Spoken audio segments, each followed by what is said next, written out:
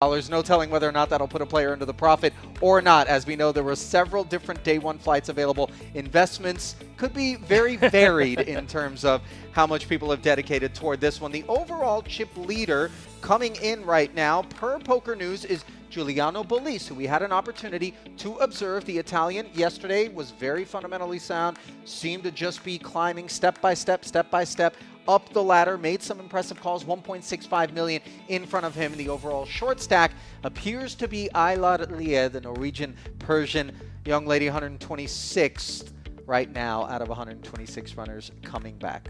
Yeah, we're pretty close to the bubble now. 80 will make the money. My anticipation is that won't go in this frame with you and I, Ali. It'll be the one after. But obviously this bubble adjacency, as I like to call it, a very exciting period. Probably outside the final table, my favourite period of a tournament where ICM becomes quite a significant factor. We see some unusual plays occasionally. Obviously the short stacks and sometimes even the medium stacks at a table can be picked upon. I want to give a shout out at this point. He isn't on the feature table right now. He might be later on. We certainly hope he will be later on. Is Andrew Headley. Yeah. He's out there in the field, our co-commentator. 410k. He battled the entirety of yesterday for the profit of just 8k in chips. He had a very good day one, a solid steady day two where he was in a holding pattern, shall we say. And we're wishing him well and hoping that he navigates through the bubble here. And obviously with as many levels as he had to endure, a profit of just 8k definitely diluted his stack in terms of expressed as big blinds. As we dive right into our feature table on the day, we do begin with the blinds at 4 and 8,000 and an 8k big blind ante. The overall chip leader is here at this particular table. Short stack right now is Bovinovic, or Bozinovic rather, forgive me, Vladimir. As we see King 8 offsuit, piquing the interest of Mr. Mahmoud. Bolis has 3-bet with the Ace-King. You know, the takeaway for me yesterday was just the disproportionate number of top-tier holdings, David, that we observed at the featured table. Bolis the beneficiary of a good number of them, as evidenced, of course, by his stack.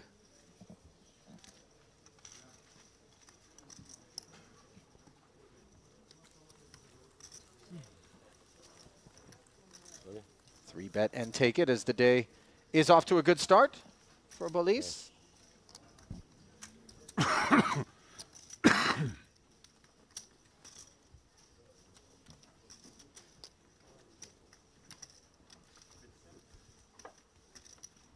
Okay.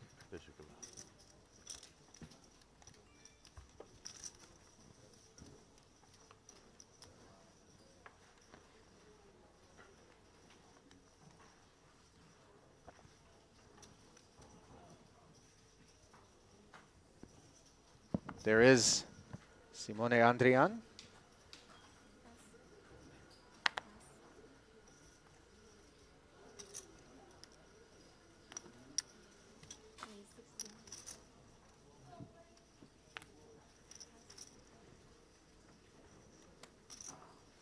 Dmitry Yurosov, the raiser.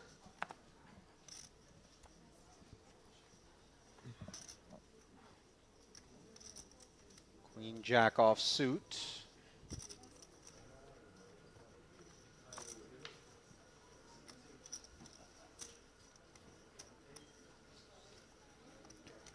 And Musa going to defend here with the suited Jack 7. Jack in the window, always a pleasant sight, unless, of course, you're outkicked. As Musa is on this occasion by Yurosov, a regular fixture here at the Merit Complex for all that they have on offer is Yurosov, very accomplished pro. Dmitry has 3.8 million plus in career tournament earnings as the check call, standard approach so far from Basel Musa. On the turn, he does pick up equity in the form of a gut shot straight draw, still behind. Yeah, deciding to lead out this one, I guess feeling like he can set his own price, maybe look for some value here from top pair. Always a little peculiar as the pre-flop raiser in position to be faced with this sort of deviation from protocol. Yeah, I guess Musa using the fact that that 3 hits more of his range than it does at Eurosofts. Eurosov probably frozen by that bet a little bit. So actually don't mind it from Musa there. It is a sort of a freezing bet. It may get him some value, and it also may just like freeze the action and prevent him getting more chips than he would like in with this very marginal hand right now. And that freeze is obviously by design, part of the intention for Musa. The ace, an unpleasant arrival for him. He checks, and now the check certainly does feel as though Musa can't beat one pair of aces, in which case Eurosov did have the window open maybe to fire a barrel. Instead, he does check back cautiously and haul that one in. Slightly relieved to be good with that queen-jack. As we mentioned, 3.8 million plus for the Russian in career earnings. Best live cash of $775,000. Something I hadn't noticed, by the way, on his Hendon up until just now, as many times as we've glanced at it, David, is the fact that Dimitri is actually Latvian born. And I'm sure that the good folks over at Sharehand will now lay claim forevermore to all of his successes.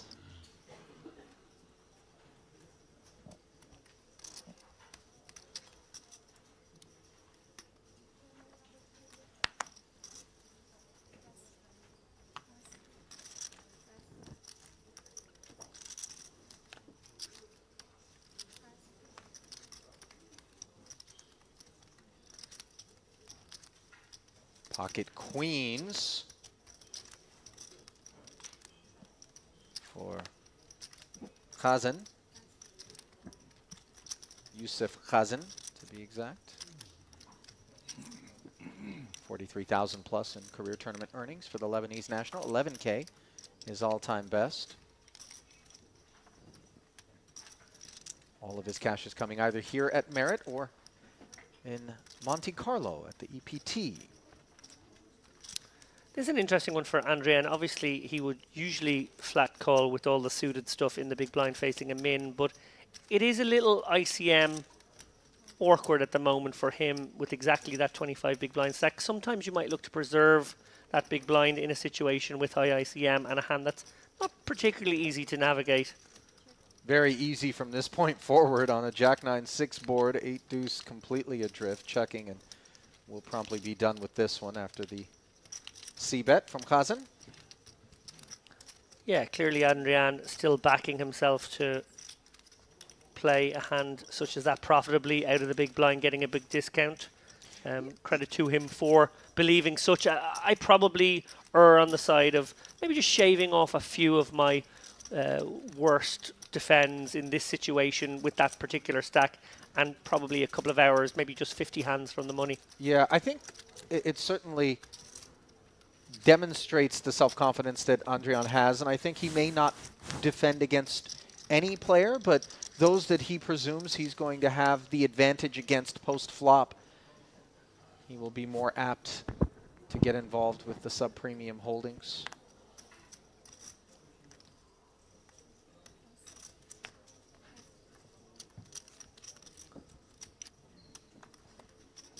Overall chip leader with Jack-10 offsuit. Yeah, what a great day he had yesterday. Stuff dreams are made of. But think about how often, David, and right here at Merit in particular, we have seen players who appeared to have nothing that could stop them come into something like a day 3, even a final day, and then manage to be vanquished, often outside the money even, shockingly enough. Yeah, it's testament to this incredible structure that it is a marathon, not a sprint.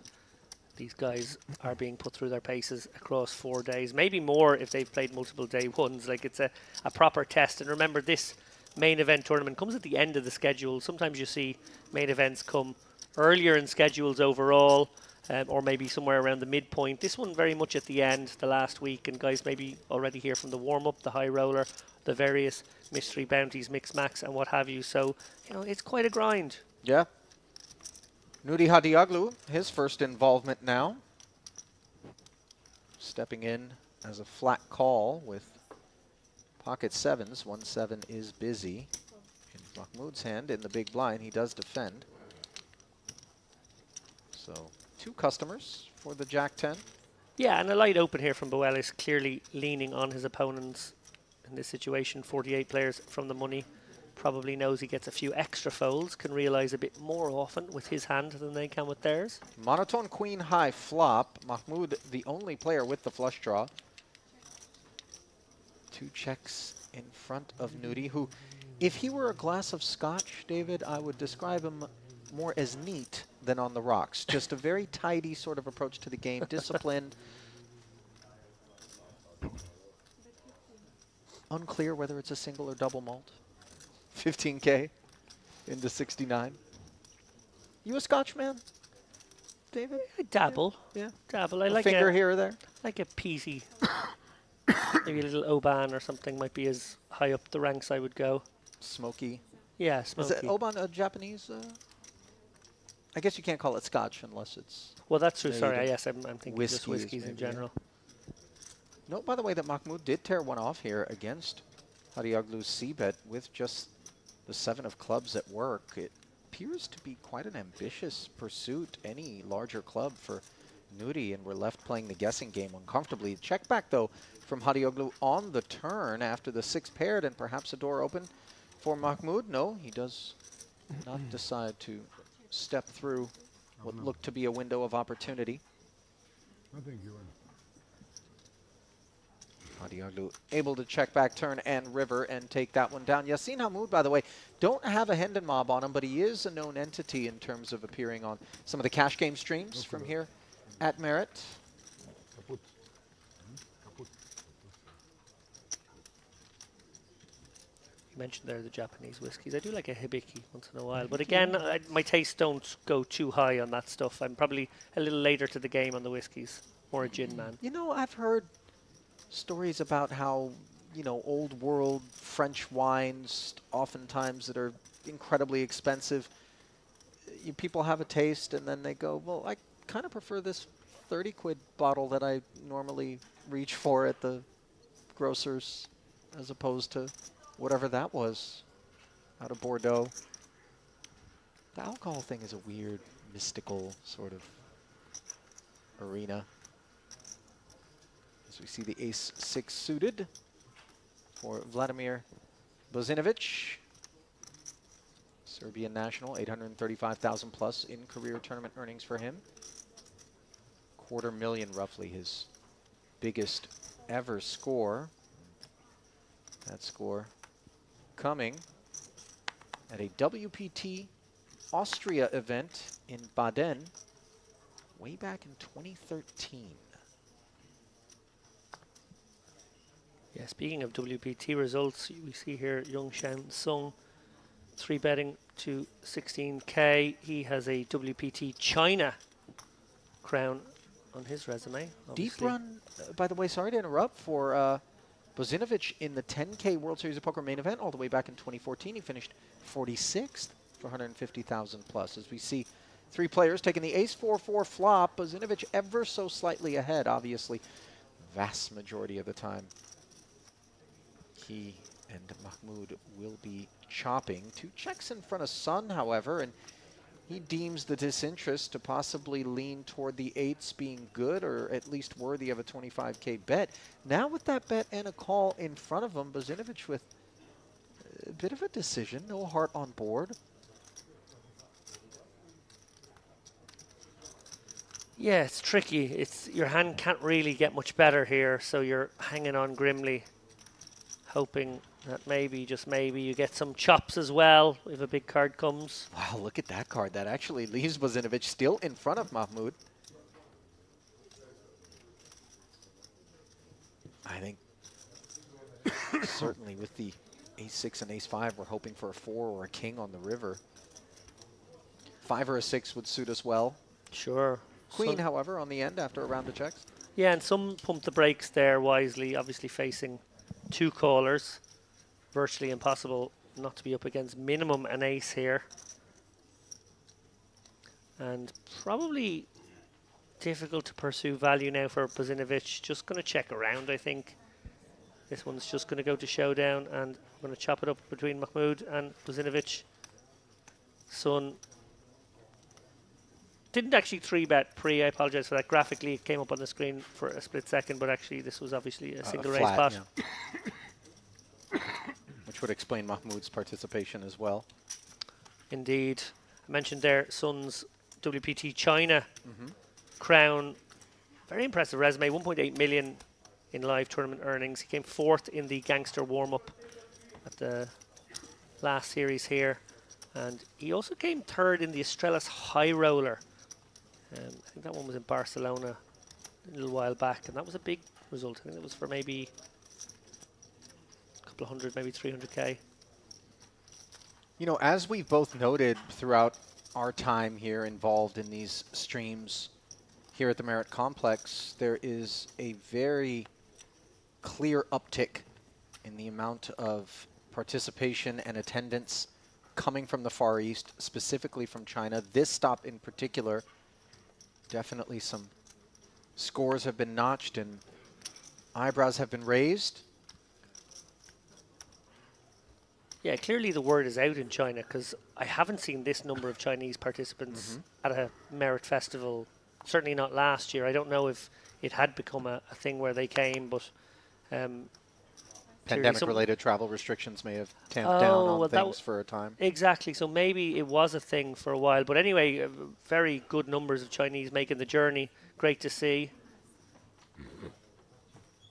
Obviously, the growth of each and every one of these series is something that is to be expected on the back end of that tremendously successful EPT that was held here late last year. So successful, in fact, that they'll be paying another visit to the shores of the island of Cyprus come this year. And now the joint for Bozinovic here on the 10-7-6 board after defending from the big blind against Hadioglu, who plays the nut flush draw as a check back, and now courtesy of an 8 on the turn, an unwelcome sight obviously for Bozinovic, as some more alarm will be associated with the board texture.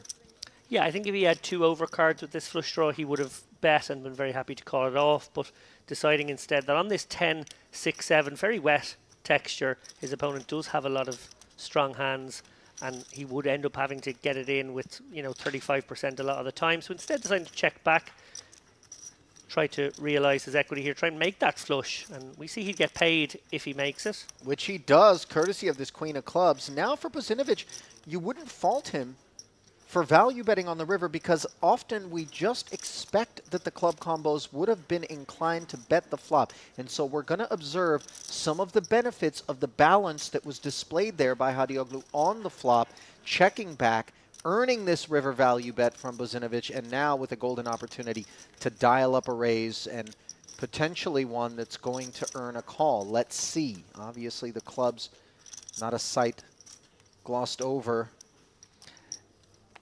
This is a very tough spot now for Bozinovic, facing an all-in. He will realise that it's unlikely that he's winning, but he will think he's chopping a decent amount. A hand like 9s may have played their hand this way. Jack 9 is obviously possibility for a better straight, but that's not a huge likely scenario either. Yeah, especially with the two-tone texture on the turn, we expect a Jack 9 to maybe speak up.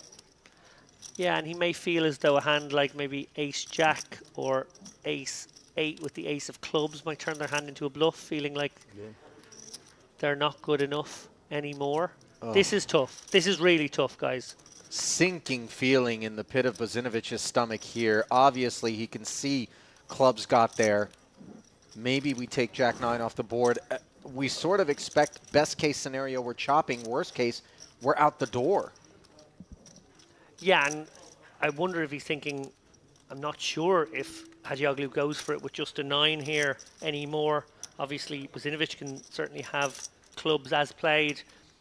9 probably just called, so he's actually polarized to having the ace of clubs in hand a lot of the time here, but whether it's accompanied by another club is the question he has to ask himself. But just look at the price being laid.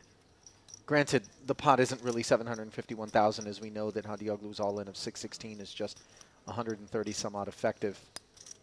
137, I believe it was, that Bozinovic had to start this street of play.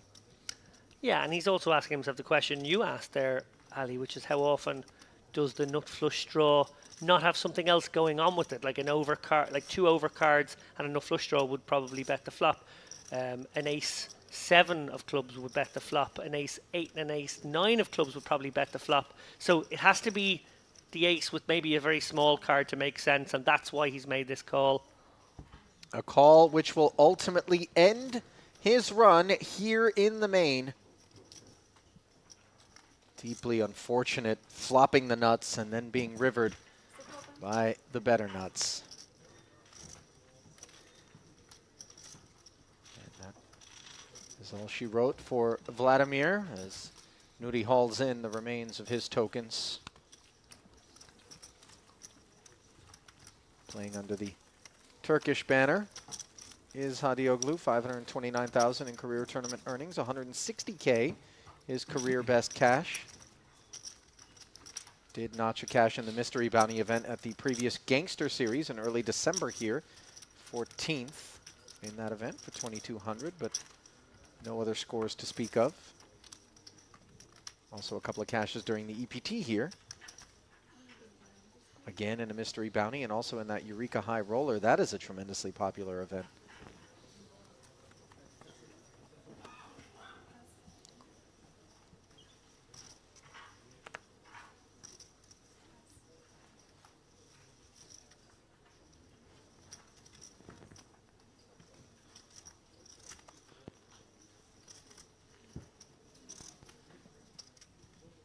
Over to Basel Musa. Ace deuce offsuit. Another one of the Lebanese regulars. Over $500,000 in career earnings for him. 66,000, his best ever live cash. Virtually all of his cashes, by the way, coming here at Merit. Save for the very first few that he notched at the World Series of Poker in 2011 and 2012. Well, Andrian getting involved here for betting the King of Clubs with a mystery card. One suspects that could be an ace or another king lurking underneath. Could also be a queen, and he's going for a light one. Ace queen suited, deemed adequate to cold call the 3-bet for Mahmoud, and a bit of a wince on your face, Lappin. Yeah, this is a tough one because Andrian quite short here. Clearly has made this 40k bet, representing more than 20% of his remaining stack, and a player, remember, who opened the action coming in behind. So Mahmoud, obviously ace queen is a nice hand, and it's a playable hand, particularly when suited, but this is a little dicey. I might have let this one go personally. We don't know now whether Andrian has the light one, maybe the cheeky little king x suited blocker, or if he does have a premium hand here, ace king or kings.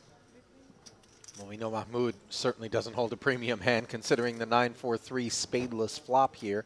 His flat also, be mindful of the fact that he's got 960,000 to start the pot. Sometimes we tell ourselves what's the worst that could happen. You know, we're playing for Andrian's effective stack and we've got plenty in case it all goes awry, but he doesn't appear done with it yet. Wow, calls? Or is this a raise? Oh my goodness. Now Mahmoud definitely trying to convey a slow-played overpair or perhaps a set, although on this texture, one would presume that the set would be more inclined to be played as a trap. Yeah, it feels more like a hand like tens or jacks that's happy to commit here, that didn't want to reopen the action for fear that he was putting a lot more chips in with the original raiser left to act. But now happy to go against Andrian's 3-betting range. Yeah, this feels very like jacks. And I think Andrian will read it for something like that and not for ace-queen stepping out in the way that we see is taking place. So Andrian probably going to reveal whether he has the kings or maybe he has the ace-king, or maybe indeed he just had the blockers. I think he probably had the king 8 suited, the king 7 suited less frequently there. I think we would have seen a snap fold. Ace-king may be the most likely one he thinks about for a few moments. Consider, by the way, if it were ace-king, just how amazingly Mahmoud was able to perform by taking that flop raise line with the ace-queen. I think he just kind of looked over and said, listen, either you have an overpair to this board or you don't, and when you don't, I take this pot now. Yeah. Yeah, he understood that it was the leverage bet, so credit to him for that.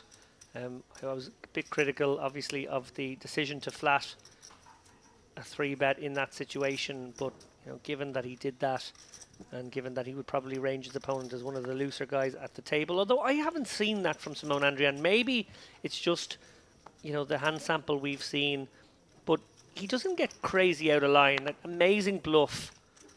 Those of you who are tuned in for the final day of the warm-up will remember where he used the nut blocker to really put Daniliuk in the bin.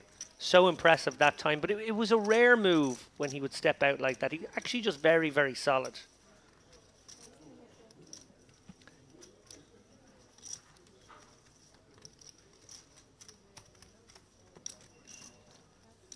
This time we have a little battle of the blinds. It's going to be a short battle. Yeah, not a very eventful one.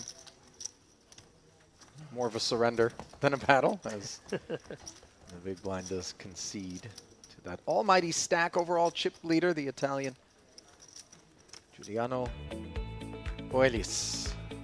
209 bigs in front of him, 1.6 million plus. Andrian now slipping to just 15 big blinds. David 120K after being blasted off that last one by the ace queen of Mahmoud, who sits in second. 1 million, but wide margins between the chip leader and the remainder of the field. Then you have a bit of a peloton there in third through fifth for Khazen Yurasov and Hadioglu. Yeah, Hadioglu obviously the big mover in the early going here. That ace-2 of clubs, cracking the flop straight, rivering the flush and getting paid, sending Bozinovic out the door here as we get closer and closer to the money bubble. Obviously, a lot of these guys with the bigger stacks not getting overly concerned about bubble situations here. They're still looking to build big stacks, but the guys sitting with, 200k to 400k definitely have to be thinking that way. Sure.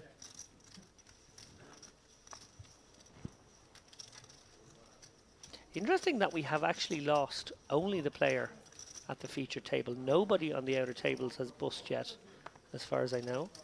So it's been a squeaky bum time for these guys in the early going. I have a few hands from the outer tables to report. David Smolka, of course, a familiar face, has managed to get a double up. He's 276k now. He was one of the short stacks coming into today. Those sorts of doubles obviously critical to trying to keep your head above water. Hour-long levels, by the way, as we see Mahmoud with the ace-7, picking up another one. He looks a bit steely, David. This looks like a man who isn't necessarily going to march to the beat of any prefabricated drums.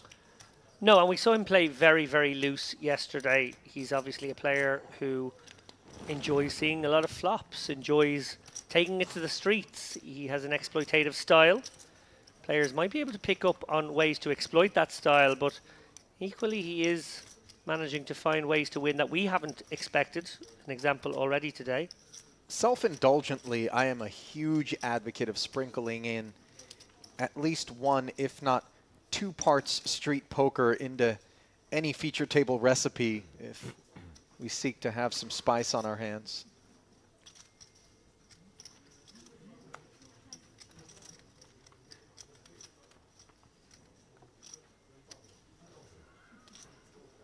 Just makes for such an entertaining dynamic, especially when juxtaposed against the more conventional, game theory optimal sort of tacticians.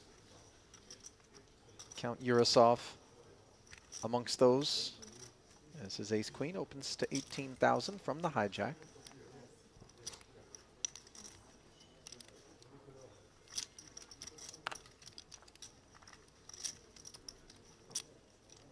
Hadioglu mulls the ace-deuce briefly.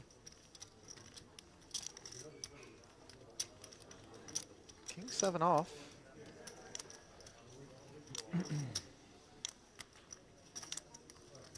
As Yusheng Sun decides that's enough to defend. 48,000 in the middle, heads up to the queen 9-5 board. This is all Yurasov.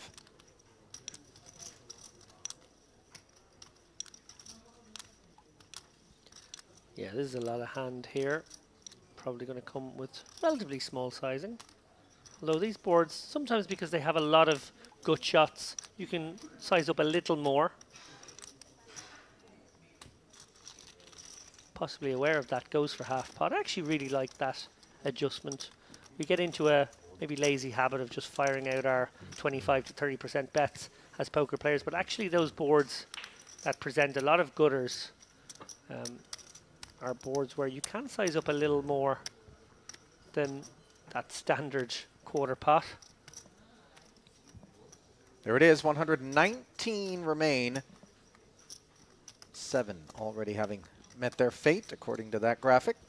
Okay, so a sprinkle of bust outs there in the last few moments. Makes sense. I would actually expect the attrition to be fairly rapid. I think we could get down to 100 pretty quickly here.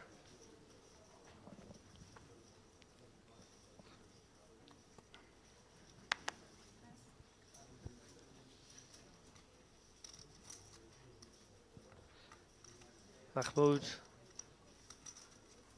Gonna limp in here with the 8-4 suited. Gonna speculate. Likely to get isolated now by Hadioglu. Yeah, certainly feels like a prime opportunity for him against a limp from under the gun +1 by Mahmoud to try to ensure that the blinds don't come along for the ride here. Ask a bit of a question as to what sort of ranges Mahmoud is employing.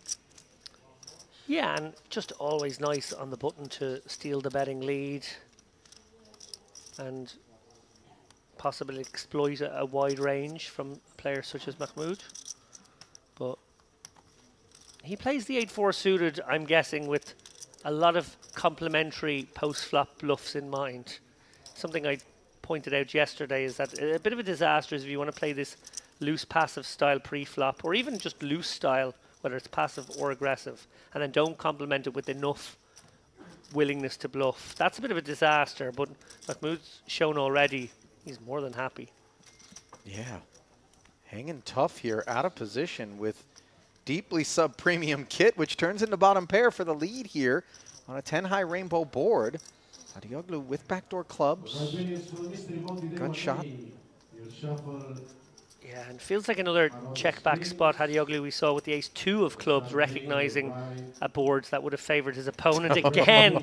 Deja vu, Ali. Picks up the nut flush draw, this time on the turn.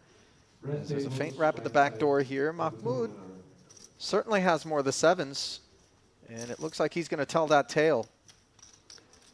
Yeah, knowing that there's not too much 7x in his opponent's range here, he can bet to protect his 8-4, get folds from overcards most of the time here. Yeah, note I didn't say he has a lot of 7s, but he certainly has more of the 7s. Yeah, Hadioglu obviously sticking around here with a nut draw. Could get the dream situation that he had a moment ago. Instead, it's a 5 of diamonds on the river. And now Mahmoud may think that he needs to turn this one into a bluff, just 8s. Let's see whether or not he's concerned about being against something better than third pair on this texture. Yeah, he'll be thinking his opponent can have some ace-jacks, some big card flush draws, as is the case here, and he is ahead right now, but he also might be thinking, I have to get an ace-9 maybe to fold. And you don't want to check and face a larger bet potentially that blows you off your holding. As we see Mahmoud barrel once more. Certainly there's some queen-jack in his range as played. Granted, Hadioglu does block. And no real options now for Hadioglu. He even has the 2 clubs in hand, which you want to be in your opponent's range if you're going to make a hero call. This doesn't seem like much of a decision. Could be up against nuttish stuff here from a limp calling range, hitting the middle of that board. Very likely, in fact, does make the right decision. Mahmoud showing that he's got some ability to navigate these post-flop situations. Obviously has to find some sort of board in that example, but he didn't in the previous, so very happy to tangle Fearless. Like I said, the street poker players are the ones that tend to make for the more entertaining exchanges at any given feature table. Well, let alone non-feature table. We just don't observe what they're up to when they're not on stream. I have to imagine it's more of the same, though. He's not simply pandering to the cameras. This is the cloth from which he is cut.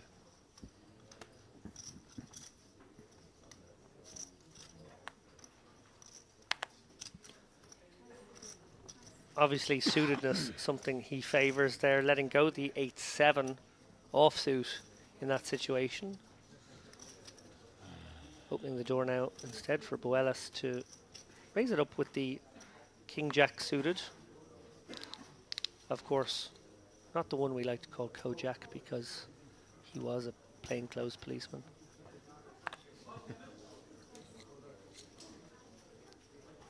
Did Kojak make its way overseas? Oh, yeah. I used to play poker with the actor Telly Telly? Savalas' son, Oh. Nick, out in Los Angeles. Look for at you, a all time. the sons and daughters of famous people. What was it? Yesterday was Celine Dion. Yeah, that's right. RC, Rene Shaw. 3 players sharing a jack here. Fairly rare. And would explain why we don't see a jack on the board all that often. It does come ace, queen, 6, however, giving Broadway draws to both the party starter, chip leader, Boelis, and Khazan. Quite like this bet actually from Boelis. He's got the backdoor diamonds. He's got a gutter right now. Can just get the job done right away. Oh, but Khazan with a gutter of his own. No backdoor. Yeah. Less attractive proposition. Sans the backdoor clubs. As another ace rolls off, and the ace-X combos certainly skew in favor of Boelis, who does pick up that diamond draw. Deeply relevant, but decides to play it as a check, concerned, obviously, that the flat from Khazan may have contained some ace-X. And a very dry river now. Let's see if King-Jack wants to try to get to a cheap showdown and hope. We have our answer. Khazan just didn't even take a stab, didn't even take a moment to think about a stab there. Obviously worried that his opponent had something like maybe a king-queen, queen-jack that wasn't going to fold. But if you're going to make that call with 10-jack, you really have to have some bluffs when it runs out, when your opponent slows down. I mean, it almost felt reflexive in terms of the timing. You know, we get into that sort of trap sometimes as a player. I have nothing, just take it. But if you pause and you ask yourself, how often is ace-X or queen-X a part of the turn and river check from the pre-flop raiser? And if we remove the vast majority of that kit, suddenly it looks quite credible as played for us to represent the queen. Yeah, even if he was ultimately going to settle on check, I would have liked him to consider that one. I agree with you completely. I actually think there's an onus on him there when he makes that very speculative flat, that he can't just rely on spiking that king. He has to actually find other ways to win if he's going to justify it. It has to be a float of sorts too. And never took the opportunity there on turn nor river. A little bit weak, it must be said.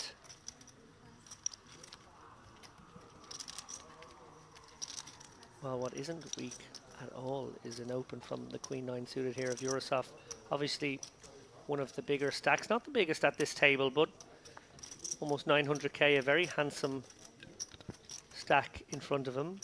He's going to probably go a pip lighter than is recommended by the book. Queen 10 suited, Jack 10 suited, even 9-10 suited maybe operate reasonably well as an open here. Queen 9 suited seems cuspy. Mahmoud defends his big with the 5-3 of hearts, and we do see a board that may pique his interest. Oh yeah, he's got backdoor hearts along with the gut shot straight draw here versus the queen high flush draw for Urasov, who certainly was stepping out a bit with this holding up front. He'll be happy with this texture. Has plenty of the King X combos he can represent. And as we can see, does have the clubs. His bet of 15,000 does get called. And now Mahmoud jumps into the lead courtesy of this pair of threes. Checking once again. I think against some opponents you would be looking at the 7 and the 4 and thinking quite a lot of 7x and 4x might fold in the big blind facing an upfront open and therefore put your opponent on more King X. But I think against Mahmoud you would think he might have all the 4s and all the 7s. There's some 5-6 lurking as well. There is. I wonder if he turns this one into a semi-bluff for that reason, Ali. 48K from Yurosov. If there's someone who would rise up and make noise in the form of a check raise here, it certainly rates to be Yassin Mahmoud. I certainly don't think he's done with the hand. Yeah, this is a scary one because Mahmoud also the kind of player who probably finds a lot of turn calls from his flop calls. Probably still stays sticky with the 7x here. So Yurosov may be planning a 3-street. Yeah. Just kind of laying the groundwork and the foundation for clubless rivers to be bluffed. And you see, after some pause, Mahmoud does make the call. Dimitri rooting for a club. But instead, it is an 8, and not a card that should be frightening for Mahmoud. If he thinks that Yurosov has the busted flush or maybe is up to no good, could find himself bluff catching, although this is certainly a difficult proposition. We've built this pot up to 170,000 as Yurosov. We know that we have a sticky customer on our hands in Mahmoud. I would imagine it's going to require certainly higher caliber ammo if we're going to make this bluff successfully. Yeah, I said there a moment ago I felt like a plan against Mahmoud would need to be across 3 streets. Obviously the flush combo, not the combo you really love in your hand here. You want him to have some flush combos. That's very frustrating. Oh, yeah. The 3 rolled over in your face there. Yurosov with the check back. And by the way, that's one of those pots where Mahmoud feels very validated and kind of incentivized to continue approaching matters in the way that he has. Able to just roll over the lowly pair of 3s for a winner there, as it appears that some new participants are being ushered in to the featured table, the product of other tables being broken around the room. Is it Roman Frabec? That's going to be bad news for this lot. And indeed, the deeply accomplished high-stakes pro, Frabec of the Czech Republic, residing in Vienna, where so much poker talent, almost like a think tank of poker's elite, calls home. 2.8 million plus in career earnings for him, 653,000, his career best cash. Yeah, this is a random wild seat draw situation. If you think about it, you know, what is the likelihood that 3 of the biggest stacks would end up together in a field of 120? We've a lot of chips on this table now. Obviously, a couple of shorties, Andrian, one of them, center of your picture, but wow, there is absolutely heaps of chips here now. That there is. Mahmoud, 1.2 million in the ascendancy. Yurosov only mid-pack at this table here with a well above average stack too. Yeah.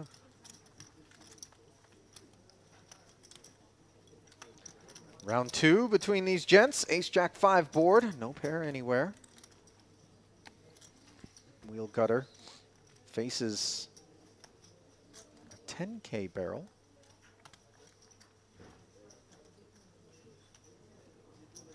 We'll make the call. Does not improve as the jack pairs on the turn. And let's see. Mahmoud. This is a man who doesn't like moving his foot over toward the brake pedal as much as he does leaning deeper into the accelerator, as we see the second barrel of 22,000. delivered, and now Hirasov must concede once more to the player who is now emerging as the one to keep our eyes on here at this feature and perhaps beyond on day 3 of this Merit Poker Western Series main event. Yeah, this frame is becoming the Mahmoud show right now. I think he's been in half the pots. I think he might have won all of them. Right.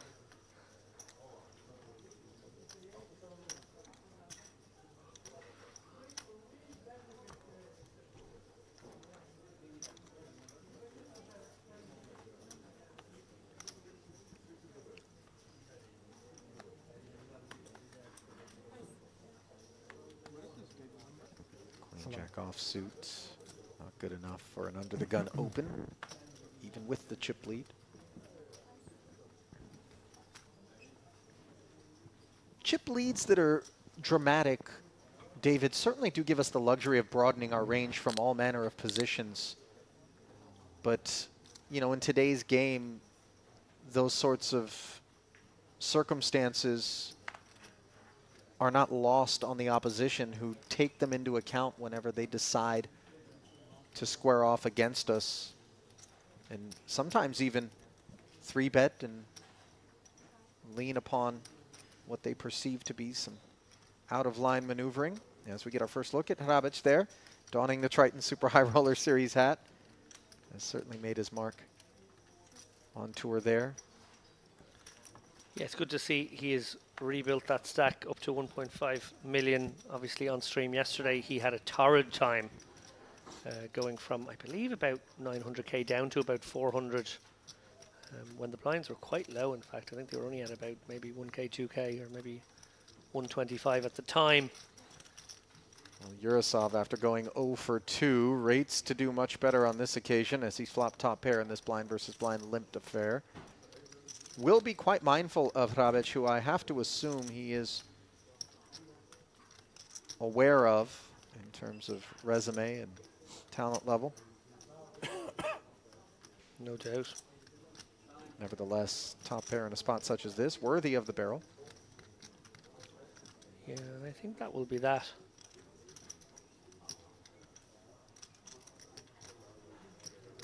There it is.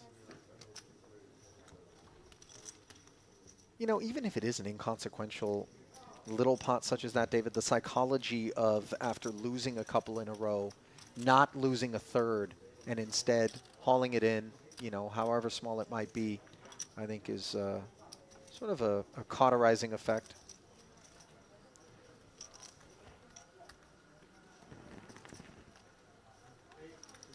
So we'll be quite happy with that. I was surprised as I scrolled through Hrabic's Hendon mob, by the way, that I didn't see at any point any caches from here in Cyprus, and I wonder whether or not this is his first visit to a Merit event. Yeah, I don't remember seeing him on one of our streams, or in fact in the room at a previous stop.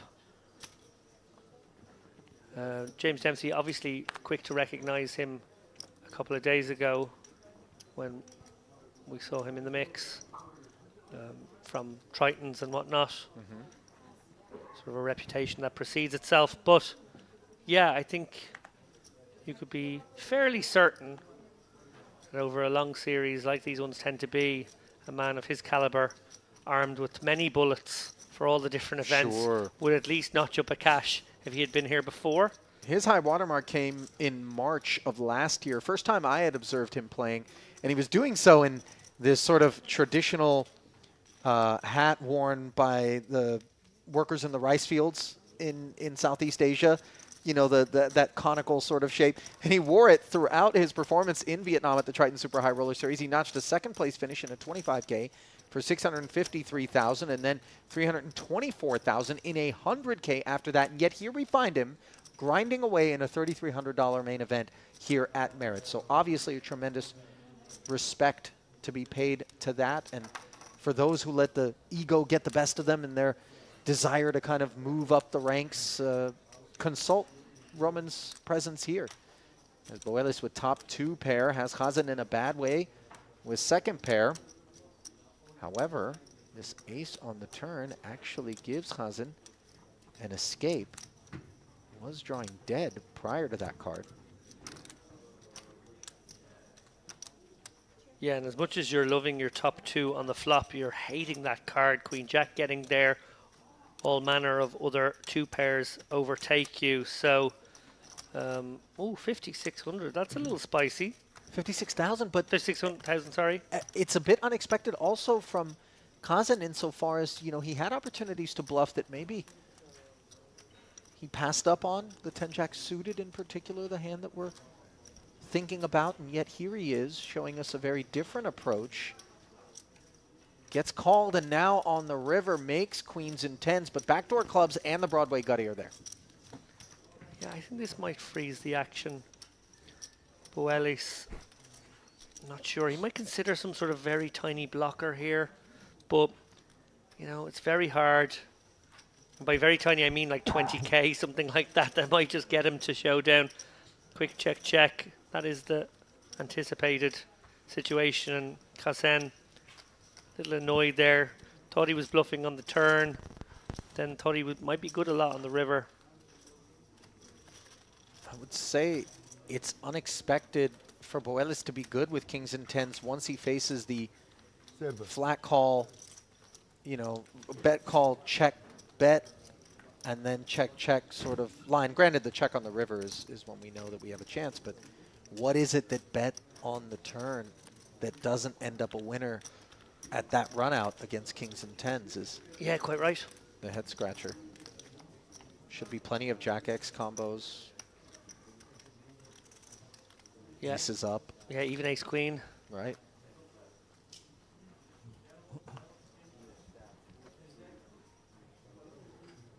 Yeah, every Broadway ace combo, which are really the only ones that should have been peeling on that particular flop, would have gotten there.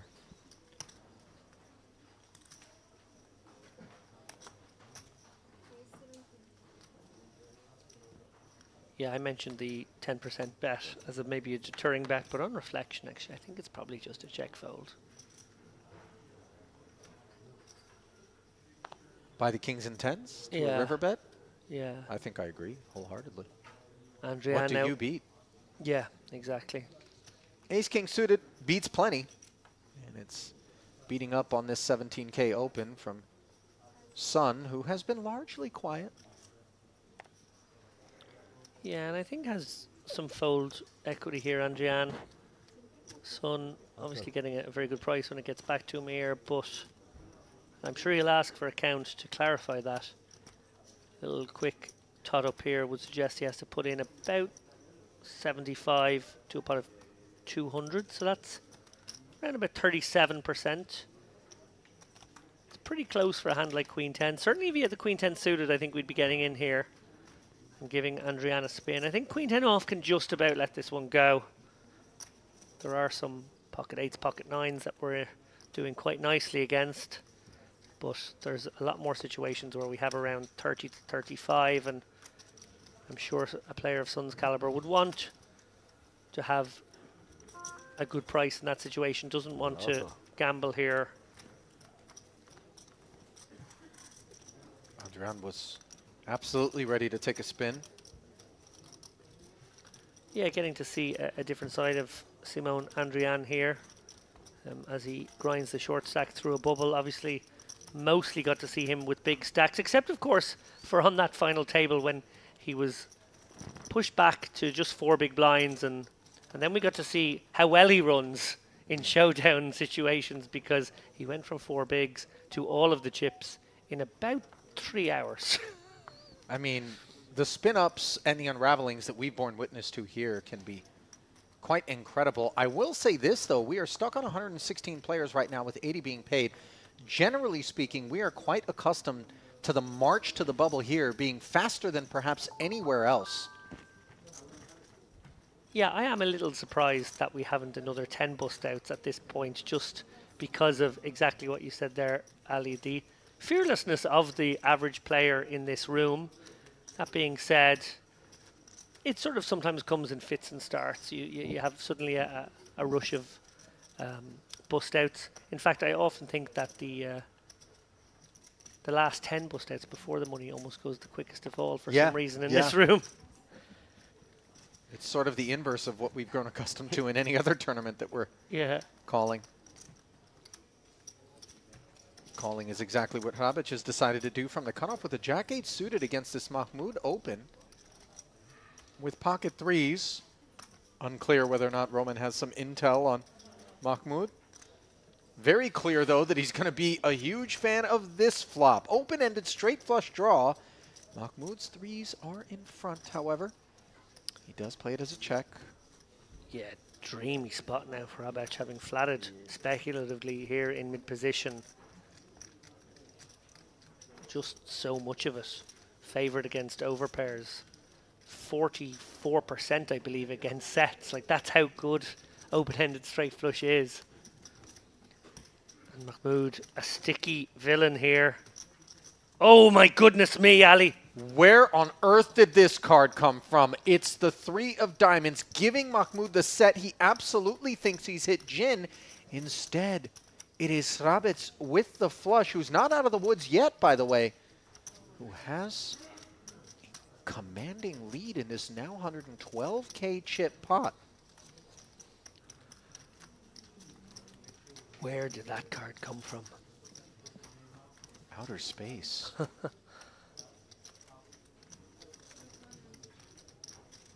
And I wonder if Mahmoud, well, he's now facing a pot-sized bet. I wonder if that'll just mean a call. Yeah, I was thinking if he got it met with maybe like a 1/3 to half pot, would he consider raising at any point? But now, I think much easier. And he will be worried. Obviously, a lot of Hrabic's pre-flop flats here in this spot will be suited hands. So, and combine that with a pot size turn bet. Although he's going to lead at it. Oh my. I wonder if Hrabic... What sizing is he going to come with is what's going to matter, right? 115 into 312. He can have better flushes, and that will be in the mind of Hrabic right now. Wondering to himself, is this Jack-Queen that I can now target for a raise? Or is this ever a Queen-high flush? A King-high flush? It's tricky. You don't have a lot of hands to target with the raise here that are inferior. And they're both deep stacked right now, David. So being wrong in this particular situation, if you raise and then face a re-raise, which of course we can see Mahmoud would be deeply disincentivized to pull off, but obviously would be turning a set of threes into a bluff if he did in truly savage fashion. Yeah. It's dicey to target hands to call a raise here, but, and it's a big but, Jack-Queen does feel like Mahmoud's hand as played. We see it's obviously a set of threes in this spot, which really shrivel up in value now, although we just saw a snap.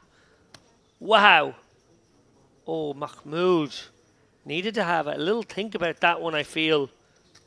300. Absolutely snapped it off, gave us no seconds to analyze. I mean, Queen Jack is feeling very much like bottom of range in a situation like that for Hrabic. As a flat caller pre-flop, and just look at the capital infusion into the Roman Hrabic fund. It's a big balance transfer coming from the bank of Mahmoud. Yeah, huge credit to Hrabic for thinking that there was some hands that would call a raise there. He obviously could have been value towning himself in some worlds, but deciding that, you know, probably better flush draws would have bet the flop themselves. Deducing that his opponent would have a hand like Queen Jack very often. The less likely sets, of course, also a possibility. And in the end, wow, we got a very big pot out of that one. Those are the sorts of pots, especially if there's a showdown where you can observe a call that you deem to be light, that are looked upon with great envy from other players in the field.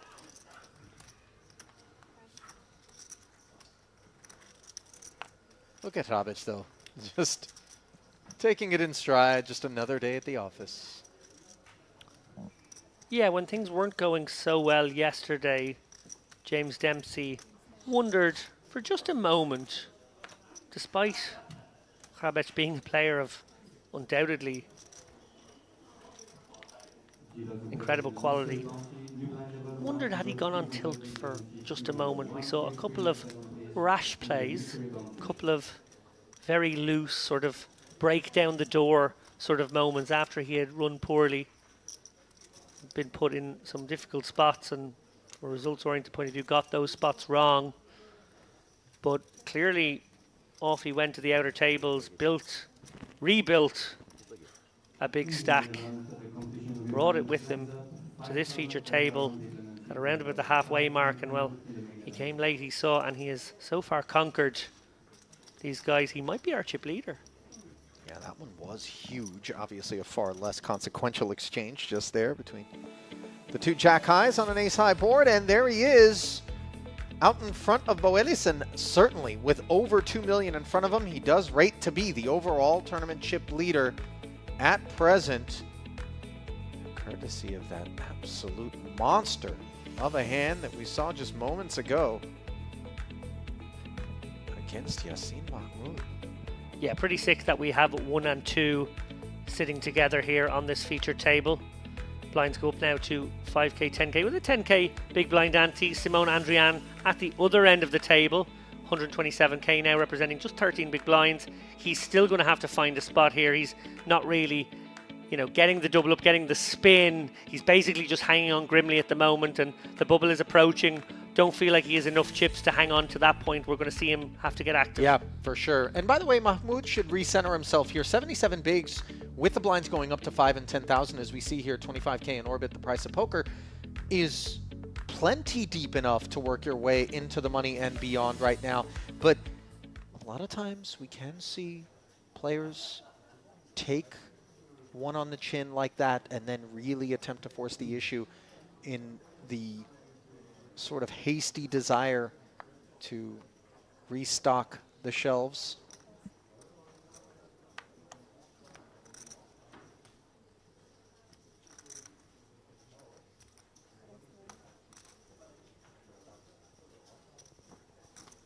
King, Queen of Hearts now in a great way against this speculative open from Urasov with the little suited connector.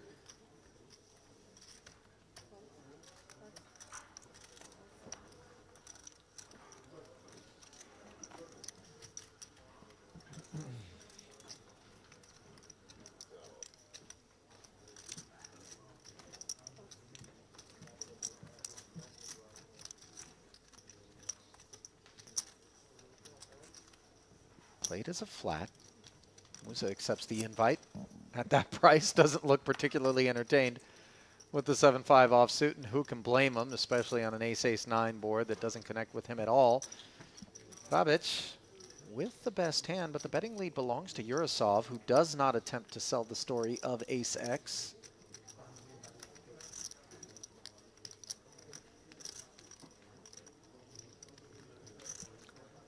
Yeah, door open now for Hrabec to use these blockers to some good ace kicker hands.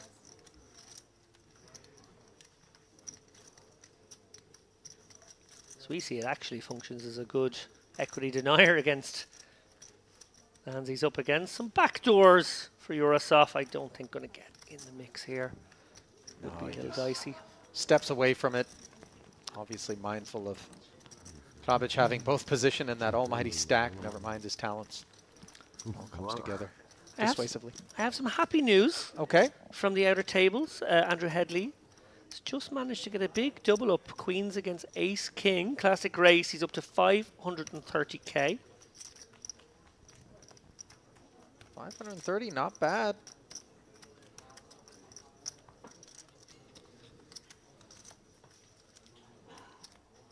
Yeah, holding steady at that 50 big blind mark right now. Probably around about average in the tournament. Be slightly under. As we saw, though, it only takes one big exchange to catapult you nicely up the leaderboard.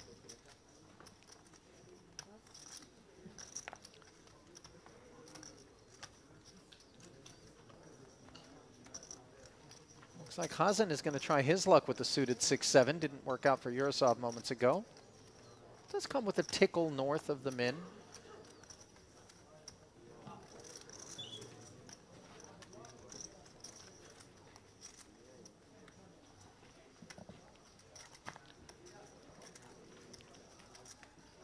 Also on the outer tables, Candido Capiello, who has been amongst the leaders since this one began. Obviously, we featured him a few days ago in the warm-up. Just crossed the million mark. Grinding a shorter stack is Maxim Shornikow, of course, our winner from the high roller a few days ago. Simone Andrian, the winner of the warm-up here on this feature table. But Shornikow, well, he played tremendously well. Obviously got a little bit lucky at the end against Luo Shuang, but a worthy winner nonetheless, and he is still hanging in there, as is Guoling Wei, I think it's pronounced. Yep. He's another short stack, but he's going for 3 very deep runs in our featured events here at Merit. 10th in the warm-up, 8th in the high roller, and still in the mix here with the 116 players left of the main event. Yurosov, meanwhile, going for it with ace-queen off. Though that may be a bit of a generous way to describe a min-raise open. Granted from under the gun. Hadioglu suited wheel.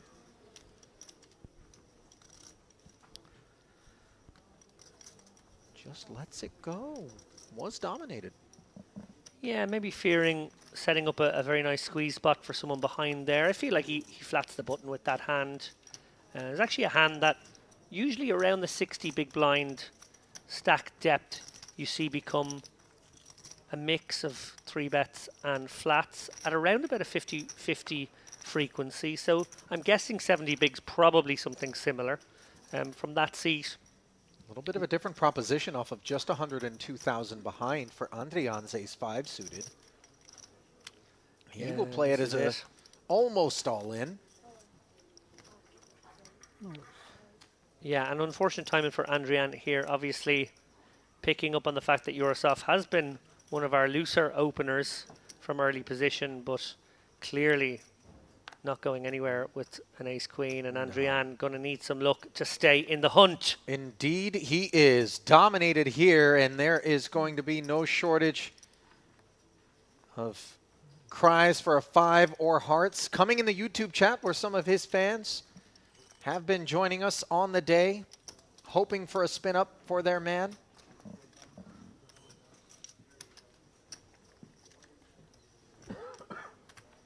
Just 30% heading to the flop, which is King, King 3, opening the door for some chops.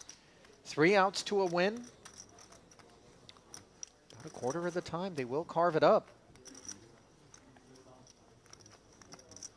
Deuce on the turn now, adding 4s as clean winners. Wow. Fact's not lost on Deuce, it's fine. Andrian, who says deuce or a 3 is fine. Yeah, wheel card will do. Oh my! Wow. Even better. Runner, runner. And Andrian isn't done yet here in the main. Simone Andrian, it's his world right now in poker, not just in this room, but wherever he seems to go.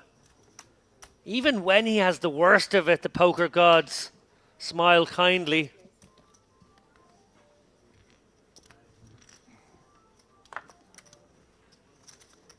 He must have had some very bad luck in a former life. This one's atoning for shortcomings delivered prior.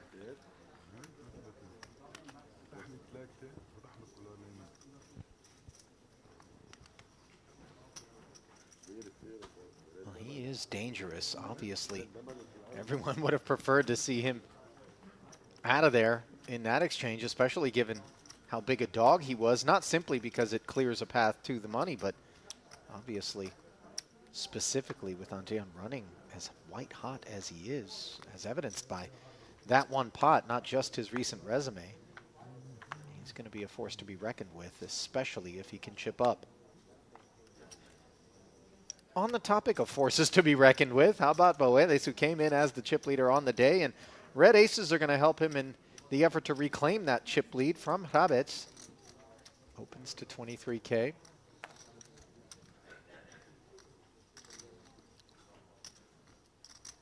Oh, danger here for Hagioglu, who, in fairness, has been fairly circumspect and cautious. We've seen some flats, we've seen some deft little checks on flops as well. Not a man likely to get out of line.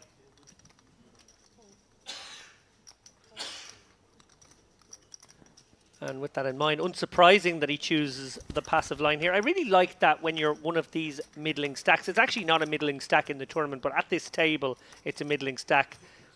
And he's deciding, let's try and go slowly here. Let's not try and put my stack at risk at any point here. We are quite close to the money.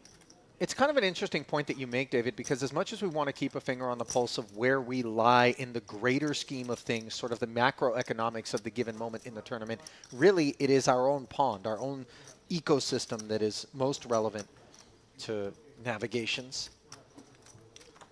So Yeah. you see ace-queen and pocket eights involved. Yeah, but Wells can't be loving the fact that he's now 4 ways. You definitely like to get heads up, and you don't really mind being 3 ways. 4 ways a little murkier. Oh my goodness me, trouble. Mahmoud with the wheel gutter.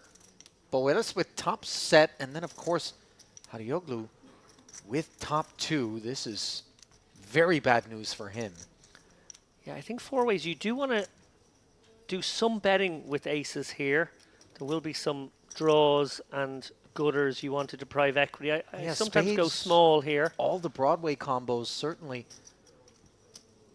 of some concern. In particular when there's only one player left to act behind you, but as we can see, Hagioglu activating, understandably, betting 33,000. Yeah, instead Boelis going for the deceptive check. And now I wonder if he springs the trap immediately or just flats. Well, he blocks the aces, so he presumes pocket queens would have been heard from pre-flop. This does rate to be more of the spade combos and the Broadway draw combos. Oh my now goodness. the queen Is the end of the road for Hagioglu. No question about it. There is no path to escape. No, the bell tolls for thee now, even though because of relatively passive play here, just the check call from Boelis on the flop, meaning there's only 168 in there and still quite a deep stack to pot ratio. This is boat against boat. This is over. It may take a while for these chips to get in, but there is no way out. Hagioglu, absolute sickener here. He obviously has the one outer, but beyond that, what a filthy situation. I think interesting for Boelis here. Obviously, Queen of Spades not out right now, and he might be thinking his opponent has something like the King, Queen of Spades. And maybe, just maybe, he allows some more rope to be thrown out. I think out of position, you sometimes want to do some raising here. This is It doesn't matter in this case. just difficult to watch. King of Spades, only pocket kings, which we really don't figure to be a part of this situation, would be a hand that can be added to the mix of those that beat us. Really, it's just pocket aces that he needed to be up against here. And observe the filth. Oh, and the block. The fake block. I mean, there's no world in which Hagioglu can just flat. I mean, it would be absolutely incredible if you were able to do this. Spades have come in. He does question whether or not this is a flush with some frequency.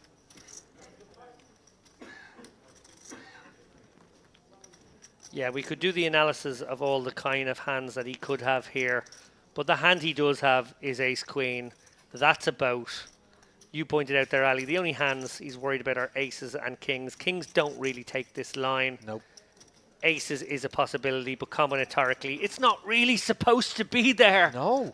And remember, this was a check on the flop from Boelis in a four-way pot with textured board.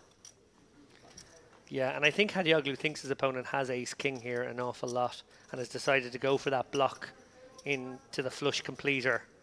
So just a question of whether he thinks he can get 617k in, or does he think he goes maybe 300. If he goes 300 and then faces the re-raise again, which we know he will, actually, is there an escape path? I certainly think so. I mean, Let's imagine for a moment Hagioglu makes it 300k here. well, of his first, remaining let me ask you six. this. Is there a world in which you can see him making a flat call? No, Okay, so in comes the raise. it's 410. That is such a huge chunk of his stack. Oh, 207 back. You're going to be getting an insane price to call the rest of it off with a huge hand. Okay, now we know it's not spades. Now we know it's not ace-king. So then what on earth is it? Some wacky universe are two kings there? You beat King Queen. That's the only thing that will nag in his mind now. I beat King Queen. Even King Queen may not take this approach, though. Wouldn't King Queen be more content to flat this river? Perhaps. Oh, it's so disgusting. It's so underbluffed. So it has to be, I think, a value bet. And you have to ask yourself, what value do I beat? And I think it's only King Queen. But maybe that's enough. If there's a sliver of King Queen for this insane price, where you need to be good 10% of the time. I'm just not certain how much King Queen Hagioglu expects to play for the final 207. I think a hand like that is going to be wary of having run into Ace Queen as played and more happy to just flat the big raise to 410,000. Yeah, I'm going to put it out there. Obviously, in a balanced world, there's supposed to be bluffs in all spots. This type of spot, in practice, there are no bluffs. If you're a robot, you might find one bluff at a small frequency. But in reality, humans don't find bluffs here. So, are you beating King Queen? That is the question. And there's no other question. Is this King Queen 10% of the time? And if there is, then I can make this call and have 2.7 million instead of 200k back. Well, let us observe. Click call, and your main event is done. Fold and fight on.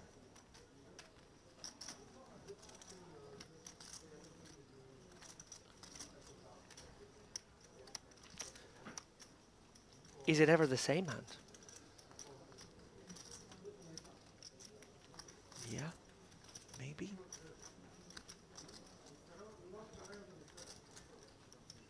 There are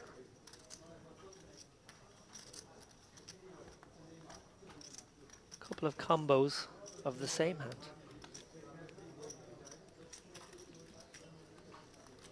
And that would be disgusting to fold and find that out. Sure.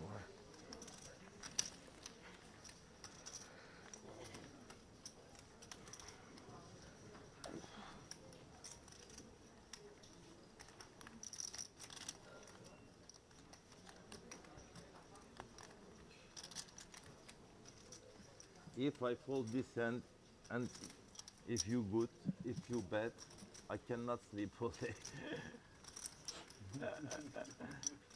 What can I do? Huge credit that he's taking You this have long. kings? It can be kings or aces. Oh my god. 3 combos of kings, 1 combo of aces, 2 combos of ace queen, and some combos of king queen that have overplayed their hand, as Ali suggests, as well. That's the equation, nothing else. Sorry guys. I have a good hand because I don't know.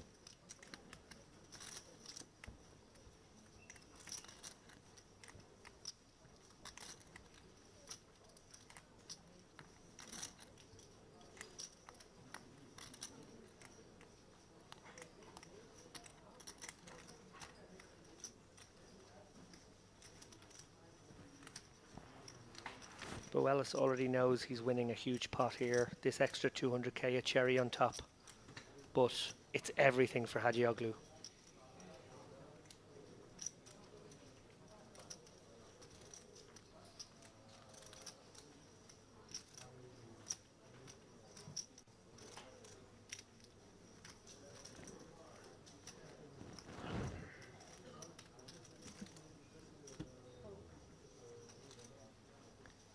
He makes Yeah. the call. Announces call, and certainly your heart goes out to him. The most difficult of folds would have been required for him to fight on here, and a super cold deck. You see tremendous respect being shown by Boellis, and I think the remainder of the table as well, for how much thought went into it. It wasn't posturing by Nuri Hadioglu, but unfortunately for him, there will be no cash here in this main event, courtesy of a very frosty deck. Ouch. I always hate that, by the way, the seat open that comes in. You mind if I just step off the stage before you announce my demise in that sort of unmerciful manner, you know? Yeah, I think the whole table feeling like they were just at a funeral. Yeah. Yeah. Everybody has been in that horrendous situation at one time or another in the game. Maybe not too often on a feature table with the world watching, but an incredibly difficult position for Hagioglu to find himself. I actually think he made the right decision. I think the fact that he chops with a couple of combos of ace-queen, the fact that kings you can discount because of how the hand played out. I think you can probably justify that call to get a chop some percentage of the time. I just go back to how often something other than pocket aces, maybe that tiny sliver of pocket kings is played, which doesn't really add up. But how often the king-queen or even the ace-queen, which of course is such a specific holding, given that we hold ace-queen, would ask for the final 207. Would they not simply go, this is a huge pot, I'm just going to go ahead and flat this 410K. I don't know. I think the ace-queen does have to go for all of us, and that's the real crux of that entire decision. Meanwhile, Khazan, ace-jack in a good way against Musa, who's pausing with this ace-10 suited. Will the 3-bet be announced? He's got 275K back.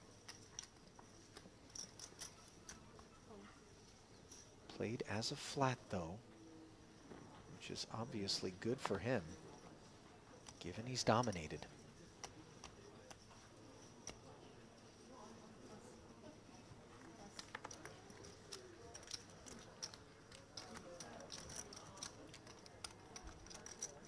Boellis now so far out in front.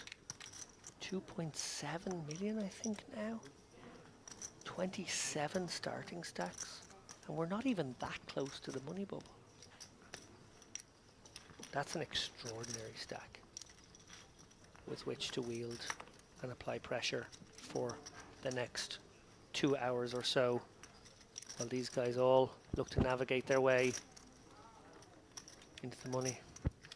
2 hearts, 2 fours, and a tray here. Ace-jack.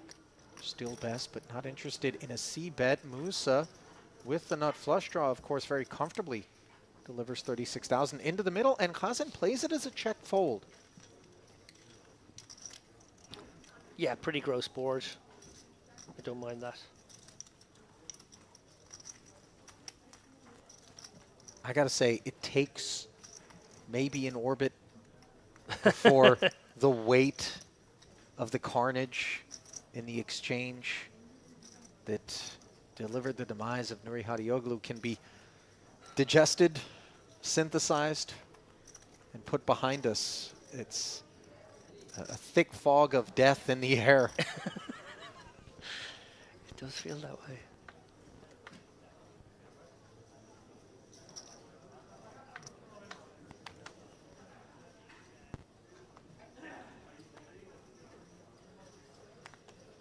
Dealers and players in the mystery board, new blind levels for blind 200, big blind 400 with 400 big penalty. 2.4 next hand in the mystery board.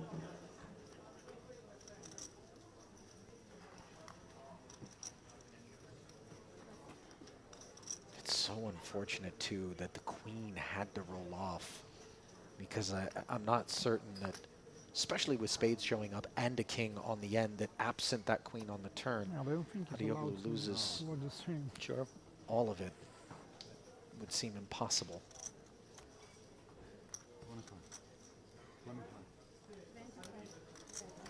Meanwhile, Mahmoud, Jack 10 offsuit cutoff. 1.5x open. Sixes now for the newly minted 2.7 million plus.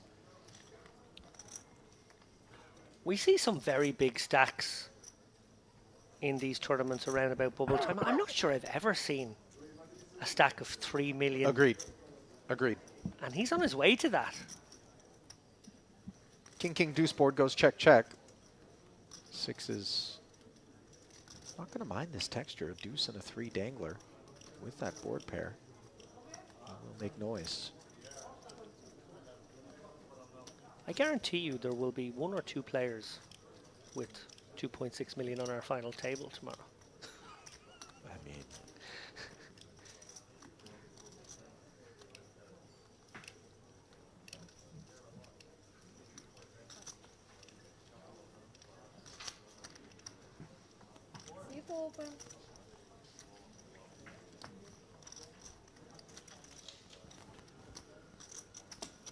barrel on the turn does take it down. By the way, the YouTube chat on the Merit Poker YouTube channel, where we are streaming currently, did certainly sink their teeth into that huge pot that Boelis won to propel him to this near 3 million chip stack.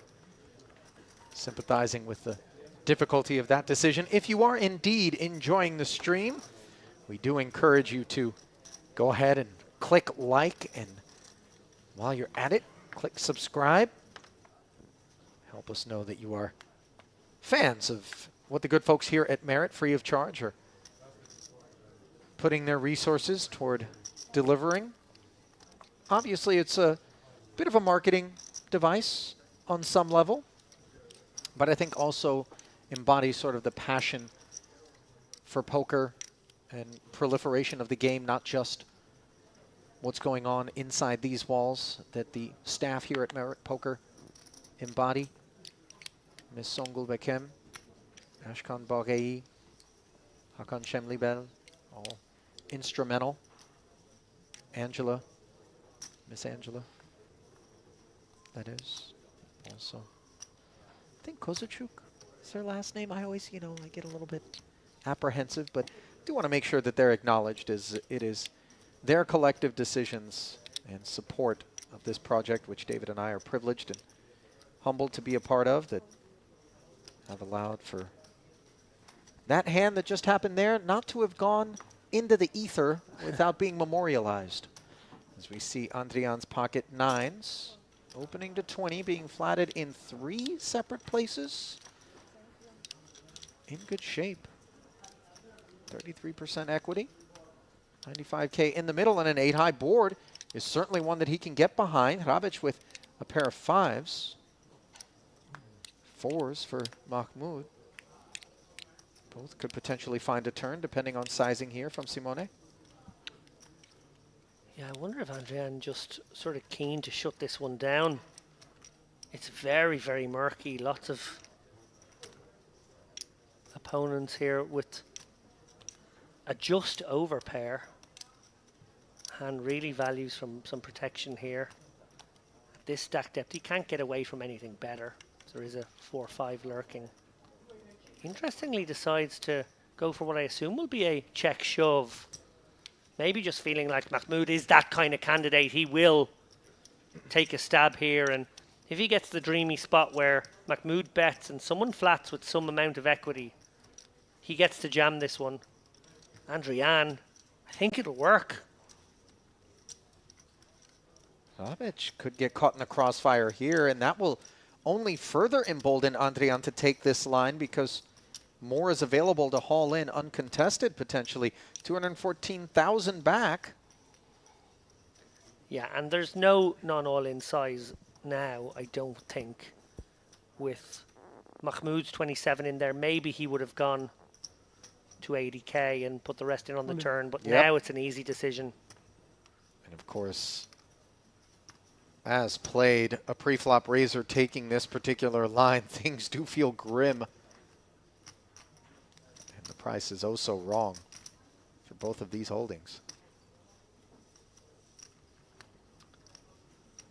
Yeah, and what a really nice pickup this is going to be for Andrian.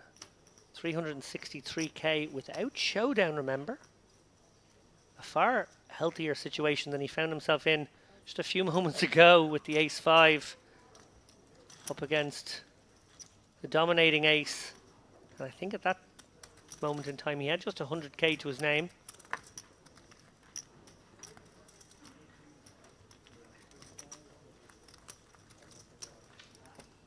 Canny little check there on the 8-high board with the overpair. Recognizing that the players behind would do his bidding in quite a few worlds, including the real world that Adrian finds himself in, which is Adrian's world. I'll tell you what, it was a world that almost came crashing to a halt with ace-5 against ace-queen until he made runner, wheel to double, and just look at him now.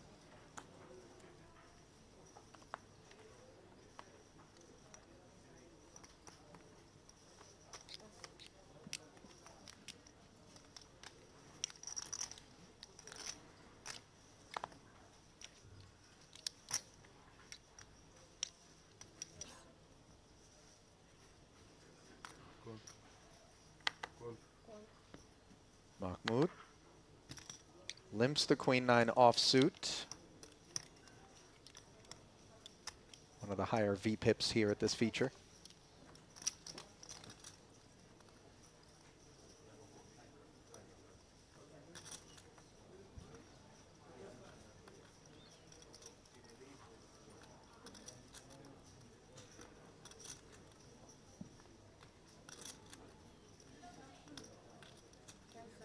Hrabic targeting with king-5 suited now. I think this is very much contingent upon Mahmoud being the limping party.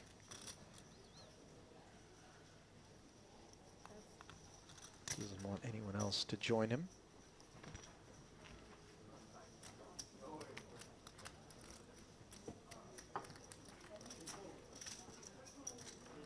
Extra 20k flicked in there by Yassin, who looks up at king 7-7. Delightful board for Hrabic. Really nothing to speak of for Mahmoud.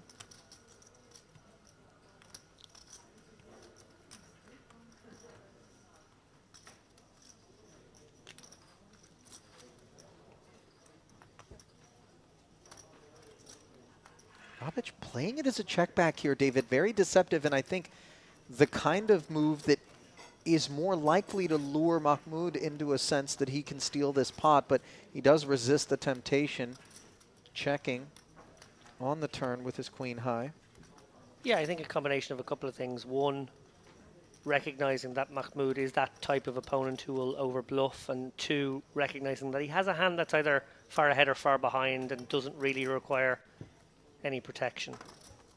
Well, Mahmoud showing plenty of restraint here as Hrabic check back the turn as well and gets kings full on the river. Now certainly the bet will come forward. Let's see. It does play a lot like an ace high here. I wonder if we'll see an overbet here. Feels like a spot where Mahmoud has an ace and might get sticky. He only has a queen in this instance, but and we did go pot bet, so the idea was similar. Overbet, pot bet, big bet, basically. Mahmoud just rolls his eyes and rolls his queen high right on into the muck.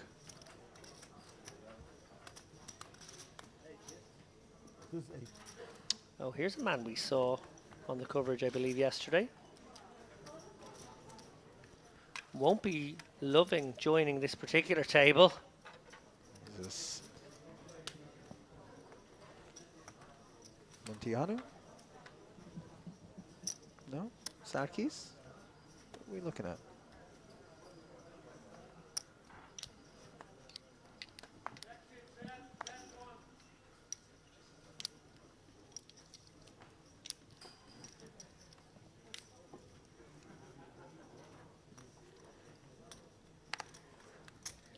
I don't know whether this table is a high table in the context of the overall tournament, one that would break at some point in the near future. I'm sure there are plenty of players at it really liking the idea of a new table draw. It's this one. So deep, so many chips upon it. Ooh. And well, Mahmoud got the party started with Queen 5 of diamonds here. Yurosov, understandably, targeting him for a light 3-bet in early position. It's not that light, but it's light in the context of going after a +1. Kasen, dream spot. 2 players already putting chips in the pot in front of him. He's got the button and aces.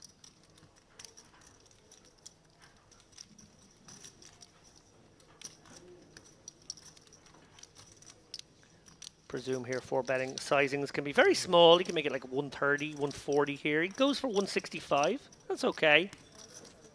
Can go very small in this situation. Well, Mahmoud, who is certainly plenty sticky, knows when it's time to step away. And Yurosov sensing the same, I would imagine. Yeah, versus this much action, he knows he's essentially used his hand for the blocker value, and he's got a very sincere answer from the button, who would commit no chips previously.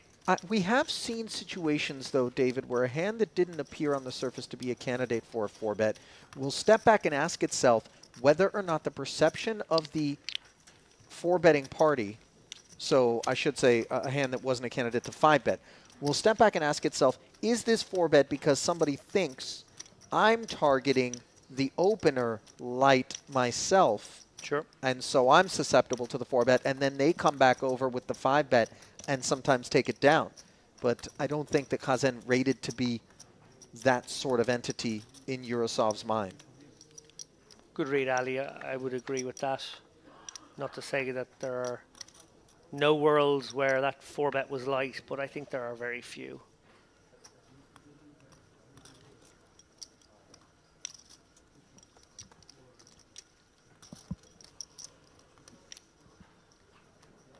Surely we're not boring you, David.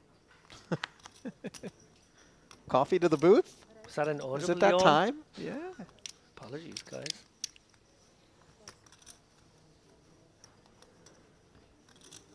It's a grind for the commentators too, as we enter the penultimate day.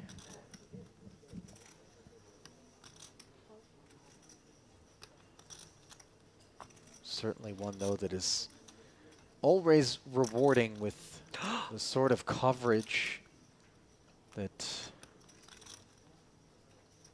doesn't leave us want for action, and action is what perhaps we're going to be seeing out of a king-queen. David, you gasped? Oh, what a dream. Like, Mahmoud's set up the image of the loosest player at the table. Right. He's limped some hands. He's been raising, I think he's VPipping like 50%, something in that region.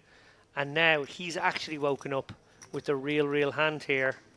Does play it as a flat, however, instead of squeezing. Yeah, Musa had the opportunity there, turned it down. Turns out to be very prudent. And now Mahmoud has to go 4 ways with these kings. Well, when you have a reputation such as Mahmoud's and you're finally dealt in, you can be so dangerous. But the handcuffs immediately put on as a shackling ace-9 6 flop puts Sun into the lead. And you can see Mahmoud with a distaste for this texture. Yeah, this is pesky. So many good things could have happened for Mahmoud here, given his image. And this is just super annoying. Adrian with some backdoors. Not going to get involved here, multi-way. the original raiser behind him still with an option to act.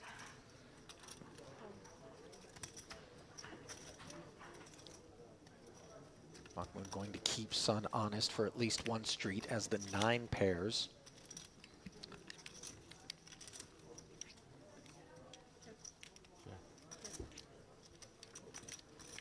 Check back from Sun, who now plays a jack kicker. Spades do come in, unblocked by Mahmoud's Red Kings. Yeah, this just couldn't get any worse for Mahmoud in terms of run out, but he is a man who will try to range his specific opponent and target him. And he is going to pounce on that turn show of weakness here. Obviously the jack would play in a ace-x sort of situation. So I think representing ace-king here, using those blockers. You do wonder, however, how much of the spade combos Sun is going to give Mahmoud as played. The pre-flop raiser not following through. And Sun does make the call and show Mahmoud the bad news. He is not entertained. Yeah, it's been a tough passage for Mahmoud in one way or another.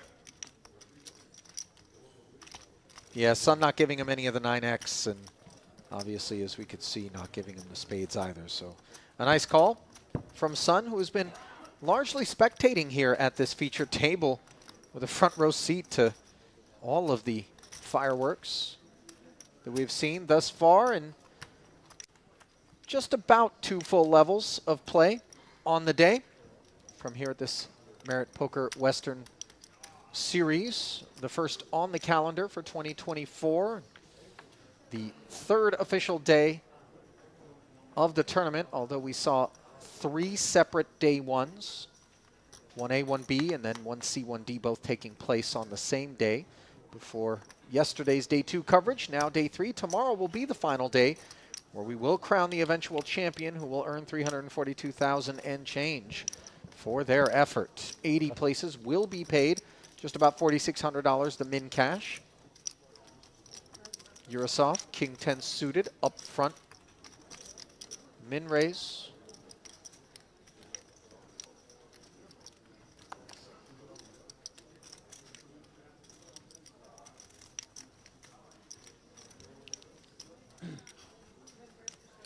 And again, Andrian, maybe honing in on the fact that Yurosov has been a fairly loose opener, even from early position, and he's got one of those candidates, one of those go both ways kind of spots, and when he has the option to go both ways, he tends to take the aggressive line.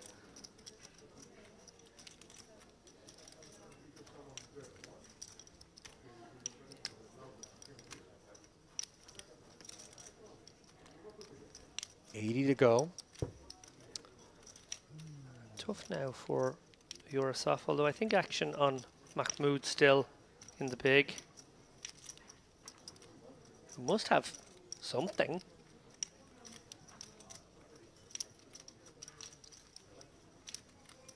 Looking over at Yurosov and then back at Andrian, although I think maybe he is not the man upon whom action is. Yeah, Okay. that was Simone's cards. It looked like it could potentially have been Mahmoud's, but Yurosov was the man making yes. the decision, a decision to lay it down. And Andrian continues the slow and steady ascent, grinding his way back into contention here.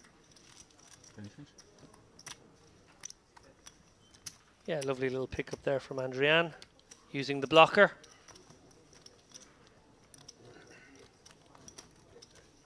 Choosing the right kind of opponent.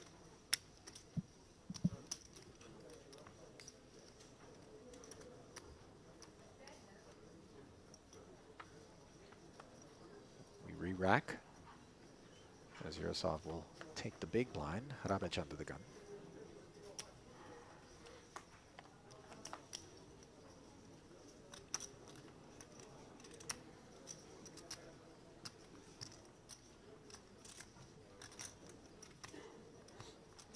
Buenis opens with the King 10. Offsuit edition. And certainly we could begin to see Boelis really leverage that massive stack. In particular, the closer we get to the money bubble. Still some runway with 104 players left between now and then with 80 places paid. But just keep an eye on kind of any increased VPIP out of his seat. Yeah, lovely opportunity for Boelis to open up here.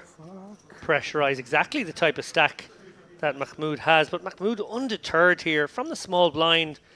Loves these small suited cards. Plays them aggressively. Not his board this time though.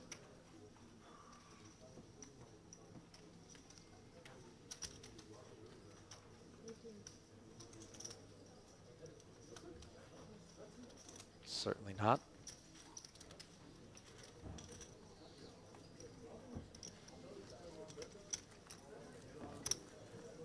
Six-three suited, the hand that he chose to get involved with there, as he definitely feels like he's looking for a pot sooner than later. Yeah, I think he needs to be a little bit careful here. A 400k stack, obviously still 40 bigs, will be 30 bigs in the not too distant future. We're only maybe 10 minutes away from the break, and then of course we'll be playing the next level. If he continues to play these sorts of hands in situations where he's actually supposed to under-realize, he's going to have to catch quite a few favourable situations to not get himself into trouble and end up one of these people who has to really cockroach their way into the money.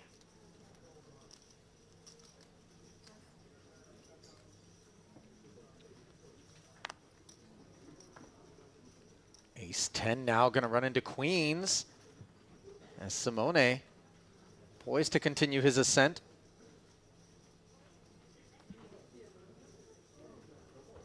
And look at this.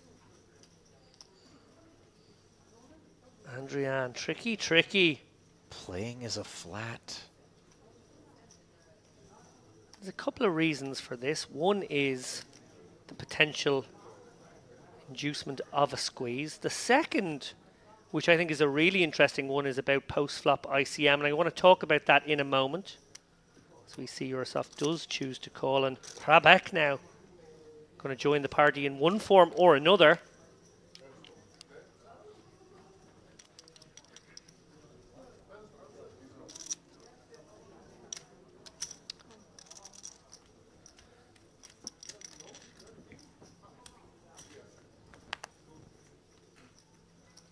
Four-way affair to a 10-high flop. Boelis in some trouble for the time being with top pair, top kicker. Plays it as a check multi-way. Andrian, every reason to want to thin the field here. He's obviously played it deceptively pre. He's got the flop with undercards. He has some target hands. Some 10x and 9x will definitely be out there at decent frequency. Boelis may be willing to go with his hand versus Andrian. If Hrabek gets out of the way here. Top, pretty strong. Will be discounting the possibility that Andrian has gone for a trappy flat with the hand as strong as queens. Taking the passive line for now. Oh my goodness me. This is filthy, as Simone's run good appears to be coming to an end. Boelis, trip tens. Checking again. Andrian blocking the obvious straight draw here in Queen Jack. May feel like his opponent has value most of the time and may, for that reason, decide on an advanced blocker, if you will, or even a three street situation targeting, you know, maybe pocket eights, pocket jacks, ace nine. And look at Boelis just check jamming. Simone just left to wonder how often this is pocket 3s, pocket 9s, or 10x. Yeah, it's annoying when you're holding queens here. You're blocking the draws. So that will mean combinatorically more 10x in Boelis's range relatively. But yeah, you can see it's still super annoying. Can also have possibly aces or kings here sometimes as played. And decide to play it like a draw here on the turn. Although it's also maybe not hugely likely. Tough spot now for Andrian. Let's see what he can do. Wow, look at that great fold. That's incredible. The amount of sort of self-restraint and discipline it takes to not think that a big stack in particular is just trying to bully through you. Yep. You know, if they were similar stack depths, you know, different circumstances, okay. But situations such as this, we know that there are so many luxuries afforded to that big stack to put maximum pressure upon us. If he doesn't assign 10x to us, he can be the man to just represent it with, you know, King Jack, let's say, given that we block with the 2 queens. But instead, the queens do just quietly release and do so properly. Sound stuff out of Simone Andrian, and a glimpse into why it is that he has been posting the results that he has. Definitely on form. Very much so. I want to just dive into the weeds on a strategic point there. I said pre-flop that the flat with queens obviously designed in part to induce squeezes, in which case you just get your queens in. More than happy to. The threshold for queens will be a lot more than the 30 pigs he had. But the second one, and that's the interesting one for me, is Boelis is the chip leader and he's meant to pound on everybody. Andrian's best defense versus an opponent who's supposed to over-realize and over-bluff and put more pressure on you as one of the short to middling stacks is actually to increase your flatting range, increase your calling range, and have a lot more strong hands in there. That protects you in a really nice way. He can sit there and basically press the call button a number of times against an opponent who's supposed to over-bluff. And I think that's what was designed in that hand. Unfortunately, it didn't play out favorably. And obviously was unable to induce a squeeze behind him. One that would be more apt to come in, given that everybody else is aware Boelis is going to be kind of increasing his range, as we see increases from Mahmoud with the pocket 10s. Queen Jack into the bin, King Jack soon to follow.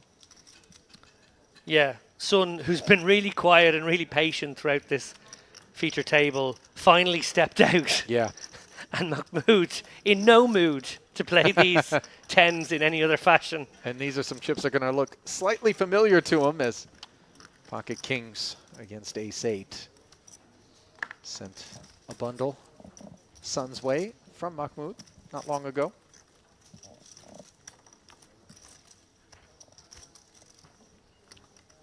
I believe a selection has been made for a new feature table, Ali. We won't be staying with these guys, although that would be a treat. Is Andrew Headley at that table? The new one?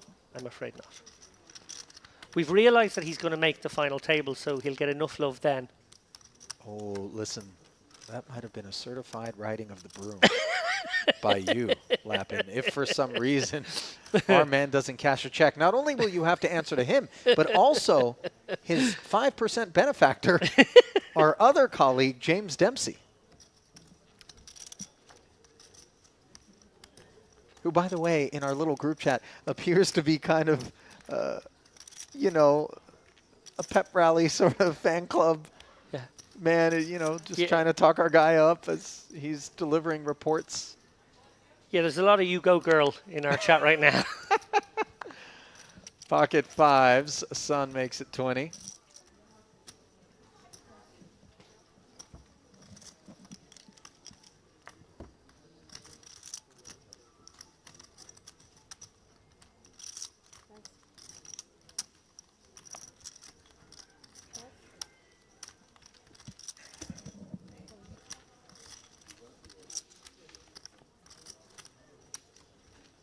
Queen 10-7 as Kazan decided to defend with the 8 deuce suited. He will not be interested in this board. Sun just going along with being the aggressor pre-flop.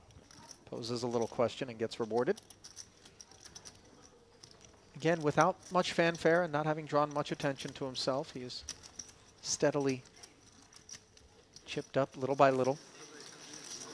And there's a peek at that aforementioned featured table that will be coming your way after the break, which is not long from now.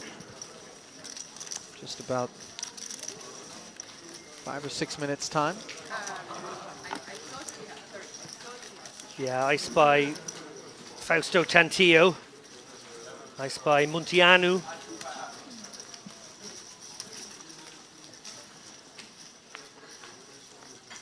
You and James in store for some fun and games, I feel. Well, listen, you put the two of us together, generally speaking. Fun and games will be had. Dare I say shenanigans even, as Andrian will look down at a couple of 5s here against the Sun open. And Sun, you know, as we mentioned, I think has that tight table image, and so the under the gun open 5s just go straight into the muck. Mahmoud, though, you know, undeterred. Ace-Jack, enough to flat.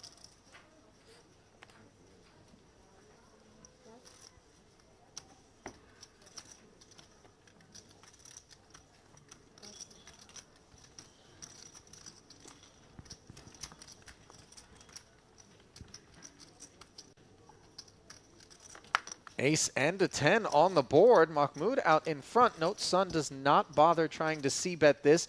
Both players pick up the Broadway draw on the turn, as Mahmoud did check back. No longer, though, after a second check from Sun.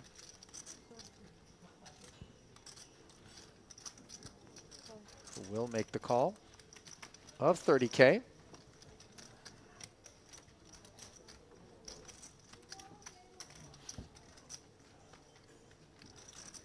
Now the 10 on the river, and Sun makes trips as clubs come in. This is not going to sit well with Mahmoud. As it goes check on the end. Yeah, frustrating. Yeah, you can hear him, you know, with the sigh there. He was up to right around $1 million in chips at one point, and in this first frame, it has really come apart for him. Now mumbling to himself.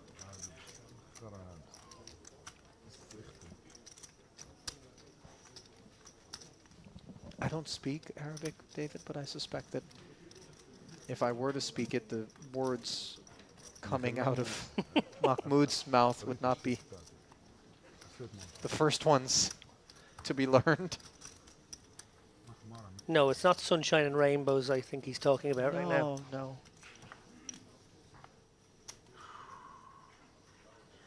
Unless the ones that he perceives to be shining down upon Sun.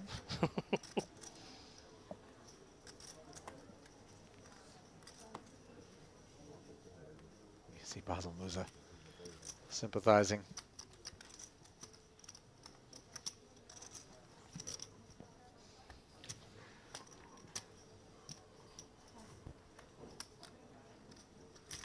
Mahmoud with ace-10. Now here's the deal. Right on the heels of that demonstrative, you know, show of frustration, he's opening. He already is perceived to be a guy who is splashy, loose, and suddenly some of these bigger stacks could be tempted to target, but both the Jack-10 and the deuces decline.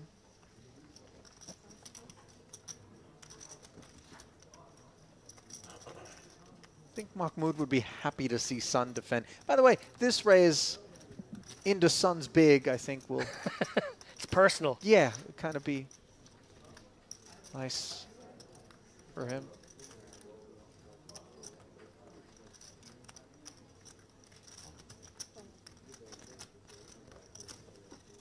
Sun does make the call, and let's see if Mahmoud can get a pound of flesh.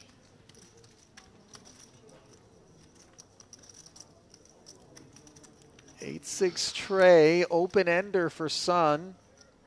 Yeah, this one far from over. Mahmoud gonna fire a c-bet here. We know Sun's not done with it. I think, however, he is a bit wary of Mahmoud, especially against him, fresh off of that beat, maybe being in the mood to kind of really pound, and so he's content to play it as a flat, not get crazy. Yeah, definitely a man you want to hit your draw against right now. We see that the 10 is a catastrophe card for Mahmoud. He does have the better of the diamonds in terms of backdoor prospects. Turn is a 7. Mahmoud does pick up a gut shot, but Sun in the lead now with a pair.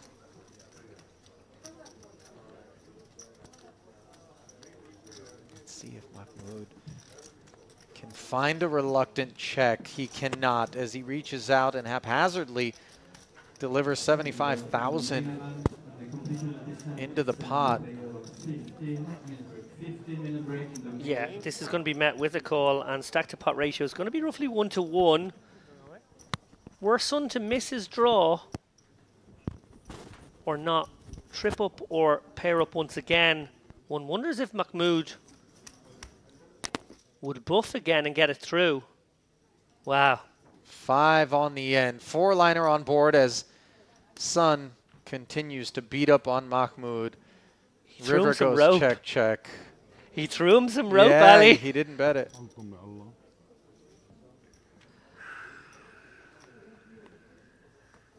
Sometimes the base on what you play poker is a frustration felt.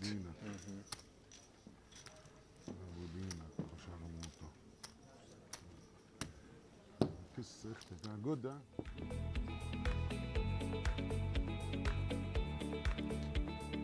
Well, a deeply frustrated Yassin Mahmoud, definitely the story of that last orbit, as he is down to just 328,000 after being bestowed almost a million chip stack to start the day. But of course, as we zoom out further, it is the man who started the day with the chip lead and has grown said lead up to almost 3 million, upon whom the eyes are focused.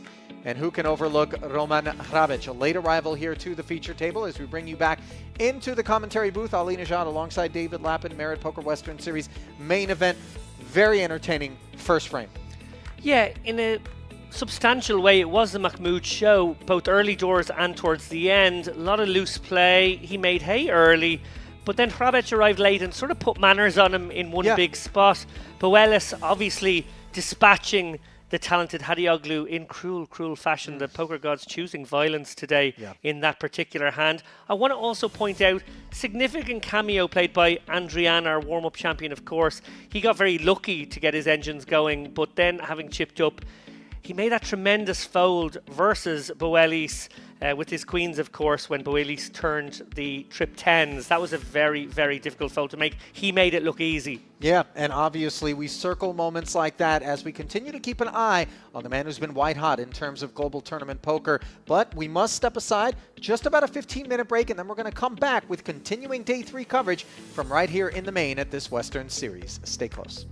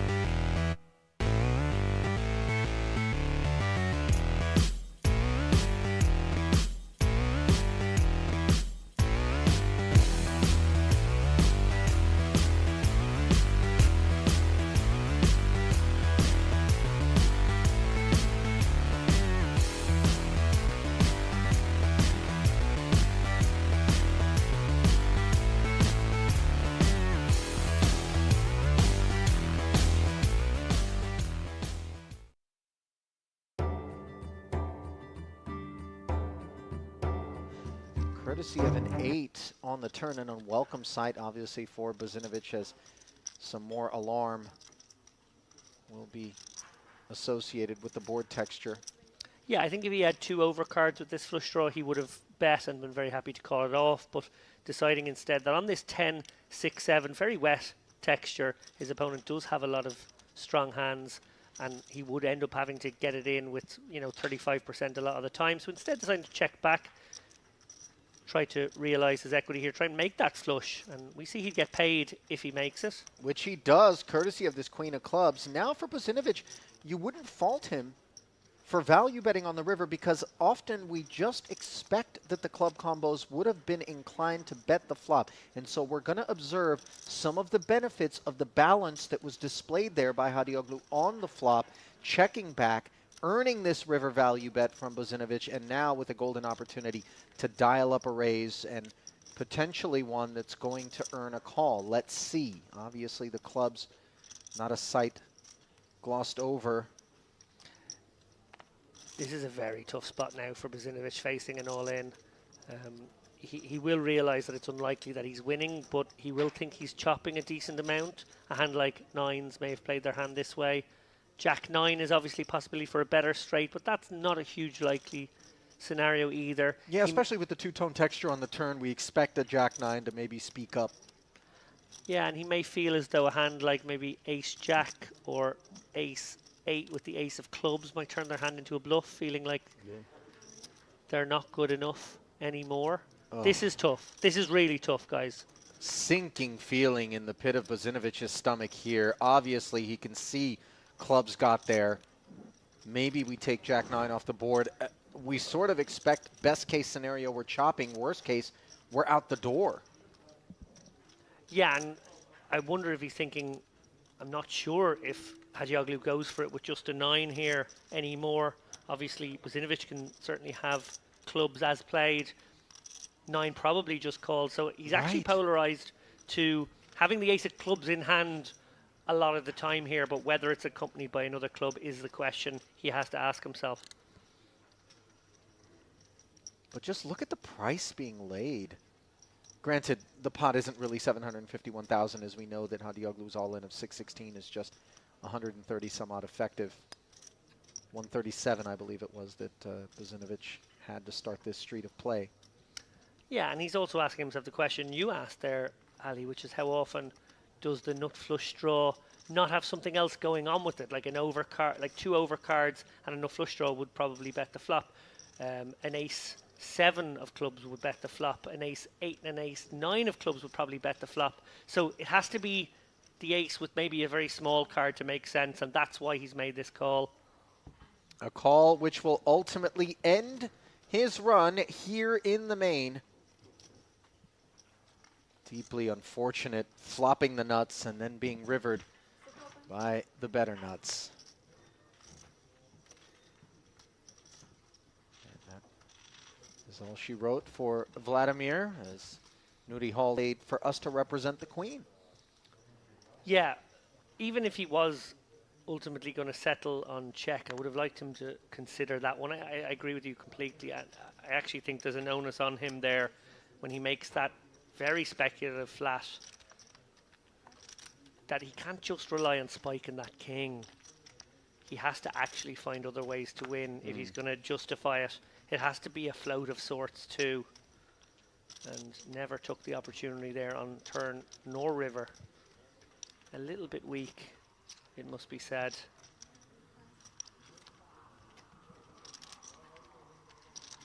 Well, what isn't weak at all is an open from the Queen 9 suited here of Urasov. Obviously one of the bigger stacks, not the biggest at this table, but almost 900k, a very handsome stack in front of him. He's going to probably go a pip lighter than is recommended by the book. Queen 10 suited, Jack 10 suited, even 9-10 suited maybe operate reasonably well as an open here. Queen 9 suited seems cuspy. Mahmoud defends his big with the 5-3 of hearts, and we do see a board that may pique his interest. Oh yeah, he's got backdoor hearts along with the gut shot straight draw here versus the queen high flush draw for Urasov, who certainly was stepping out a bit with this holding up front. be happy with this texture. Has plenty of the King X combos he can represent. And as we can see, does have the clubs. His bet of 15,000 does get called. And now Mahmoud jumps into the lead courtesy of this pair of threes. Checking once again. I think against some opponents you would be looking at the 7 and the 4 and thinking quite a lot of 7x and 4x might fold in the big blind facing an upfront open and therefore put your opponent on more King X. But I think against Mahmoud you would think he might have all the 4s and all the 7s. There's some 5-6 lurking as well. There is. I wonder if he turns this one into a semi-bluff for that reason, Ali.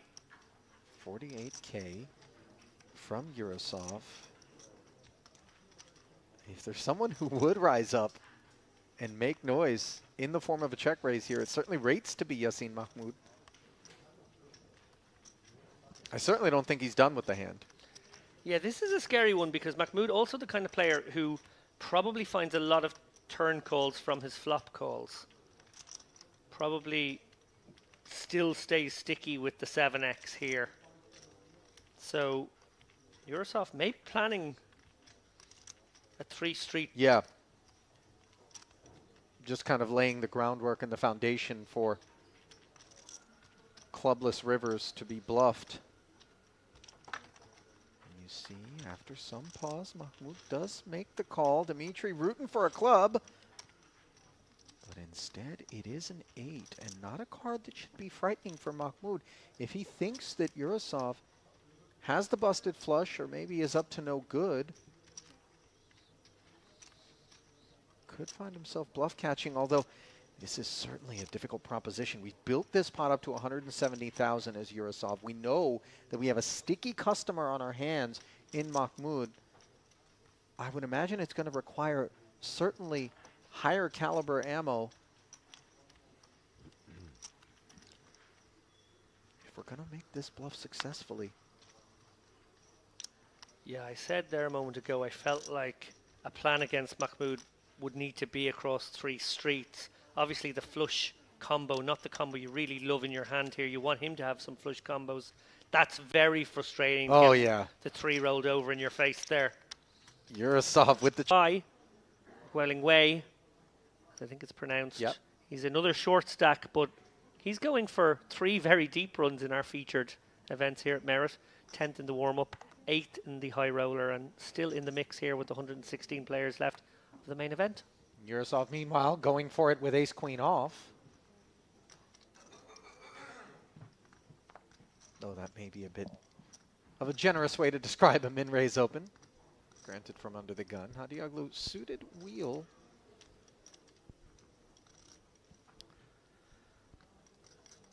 Just lets it go. Was dominated. Yeah, maybe fearing setting up a very nice squeeze spot for someone behind there. I feel like he flats the button with that hand. There's actually a hand that usually around the 60 big blind stack depth you see become a mix of 3 bets and flats at around about a 50-50 frequency. So I'm guessing 70 big's probably something similar from that seat. A little bit of a different proposition off of just 102,000 behind for Andrian's ace-5 suited. He will play it as a almost all-in.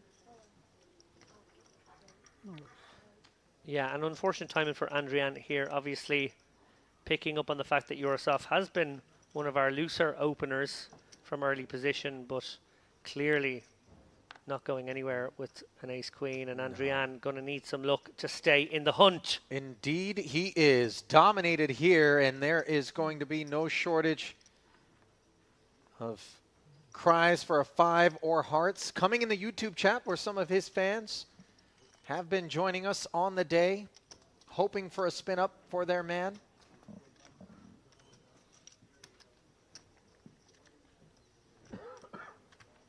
Just 30% heading to the flop, which is King, King 3, opening the door for some chops. 3 outs to a win. About a quarter of the time, they will carve it up. Deuce on the turn now, adding 4s as clean winners. Wow. Fact's not lost Don't on lose, it's fine. Andrian, who says deuce or a 3 is fine. Yeah, wheel card will do. Oh, my. Wow. Even better. Runner. And Andrian isn't done yet here in the main. Simone Andrian, it's his world right now in poker, not just in this room. Be a force to be reckoned with, especially if he can chip up. On the topic of forces to be reckoned with, how about Boelis, who came in as the chip leader on the day, and red aces are going to help him in the effort to reclaim that chip lead from Hrabets. Opens to 23K.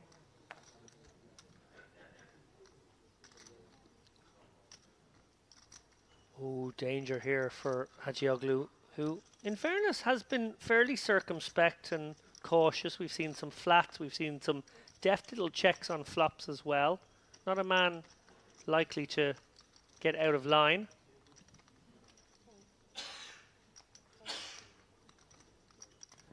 And with that in mind, unsurprising that he chooses the passive line here. I really like that when you're one of these middling stacks. It's actually not a middling stack in the tournament, but at this table, it's a middling stack. And he's deciding, let's try and go slowly here. Let's not try and put my stack at risk at any point here. We are quite close to the money. It's kind of an interesting point that you make, David, because as much as we want to keep a finger on the pulse of where we lie in the greater scheme of things, sort of the macroeconomics of the given moment in the tournament, really it is our own pond, our own ecosystem that is most relevant to navigations. So Yeah. you see ace queen and pocket eights involved. Yeah, but Wells can't be loving the fact that he's now 4 ways. You definitely like to get heads up, and you don't really mind being 3 ways. 4 ways a little murkier. Oh my goodness me, trouble. Mahmoud with the wheel gutter. Boelis with top set, and then of course Harioglu with top 2. This is very bad news for him. Yeah, I think 4 ways. You do want to do some betting with aces here. There will be some draws and gutters you want to deprive equity. I Yeah, sometimes go spades. small here. All the Broadway combos certainly of some concern.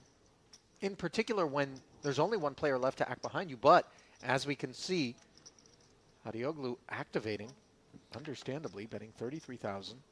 Yeah, instead Buelis going for the deceptive check. And now I wonder if he springs the trap immediately or just flats.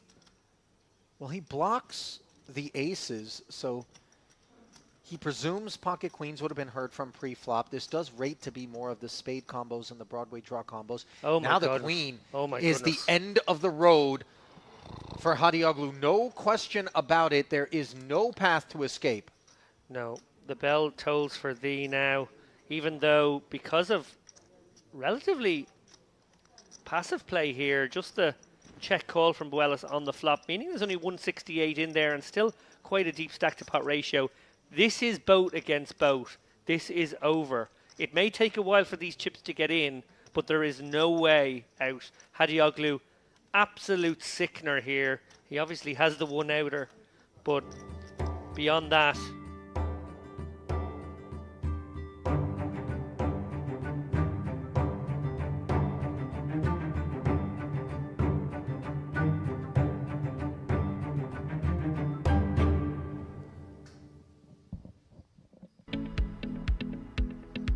Welcome back to continuing day 3 coverage of this Merit Western Poker Series main event from where else but the Merit Crystal Cove Hotel Resort and Casino here on the coast of North Cyprus in the Eastern Mediterranean, where a $300,000 plus prize up top is being worked toward, but only 80 players will get a taste of the overall prize pool, which smashed its $1.5 million guarantee. Ali Nejad back here with you, alongside now James Dempsey, who spent the morning hanging out, caught a glimpse just now of that disgusting pocket aces versus ace-queen beat that was doled out by the man who holds the chip lead, Boelis, coming back to the second frame of play.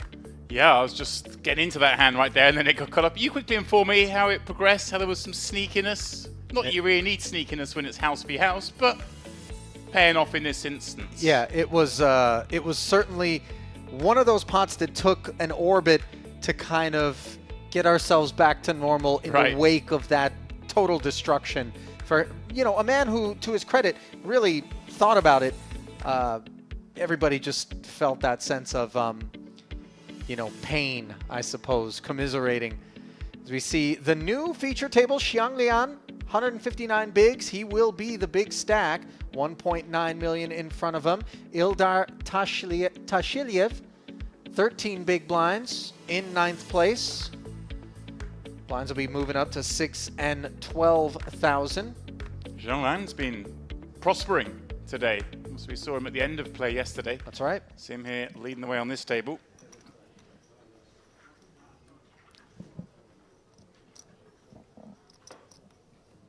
Barca, a familiar sight if you were joining us over the past few days. A guy who liked to get his chips in motion. 10-7 suited under the gun. Let's see whether or not it piques his interest, sitting with 459,000.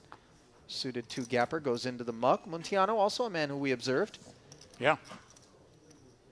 Of course, Yakuli. Ollie, what have you just had delivered here?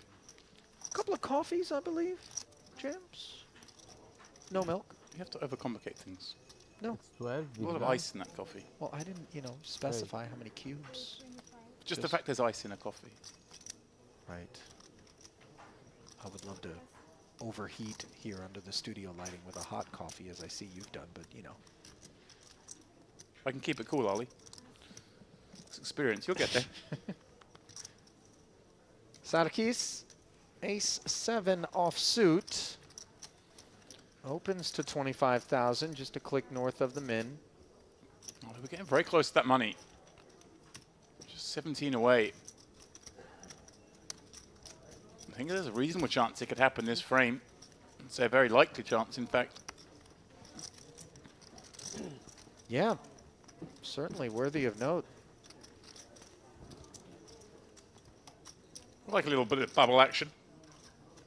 You know, I touched on this fact with Mr. Lappin during the prior frame, but the bubble isn't the thickest here at Merit. And I'm not just referring to, you know, the difference between a min cash and not cashing at all, but rather the way in which we don't really creep toward it, but we just plow right past the bubble, generally speaking. It does happen a lot here, doesn't it? I think I've had one, and all the time I've been in one like protracted bubble, I think.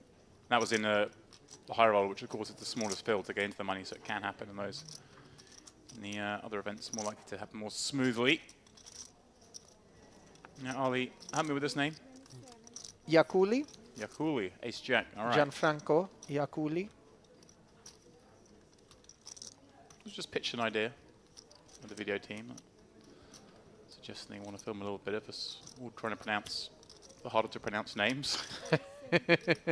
I'm sure that would be tremendously entertaining for them. I just said yes. I'm happy to embarrass myself. No end. Just maybe put David in between mine and yours, just as a middle ground. I don't want to be shown completely up. Sarkis, 3-betting 6-7 suited. All right, let's get things going here. We're deep. This table's very deep. Look at this.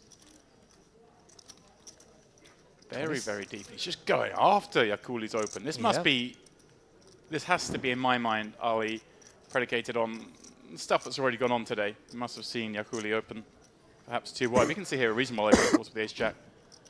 The 6-7 suited is way out of line as a 3-bet without any other information. But you know what I like? I like way out of line. That's why we're here at Merit. MPO, as we have christened it. Merit Poker Optimal, things that you see inside of these walls that you don't typically see elsewhere, and adjustments certainly need to be made by players that are navigating these MTTs here. Yeah, for sure. You come here, you got to think. You can't just play like a robot. Certainly not. You've got to figure out your exploits. Back over to Yakuli, the 27K opener. Mulling over how he wants to respond. For the extra 51, he will make the investment. Yeah, okay. Kind of surprised with the offsuit combos here, Ollie. I thought this might fit as a potential 4-bet. Kind of just too good to fold, but not quite one you want to call with. But I'm all right with it. Sarkis is more than all right with this 7-high rainbow board. Exactly what the doctor orders. Yeah, this is the kind of board that typically you bet very small on as the 3-better. You got to have all those big pairs, of course. your opponent has a lot of Broadway combinations. So typically, yeah, we see small bets here. Because you don't make pocket pairs fold anyway. You're only going after the medium pot. The range is actually gone pretty big here. Only 95k. 95. Half potish. A bit surprising. Yeah. It is a little bit. This size obviously does dissuade any hand like this continuing. Any of the... If you're up against a hand like Ace Jack of Spades, for example, You that know, can't continue. it's also a sizing that suggests some discomfort. A hand that is actually strong is going to be more inclined to size down and retain the opposition out of position. Yeah, this is one of these. Oh, I've hit. I wasn't quite planning on that. Right. My hand rates to be best. Look at this, though. That sizing, perhaps feeling suspicious to Yakuli. Why is he going up this bigger sizing? Why would he not just bet small with the hand, as you just suggested, Ali? And he's pulling out raising chips. This is incredible. First hand, and I am lost already. Deep into the weeds. Check raise from 95 to 240,000, and consider just how much pressure this places upon Sarkis. Now, granted, he is the covering stack, but this is not the sort of hand he wants to play for a massive pot. Yeah, this is a bit weird because he's trying to think what hands would check raise. I think we can dissuade sets. So he might be thinking, oh, I could be up against a slow played aces or kings here, potentially. That's the kind of hand that might want to play this way. A non-believer, though, Sarkis, Yeah, well, sensing direct outs to a 7 or a 6 in case that he is beat, Yeah. makes the call and hits the 7. Wow. And this is quite cruel because Yakuli really did properly identify the situation both pre-flop and on the flop, did everything that he could, and yet wasn't able to take it down on the flop, where I think a lot of players may have stepped away from this one for 240. Yeah. Question now how he proceeds. I think he has to be very, very cautious. Sarkis remember 3 betting. Betting quite a large size, calling a check raise. It's like we've made him fold ace, king, ace, queen, if they're out there, I think. Yeah. Outside, which is the one thing that Yakuli does achieve with that check raise on the flop, perhaps. Or at least at some frequency. Yep. And good, like, just had to give this up now. And Sarkis, I would love to see him just find a check back here. Try and rep exactly that kind of ace, king, ace, queen, that maybe with a backdoor flush draw that isn't interested. Give your opponent that little bit more rope. Love this shot here as the boys lock eyes. Of course, if he does bet, I like to say like a really small bet, one that sort of might be tens or jacks. No good, he does check back. The king on the river, completing backdoor spades. I don't think either too concerned with that. Sarkis probably with slightly more of the king X, and I'd imagine more of the spades, because if Yakuli had check raised with backdoor spades, you'd imagine he'd be following up on the turn. So again, I don't think this is one we really want to find bluffs with.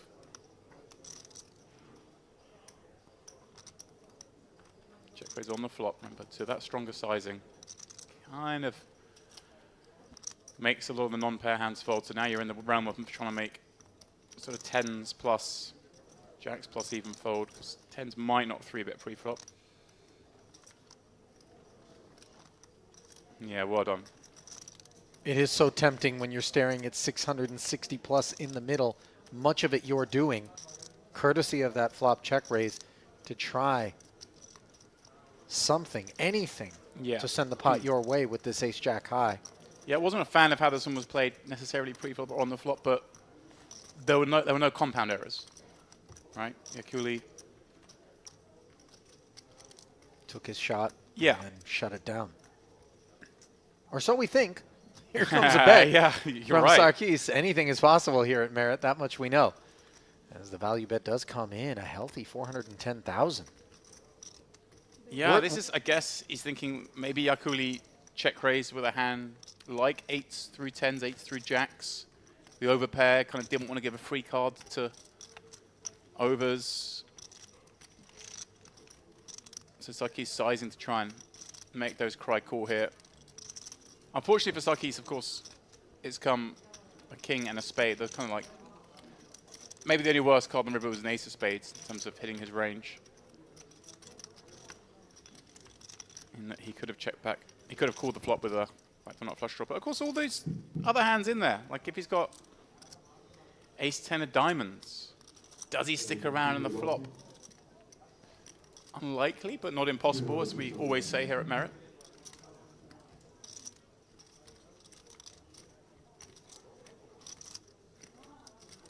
Whoa.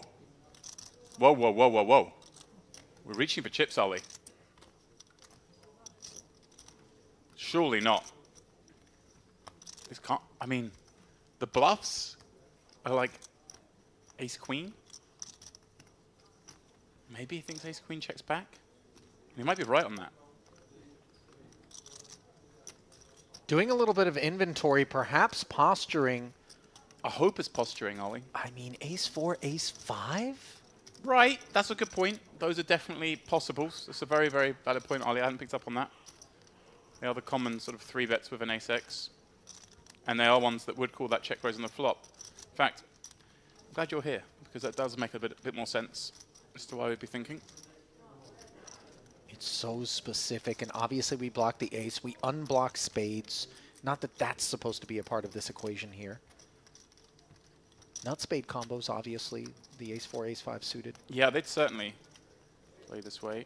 As would, you know, the ace-queen of spades, I think, might have called the check raise. Probably would. Whoa! He makes the call, Ollie. I think believing exactly like you did, that it's an ace-4, ace-5 type holding. That has to be exactly what was on Yakuli's mind. And that is a devastating blow to his stack. And you can see him scratching his temple right away, wondering what on earth was afoot as Wael Sarkis announces himself early on here at this new feature table.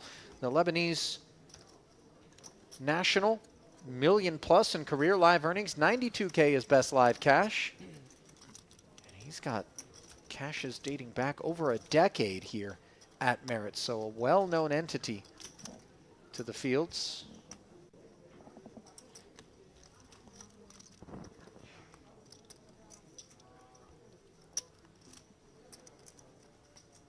Well, well, well. What a start to this frame. As we approach the money bubble. Yakuli really suffering there. I think his thought process is, hey, if my opponent's got jacks or queens, I don't think they're necessarily going to bet this river. So now we're thinking kings full, aces, the ace-kings that stuck around pre-flop, and then all those ace-4, ace-5 suited combos that you mentioned, Ollie. Sure.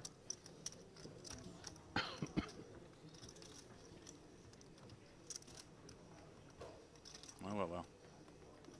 Carnage early here in the second frame of day 3 of this Western Series main event.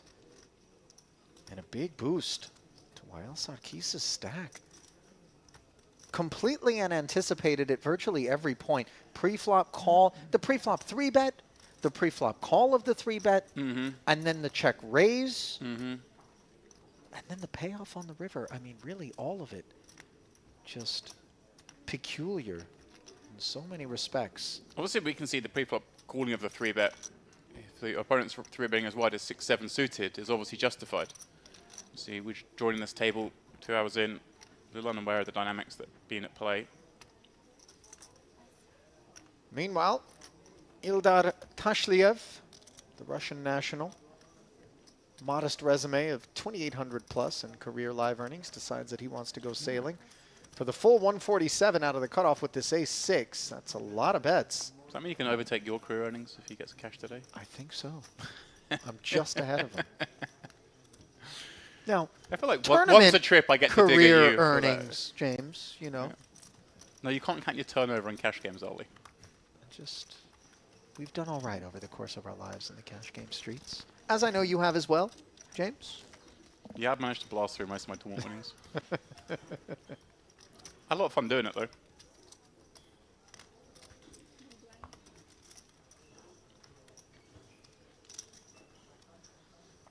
Colleague Andrew Headley still in the mix. Of course, something you've been keeping a firm finger on the pulse of, given your 5% interest. A little sweat. A little piece. 620K he had at the break, as we're getting near the money. Looking for a breakout, obviously, and Sarkis enjoyed that big breakout. Look at those chips in front of him. 2.3 million, putting him certainly up toward the top of the overall leaderboard with 94 left, 14 away from the money. Raises to 25,000. Certainly, we've seen capable of doing so with far less than Ace King. Good triple the average sort of stack at this point. A little bit more. You notice how these tournaments go on as we get to the thicker end of them, that the players around the table look a bit more like poker players. Everyone's a bit more serious. We see caps, hoodies, sunglasses.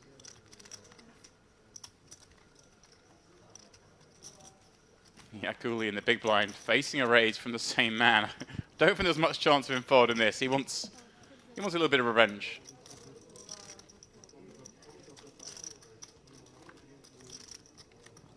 Well, he's not going to find it on King 7-6.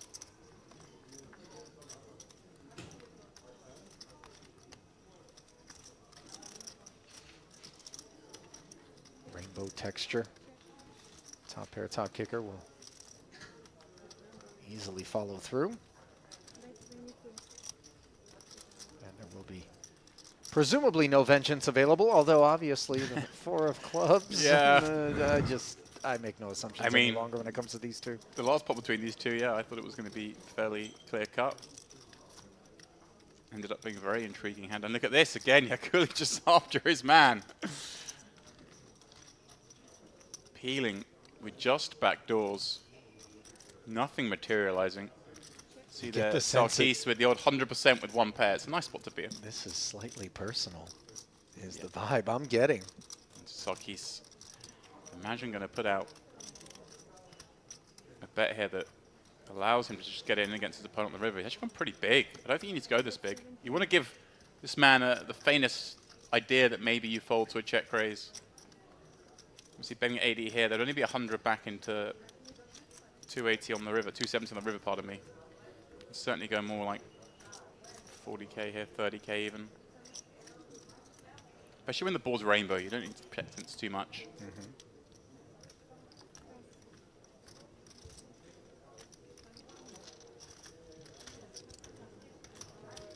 So Sarkis will win a second round against Yakuli. So he continues to enjoy chip infusions early.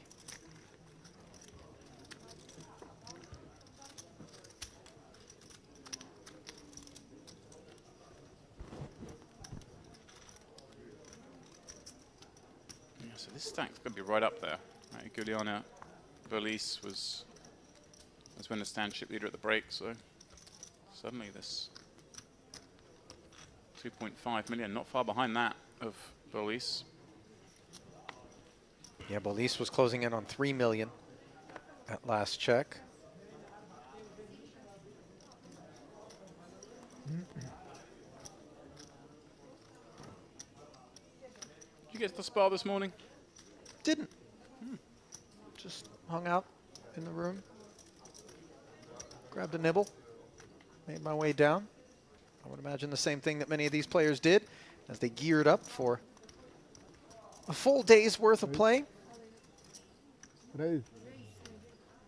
Raise declared by Karimi.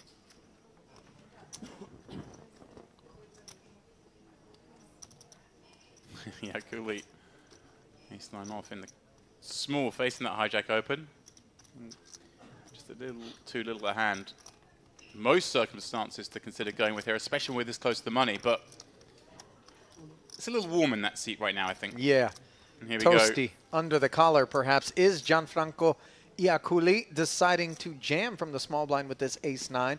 Obviously, facts not lost on Karami, but he must concede at that price. Like I say, I can just see the steam. I think it's important for those of you watching to understand that, you know, sometimes these things happen. You make a play, and Ali brought up obviously the very valid point that there were those ace-4, ace-5 combos he was beating, and you consider that you've got yourself now short stacked. It's important to reset as quickly as possible that, okay, I did have a decent stack, now I'm short, but hey, with 14 from the money, there's going to be plenty of players in this field with fewer chips than I. There's a very, very good chance I cash. I've just got to play very, very tight style here, not necessarily look to jam these ace-9s over the opens. But of course, in this case, he got it through. It's just picking out those chips doesn't really make much difference to his equity in this tournament versus potential of course, busting. Meanwhile, we find Ace-King suited in the hands of late arriving Mr. Plant. Under the gun. Quarter to go. No takers all the way around to the big of Troyanovsky. Small, rather. Sarkis with a couple of fives and a big stack. He obviously will look to see a flop.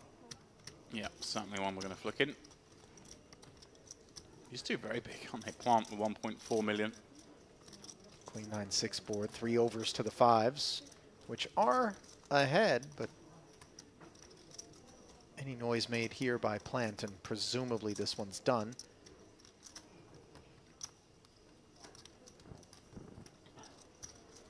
And Yeah. there it is. We're always a little bit concerned on these kind of flops, Ollie, the Queen 9-6s that bring so many draws with the 2 spades out there as well. But opening from under the gun, we do have a concentration much more towards those high cards, so it's okay to bet here with that one. And of course, having backdoor diamonds certainly helps. Incredible amount of chips. Average stack right now, a little over 700k, and you have Plant playing that with 1.4 behind. Sarkis with 2.5 mil. Really in the interest of those two to play a big pot with each other.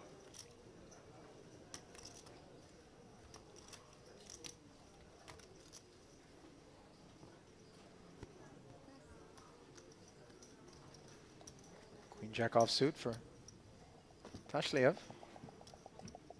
See if that piques his interest. Obviously, it's not a great hand, in particular from up front with a lot of pressure. In fact, it's not lost on him. He will lay it down. Karami. Amine Karami, part of the Lebanese delegation. Always showing up en masse and in force. Not going to play Pretty it. close. Lebanon. Yeah, it's only Very a easy to get 45-minute flight on Middle East Airlines. Flag carrier for Lebanon.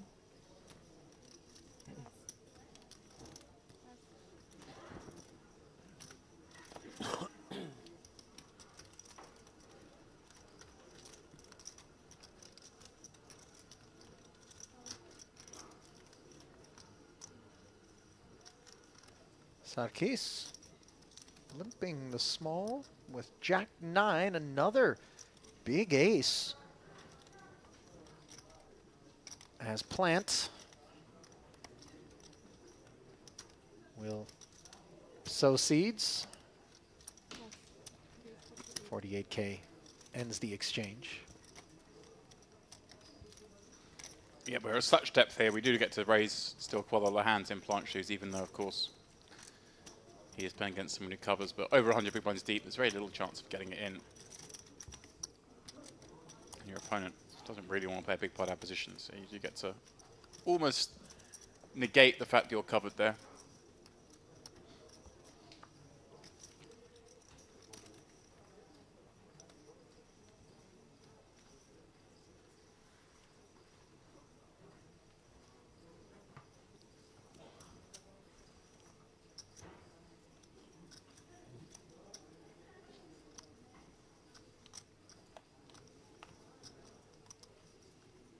Tashliev looking like Big Red Riding Hood.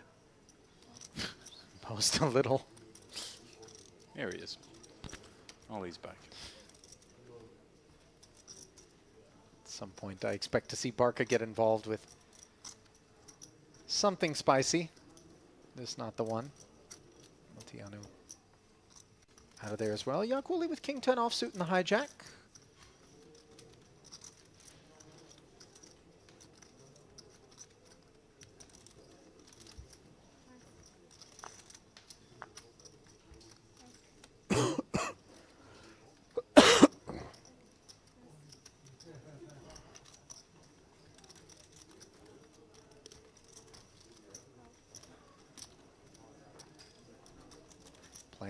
takes his turn limping the small, and Leon wakes up with a couple of ladies behind him here. Wow, these three sitting here, 1.5, 2.5, Yeah. and 2 in a row. Yeah, deep stacked corner of this featured table. Xiang Lian, by the way, just 20,000 plus in recorded live earnings. His best live cash just shy of $13,000. Just 3 recorded cashes, 2 of them coming right here at Merit.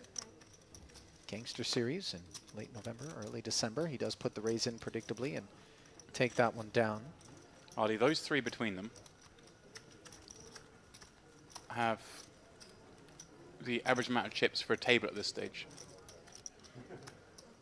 Say that one more time. Those 3 players in that row together have the average amount of chips for an entire table at this stage of the tournament between just the 3 of them. Shocking. And there aren't a lot of tables left. Just 94 players of 672 entries. Still remaining 14 of those players will be deeply disappointed as only 80 will be paid.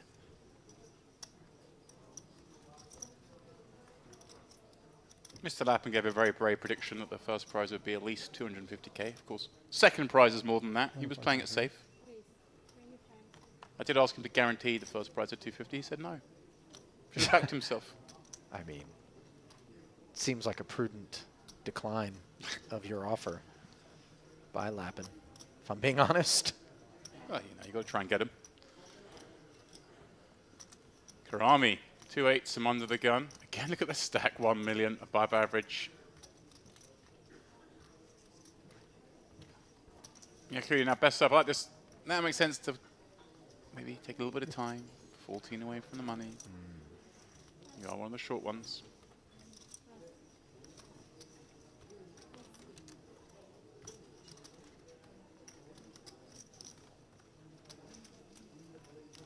To actually have one of those as well in the big blind. Chat for offsuit. Again, not one we can defend with, but certainly one we can burn 30 seconds with. Doesn't bother to do that. Okay, 15, you know. When it's 84 left, that'll be 30 seconds. Yeah, I think once we're considerably closer to the money, things like that will be a bit more prevalent, but for the time being, enough runway between here and the bubble for players not to be It won't doing take too long. much of We've that. got to lose less than 20% of the remaining field and you're in the money. Yeah, historically speaking, it happens quickly out here. It's weird how our perception is. If it was 20 paid with 24 left, we'd be thinking we're pretty close to the money, but this is actually realistically closer than that. In terms of the percentage of the field we need to lose.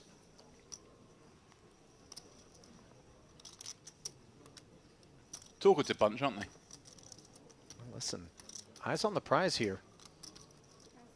As I mentioned before, up top, Tiano. 342,000 plus, and now we will get involvement from the accomplished Romanian.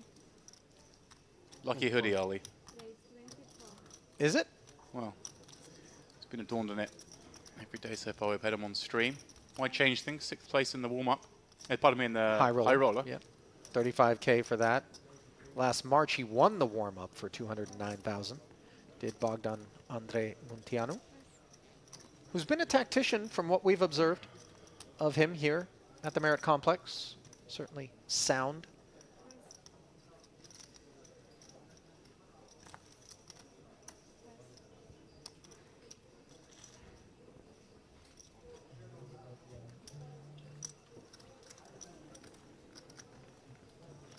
I have to say, it's great to see Troy Noski here.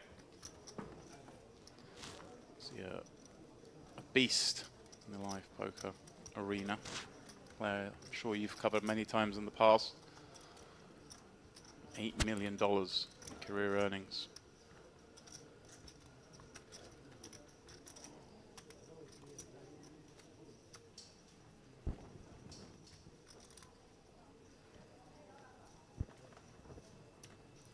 Well, his biggest cashes, though, are sort of seconds and third places, so he's perhaps running a little unlucky at the death.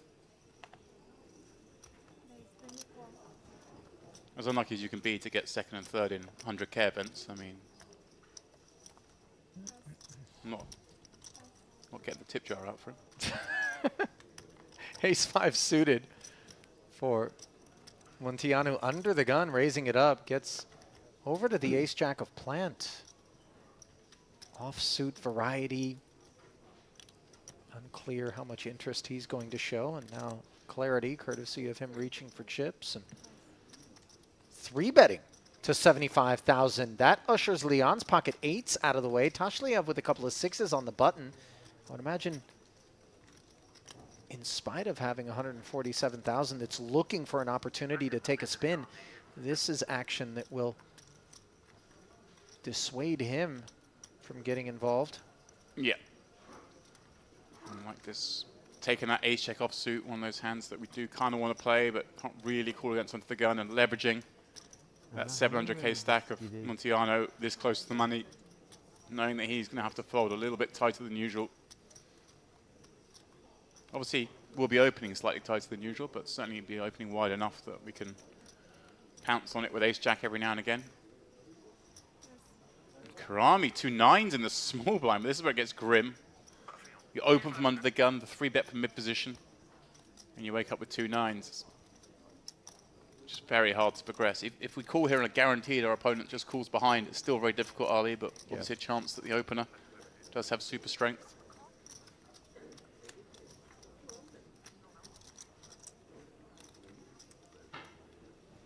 Oh, he is going to have a look. He's going to do so from the small blind. Obviously, that's something that will raise an eyebrow. Yeah, but it's actually something that means, you know, Munteanu's definitely going to play now. But he could potentially 4-bet this. I don't think that flat from the small is ever a super premium. When someone's open under the gun, there's been a 3-bet from mid-position, you're thinking the mid-position can definitely have a big hand. So if you're in there with aces or kings, I think we just play as cold 4-bets. Flatting here encourages the opener to come along, so you're going to play 3-way pots a lot. I think it's kind of capped at these kind of hands, the 9s, 10s, maybe some ace-queen suited type stuff. So, could see Munteanu go either way here. Remember, he's the undergun opener. Certainly have a lot of strength. Not surprised to see him just call. Tends to be the merit way. Yeah, I mean, not for everyone, but... Oh, well, we like to play pots. Yeah, that we do. And it comes 8, 8, 7. This would have been quads for Leon had he somehow managed to hang in there. I missed that. Karami, meanwhile, with the 9s, does have the best hand. Must check, though. Liam's looking at his stack there, looking at his opponent's stack, thinking, look, how much would I have won? That's brilliant. And 6s were in the 1 hole as well. Yeah, that's right. Although, off 170k stack was never getting played. But just consider that quads and 6s full potentially could have transpired. Both, by the way, up against pocket 9s, which have now turned into an open-ender courtesy of a round of checks. If you're Karami, James, you have the opener, you have the 3-better, neither of whom put chips into this particular flop texture. You are feeling a bit emboldened, as observed here, courtesy of this 150k into 249. Yeah, and I think the good thing is you just don't really ever get raised when you bet here either. So you can bet, sure, they can still have big hands. They might have checked back those hands on the flop, but you're going to have good equity against them. And you just don't want to give a free card to the ace-kings, king-queens of the world that are just going to check back again. So I kind of like the bet here. A bet which does get through. When we've got the straight draw, because it's terrible when we bet here with 9s on, say, a 8-8-7 deuce board and we just give queens the sort of free bet, as it were. Right. But when we have that straight draw, that much more equity, I do kind of like it. Note, by the way, that the dummy end of an open-ender was there for the ace-5, but obviously had to contend with action behind and and non-nutted draws. You know what, there is some concern. I guess that the hands that call from small, that Yeah. maybe it slipped down as low as 6s, 7s, 8s. 100%. Did feel like a pocket pair that either was above the board, kind of 10s, 9s, or smashed it in the form of a boat.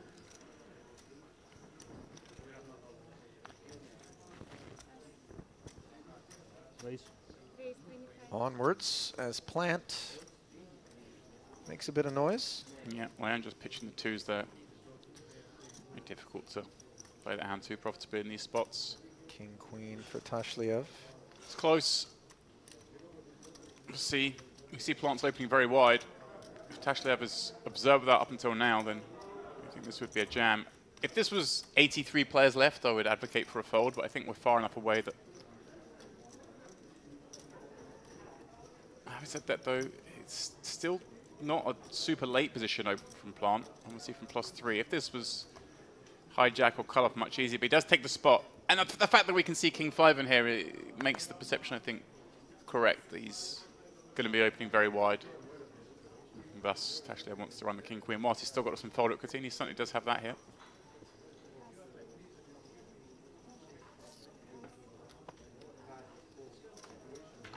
Nice pickup. Very much so. Did have the dominant holding there, so again, all of his chips go forward and they all come home with friends. But modest hauls here for Tashliev, who really does need a double to loosen his collar. Один из блайндов I мало. want Ответ хороший. 4,5 блайнда боковых.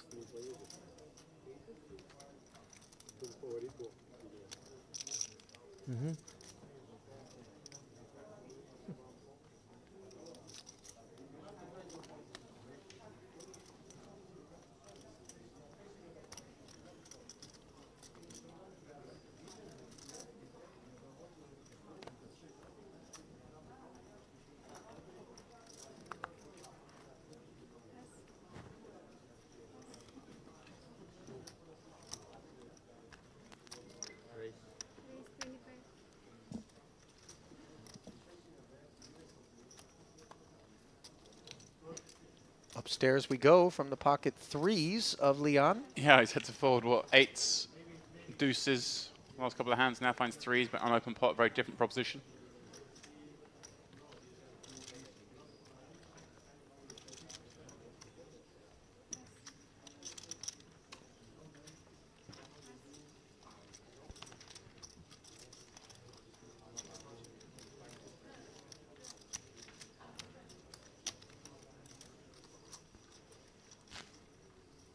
Yeah, Cooley cannot defend. Nice answer. Well played. Bit of fun. Shows a single three after being ribbed. Nice hand and well played. Generally not what we expect to hear when we raise and take it pre-flop.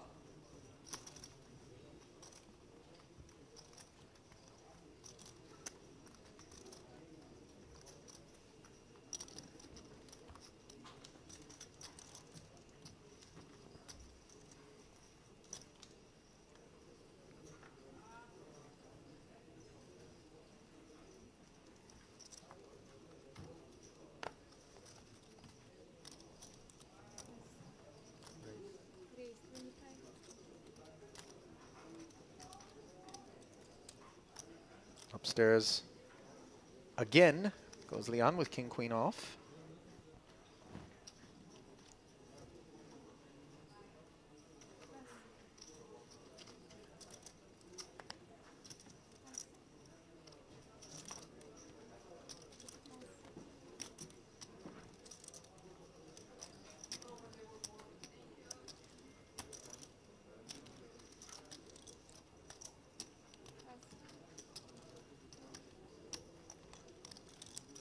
Big blind, ace-7 for Troyanovsky.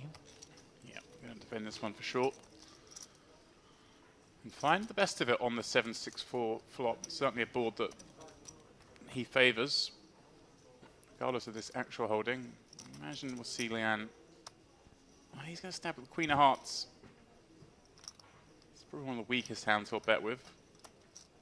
And I do like the fact that he's betting slightly larger, Ali. On these kind of board textures, if you are going to bet, you're trying to say you've got a real hand and you want to dissuade some of the weakest from continuing. 39K being mulled over here. Yeah, as soon as Troyanovsky faces this sort of bigger bet on this flop, A7 doesn't feel quite as nice. Obviously, a lot of bad turn cards for him potentially. Let's see how things progress. Yeah, content to just flat. Yeah, can't do much else.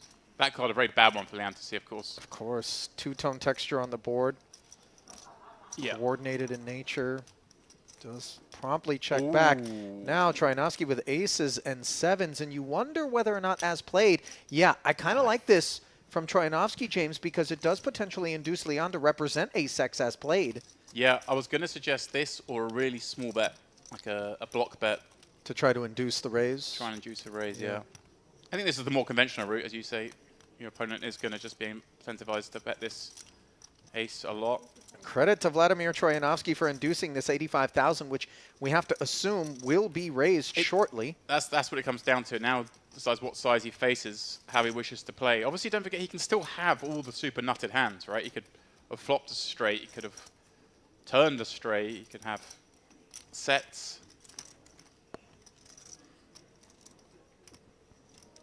But I mean, the aces and sevens just seem super strong to me. I like the idea of a raise here because you do have bluffs as well, of course. Although not as many bluffs as perhaps you might appreciate. Although, all that said, if you did miss a flush draw here, maybe you would just give up on the ace river.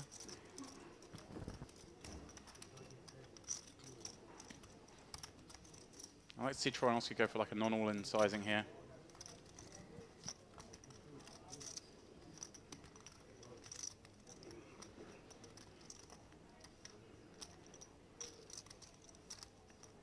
Because of the bubble factor.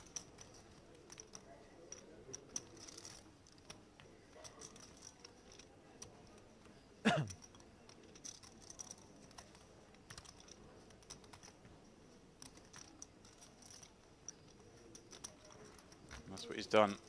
285, 200 count top of the original bet. And of course, the party's over for the king-queen. Yeah. Only a matter of time before Leon puts it into the bin, we would assume. We can be ahead, of course. Some of those sort of bluffs. If we were here with ace, king, ace, queen, we'd be in a pretty similar spot. It would just seem so peculiar for Troyanovsky to play his hand as a bluff in the form of a check raise on the end. Well, that's what I'm saying. An ace always changes things in these situations because it was the pre-flop raiser. There's the fold. If you do have missed hearts, do you necessarily always bluff the ace river? Maybe not, because a lot of time your opponent has just got there. So a lot of time those missed draws do play as give-ups that can then spring a check raise trap. But I'm with you. Most of the time. Deeply unconventional. Yeah. But something you'll certainly see from players of the caliber of Troyanovsky. And when you talk about caliber, this is a man who finished 2023 from October 25th through the end of the year with 17 cashes in Rozvadov and Prague. Between the World Series of Poker Europe, a number of other smaller events happening in Roz, also the EPT Prague. Just an incredible hot streak. Over 8 million in career earnings for the Russian national from St. Petersburg. 945K plus. His best ever cash. Also notched a second place finish. Triton Super High Roller Series, and that's where that 945 came from. So certainly a man with credentials. Yeah, I remember that one. That was sort of a hybrid event, if you will. It was during the Party Poker Millions Europe in Roz that I was working at, and there were a couple of Triton events thrown into the mix. We did that a handful of times, kind of Triton and Party Poker Live crossover.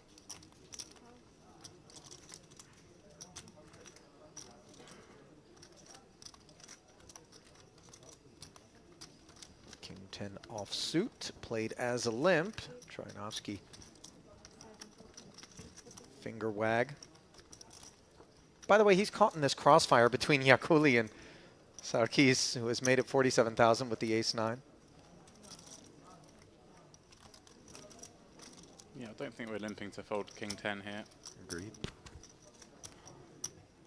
Oh, look at that. It's such a live pro. You see, that just he does these little motions and tries to get a little read off Sarkis. And Sarkis is definitely moving around. Troyanovsky may try and get something off him later. And now a bit of a grin here, Yeah. almost impish. Gave a wink to somebody at the table as well. Troyanovsky will take a flop. Yeah, seems reasonable to me. You're going to have your opponent in bad shape with a lot of their raises, and look at this. Yeah, the shape is bad for Troyanovsky, though. On ace-king 3, where he's got second pair up against top pair, and will need to at least see a turn. Let's see how expensive that ticket will be. Wow, it's gone quite big here. Yeah, Ollie. 56. I thought we might see a smaller sizing on the ace-king 3 rainbow as the raiser. Kind of bet small and try and make the sort of jack-nines, the 10-8 suiteds of the world fold. But we saw this before with Sarkis when he 3-bet with 6-7, didn't we? And he then c-bet the flop on a slightly larger sizing than maybe conventional. Maybe that is just his MO. Bet a little bit bigger. Might explain why he's got 2.5 million chips. He's playing bigger pots than most.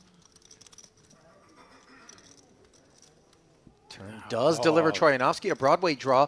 He does get a free pull at it, but a safe river card rolls off. And let's see if Sarkis will hunt value here in the face of another check with this ace-9. I like that check back on the turn. You're going to just get so many folds when you barrel again. Checking this one back and potentially picking off a bluff yourself instead.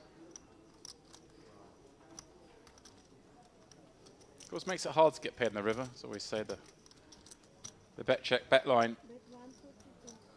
What do you get? 6-3. Camera. King 10. Yes, King 10. You It's have enough. King 10. Yes, of course. Wow. It's enough. I see King 10. I don't know. That's incredible. He just reaches into a hat and pulls out King 10 exactly as Troyanovsky's holding. Looks only 3-6 and Jack 6. Jack 6 not so much, not so big race. 3-6 off here. What the fuck? There are other hands available, Ollie. Yeah, I agree. Ace. Ace. King 10. I see I camera. lose all chips. I see camera. I lose all chips. Man. I'll tell you what, if I'm you Troyanovsky, bluffing, all stacking. You cannot value. as I think how to bring money with King 10. he does pay off, and I think some speech play might have played a part in that, potentially having leveled himself. I don't know that I want to show my guy that he was dead right with the King 10, you know? I mean, why reward a man who's already being given chips? See, those 4. I told you, I'm always lucky to set He just admitted it kind of straight away, didn't he? I think it's just an instinctive reaction. But I have to say, Sarkis' speech and kind of actions there made me think he was pretty weak, actually. The way he was saying that and then didn't really reply to the next bit of questioning. Right. Looked uncomfortable. Troyanovsky's saying, you know, Ace, what are you doing? You could just bet and you'd have loads more chips. I don't think that's necessarily true. 2-8. Bet. I call you all my chips. Thank you. Maybe all your chips. Yeah, I don't quite believe Thank that. you, my friend. It's your strategy. We're allowed to deceive at the poker table. Exactly. In fact, we're encouraged. Thank you, my friend. You're welcome. Actually, I have Ace Queen. I think we just want to come in for a raise. This stack size this close to the money. We don't get to play many hands, so our range is kind of protected anyway.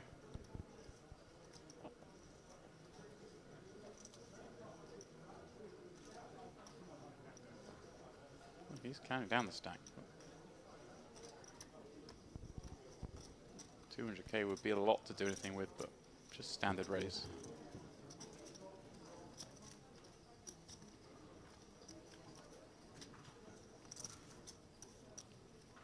Well, he is just going to run it. Maximum fold equity. Oh. And this is the problem. He's going to run into it, is what he's going to do. As the 195,000 is shipped in there, and Karami has woken up with ladies directly behind. Yeah, this is why it's a bit scary doing this from +1. I don't mind it doing it from late position, but see, look at his face now. Tashlev knowing he's in big trouble here as Karami will match the bet. I mean, best case scenario, he's got 2 overs. Yeah. I don't think ace-jack No. and below are ever a part of the flatting range for Karami. Yeah, he's just really hoping this is jacks.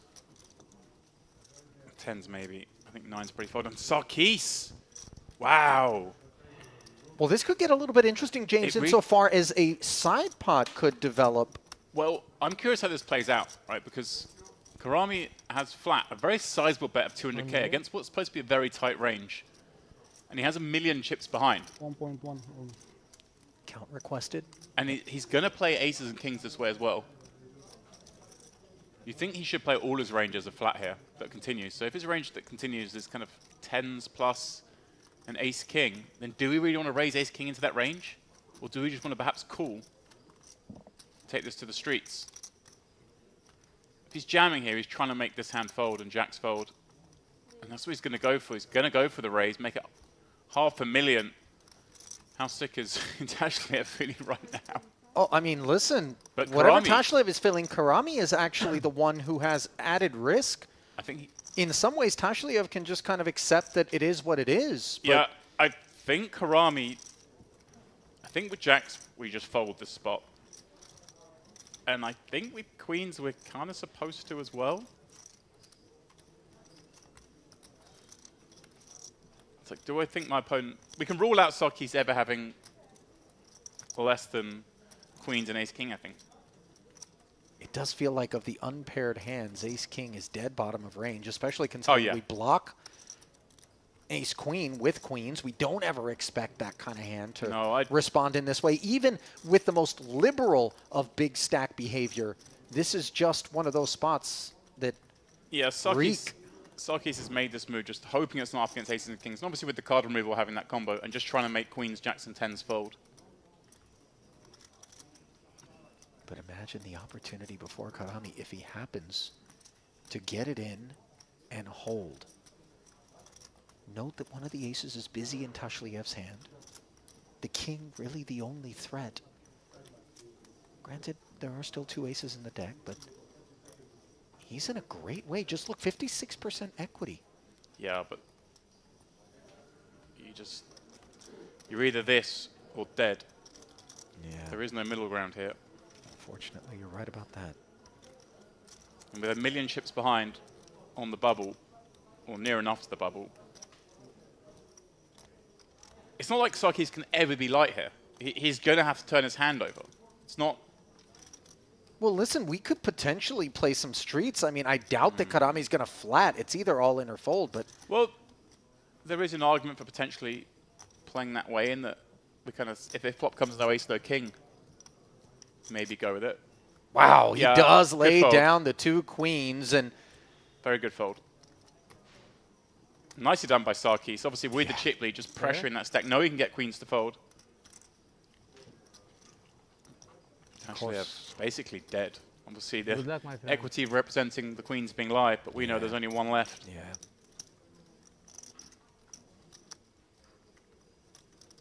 Line 5 trade. The queens would have been holding on here as a missed opportunity. 10 on the turn and the ace-queen, all but drawing dead. Just one actual queen remains in the deck, as we saw two of them hit the muck already. Is it there? No. And 8 on the river. And Sarkis earns himself that one as he bullies, muscles two queens out.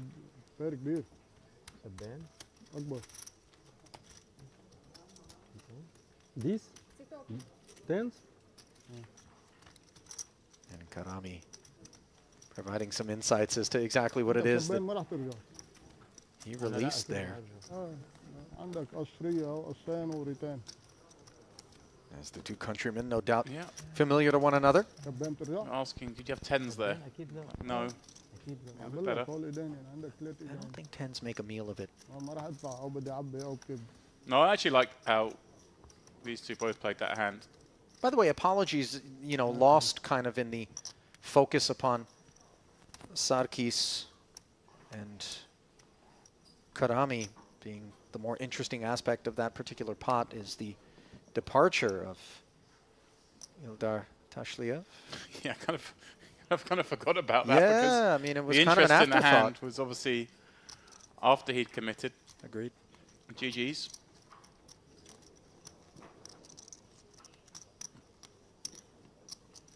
It should have been interesting how that hand would have played out if he'd come out with a standard raise. Sure. Probably would have seen a 3-bet in the next seat. Sure. Cold 4-bet from the ace-king, and maybe a peel or a fold or a jam from the queens. Good turn. Meanwhile, we march on toward the money. 91 left. Muntiano's raise with ace-queen. Yakuli just, you know, now beginning to milk some clock, perhaps. Yeah, and that's what Chwanowski sort of said to him, that you just chilling for the clock, kind of. Yeah. Yeah, and he's like, okay, yeah, seems fine. Sarkis now doesn't need to worry about clock.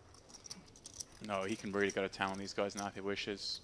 In fact, pressing the pace of play is a bit of a thing for the big stacks here, as they are looking to Love get as many this. hands as possible in a kind of phase of the tournament where they will be accumulating chips. Three-betting the open from Montiano from the button with this queen-10 suited. Now Plant with king-queen suited. Yeah, this is definitely a contender. I mean, I love this from Sarkis. 3-betting this hand. Certainly want to be doing that against Montiano, opening off this kind of middling stack, just below average chips. Plant with a great candidate to come out with a light 4-bet. Recognizing all this, put Muntiano in a coffin with a lot of the hands he's open with, and Sarkis is going to have a lot of light. And here we go. He's reaching for chips. Love this. Well done, Mr. Plant. I mean, he recognizes that Sarkis is Yeah. very much going to be incentivized to behave in this manner with not great hands. And not that queen-10 suited isn't playable, but it certainly isn't as premium as it would need to be under normal circumstances. And so Plant's 4-bet to 215,000 is very impactful in that it sends the ace-queen of Montiano into the muck, and now back over to Sarkis, who is dominated by the 4-better. Yeah. I would like to see maybe a slightly larger sizing just because of the stack depth these two hold over 100 big blinds deep. But obviously, when we are 4-betting cold from the small, repping a very narrow range, and you are up against a wider range on the button as the 3-better, I still would like just slightly larger in these situations, near the money bubble particularly. As it is, we'll get it done. And that, Ali, I'm going to say is a hand that was perfectly played by 3 players. I think that's something. I hope so. Sometimes, in spite of the fact that there can only be one winner, things like that can actually hold true. Plant earning that one. And note Sarkis not looking to be heroic. Sometimes we'll see somebody think to themselves, this is a player recognizing, I know that they know. You know, you get into that leveling war, and you think, I've got position in a big stack. Let's just take a flop, see what's what. See, Ryan Plant recently got 43rd place in the UK IPT Brighton. It's a good result. English pro with 91,000 plus in career live earnings, just shy of 20K, his high water mark. Didn't quite get into the top 30 like your good self, my good self even. But he tried. I mean, he's doing all right, James, you know. Still getting the feet wet. You can have coffee on this table or also no? You can have coffee here. I love seeing things But like it's his not- earliest cash 10 years plus ago in a 50-pound buy-in event. Plant, that is. You kind of track their ascent up the ranks. Ace-8 open is 3-bet by Leon's queen-10 from the small blind. Suspicions that perhaps the button is emboldening subpar kit. Yeah. 10 suited a pretty one for Karami, but Again, know. like this from Leanne, 11 away from the 4xing money.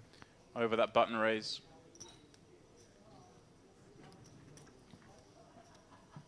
Yeah, Plant smells a rat, but Ace-8 just performs pretty poorly Yeah. post-flop. Yeah, certainly the big aces do loom.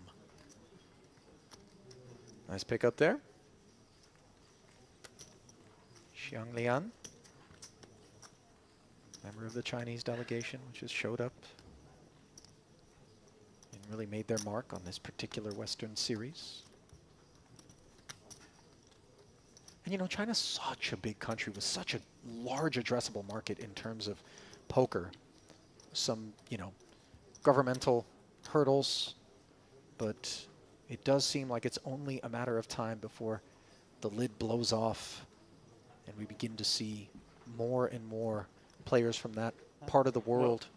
If we look at how that's starting to happen with China, and right next door India? is the world's second most populous nation with India. That's starting to happen there as well. This Yeah. game has got a lot of room to grow still. I mean, the likes of Ren Lin, who's probably the best known Chinese player to Western likes, and then Nikita Luther, who really has seen her star rise.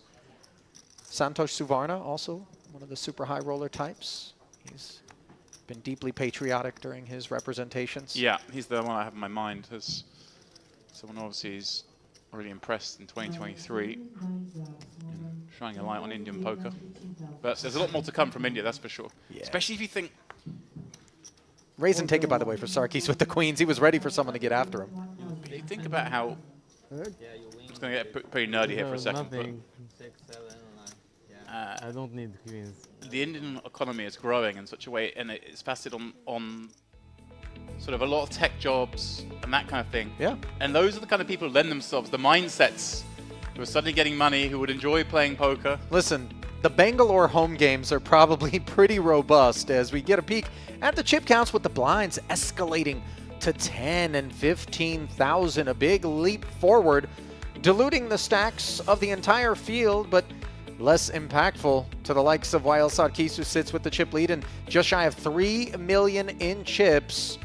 Of course, Gianfranco Iaculi, the man who sent him the bulk of the spoils here in this particular frame. Just looking at that China all-time money list, of course, Aaron Zhang leading the way, a man we saw win not the most money, but he won the tournament, the largest ever poker tournament. The Triton £1 million buy-in. You were calling the action on. Tan Xuan, another one of those in there.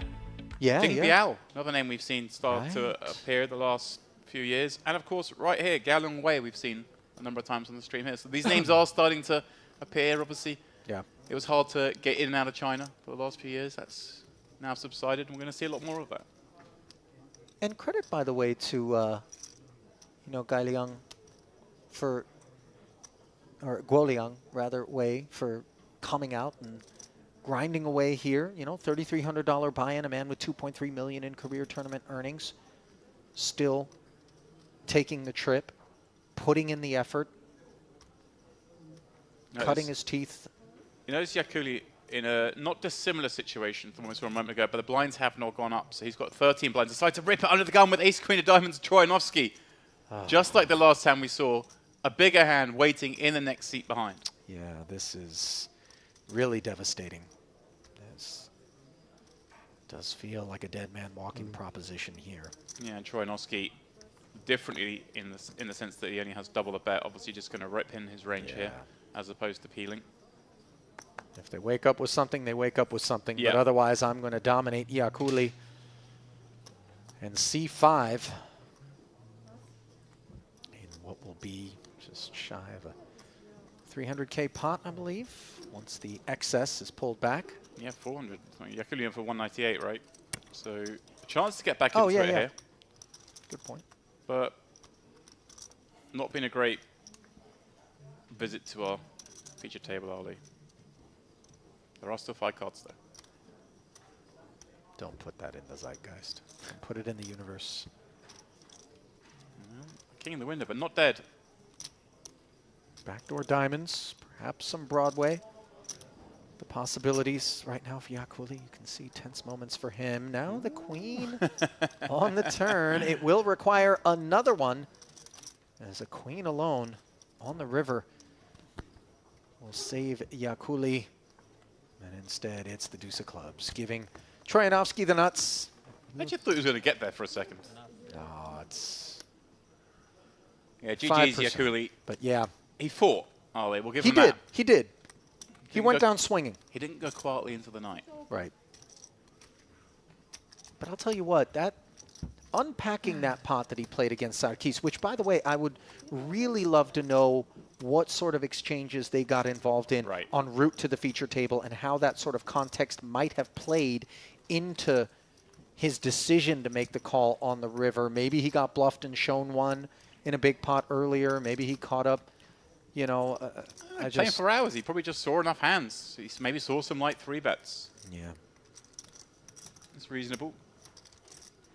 We're getting very close to the money then. Down to our final 10 tables. Playing 9-handed, of course. Just really deflating sort of unraveling there Nice hand. for the Italian, Every time. as he will not make the money here in spite of 3 days of play. Sarki's Trojanowski could have. Nice, yeah, yours was nice too. You know, both having ace king against ace queen, knocking an opponent out. It's like we're on the same page here. Sarkis looks down at ace king himself. This is That's just it's quite cute little table mates. yeah, sure. You do it with ace king, I do ace king. This is easy. Huh? I'll tell you what, it's all fun and games until the two of them get locked up Well. in a pot, which we presume at some point they will. But Sarkis, for the time being, under the gun with ace king, and when he's loaded in the way that he is here, we see Leon flat calling with the king 10 suited, perhaps again sensing that Sarkis' range is going to be very broad at present. It is. Flats and Barca with a couple of 7s on the button. We haven't seen him get involved. I'm sorry, James. No, yeah, and this is actually quite interesting. Obviously, take away the fact that we're on the bubble, and this would be probably quite an easy call for him. Just set mine against these 2 big stacks. Wow, this I wasn't expecting. I was thinking maybe he's just looking to fold this hand because we're so close to the money. Doesn't need to get involved, but he's gone super extreme, and he's just going to be putting it in for a flip here because it's not getting through, Ollie. This is a deep squeeze. 165K, and this is kind of commitment. And it's kind Sarkis will ask for the rest, no doubt. kind of wild, Ollie, because Lian has strong hands here when he flats the undergun open. He doesn't really want to 3-bet with hands like 10s and ace How often queen. is he trapping? Lian, well, that's what I'm saying. He's trapping by just the fact that he doesn't get to 3-bet with a lot of hands, so he just has to play them as calls. So there are, versus 7s, there are a lot of traps. But, I mean, against Sarkis, he's certainly not going to shy away from playing this as a 4-bet. As we see the 525 come in. Relieved a bit to see Leon's hand promptly find the muck behind him. Yeah, but I mean, if Lian had like 10s or jacks here, he probably wasn't going to 3-bet pre-flop. Obviously, he'd be folding now. But that's why I don't like Barca squeezing here, because Lian just can have really good hands still. Yeah, that's a good point. And Sarkis is still open under the gun. This is an unforced error, I'm going to call it, Ollie. Yeah, Semi Barca says, I go, and he will be happy to be in front. Yeah. Great for the short stacks in the room. Barca deciding to run it for 24 blinds with these 2 7s. Of course, I'm being critical because he's run into it. There are times this is going to work. 7s. Holding on the 854 board. Might work this time, Ollie. 800K pot. Barca's been so patient and then dug in to play a big one. Turn is safe. Doesn't need to worry about spades. So just 6 outs to fade to lay claim to a meaty one. And he has held. I said you don't need ace king. I told you I don't like. By the way, Leon had king 10 of spades. He would have made the king high flush. So he's been forced out of a couple of spots here where he would have made a big hand. Quads with the pocket 8s earlier.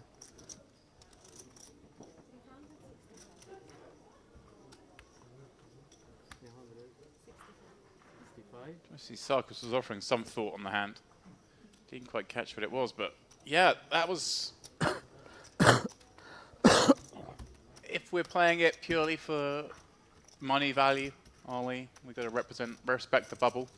They don't like it. If we just, hey, I've come to play a tournament, I want to win this thing. I like it. Wins the flip, has 800K. Sarkis doesn't seem too disturbed by the matter. Flesh wound, as deep as he is. That was a huge pot. 800K, more than average. Yeah. Hopefully now Barca goes, whoops. I'll settle down now. Let me just get in the money. Well, listen, yeah, exactly. It's the kind of pot where all of a sudden he can kind of sit back, ensure that he gets onto the right side of the bubble, and then maybe begin to get his chips in motion again.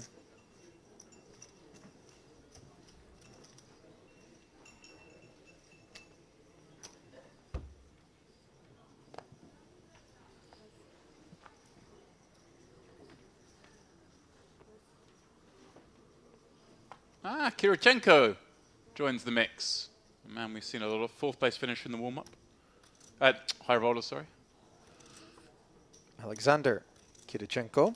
Yeah, we saw him here yesterday on the stream. We see a lot of them. Second place, of course, in the high roller last time out. Yeah, the Gangster Series. So back-to-back finals in that event. Now here he is. Getting to the latter part of the main event. That second place finish, by the way, for the Russian national was his best ever cash, 104,500, bringing his live earnings to 800,000 total, in large part. Yeah, and I'm trying to think how much he got for fourth the other day. I believe it was around the 50k mark. I'll have a quick look here.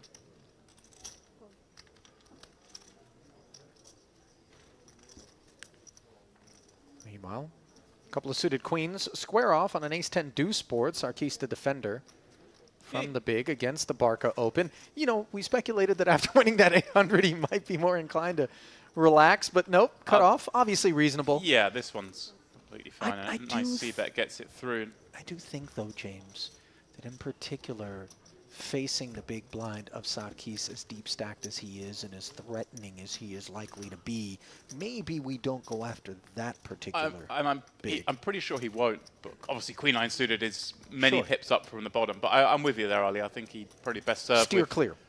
just Yeah. kind of like one of the lighter opens. I might just Yeah. find the fold. Yeah. And I think you're definitely best served to do that with this close to the money, for sure. Even though he has just doubled up, it's still treacherous for him to bust.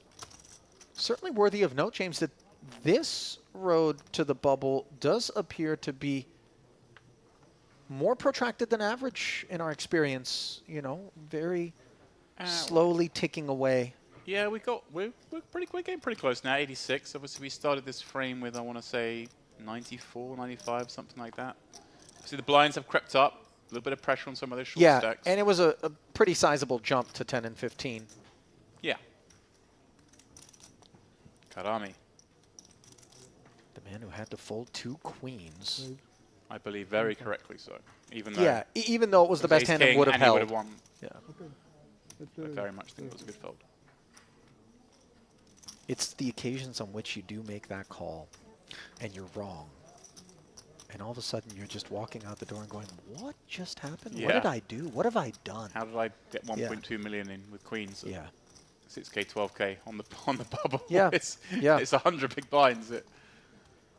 I mean, it's very much the difference between cash games and tournaments. I mean, in a tournament in particular, that is a fold that even though we recognize will be, I hesitate to say wrong, it will be a fold made with the best hand. It is the right fold. In a cash game, you look at it very differently. You can always just rebuy. It doesn't matter. Onwards you march. I love this from Sarkis. Going after that open from +2. So he gives some respect to the +2, but Sarkis knows they had to give him more respect because he's wielding 2.5 million chips. And remember, this is the man that forced the two queens out with the ace-king. Is Karami maybe hunting a pound of flesh, some vengeance? This is not the holding with which to do it, I would imagine. This is actually kind of not a bad hand to full-bet bluff with. I prefer to see him do that with maybe a hand like ace-10 suited than ace-jack off, but certainly contended. The problem with that is, realistically, how many hands do you have that want to 4-bet call it off when we're this close to the money and you've got a million chips? Not many, is my thinking. So it's a little bit harder to have 4-bet bluffs there, because it's hard to have 4-bet value. There is Kirichenko. Like I say, the man came fourth. 58k he got Ali for fourth place in the one this time. So you're going to throw that on his tab there. Going to add a little bit more here today, most likely as well. See if we can get him up to a milli the I lifetime. wonder, by the way, if Karami isn't giving Sarkis maybe a little bit more credit on account of the fact that they are countrymen, perhaps familiar to one another, and he's thinking, I don't think Sarkis is getting after me, going hard. Also, at, he's just, you know, he's shown hands as well every time he's got the showdown. Yeah. It's all been legit. But you know what I mean? A big stack like that, you don't expect it to be as credible as it has been. But he hasn't had to table anything junky yet. Obviously, we saw the 3-bet 6-7 suited. They didn't get to showdown. Yeah. Pardon me, did get to showdown, of course. What am I talking about? But that really is the lone kind of... Yeah, 3-bet folded to a cold 4-bet, but that can be real hands. There's plenty of real hands that are going to 3-bet and fold to a cold 4-bet. That won't have been streamed yet on their time. Obviously, we're on a 30-minute delay. Meanwhile, Vladimir Troyanovsky chirping with threes. Yeah, try and get one through here. Obviously, Murderer's right behind in terms of stacks. Yeah, Sarkis, I mean, a Plant, really and Lian. poor kind of seat. Very bad seat. But Troyanovsky ain't afraid of no ghost. No. Certified Ghostbuster. 8 million plus in earnings. Proves it. As Plant- Plant does I get love it. after him from the small with the ace-5. He's just taken every spot so far, I think, that you could take, Plant. Got a nice Troyanovsky, who really, again, just starts to have 40 big blinds deep. We really don't want to be finding ourselves in 3-bet pots, 6 away from the money, with threes. Just very hard to ever realize. Our opponent gets to overbluff us post-flop because we are so close to the money.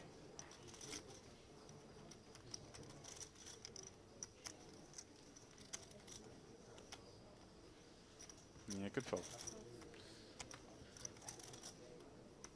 Begrudging, but Yeah, he's like, appropriate. I know you're probably up to no good here, but this isn't the hand I can fight back with 2 3s. So I want to be in there with some sort of blocker to the value. yeah, the plan was always to hope to get it through pre, and then if you do have to take a flop, try to just stab and take it down there.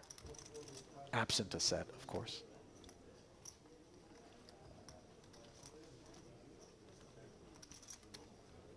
This is really quite the tough table. I mean, not just a function of the big stacks, but you know, the people in the cockpit presiding over those particular stacks as well. Just formidable competition.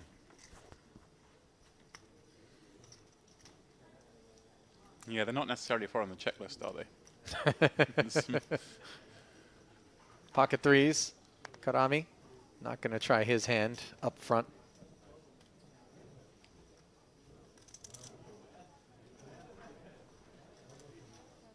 King queen suited though for Montiano, and obviously good enough hand to open. You look over to your left though, and you kind Yeah. of hold your breath and go, please let this get through. Yeah, it's an honest one, and it's one I think you have to make, but you've been attacked with such high frequency, it's going to feel like exactly you said, Ollie. Please just don't raise me. If you're going to play, just call. At least let me see a flop with this. Yeah.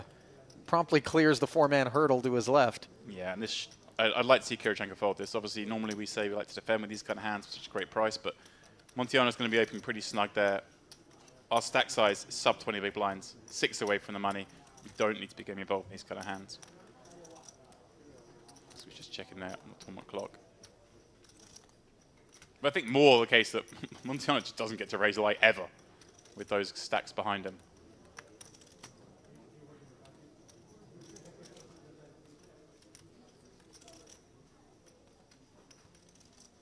So they did share that final table the other day. Finishing 6th and 4th.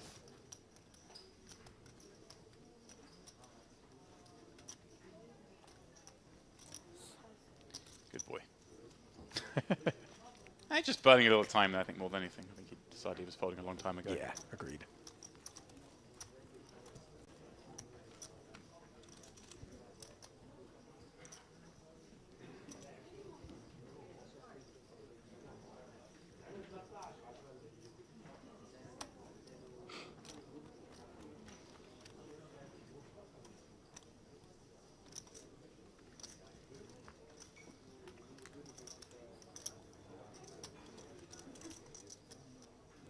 Step by step, we march toward the money bubble. And the difference between 3 grueling days of main event competition for nothing at all and a min cash of 4,600 plus. With 86 players remaining, Ali Najad alongside James Dempsey from here in Kyrenia, North Cyprus, the Merit Complex for this Western Series main event. It's beautiful out there today, Ollie. Yeah, I was shocked because throughout most of the day yesterday, I mean, there was lightning, the dogs were Yeah. howling. I mean, it We was... had- Yeah, it was a really nice start of the week, I think, before you got here, start of the festival, and then there were a couple of days where it was windy and a bit of rain yesterday, but that's certainly blown through now. Back to nice and sunny. I just Not need too the windy. skies in and around Heathrow to remain clear so I can get home on the 26th. There were some hilarious diversions to flights It's that Dublin, took place. you know. I also have to fly back to Heathrow, much to my disappointment. Yeah. I know, Gatwick boy. Meanwhile, ace queen 5, far from disappointing for Leon. The button open. Plays it as a check back and turns into aces and threes on the turn. Nothing on the stovetop for Karami to speak of, and he certainly rates to be done. Interesting that he decided to check this one back. Obviously, very rare you see pre-flop raiser check back an ace-queen 5 board against a big blind peel.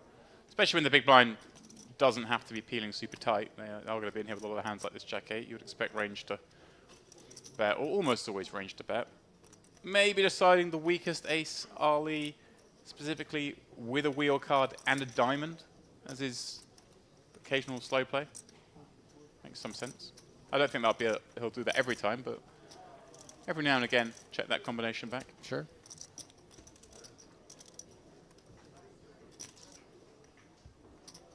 Yeah, are we on the same flight back?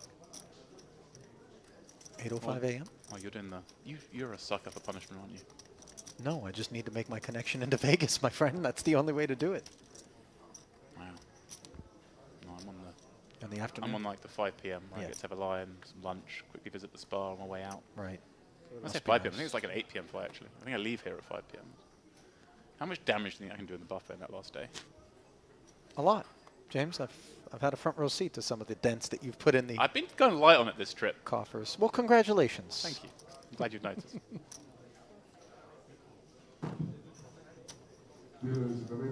Before going on, I did head over to the poker room buffet in pursuit of the cookies.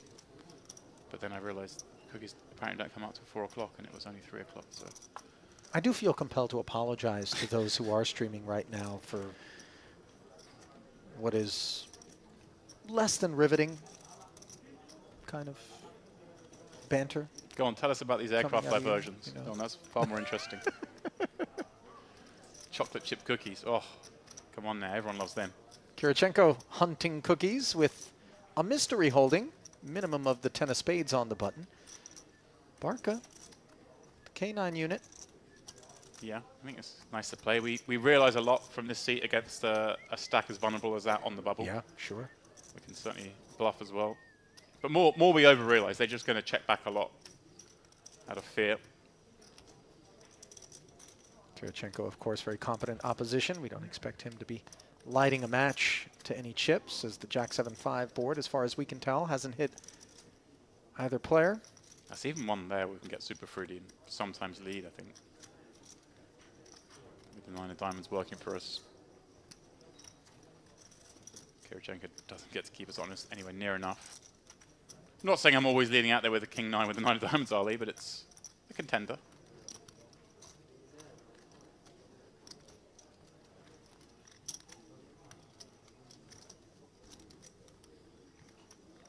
Like I say, Kirichenko spending a bit of time checking the stock here. 3 away from the money now. Very hard for him to just bet really with much on these kind of flops, because just facing a check jam, unless you've got an overpair or ace jack, is so dicey. And even then, with like ace jack, you're just flipping against the overcard flush draw combos. He is going to bet here. Wonder if this is more leaning towards Ali like a 9-10 or 8-10 that doesn't hate getting blasted off its equity, rather than a hand like Jack 10 or 10s. Well, we will never know. That we will not, as the 31K bet does draw the curtain.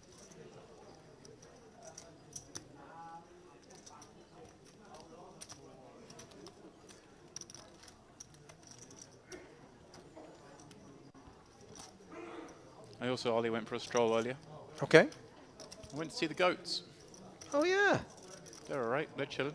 They're actually probably the only mammals on the island that are doing more damage to a variety of food stocks than you are. Just slightly more diverse menu for the goats than for you. I also found a couple of the dogs sleeping underneath the reindeer. Oh, there you go. The reindeer decorations. They're just taking a bit of shade there. I'm showing Ali a picture, but the Christmas decorations are still up here. There's a beautiful reindeer sled combo illumination at the front of the crystal. The dogs are taking rest under its shade. Always wonder where the dogs that roam the Merit complex kind of wind up throughout the course of the day and night, for that matter. But the lightning and the thunder definitely had them Right. concerned last night. No concerns for Sarkis as we see him getting frisky with the queen 3 suited. Note Leon again with the flat. This is exactly the point I made a minute ago when Barker decided to 3-bet the 7s. It's scary because Leanne's going to have these really strong hands here. Not that he's trapping, it's just there's no benefit to him playing a big pot against Sarkis. So you see Kirichenko kind of falling into that trap somewhat himself, thinking, oh, maybe Leanne's light here, but Leanne's not light. The man who is light, correctly identified by Kirichenko, is, of course, Sarkis, who'll get out of the way. But Leon is going to be ready to party with these 2 10s, and we're going to play one. He's going to ask for a count, of course. 20 blind. But when he finds it's 20 blinds, there you go, as declared, he's going to think, wow, this could definitely be some weaker. Obviously, quite often going to be a flip. You're expecting to see the ace-king combo a lot.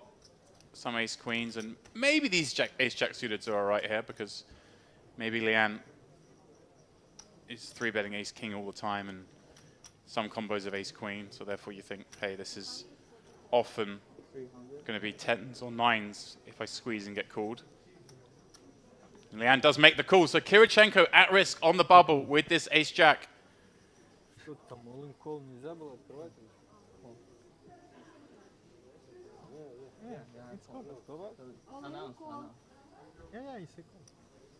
What's going on then? They're just not sure if they're supposed to table their hands. As we're so close to the money, they're not sure if they've been asked to wait to open these, but they haven't yet. Yeah, 83 players left, 3 away from the money, so they're on their backs here in a 688K pot as Kirichenko has run into the 2 10s of Leon. Yeah, and again, one that maybe he didn't need to take. It is a bit flippy, but he's got the lighter side of the coin, does Kirichenko. Much more so on a 9-7-6 board as 46% slips down to 25%. 6 outs twice. And there is one of them, the jack, but 10 of hearts, straight draws, flush draws for Leon. The 10, of course, would still work. Plenty to fade for Kirichenko to hang tough here in the main. But he's done it. The red one, Ali. Yeah. It's not 309. And Kirichenko going to walk this one off. So twice I think we've seen perhaps an over-eagerness to jam in this spot. But both times the player who's done so has managed to win the flip. Yeah. I'm just not sure how much we gain by jamming that other than the sort of 5.5 blinds we pick up. But when we've got 21 blinds or 20 blinds, getting to 25 doesn't really change our out like that much. Of course, it's an increase, but the potential to bust 3 away from the money, when if we fold, we're just going to get in the money with 20 bigs. We're just there. Yep. It seems a little loose to me. But again, it all comes down to your motivations. Kirichenko has already picked up 60K this series. Maybe he's not too worried about the min cash. I think he's just kind of playing his And- game. He and doesn't when you- strike me as the kind of guy that's looking at, like, how have I done on this stop Right, so far? okay. You know what I mean? This But is... I think maybe part of it as well, when you are running good, you feel confident in these kind of plays. Correct. Maybe you do play that little bit more aggressively than you would do if things are going badly. Yeah, you're not wrong about that.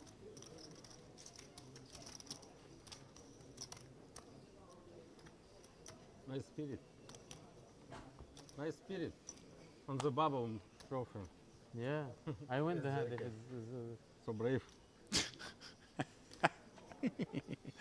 It's, I love that term. So Reminds me, brave. my father used to talk about that when he would do business in Japan, and it was, you know, you couldn't tell people no. Okay. When they come up with a suggestion, you'd be like, well, I think that's very brave.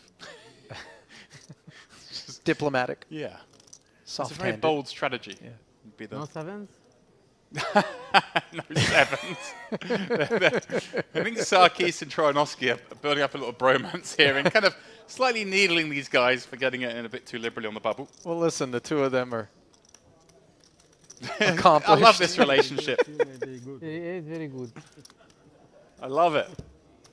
This is great. Little suited connector, able to This- raise the, and the take it. friendships you make at the poker table, albeit sometimes only for a fleeting couple of hours, but it's great. They have a little understanding already, a little in-joke.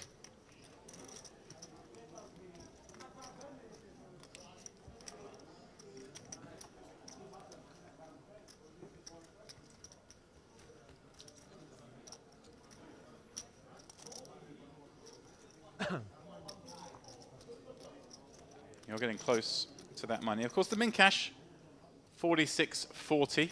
82 players remain. Of course, there'll be a lot of players who may be in for 1, 2, 3 bullets. Perhaps they might be in for 10K. You know, we don't track these sorts of things for good reason. We just prefer to celebrate the cash, Yeah. And not the profit loss margin. And when you are playing this, it's important to divorce yourself for how much you're in for.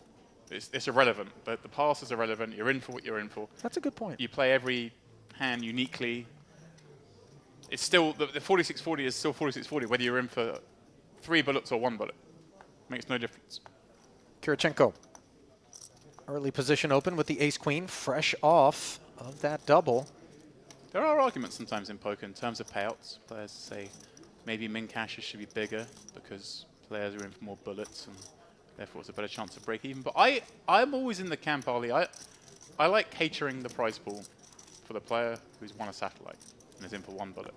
I think that's how things should be done. Now, maybe different in the really small buy-in tournaments around the world. Like if you're in a $100 tournament, that might be slightly different. But any event where there's satellites into, I like catering to that player. Well, I like queen 3 deuce when I have ace queen. Yeah. Sadki's defended with the king 7. Checks it over.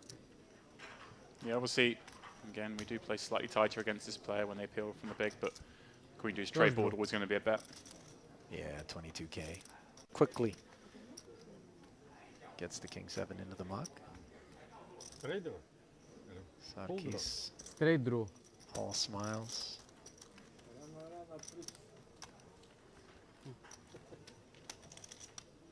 He's been impressive. You know, a lot of those chips have been earned. James, granted, the 410K river call still the one that is percolating in our minds as I'm just more upset in an that hand interesting that one. you broke down the analysis far better than I did. Oh, the ace-4, ace-5 has to have been just what was upset on myself. Yakuli's mind. I mean, I'm it's coming strictly in, that. I'm going with I was coming in cold. I've been out there enjoying the sunshine. Make the excuses you need to, James. That's fine. It's just,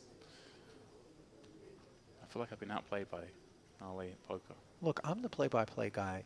You're the analyst. You know how it works. 5 more. No discount. I try. I try. Like, I'm getting a little frisky. Trying to get one through from under the gun. He feels like, hey, I've got 100 blinds on a bubble. I'm supposed to be able to raise a bunch. But he really can't at this table. The spots in front of him are going to be raising with stacks that cover the his. Now Karami, ace-10 suited, couple of seats down. Again, he's pulling out a 3-bet here. I don't hate the theory, Ali. But it's just how many hands do we want to play a big pot with?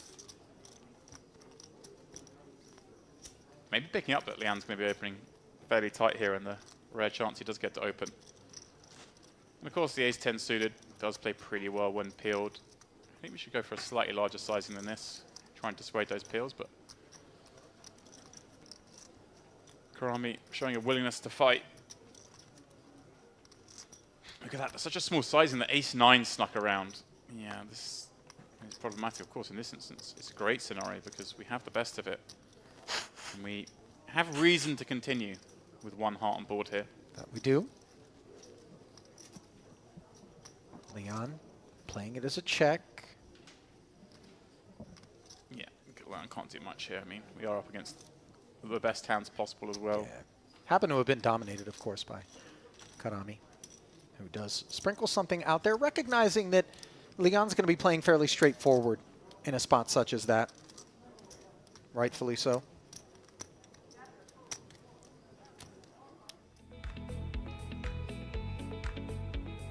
So a little updated peek at what has truly been the Wael Sarkis show thus far in this frame.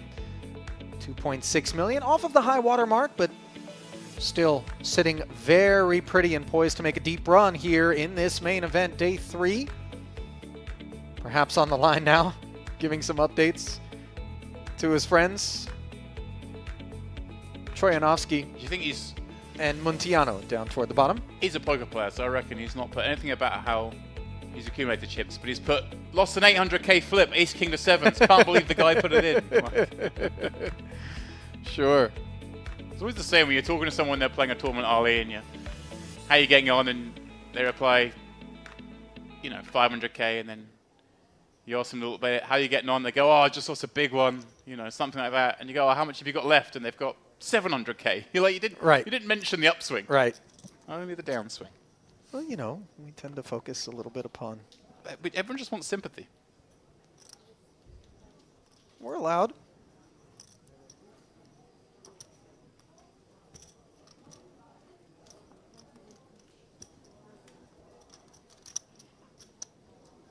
Sarkis raise and take with the ace-3.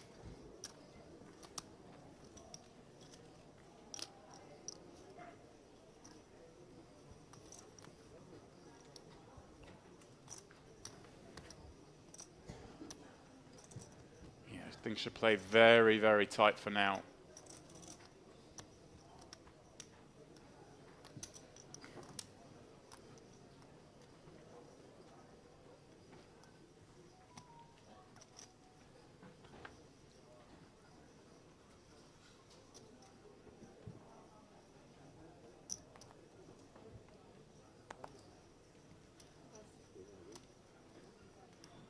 No.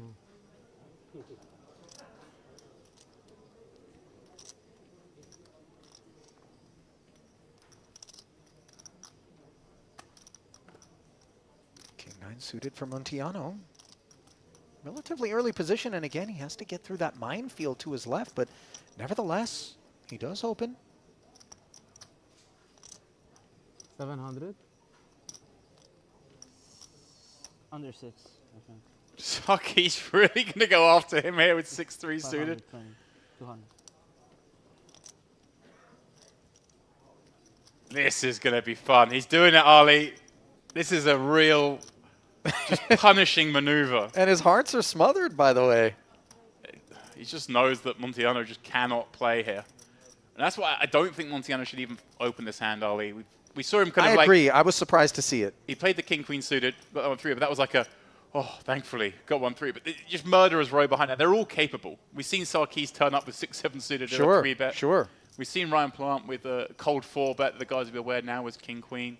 But, I mean, Montiano, he's been around long enough to know that this is a spot where Sarkis is just going to be punishing these sorts of moves. But it's not even Sarkis. If it's not Sarkis, it's Plant behind it. Yeah, it's not him, it's Leanne behind it. Right. It's just Please announce all in calls. Please announce all in calls. so yeah, Montiano, hopefully now we don't see another light open from him. He should just shut down. Well played by Sarkis, just leveraging that pressure. Montiano gave him the opportunity to do that. And I think. All right, all in and calls are to be announced. We just heard there. Yep. So just 2 away. It's going to still take a while, Ali. Players get hyper aware. The structure being so deep, there'll be only a handful of players, sort of sub 10 bigs, one imagines.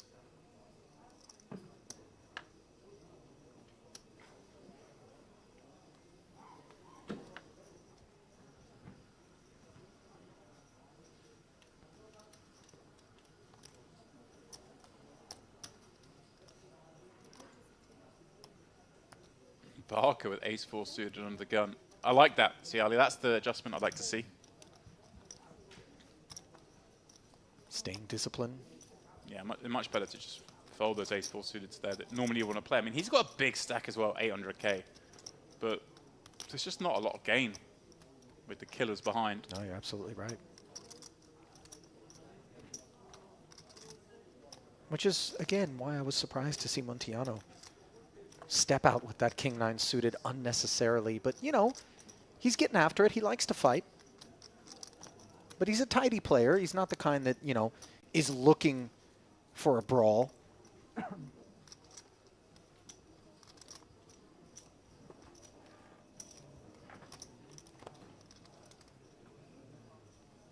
Karami defending the big 10-5 suited.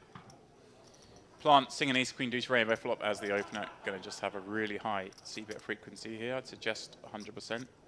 It should be fairly small, but actually it looks like he's going the other way. He's going quite big. 40k.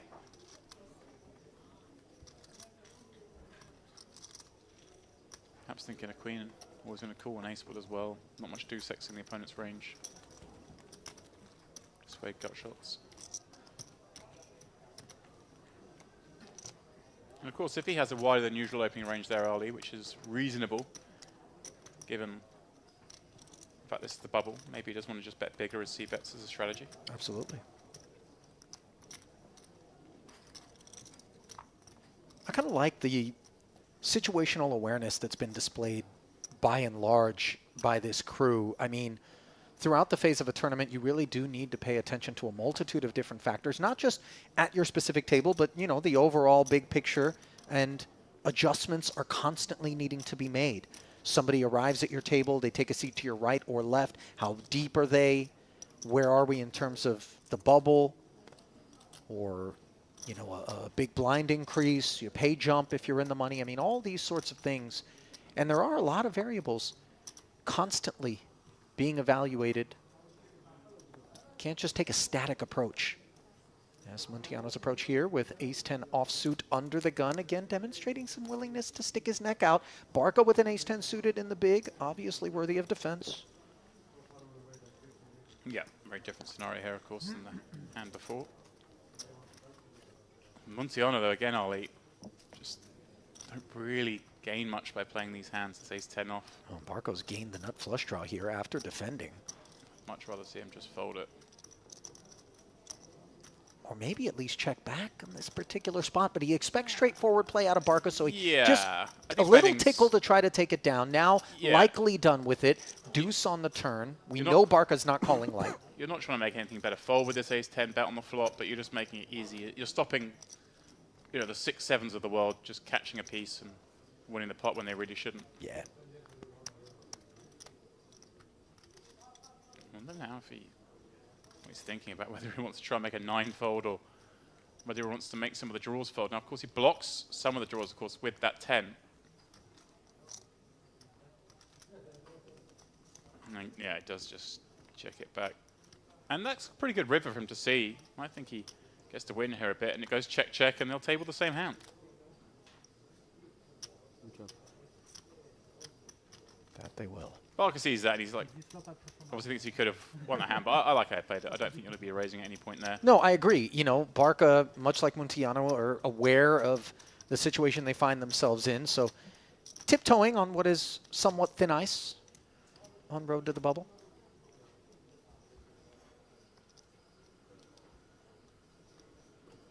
Sorry.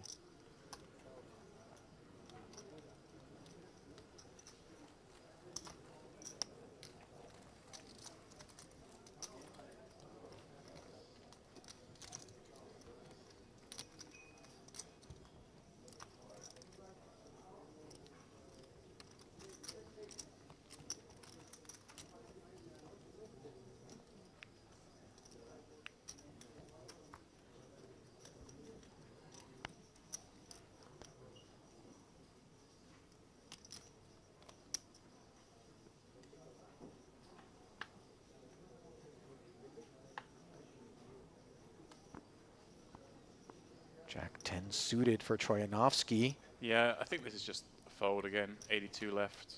Obviously, it looks like a very good hand when we play, but he's well aware of that. Being around the block more than once, Ollie. Yeah. He's not going to make the mistake of opening light early. Sarkis, though, with the 2.7 million. He's got 2 cards. He's going to raise.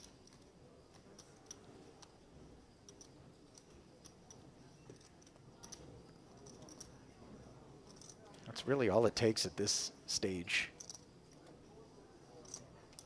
And I think you circled that Jack-10 suited fold there from Troyanovsky is really, given how attractive we know that hand is, how well it plays under normal circumstances, that which proves our point in terms of what needs to be done here with 82 players left and 80 paid. And Murderer's Row to your left. I'll give it back to you if I win the hand. Well, Muntiano defending 10-7 suited. This one, of course, certainly defendable. Finds a flush draw. On an ace-high board, though. Sarkis has just broken out the Warhammer with Queen 4 of spades. obviously we're going to see a turn. Yeah, he's going to play this. Should play this. It's good, but it's quite a chunky c-bet. But again, I like this just referenced Ryan's c-bet being slightly larger. When we're on the bubble, just bet a little bit bigger. You're going to put a lot more hands under pressure. 3 on the turn. As the 10-7 fails to improve, suddenly Sarkis does pick up something to speak of in the form of the gutter. Yeah, quite hard though to continue because Montiano has peeled this flop to that larger sizing. The range of hands he's got is somewhat narrower now. It's not really a scare card for him to see either, Montiano V. But look at this! Sarkis relentless.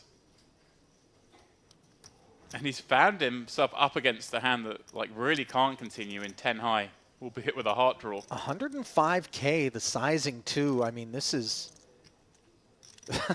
it's so frustrating because Montiano just knows that Sarkis is going to be up to this sort of funny business, and yet powerless, helpless, really, to do much. Bludgeoning them. Yeah, yeah. I mean, obviously that case, he was bluffing with the best of it. But what's Montiano going to do with his 6x? How's he going to enjoy life with his weakest aces? It's like the star in Super Mario Brothers, you know, just the invincibility, except it doesn't really run out until the bubble bursts.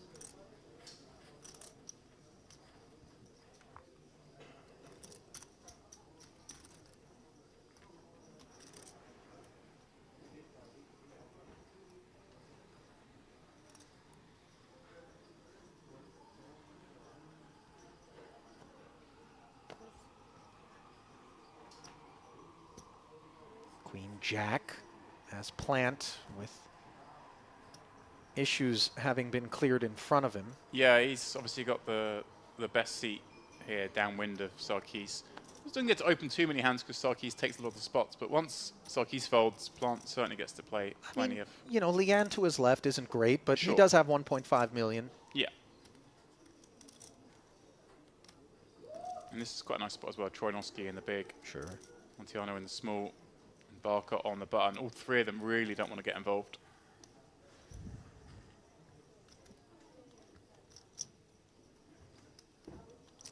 Or at least in theory, but...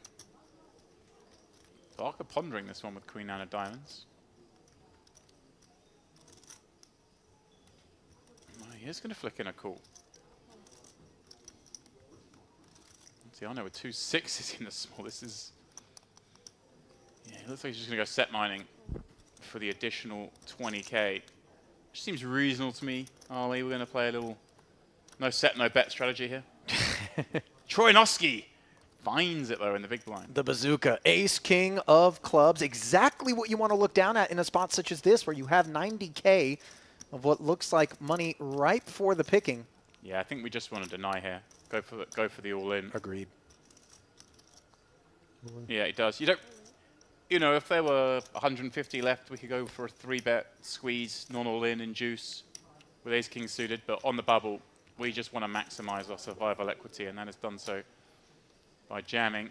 Lovely pickup for Troinovsky. Absolutely. What a time to find ace-king suited.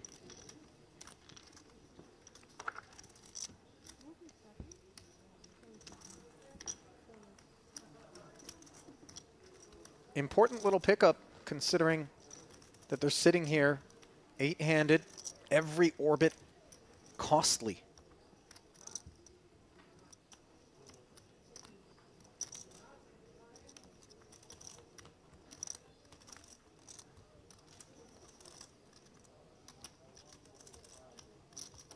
Patiently, this crew seeks the money. Somewhat unfortunate, by the way, that these big stacks find themselves at the same table with so many tables available in the field, James, because obviously Sarkis can just really deny stacks that would otherwise be able to be the mayors of their respective tables from operating in that manner.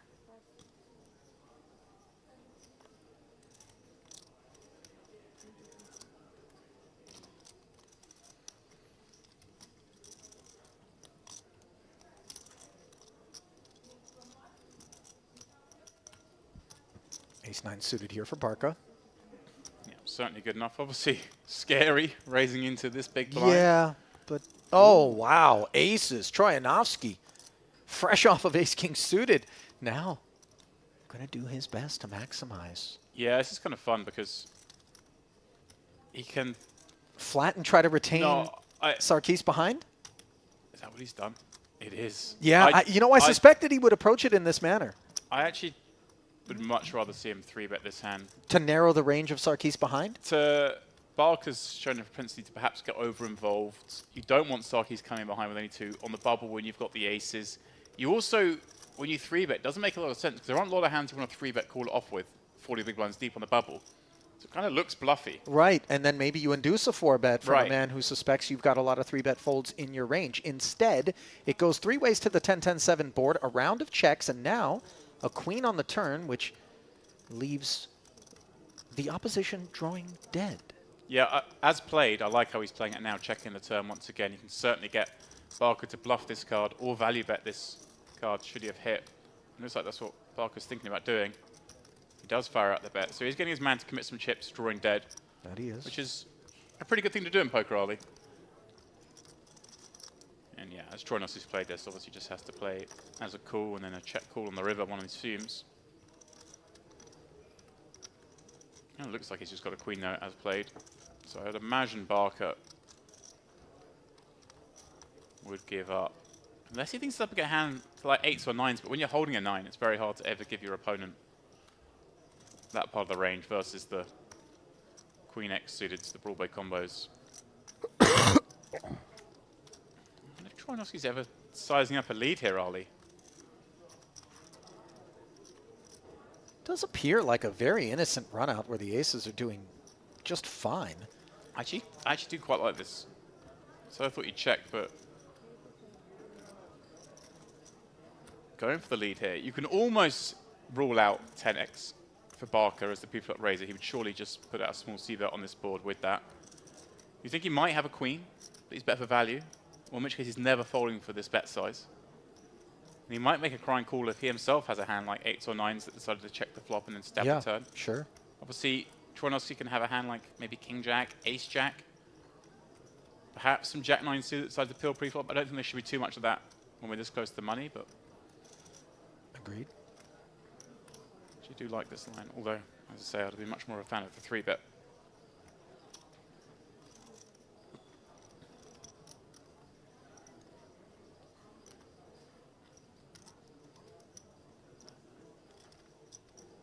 Yeah, well done, Barker. Not going to get excessively curious with that ace high there, understandably. Aces. Aces. Nice hand. So improbable, Don't do but squeezing. honest. I don't know squeeze. What is squeeze? Squeeze on the bubble is a good option. Yeah, that's Okay, true, no actually. problem. We have seen Sarkis play very aggressive. Maybe that's where Troinovsky was thinking he might get a better end of it. Coming out with a big 3-bet squeeze, perhaps. It's normal call. This you have to confirm. But I think Small Sarkis dated. probably respects Troinovsky to know that if he small is flats big. on the small, Yeah, it's not going to be 10,000, super yeah. wide. And My call is there are going to be some traps there. secret. Secret. Secret. Secret. I can call Jack 10 suited. 8-9 suited. Why not? That's what it is. Now, stone money bubble.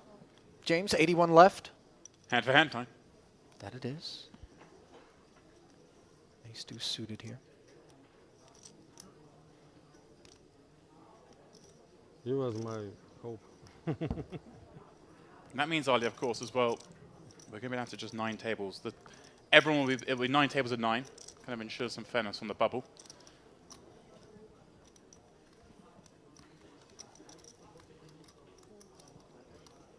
So he's bored by it all. No, it's just been a long day. A long marathon of a main, but This is an option for sure. And the way he's played, his race is far from over. Yeah, Okay. King Jack off, but plays it as a flat here against Yeah. the Karami Open. I think if he hadn't 3-bet so many hands before now, he certainly would have 3-bet this, but maybe thinking he's losing some credibility, so decides to slow play this one, if you will. Yeah, an interesting way to describe King Jack, but that is, Right. of I would course, expect him in to free bet context. this, but I can understand why he hasn't. And just صح means fold. check folds to Karami, who finally is able to take one away from the man with the Warhammer. Bon appétit. Bon عادي يا appetit شباب. issued. We're going to break a table. Then we're going to start. Good sense of humor there. There we go, Ali. We have to wait That's till what our the field daily looks table. like. There. Out of tables. Spot your favourites. Who do we see? What are we waiting for? I see Andrew Headley somewhere in there. I don't see him. I don't know he's out there. Any updates? He's in there with From your horse? 600k-ish, so a little bit below average, but certainly comfortable. Now, Ali, of course, I just mentioned we're going down to 9 tables of 9. Obviously about to go hand for hand. Okay. This will take a minute to settle because we have some vacant seats in the room that need to be filled as the table breaks. And a peek at the chip counts here. Sarkis still comfortably up at the top, followed by Plant and Leon, neck and neck. Then Muntiano at the bottom. Well, Ali, I think whilst we set this, we are going to throw things to a quick commercial break. And when we come back, the tables will be set and we will be ready to get hand for hand underway. All right, well, let's do that then. Stepping away just briefly. James and I will be back in a few moments with more coverage from here in the main.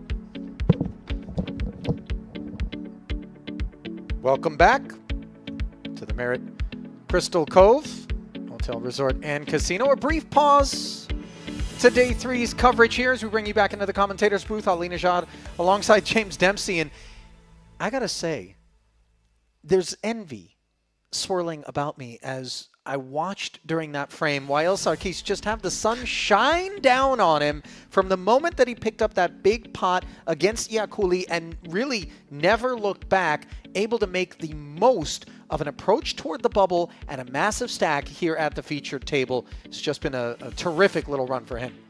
I think the word that best describes it, clinical. That's all it's been. He's played it perfectly, hasn't he? Yeah. I can't think of a single hand he's misplayed, and I can't think of a single spot he's not taken. In fact, taken maybe a few more than even I would take. And I like taking advantage in these situations. No doubt about it. So we are moments away from getting to hand-for-hand coverage here. The difference between Finishing in 81st and finishing 80th is $4,640. That'll be the min cash, and it'll stay static at that amount all the way through 73rd. As you look at the newcomer, Nanju inheriting short stack duties behind Muntianu here with the blinds at 10 and 15,000 as they were before the break. But 40K in orbit, the price of poker. are they with those 23 blinds? Obviously the shortest stack here, but we're far from the shortest stack in right. the room. And I think this table, very unlikely to produce the bubble. I think we're going to see more of the same from Sarkis, getting to run over the table somewhat. Yep. I'd advise the rest of them just to stay out of his way. It won't take that many hands for the bubble to burst with 80 players. in it. But I'm going to put my reputation on the line. Okay. Say the bubble's not bursting on this table. It's a guarantee. Well, you know, I obviously wouldn't be surprised if you were right about that. You wouldn't be surprised if I was wrong either, would you? Your reputation precedes you, James? Yeah.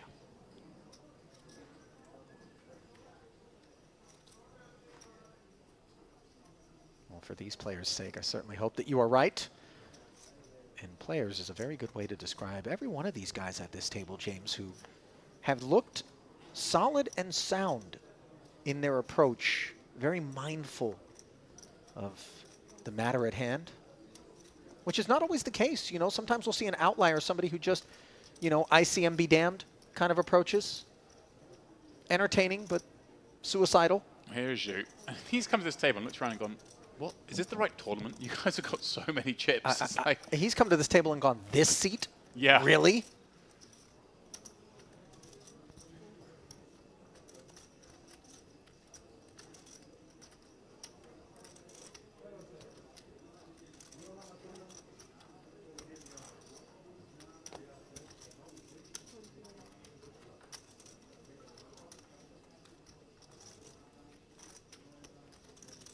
Sarkis getting after it, Ollie. 7 deuce. Oh, if we wondered if he was going to fold any hands on the button, we've been answered. I feel like I need to apologize on his behalf to the remainder of the field. As you see Plant, ace-jack suited, obviously against a button open of Sarkis. We know it's a great hand, but just need to play conservative. We're on the stone money bubble, and here we are having flatted with top pair. And here's the thing, Sarkis, well aware of the fact that the ranges are condensed for those that would be willing to tussle with him. They are condensed to an extent, but Plant having 1.5 million chips still gets to play a lot of hands. It's not like he has to fold particularly tight, but you're right, he just has to play his hands a bit more passively because he doesn't really want to play inflated pots. And I'm not surprised to see Sarkis c-bet this one, Ollie, but I think this is the kind of board you've got to be a little bit more careful on against Plant, because he's going to have some of this. Look, he c-bet just hoping to take it right away against maybe Paint, but instead he got called, and here he is with a wheel draw, 194 in the middle. Once you do get called on that dry board texture, though, you know that the ace-X's do loom, and I think this barrel in particular, James, would be the first that we could take issue with. Yeah, this is just the wrong person to be pressuring, because Plant's not going to overfold here. He has 1.4 million back, and the pot was only standing at a couple hundred K. He doesn't have to be worried for his tournament life here, ever. I understand Sarkis' thought process. Hey, I've turned a wheel draw. Let's keep going, but Plant will, of course, be going nowhere. Yeah. I would like to see just check sometimes on the flop, and this would be one of the hands I think you can do it with. But as played, betting the flop's also okay. But once you have bet the flop, I don't think we really bet the turn. Tend to agree with you. And he just gives up. Yeah. But that's 130K more than I think he needed to commit to this one. But at least he didn't fire the third. Good point. And sometimes you wonder whether or not you're setting your man up for a 3-street kind of, you know, attack. I don't think Plant was going to be going anywhere, though. Nope, he was ready to go. You know what's really crazy is the occasions on which we do see the river barrel come in, and it's like an overbet. Yeah. And now all of a sudden Plant's sitting there going, come on, are you serious? Yeah, and I think if Sarkis had hit the river, somehow had the 3 there, for example, then I would have loved to see an overbet there, because, yeah, you're kind of expecting it. Have we any updates from our colleague Andrew Headley here deep into day 3? James? I just know that, obviously, he's texting in real time, as it were. Okay. And the last message I received from him was that he was Yeah, a little over 600k on the pure bubble. Or 620. Rates to work his Stone way into the bubble. money at present. Oh yeah. Don't think we have any concerns about that. I don't want to jinx it, but Looking good for our man. yeah. I don't care about our man. I care about me, Ollie. Yeah, I know. You're I don't want to lose $200 here. Yeah, right.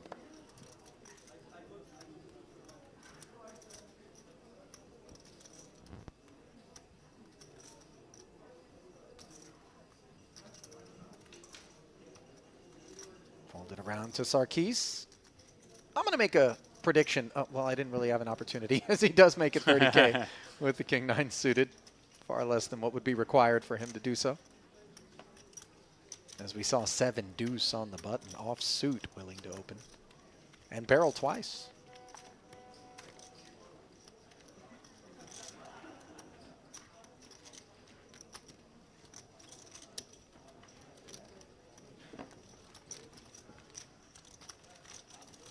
Kirichenko, big blind, defending and flopping a flush draw up against a pair of 9s with backdoor hearts. This one could get a little interesting. 85K in the middle. Yeah, he's not loving it, but I think you were deep enough that we can still take a flop with the queen deuce suited again. We're not going to be facing an all-in likely with this hand. By the way, James, played as a check back by Sarkis, who now picks up the nut flush draw in turn.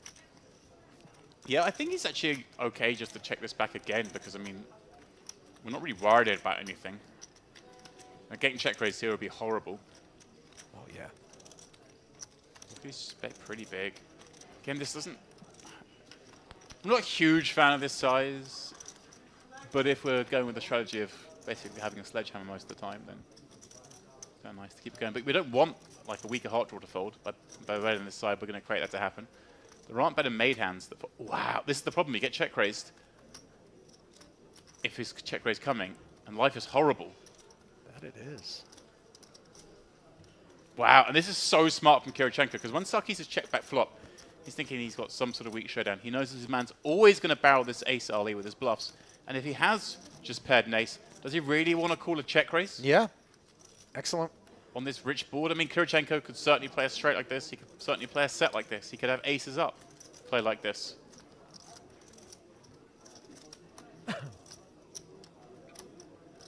Might be a little unfortunate timing, though, for Kirichenko, given that Sarkis has a hand that has to continue to this size. Pair and a flush draw. Plenty of kit Yeah, to make the investment. Only like 100k more. Getting 3-1 in position with a nut flush draw and a pair.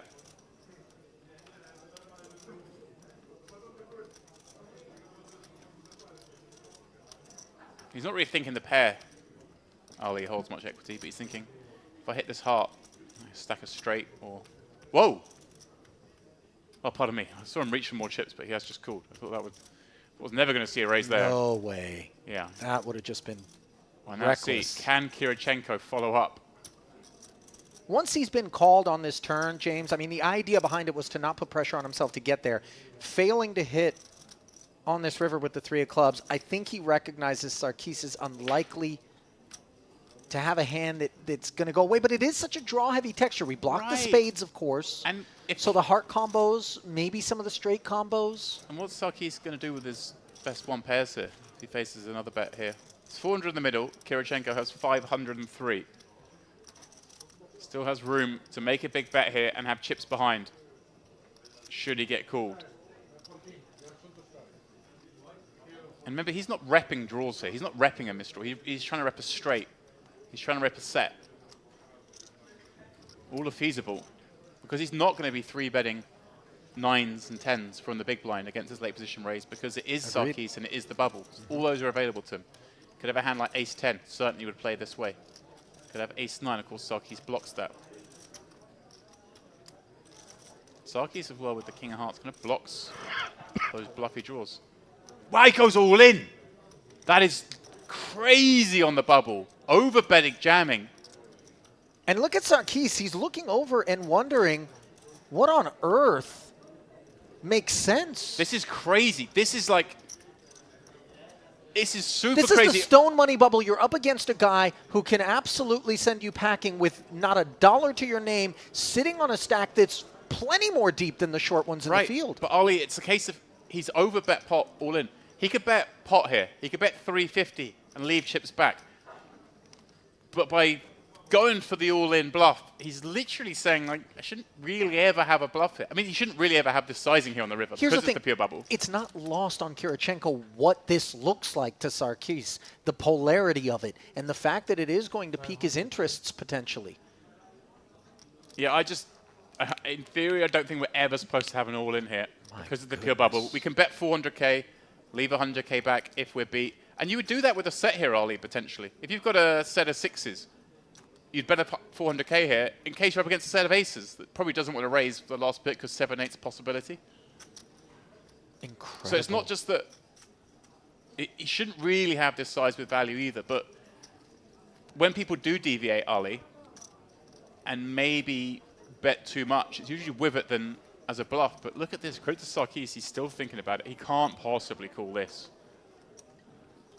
Obviously thinking he's got 9. Blocks 9s, but that's it. At this point, your opponent doesn't have ace-9. They're not making... This is last time before the break. So we have one more hand. They're not making this size with ace-9, Ollie. By the way, think about how deeply uncomfortable things are for Kirichenko right now. He knows call gets declared, he's out of there on the stone bubble. And yet he must do his best to maintain poise, to not give anything away, heart racing.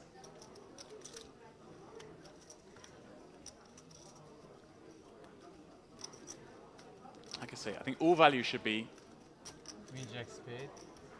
under the all-in. Oh my God, he just said Queen Jack of spades. It's very much in the realm of exactly what it is Well, it's the only that thing he Kirichenko's beats. got. The only thing he beats is a flush draw. Obviously, he blocks one of them.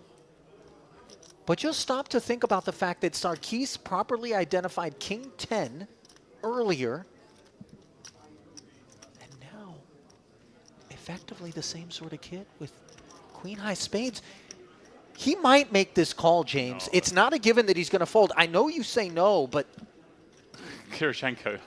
I mean, if you're studying Kirichenko looks sick. It's just such a desperate feeling sort of play. It's insane. He just can't call. Oh, wait a minute. Wow, it looked like he was going for that, didn't it? He can't call this, Ollie. This is just the hand of the tournament. It's kind of weird because obviously it's the first time we've seen Sarkis ever slow down post-flop. As the raiser checks back the flop. Yeah, he has to fold. Good fold, I think. Obviously, Kirichenko. Look at his face. He's like, sweet relief. It's like it's been lifted off the mountain by the helicopter. He's alive. Wipe the sweat off your brow, young man. That was precarious. Oh, he shows it. Look at, did you see Karami's face? Yeah. Oh, look at Sarkis. Чистая душа. Missed opportunity. I said Queen Jack, yeah, I must say Queen Deuce. That's just incredible. Credit where credit's due. Yeah, just a bizarre option to go for the 500 and 400 all in. You know what I'm thinking to pay? Бекерил, на этом бы закончились отношения немедленно бы. Поэтому я и никого бэкинг не беру. Only 1 9. I was thinking all this time with 9. Да, играю на себя из-за этого.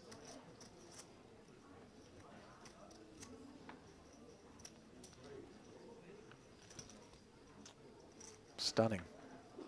I mean, I'm really. If you would have asked me what's the likelihood that we see this pot play out like this, it would have been dead bottom of the list of possible outcomes. I wasn't surprised to see the turn check raise. I was just shocked to see the No, the choice river jam. Yeah, the choice of the 1.25x the river, rather than just betting 80%. Correct, because one would presume that it's going to accomplish the same Right. task without risking your tournament life. But he absolutely wanted to leverage that risk. Yeah. I wouldn't want to bet all in with a set there. Of course not. This is just wild. Incredibly entertaining. Once again, Yes. ladies and gentlemen, Now if your hand is it's finished, time you're on a 15-minute for a break. scheduled 15-minute break, and it's coming at a pretty good time, James, as everybody needs to catch their breath after what could have been an absolute nuclear explosion at the feature if Sarkis would have click call. Instead, he ends up laying it down, and in doing so, leaves Alexander Kirichenko with 44 bigs as we head to the 10 and 20,000 blind level here on day 3 in this $3,300 main event. Back inside the booth, I know we were just here moments ago. Perhaps we're best served then to just check out briefly, let everybody collect themselves. 15 minutes, we'll come back, we'll pick up action at the new blind level, and hopefully we're going to keep these guys with us here at this table. I mean, we want for nothing in terms of this collection of souls. So then, day 3 action continues in about 15 minutes. Stay close.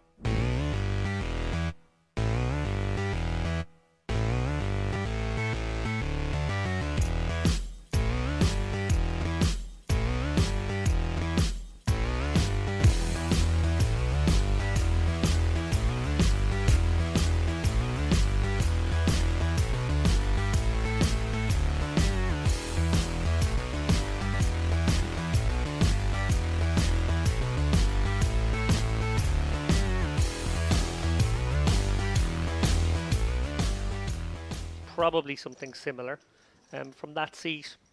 A little bit of a different proposition off of just 102,000 behind for Andrian's ace-5 suited. He will play it as a almost all-in. Yeah, an unfortunate timing for Andrian here. Obviously, picking up on the fact that Yurosov has been one of our looser openers from early position, but clearly not going anywhere with an ace-queen, and Andrian going to need some luck to stay in the hunt. Indeed, he is dominated here, and there is going to be no shortage of cries for a 5 or hearts coming in the YouTube chat, where some of his fans have been joining us on the day, hoping for a spin up for their man.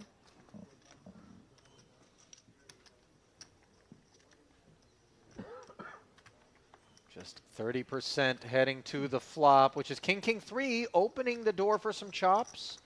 3 outs to a win. About a quarter of the time, they will carve it up. Deuce on the turn now, adding 4s as clean winners. Wow. Facts not lost on Deuce, it's fine. Andrian, who says deuce or a 3 is fine. Yeah, wheel card will do.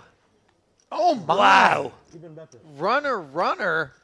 And Andrian isn't done yet here in the main. Simone Andrian, it's his world right now in poker, not just in this room. Is it ever the same hand? Yeah, maybe.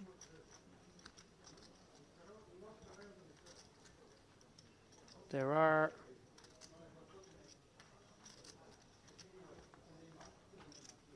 couple of combos of the same hand.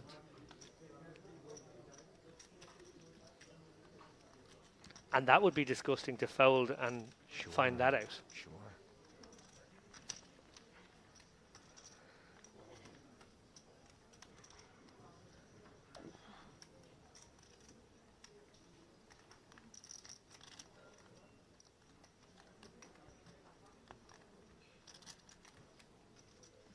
If I fold this hand, and if you good, if you bad, I cannot sleep all day. What can I do? Huge credit that he's taking You this have long. kings? It can be kings or aces. Oh my god. 3 combos of kings, 1 combo of aces, 2 combos of ace-queen, and some combos of king-queen that have overplayed their hand, as Ali suggests, as well. That's the equation, nothing else. Sorry guys.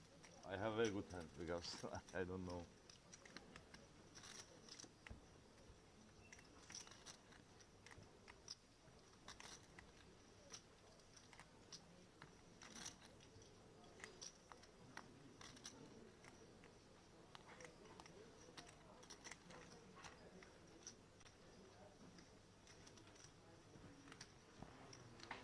Boellis already knows he's winning a huge pot here. This extra 200k, a cherry on top. But it's everything for Hagioglu.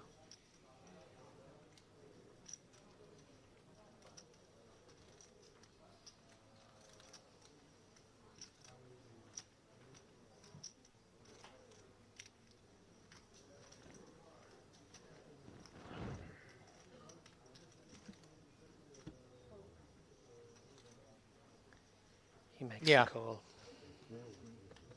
Announces call, and certainly your heart goes out to him.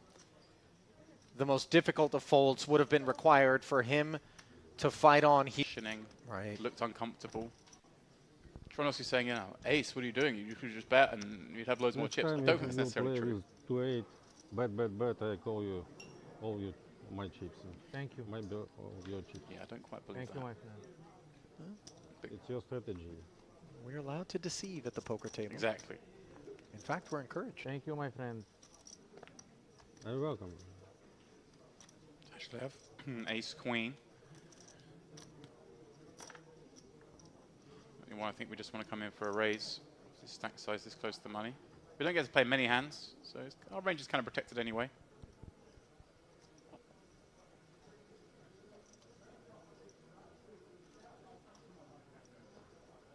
He's counting down the stack. 200k would be a lot to do anything with, but just standard raise.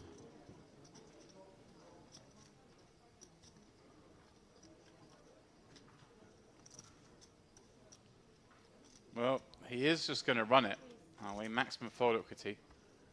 Oh. And this is the problem. He's going to run into it, is what he's going to do. As the 195,000 is shipped in there, and Karami has woken up with ladies directly behind. Yeah, this is why it's a bit scary doing this from +1. I don't mind it doing it from late position, but see, look at his face now. Tashlev knowing he's in big trouble here. As Karami will match the bet. I mean, best case scenario, he's got 2 overs.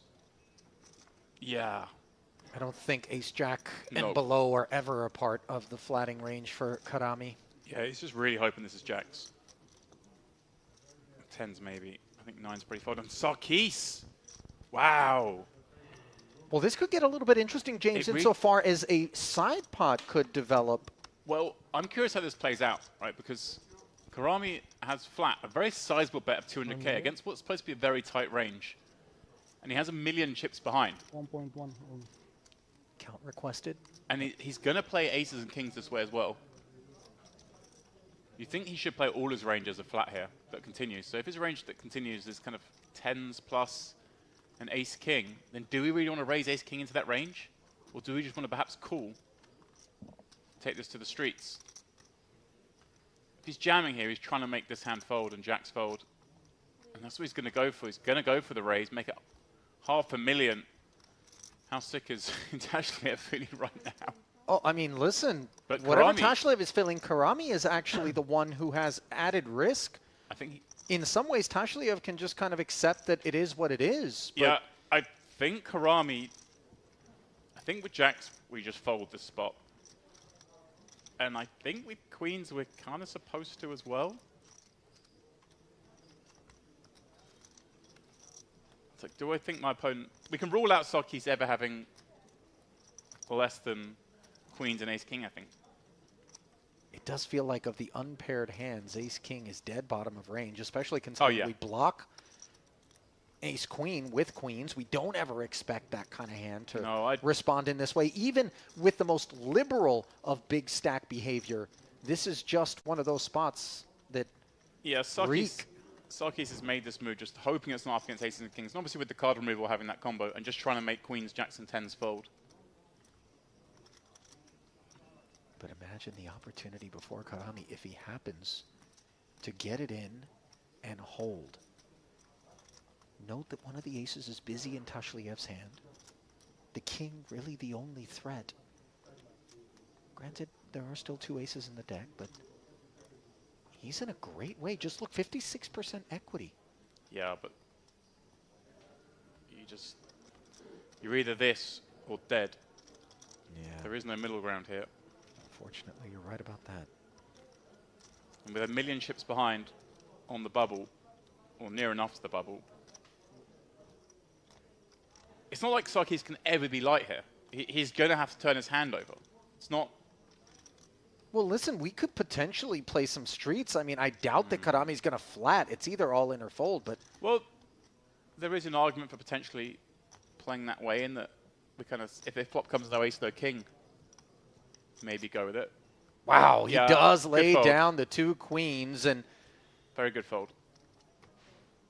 Nicely done by Sarkis. Obviously, with the chip lead, just pressuring that stack. No, he can get queens to fold. Tashlev basically dead. Obviously, the Good luck, my friend. equity representing the queens being live, but we know there's only one left. yeah.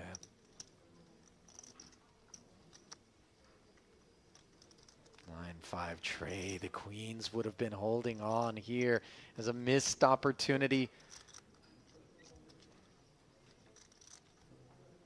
10 on the turn and the ace queen, all but drawing dead. Just one actual queen remains in the deck, as we saw 2 of them hit the muck already. Is it there? No. And 8 on the river. And Sarkis earns himself that one as he bullies, muscles 2 queens out. Werk duur. Ben. Akbar. This? One of those in there. Yeah, Ding yeah. Biao, another name we've seen start to Right. appear the last few years. And of course, right here, Galung Wei, we've seen a number of times on the stream here. So these names are starting to appear, obviously. Yeah. It was hard to get in and out of China for the last few years. That's now subsided, and we're going to see a lot more of that. And credit, by the way, to Gai Liang for, or Guo Liang rather, Wei for coming out and grinding away here. You know, $3,300 buy-in, a man with 2.3 million in career tournament earnings, still taking the trip, putting in the effort, cutting his teeth. You notice Yakuli in a not dissimilar situation from what we saw a moment ago, but the blinds have not gone up. So he's got 13 blinds. Decided to rip it under the gun with ace, queen of diamonds, Troyanovsky. Just like the last time we saw a bigger hand waiting in the next seat behind. Yeah, this is really devastating. This does feel like a dead man walking proposition here. Yeah, and Troyanovsky differently in the sense that he only has double the bet. Obviously just going to rip in his range here as opposed to peeling. If they wake up with something, they wake up with something. Yeah. But otherwise, I'm going to dominate Iakuli. And C5 in what will be just shy of a 300K pot, I believe, once the excess is pulled back. Yeah, 400. Yakuli in for 198, right? So a chance to get back Oh, into yeah, it yeah. here. Good point. But not been a great visit to our feature table, Ali. There are still 5 cards though. Don't put that in the zeitgeist. Put it in the universe. King in the window, but not dead. Backdoor diamonds, perhaps some Broadway. The possibilities right now for Yakuli, you can see tense moments for him. Now the queen on the turn. It will require another one, as a queen alone on the river will save Yakuli. And instead, it's the deuce of clubs, giving Troyanovsky the nuts. I just thought he was going to get there for a second. Oh, it's Yeah, GG's 5%. Yakuli. But yeah, He fought. Oh, we'll give he him did. that. He did. He Didn't went go- down swinging. He didn't go quietly into the night. Right. Deflating sort of unraveling there You also nice hand. for the Italian, Every time. as he will not make the money here in spite of 3 days of play. Sarkis, Troyanovsky kind of. Oh, nice. Yeah, yours was nice too. Both having ace king against ace queen, knocking an opponent out. It's like we're on the same page here. Sarkis looks down at ace king himself. This is That's just quite. It's quite cute little table mates. yeah, sure. You do it with ace king. I do ace king. This is easy. Huh? I'll tell you what, it's all fun and games until the two of them get locked up Well. in a pot, which we presume at some point they will. But Sarkis, for the time being, under the gun with ace king, and when he's loaded in the way that he is here, we see Leon flat calling with the king 10 suited, perhaps again sensing that Sarkis' range is going to be very broad at present. It is. And this, Flats and Barca with a couple of sevens on the button. We haven't seen him get involved. I'm sorry, James. no, yeah, and this is actually quite interesting. Obviously, take away the fact that we're on the bubble, and this would be probably quite an easy call for him. Just set mine against these two big stacks.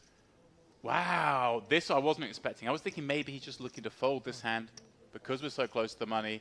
Doesn't need to get involved, but he's gone Yeah. super extreme, and he's This just is- going to be putting it in for a flip here because it's not getting through, Ollie. This is a deep squeeze.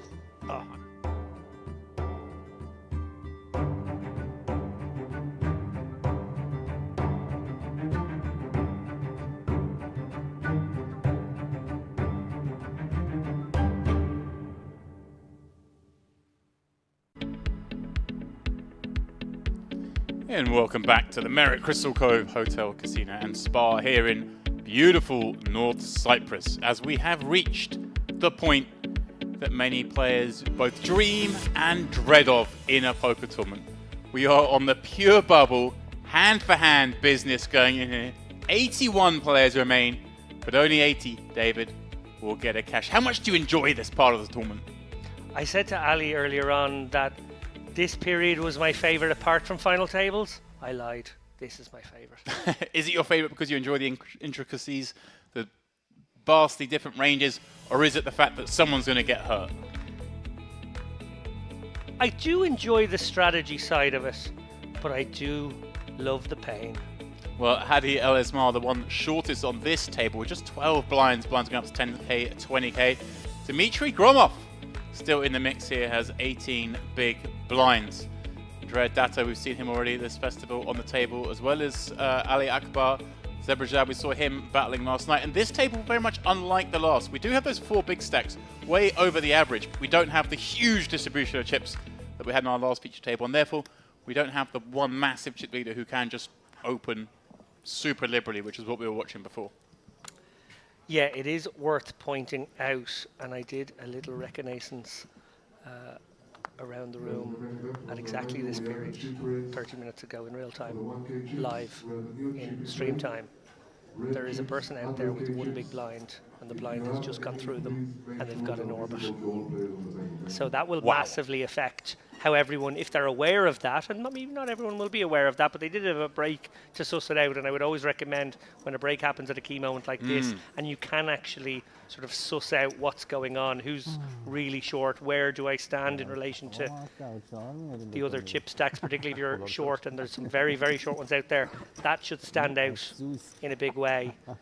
If you literally see someone who's going to blind out of this tournament in 5-6 hands time, you really do have to sit on your own hands for a while if you are shallow. That's amazing that they've obviously taken that opportunity to let the blinds go through and just hope that in the next 7 hands someone goes bust, which I think is not a bad move here, especially because we have seen players willing to go bust a little bit more willingly than they should. When have we ever seen the bubble take 5 hands?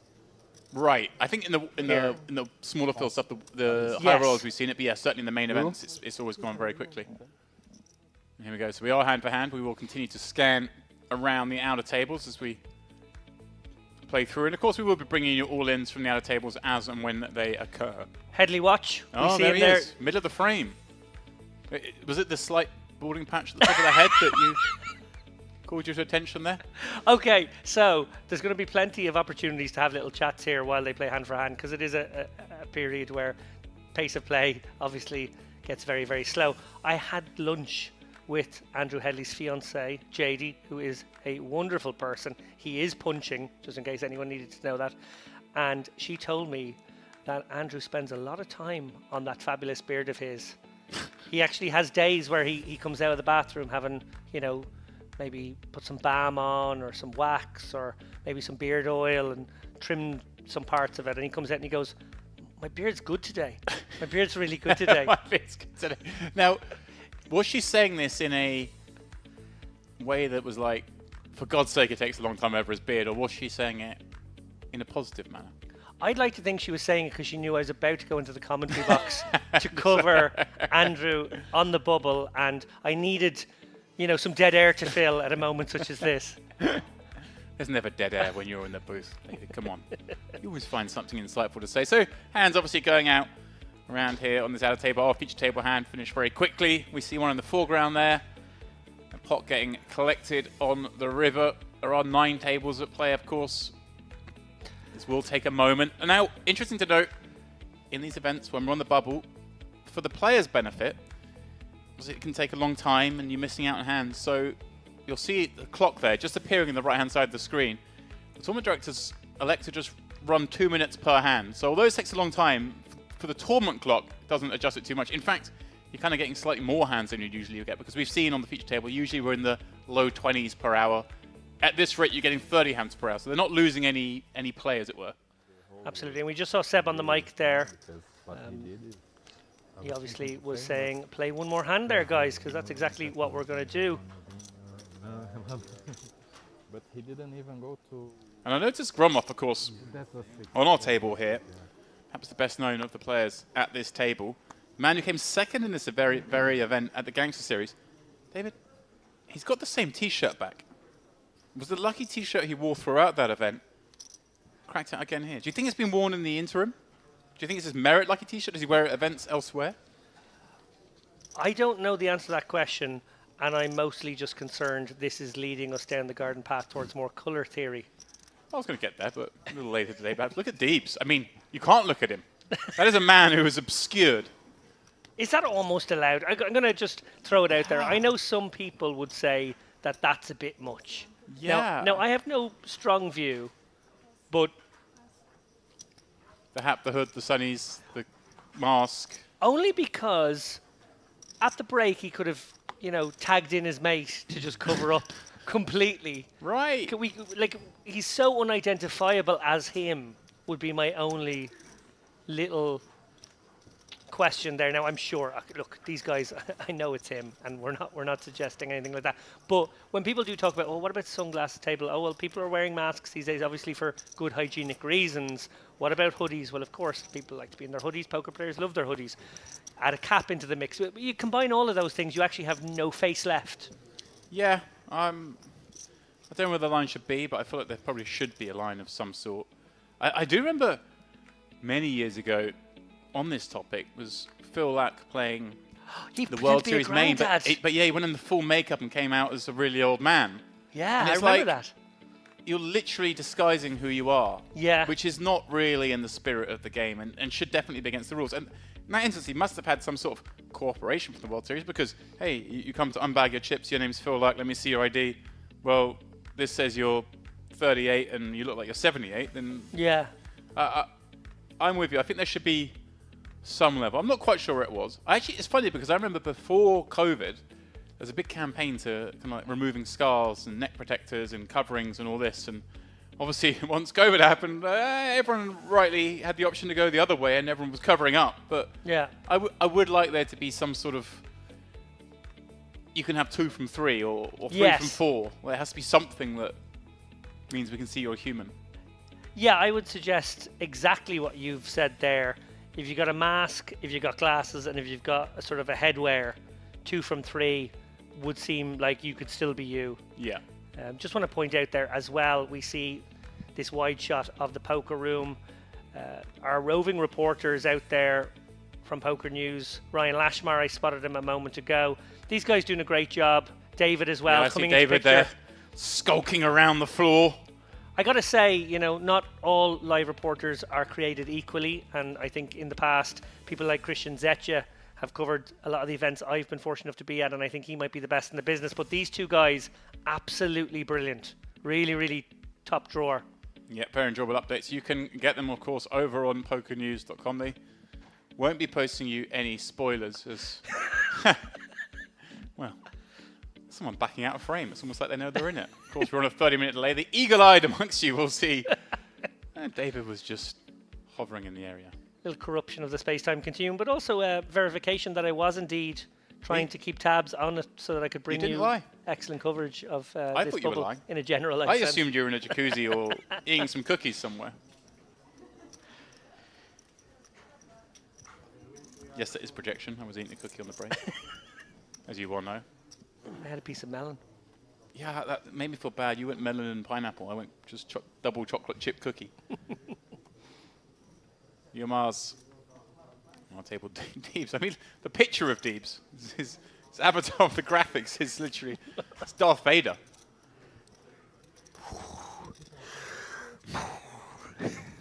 Datto of 40 bigs, going to try and get one through. What's he got to deal with behind here? I mean, now we're going far, and we've got John Doe and the masked man on our table. Sebajad on the button with a certainly hand that he could elect to be aggressive with here, David. No, gives it up. Doesn't want to go off the Datto's open. Cat's up. Yeah. I kind of like showing the 8-3 in folding though. Because you don't want people coming after your blind. You want to show, look, the only reason I folded was I found bottom of range, not because it's the bubble. Don't try that again. Yeah, definitely worth keeping some credibility in a moment such as this. And obviously we're going to take it to the wide shot again. Maybe we will find the bubble hand. Maybe, just maybe, that bubble will burst. I enjoy this shot. There's Ryan Lashmar. Yeah, in the foreground. Taking note of the action on that particular table, which isn't going to result in our bubble deck being scrambled. But maybe an interesting pot developed nonetheless. Do you think Ryan's trying to guess what the person in seat 5 is typing? I feel like matched. Maybe not. Andrew Headley, I believe, has around 600k, doing quite nicely. Yeah, you can just see it there. It's probably just shy of average, right? Average maybe 7? Average will be 700k, 720k, something like that. No, a bit more actually now, yeah, that was earlier. Let's have a look. Let's do something in this. Wait, how many players do we have again? See, this is how useless I am. I've forgotten how many entries we had. By your silence, I assume that means you forgot as well, so I don't feel quite so bad. How many what? How many entries we had? In this tournament, 680 something.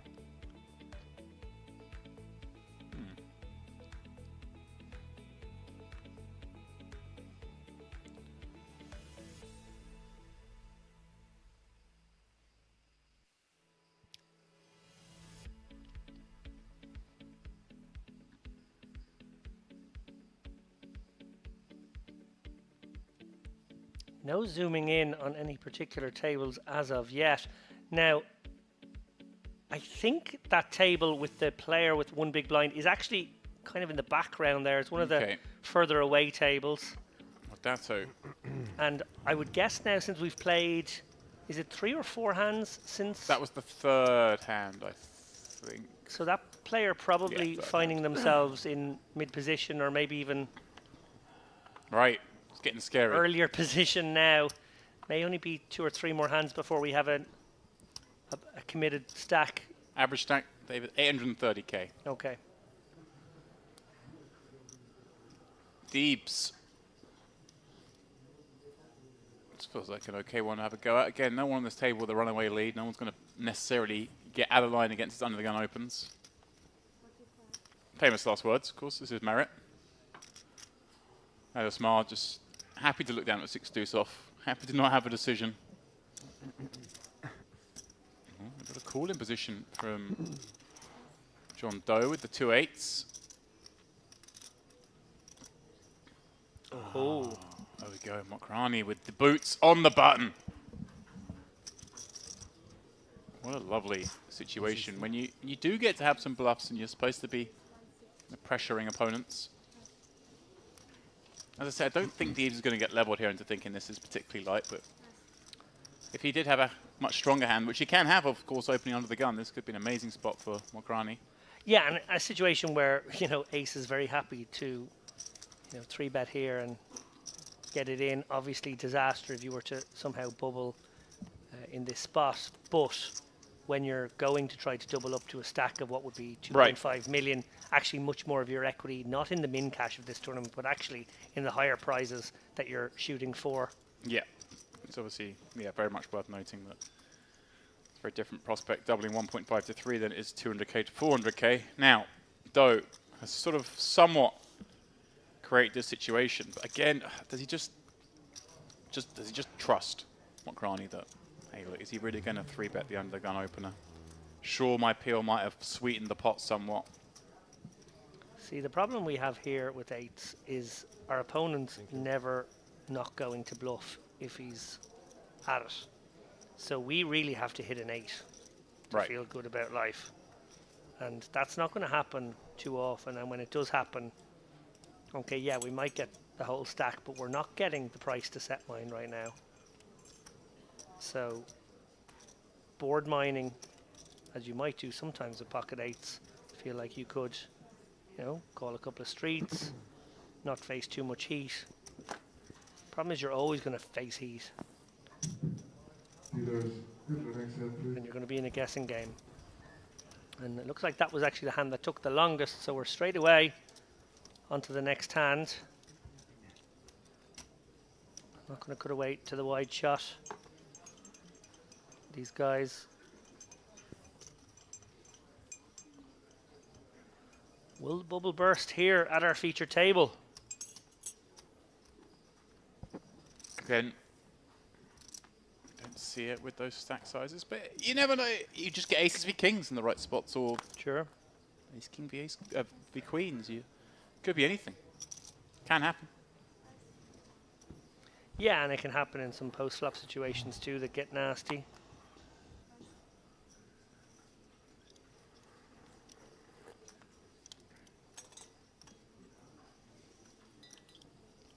Ketzer. Going to come after these blinds here. Action has folded around to his button. And Deebs with a flattable one. These guys not really playing for stacks in the same way. When you're this deep, you sort of end up playing somewhat normal hands. It's not a situation where stacks are threatened, at least not initially.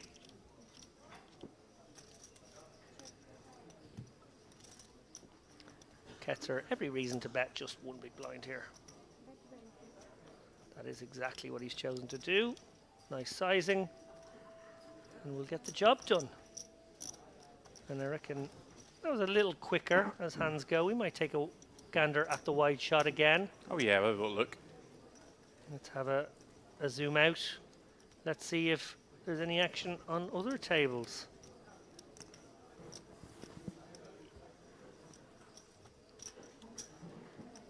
Say whoever's in there with the one blind is getting more and more nervous because we haven't even had, David, a single all-in and call. Yeah, to have no showdowns whatsoever is also unusual in this poker room. You always want that sweat. If you've got on the one blind, you're folding, just hoping, praying. You just want to at least have the sweat that there's been an all-in and a call. Off we go. Again, I don't see too much huddling around. Oh, we do have some. We definitely have one. Yeah, we do, don't we? Sebastian in place, the cameras coming around, the other players I see Galong Way there amongst them, peering his head over the table. Yeah, that certainly looks like we have an all-in and call coming up. Of course, the rest of the tables must complete their hands they're on before we can get there.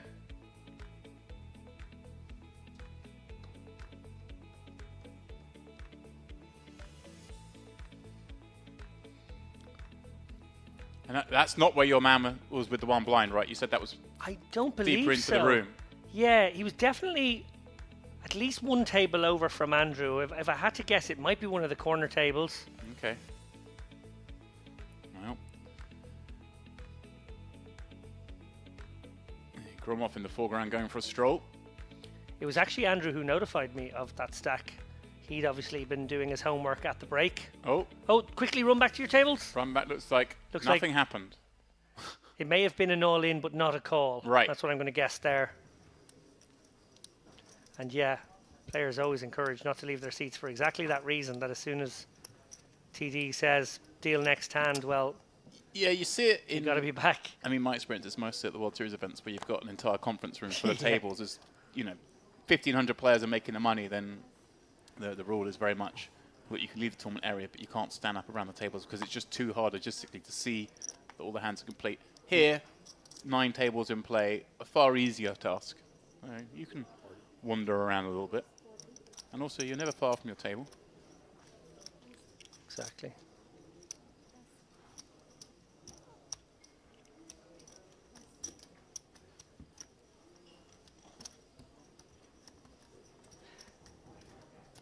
James, you have presided over hundreds of bubbles online and live over your commentary career. Any incredibly sick ones stand out? Oh, there must have been. I can't think of any. Nothing jumps out at me instantly. But yeah, I mean, I must have seen some pretty crazy stuff. We are going to zoom back out here and see if... Now, I'm assuming our player with one big is like under the gun or under the gun 1 now. Oh, it's getting sweaty for them, isn't Like it has to be there or thereabouts. They obviously could win their all-in hand, which would allow them to survive for one more orbit. But slim pickings, I reckon they have to start making a decision here. If they do wake up perhaps under the gun or under the gun 1 with a reasonable holding, becomes a little bit more tempting as we get to what, the 7th, 8th hand of hand for hand? Yeah, I mean, you see the clock down to 48, that gives you a clue, with 6 hands of hand for hand. Since the break, we had a couple before the break as well, maybe just one, but we certainly began the process before the schedule break. And it looks like Sebastian has got his eyes over that same table again. There is action going on.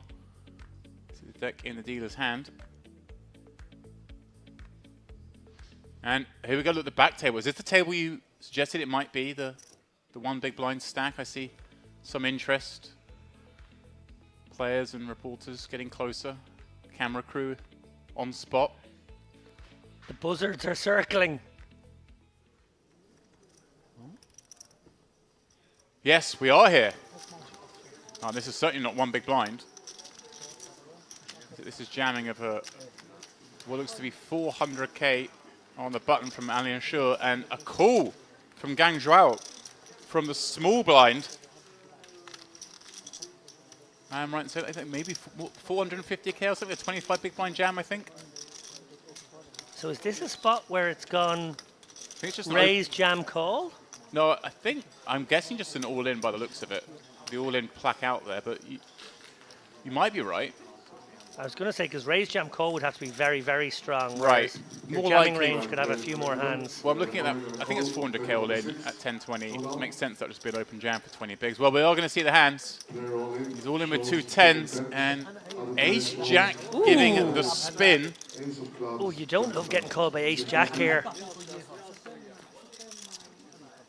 Ali all in.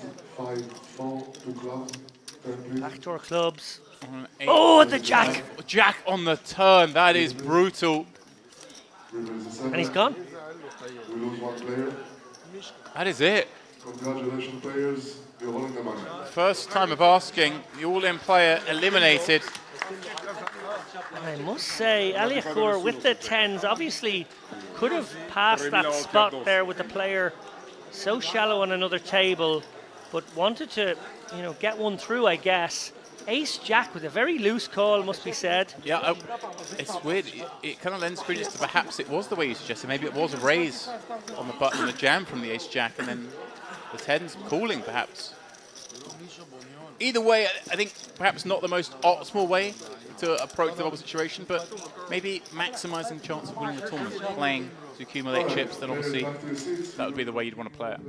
So, everyone in the money. $4,640 locked up. We will continue as normal now, hand for hand, jettisoned. Yeah, congratulations to all of these players. They've battled away for 2.5 days to get to this point. We would anticipate now some of the short stacks, just with the ICM pressure lifted, feel a little bit more gambly. 5 in Italy, 14 Italy.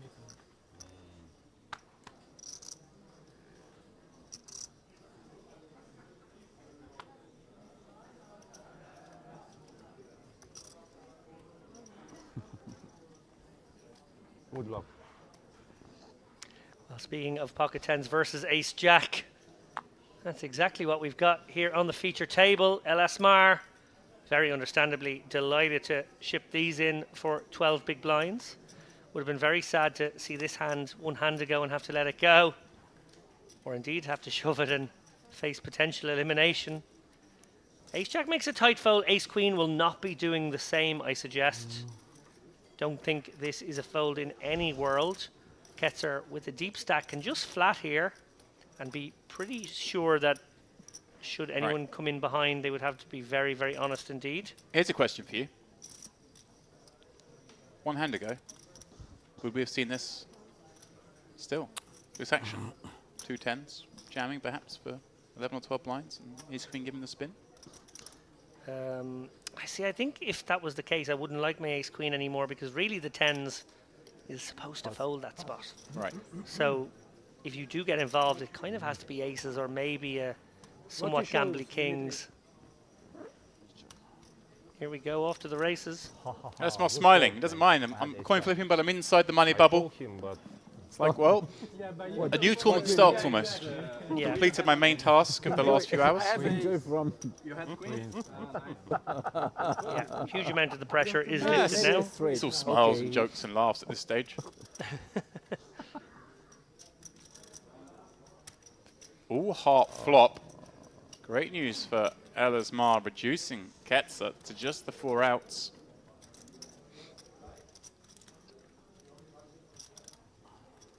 Nothing changes on that turn. Ketzer looks like he may double up his man. Will do so, but of course 1.4 million back. No great damage to that stack. El Asmar though, that's 25 blinds. And I do have a little news from other areas of the room. Oh. So if I go lean, please Andrew Headley. don't say what I said. Just for this Made it game. into the money with 500k. Yes. Obviously, slight spoiler alert here, because he's now played 30 minutes inside the money. He Right. saved you, huh? But he's turned that 500k into 2.1 million. No way. So a great spin up for him as his money bubble bursts. Looser action happens. We see all these all ins. You just catch up a few cards at that time, and away you go. Game on for the Scot. So our fellow commentator, who was with us here for the cash games and for the warm up, relief for Mr. Najad, has decided to stay around once he finished his duties to play the main event, and it's going very well for him. On 1 bullet, I might add as well.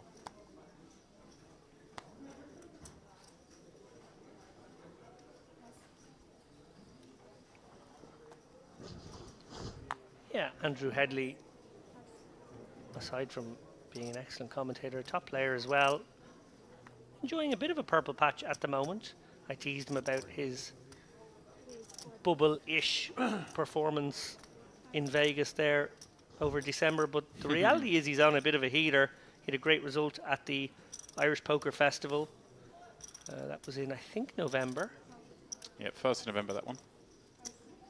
Right, beginning of the month. Yeah. 5th place, 44k. Yeah, he made a very steady run at that one from Dublin's Fair City. Yeah, 2 pocket pairs in this pot. Ketzer still with the best of it. Scary looking board though. And you've opened, being called in 2 spots, especially when the big blind's one of the callers. You certainly have a lot of flushes here. No surprise to see the action chip through. Now, does Ketzer, David, ever kind of stab here A little bit of protection. If he does get blasted off, he's not too worried. Very hard to win this at showdown, I imagine. I really like that line, and it looks like he does too. Deeps. He's only missing gloves. I don't know if I've ever seen anyone this covered up before.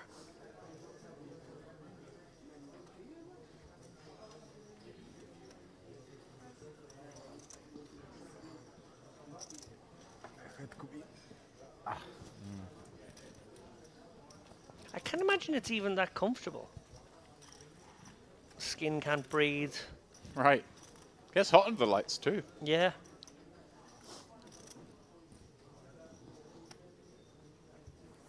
Johnny Deebs and John Doe battling out on this table, the unknown poker players. Imagine he was to be demasked and it was actually Sean Deeb who'd lost quite a lot of weight. We know How is is he doing prop on that betting at the moment. Yeah, challenge? doing You quite you well, I keep, believe. you keep up with this sort of stuff. I think he was starting a video series of it and then never actually put out any videos. I saw the sort of trailer. I'm going to chart my success and on my progress, and I was really enthused to watch it, and it was going to hopefully inspire myself, but I haven't heard anything else. Yeah, he said that the victory of Dan Weinman in the main event, I think probably one of his like 2 or 3 closest poker Right. friends, had sort of sabotaged it a little bit for a couple of reasons. One, the financial incentive was less important because I think he had a nice big piece of Dan. And secondly, you want to celebrate with your friend who just won the main event. Right. So I think it meant a few extra cheat days around that period. Although Dan was back at work a few Yeah, days later, so I it know, can't have been right? that big a celebration. Back on the golf course too, I'm sure. Well, I actually bumped into him on a golf course Of course you did. in September at the Ryder Cup, just by chance. Here we go. We were there by the same hole, by the same green. I suddenly went, Dan, wow, hello. How the other half live, ladies and gents. Dato continuing, having opened Queen 6 from the button on the King 10-4 board, but it is John Doe. Bottom set. Not even a good phrase anymore, how the other half live. It's like, it's all about the 1%ers these days. I won't tell you about how later in the afternoon I was with members of the British royal family then. That might upset you a little bit too much. No, Irish people love hearing anecdotes about the royals. John Doe coming out with the check raise, having bottom set. Just really hoping Dato has any part of the top part of this board, which is reasonable given he's opened, albeit from the button. And very hard to get action from someone if they haven't got something anyway, so the fast play, somewhat reasonable. Particularly with bottom set. Absolutely. Plenty to target. I know you're one of those English people who post-Brexit is now mooching around the prospect of an Irish passport with your lovely Irish name Dempsey. You do I realise... was mooching around the prospect long before Brexit as well, but yeah. You do realise that part of the process of getting that is we make you renounce the king. Done. If it means I don't have to wait in lines at airports, done. You have to know all the words of Aaron Naveen. I don't know all the words of any national anthem.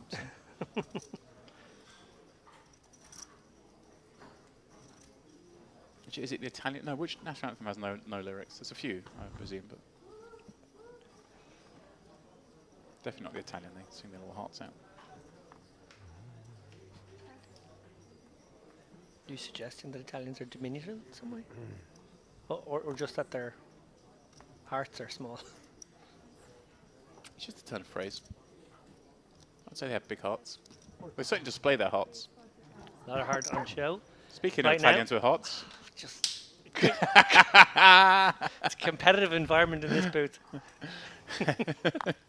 Heather Smar flatting the button with 8-6 suited, just looking to get heavily involved now the bubble has burst. It's perhaps a little loose, but Zebrajad continues himself. King Jack off from the big and flops some interest on this Ace Queen 5. Yeah, plenty of interest. Gutter ball, second nuts. Can be good occasionally with King High. Dado probably bet small on this. don't really want to face a bet, so getting to take the first stab. Not the worst in this spot, even though it is monotone, and we often talk about how monotone boards lead to a lot of checks, but they also lead to some small bets as well, and Right. she really liked this. Ooh. Oh, hello. How's your luck? Zivershad hitting the part of the draw that he's probably most enthused with, the straight. And a good chance of still getting paid. As it is coming leading out for this 75k. What kind of hand is Datto going to build these up against here? Yeah, it's an awkward one because it does look like maybe he's got King of Hearts in hand, possibly with the pair now, something like King 10. And he's good and having to fold the best hand sometimes, but Eyebrow rolls and eyebrow raise and a fold. There we go. That was easy to say, wasn't it? Anyway, Spanish national anthem. No lyrics. Did someone spike that cookie? Maybe a bit too much sugar in there. Some Rohypnol Yeah, in that the cookie. Spanish national anthem has no words to it. Nice. There you go. That was the one I was Thank you thinking for that. of. Others that don't. Bosnia and Herzegovina, San Marino, Kosovo. Okay.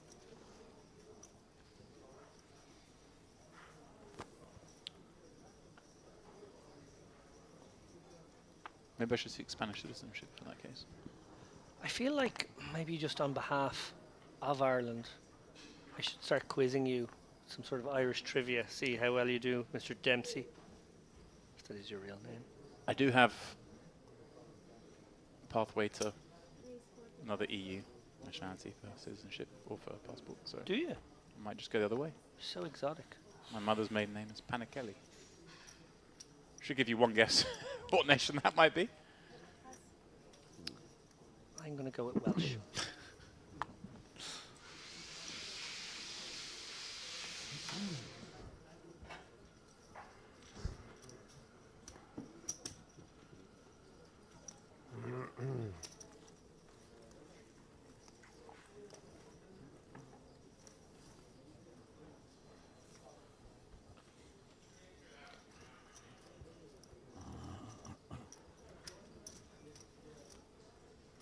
Panikeli. Could almost be Irish. Depending on how you spell it. Spell it the Italian way.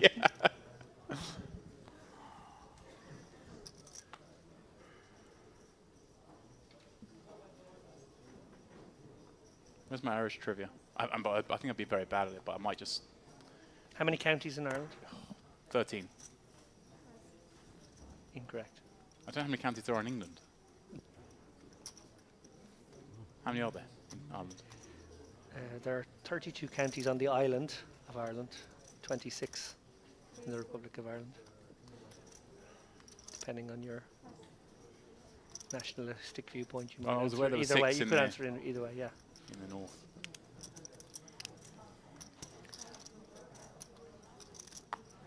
Gromov Fido.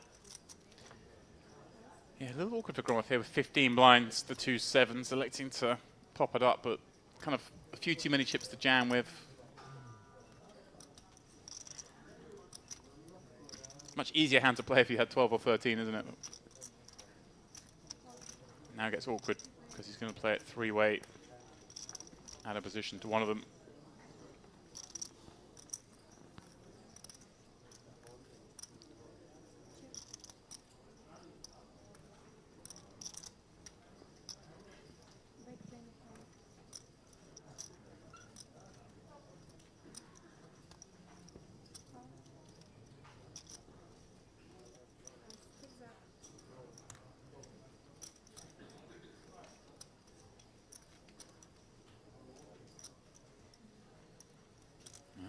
He's got himself to the turn, still with the best hand.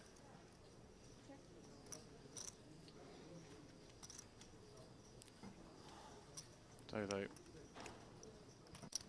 trying to deny him getting any further. Getting 55k. Does put pressure on this hand. Gromov passed the test. Not easy when he's only got 240. Not easy at all. Oh, he does pass the test, at least for now. And I feel like against this kind of holding, very hard for Do to go again. Does give up. Fantastic stuff from Gromov.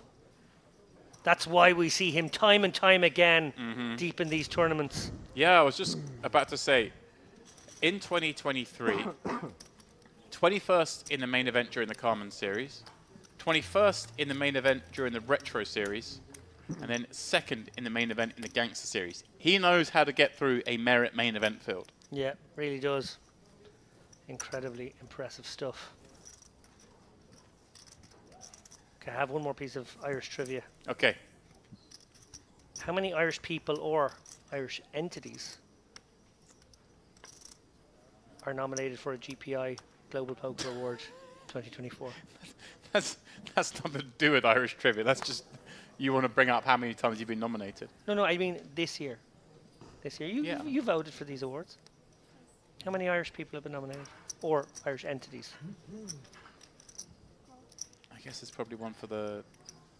I imagine the Irish Open probably got nomination for a Correct. standalone event. Got 2. Oh, did it now? Nominated twice. Did the Irish Poker Tour get? Did not, unfortunately. Your good self and Mr. Dara O'Kearney. Thank you very much. We still are half Irish. Got nomination. There's one more. There's actually 2 more. Sorry, there's 2 more. 2 more Irish. While you think about that one, I Yeah. will... Oh. Anyone in the tournament director or the industry field? Anyone organising those events? The excellent Nick O'Hara was longlisted but didn't make the shortlist this time. Top 2 for Ketzer. Adesmar with the gut shot. Backdoor diamonds, pardon me. Not diamonds, but near enough. Just knuckle it back. Catches a piece on the turn. Yeah, Ketzer's probably going to have to do his own betting here. It's getting a little bit too coordinated. Far too many draws out there. Wants to charge those draws. Goes for a big sizing here. Yeah, really big. Adesmar has to call here, he feels, and finds the best of it on the river. Of course, Jack making a straight. Yeah, and Jack the most obvious kind of card in Ellismar's range when he calls here. It feels like a Jack 10, a Queen Jack. And can be in Ketzer's, right? His bluffs are going to be all the Jack X stuff. Wow. So we'll just see. He's got river, but doesn't lose any more in the midst. Oh, your man who won the EPT. Correct. Porrick O'Neill. Yeah. So he was for final table performance, I think, or something like that, right? Correct. Got 1 more. Oh, I thought it wasn't there. Oh no, there wasn't. You said it wasn't something like that, right? Okay. You don't count twice for your other nominations. Oh, you're making a. You're trying to give me a hint here, by suggesting a photographer. Yes. I have to confess, I'm going to draw a blank on this one. Danny Maxwell for his photograph entitled On the Bubble. I think it might be the World Series bubble photo. Oh, I voted for that one.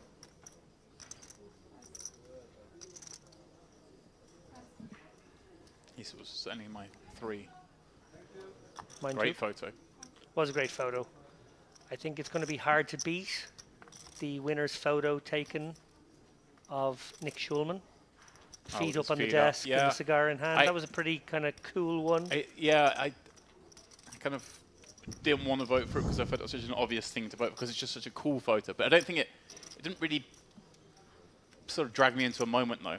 It's just a cool photo. Yeah, it's one of those photos that's almost like the person being photographed is as much responsible. Right. Whereas sometimes it's all the photographer. Yeah, and that was the case there. I think it's a really cool photo, but it doesn't draw me into a moment. And like the bubble one, you can see the carnage, all the eyes, the pressure. You could imagine the excitement in the room. I can imagine Nick going, okay, what about like this, and crossing his legs a different way, and cigar that side, and it's a little bit more staged, I guess. That's our ace queen opening up. So he's deep, 3-bet from the big blind. Kind of see that he's in a lot of players' ranges kind of underbluffed. So I wonder if Datto can Just proceed very cautiously here. Hard to imagine him folding the day with ace queen suited, right?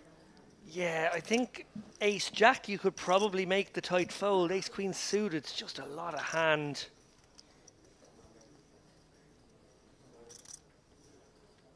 It can get chipped, but I think, and glancing at his opponent at the same time, trying to get a read, but Yeah, how do you get a read off deeps? No, it was almost like he was trying to get a physical movement tell, because you're not going to get a facial one. It's not beyond the bounds of possibility that he finds the hero fold here. As you said, It'd be so like hard. 3-bet from the big blind versus a +1 open is representing a huge amount of strength, but that strength can be hands like 10s and jacks, and your ace queen suited is playing very nicely against those. There could also be a cheeky little king blocker, ace suited blocker in there as well. I think probably if we are looking at this one from a super balanced point of view, it's a flat, but we could maybe take it to an exploitative place here.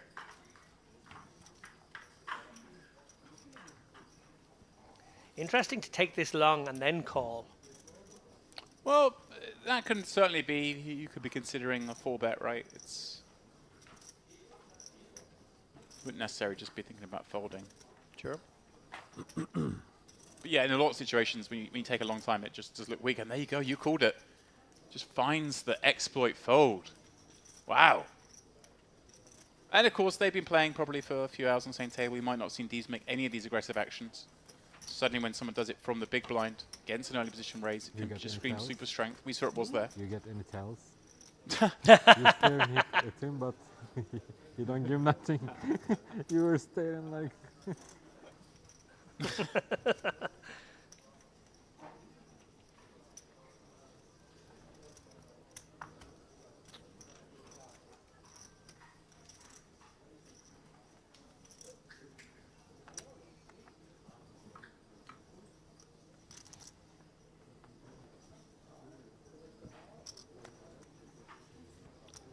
How many players from the Irish national football team at Italian 90 can you name? Tony Cascarino. He was there. Poker reference too. Nice.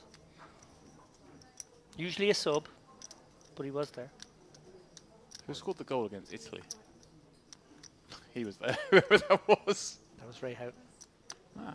He shinned it. Kind of chipped Paluca with the shinner. That's about it, I think. You could have had Johnny Aldridge, I couldn't have done that. But Niall Quinn, oh, Niall Quinn, okay. Ronnie Whelan. Oh, Quinn, really? Huh. 1-0, right? 1-0 against the Italians. No, you're actually. We lost to the Italians in Italian 90 Oh, in the in the quarterfinals. 94, I'm thinking. Like. 94 in America. That's right. When So Ireland beat the I'm Italians. confusing This is matches. the important stuff that you need to know. This will be on the test. If you want an Irish passport, Look, this is exactly the kind of questions you'll be asked. give me a Guinness, I'll split the G. Dead on. That's all the test should be. I'm very good at that. I'm actually late to playing that game as well. Yeah, I'll split the G, but I know that game.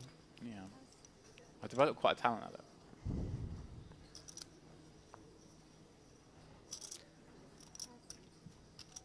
Doe.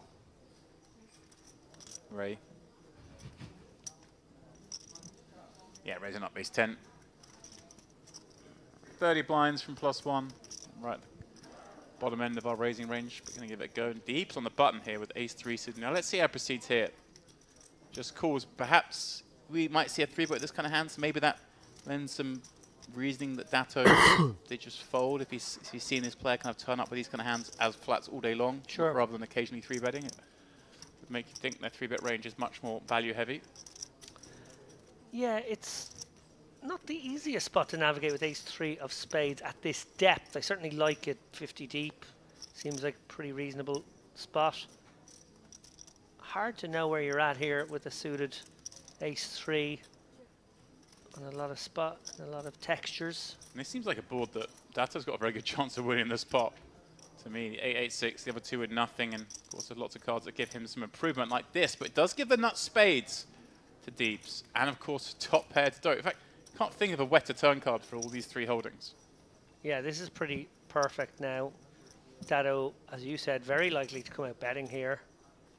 And Doe probably can't raise because there will be some 8x and some 7-9 in Dado's range. He's sort of got more of this from the big blind, so I would guess that it goes maybe bet 60k, call.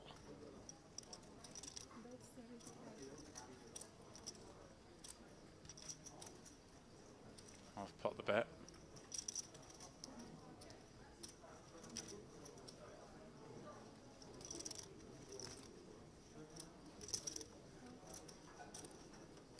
He's just hit Doe calls. And Deeb's with a pretty clear one now, closing the action.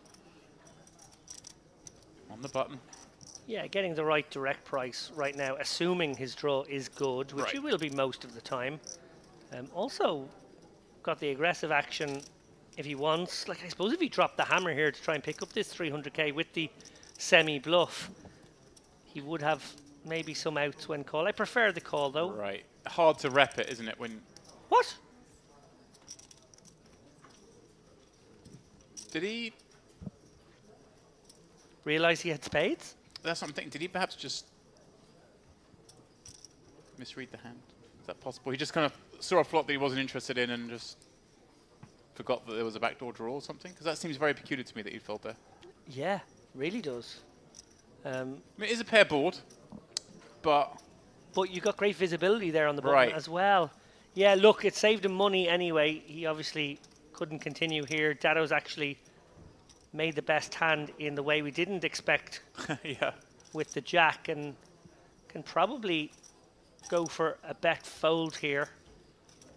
He's definitely got some hands to target. Hands like ace 10, king 10 stand out in a big way. Yeah, more of those than better jack X's, right? As this has played out. Yeah. Be a little annoying if he's up against a hand like jack queen, but regardless, I think he has to set his own price here. Probably go something around a third and target that ace 10, king 10 type holding. And then if he gets pushed back on, can probably make a fold without worrying too much. He's well protected here. He actually has all the boats. So it's kind of a nice line. 130,000. There you go. Pretty much where you're at, ever so slightly larger. Yeah, and it's not super easy for Joe. Obviously unblocking spades. I mean, it makes a swift call. Look at the bad news that he was good right up until the last moment. As is often the case in this little game of ours. And can I just point out, we've lost 15 players since the bubble burst. Andrew Headley said to me at the break, wow, I thought the bubble would have gone by now. This tournament was going to play on all day. I said, no. Once These it goes, guys find a way. Yeah, once the bubble bursts, it bursts here. They fly out the door. Yeah, we've lost 20% of the field in just 25 minutes. Yeah, well, the average stack, obviously on that bubble, dropped to just around 40 blinds, which in a normal tournament you'd say is pretty deep. But the way Merit plays, we do often play very, very deep stacked because it pretends these players to really go to war. Everyone was guaranteed 46.40 for the first table of payouts, if you will. At 71 remaining, it went to 55.60, and at 62 remaining, it goes to 64.90. So they're creeping up slowly, just as you would expect. 3 away from that next pay jump. He's the top 35, getting into the 5-figure club. 4 prizes, get 6 figures.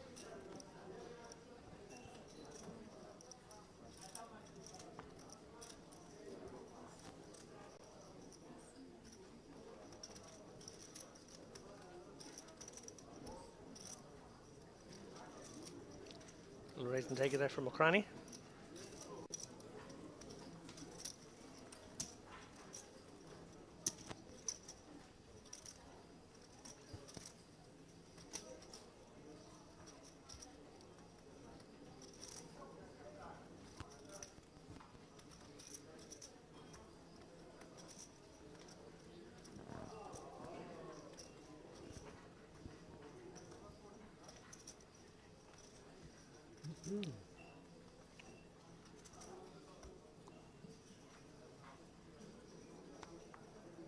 Word from the outer tables. We do have a few very large stacks out there. Talk to me. Zhang Lian, who I remember playing extremely loose yesterday. 2.4 million. Nice. Ihar Soika, 1.5 million. Ryan Plant of the UK, 1.4 million. He's playing very nicely on the bubble. Boelis, who was the star of our first frame here today, 3 million. Won that enormous pot versus Hadioglu. Is that the aces v ace queen on like a ace queen queen board? Was that the one? It was That's that one. It's about as dastardly as it gets. Yeah. Roman Trabic, he's basically joint chip leader here, 2.9 million. And Andrew Headley now listed as fourth in chips. Yeah. I hope that's true. 2.2. That's what he reported to us a few moments ago. Is it wrong that I just keep dividing a stack by 20 to work out my equity? What a little piece as Doe flops more than a little piece on the 5-5-6 board. Yilmaz gonna stab. And it is just a stab. 1.5 blinds. Doe doing his best to look uninterested and then just ripping it. Well, taking a line where the overpairs probably have to call because it looks like all the draws might do that as well. Even perhaps some sixes. Yeah.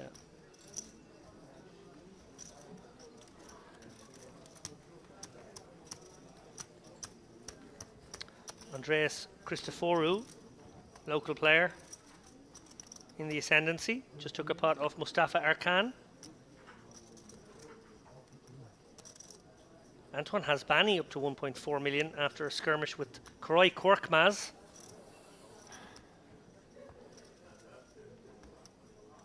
And Sami Barca, who those with good memories will remember playing very nicely in the warm-up event. Made the money, I don't think went much deeper than that. He has doubled up with queens against jacks to go to 800k now on an outer table. Nice.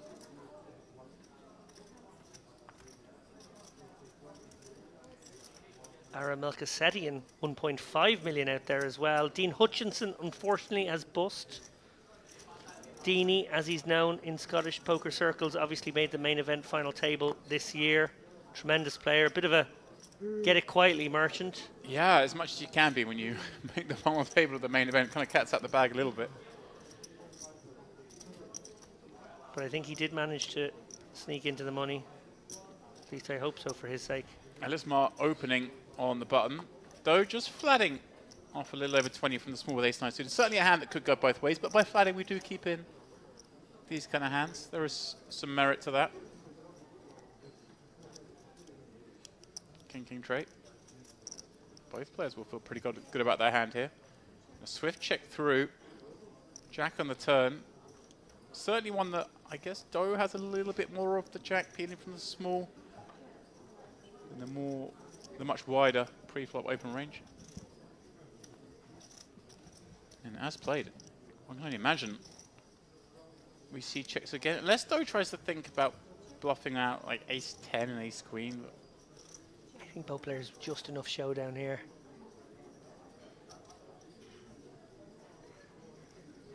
Happy outcome for Joe that the 9 plays. You're not wild as Elismar starts turning cards over when you turn your ace. You just want to see the 2 cards slide towards the mic, but you're just saying, look, it was close. Yeah. Just got me. Vladimir Troinovsky has been eliminated. And here's the hand for Andrew Headley. I've just found it in our updates. Okay. Sakis Adrianopoulos moved all in from middle position for 200k.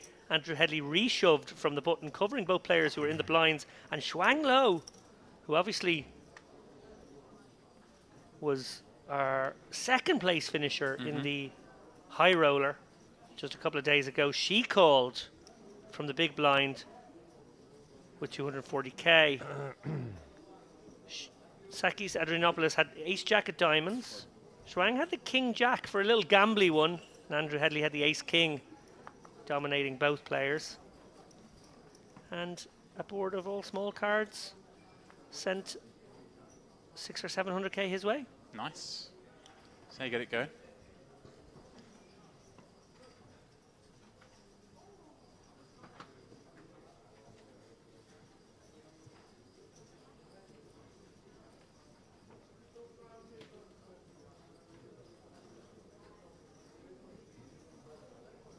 Ketzer under the gun. Jumping back into action. Queen 9 of spades. Dato. With one of those hands that everyone loves to 3-bet with. Suited wheel ace. And he's going to do just that, making it 125 to go.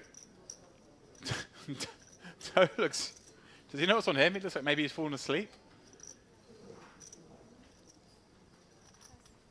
Not going to be able to play that 8-9. Neither will Zebrajad. Those two hands, though, would have been keen to play to the 40k. 8-9 suited, Queen 10 suited, perhaps could have made this through. And Mokrani as well, from the big blind, would have looked to play. So the 3-bet knocking out. Very certain to continue hands. And Ketzer. Now, very hard, isn't it, with the Queen 9 suited. One of the weakest hands we're going to have here. When we get 3-bet, can't continue with a full range. No, and what's interesting about these kinds of situations is there are weaker hands that you may call with. Yeah, I was sort of gesturing here that maybe with this kind of just too weak to call hand that we can turn it into a 4-bet bluff. That's what he does. It. And tables it. Do not mess with me, sir. Yeah, I was about to say, he's got a very much... He's got a Bond villain in the making look. A bit young to be a Bond villain, but yes. the turtleneck... How much is the red one? 100. Definitely looks the type that one day could be an evil genius. Yeah, sort of baby-faced Le Chiffre. Right.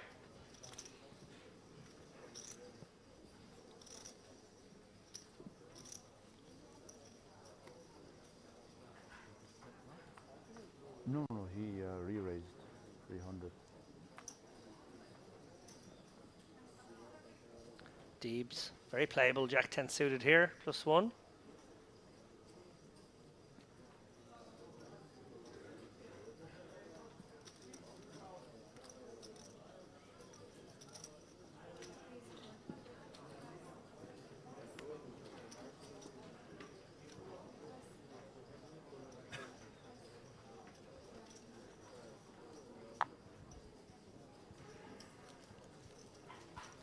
Lots of quick folds around to Ketzer with a defendable 9-5 suited here in the big. Given the intent we just saw there a moment ago, one suspects he has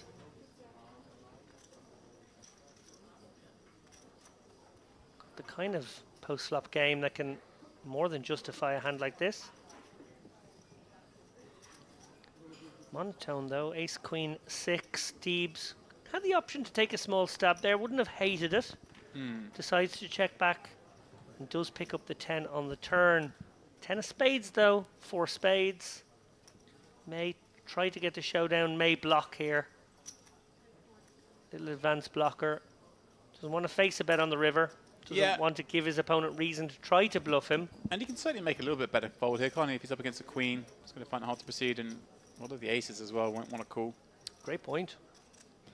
Yeah, queen would be in a really tough spot. In fact, would I don't know, a 4 spades be in a tough spot? Yeah, you think a spade probably just feels the need to call once, doesn't it? And then evaluate.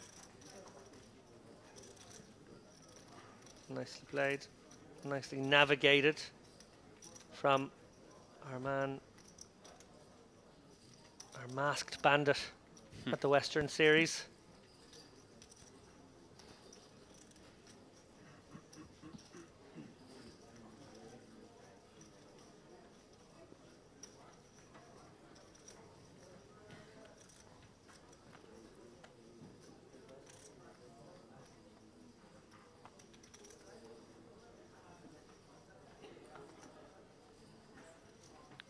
we've just had a big confrontation at that first feature table, which of course featured so many of the big stacks. Oh yeah. Urkan and Boelis have gone to war, and Urkan has apparently got the better of him, as reported here by David Salaturo for Poker News. Boelis back to 2.2 million, having been up around 3. Urkan well over $1 million now. Yes, a cold one. Flop straight, B flop top set. In they go. Speaking of, Gromov putting some additional in here with his 2 jacks. Zebajad in the cutoff. Looks like he wants to get involved, but thinks better of it. And I like that against the +1. You just got to give that raise quite a lot of respect for 22 blinds. Yes. Deeper, maybe we get in there, get a little frisky with a 10-9, and good things can happen, but too shallow to really realize the best of outcomes with that hand. Yeah, such a tempter, the 10-9 suited. It just feels so pure.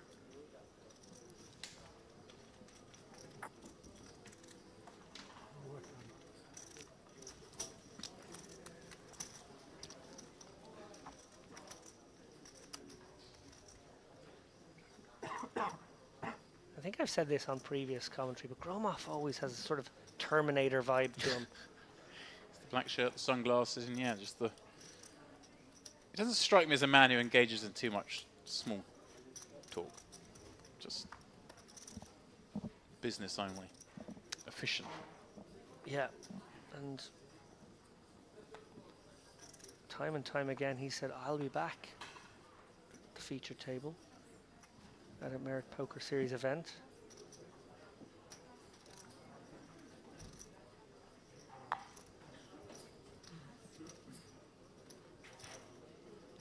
Action fold around to Ketzer here. He's going to get busy, I think, with the Queen 3 suited.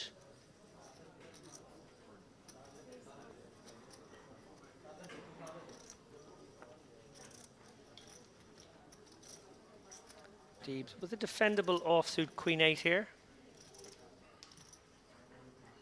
Facing a range that's probably half or slightly over half the deck.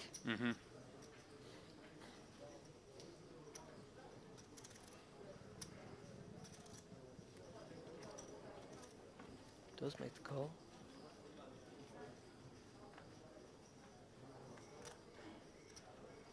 And that's a pretty good flop for Queen 8, especially when your opponent has a queen.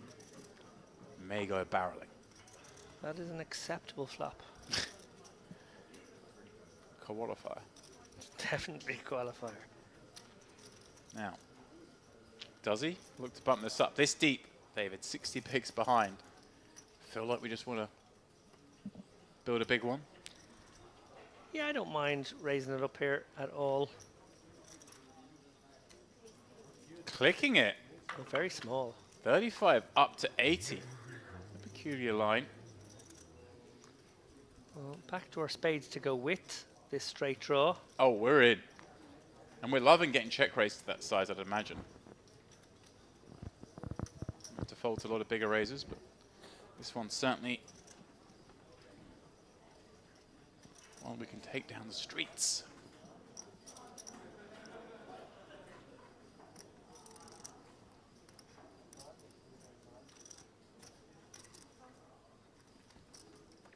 $270 in the middle now. This pot has bloated. Oh, and it is a spade. Ooh, board pairing spade. Deep's checking it now. Is that from genuine concern, or is that kind of trying to perhaps extend some opportunity?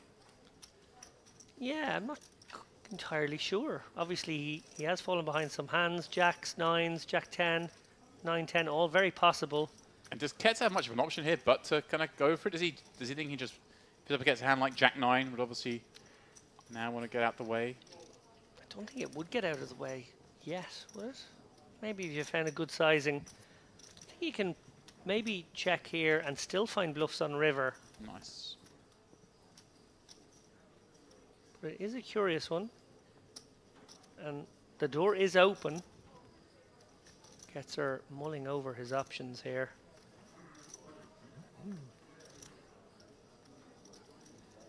I think we have sort of left the game tree with that small check raise on flop, so sort of playing a little street poker here. Ketzer does check back, and I do think we'll find some bluffs on river. Will you be given the opportunity, do you think?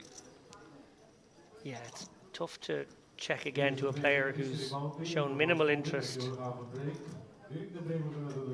And he does go for a small one. Yeah, just under a third. Kind of fun, isn't it? Because this can certainly induce some raises.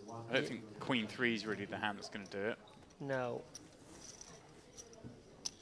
Sort of played it a bit like Jack 9. Right, that's what I'd be thinking. I'm like, could have a go at this a little bit.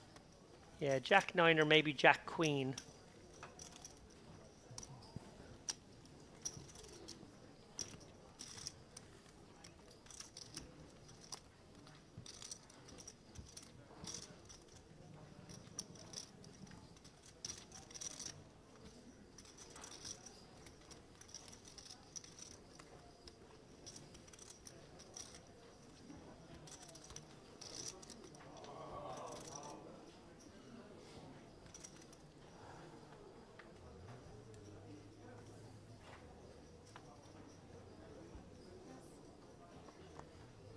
Elasmar doesn't get busy with the ace-6 suited in early. I think he's fairly short. I didn't quite catch the stack size, but I think he's one of our 20 big blind sort of stacks. Choosing to stay boxy for now. Blind v blind now. Deebs. Very pretty king 10 of hearts.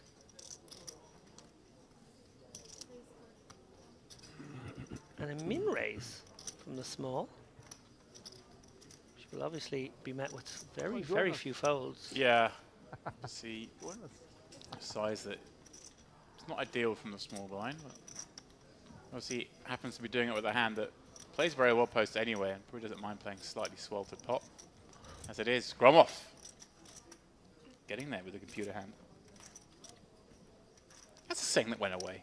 It did go away, didn't it? I do remember it from early commentary, maybe 2005 to 2008. It was a big thing, wasn't it? Every time someone got Queen 7, it was, oh, he's got the computer hand. I'm going to bring it back. You don't seem like you want to help me with that.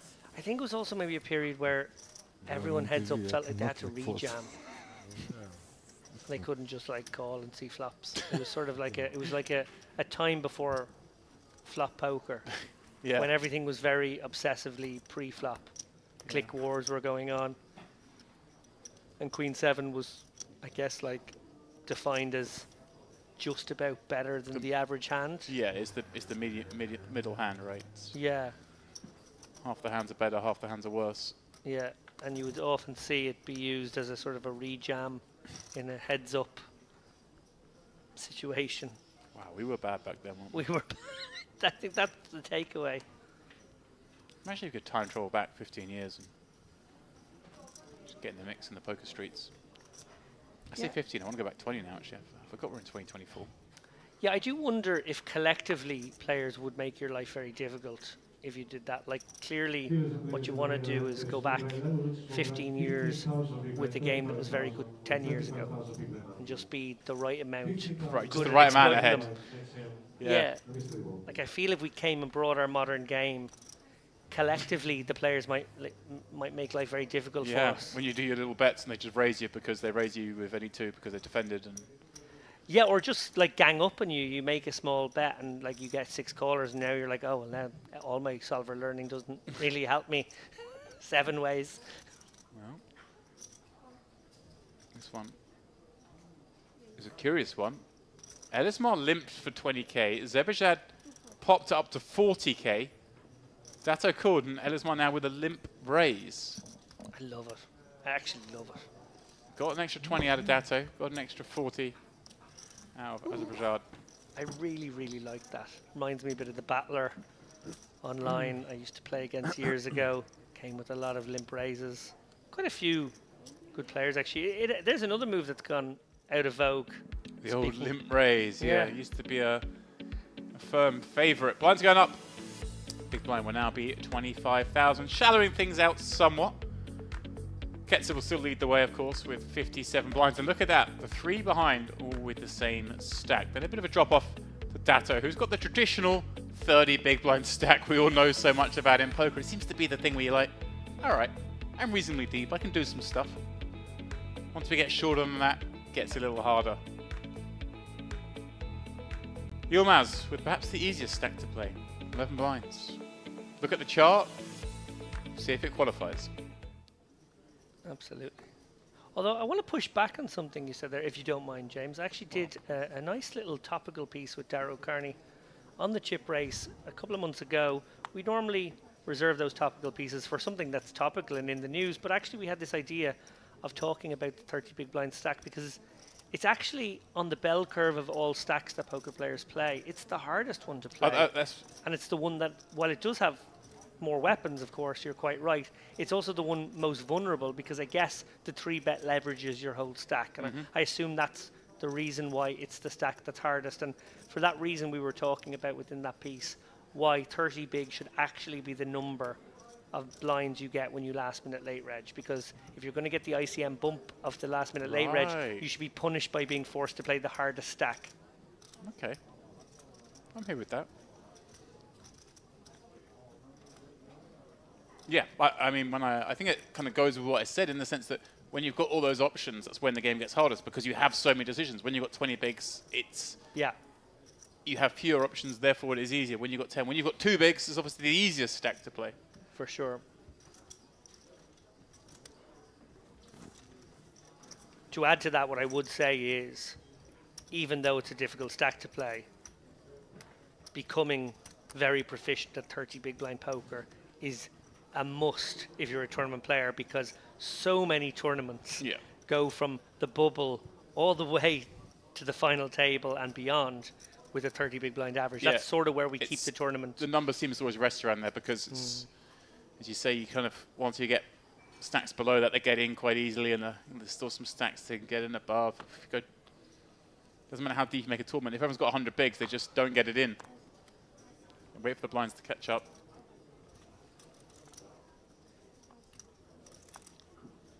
I always used to love the 30 big blind stack in the day because it meant I'm back in the 4-bet jam territory.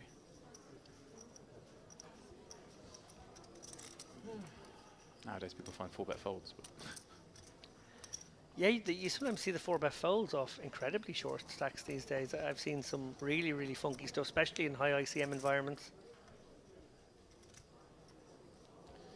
Yeah, there's Mark from the small blind pairing that deuce. This one limped and checked thus far, and all the way to the river with the same action.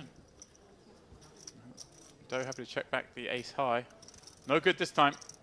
Yeah, I'm kind of surprised the 6-2 even bothered to limp in there. I think while you do want to play a lot of hands from the small, and you want to maybe even pluck some of your weak hands and make them your raise hands, I actually think you also have maybe 6 or 7% of hands that just are folded. Interestingly, I agree with you with that hand, but one thing to note, obviously this level, it's 15-25, so slightly smaller, slightly larger than half small blind, so it does encourage us to play more, but I'm still with you. I think I just find the 6-2 in the mic. Or maybe I just don't have folds and I have more raises because of that larger small blind. But it is worth noting because very hard to fold for an extra 10k. 65k out there, isn't it? Getting an extra bit of price. Interesting, of course, early in the tournament we had the 1,000, 2,500 rather than the 50. Actually, I think we might have had both levels, didn't we? I think that's the start of day 2 where it just goes incredibly slowly. It's incredibly slow for about 4, maybe even 5 levels. So I think we had the 1,000, 2.5, and then also 1,500, 2.5, and then a repeat somewhere in the 3.5 big blind level as well, I believe. Deebs with the boots, scrum off with kings. Oh, wow. No. In the next seat, the coldest of cold decks in No Limit Hold'em, aces v kings. Gromov just flats. He's laying the trap. Little does he know he's the one in it.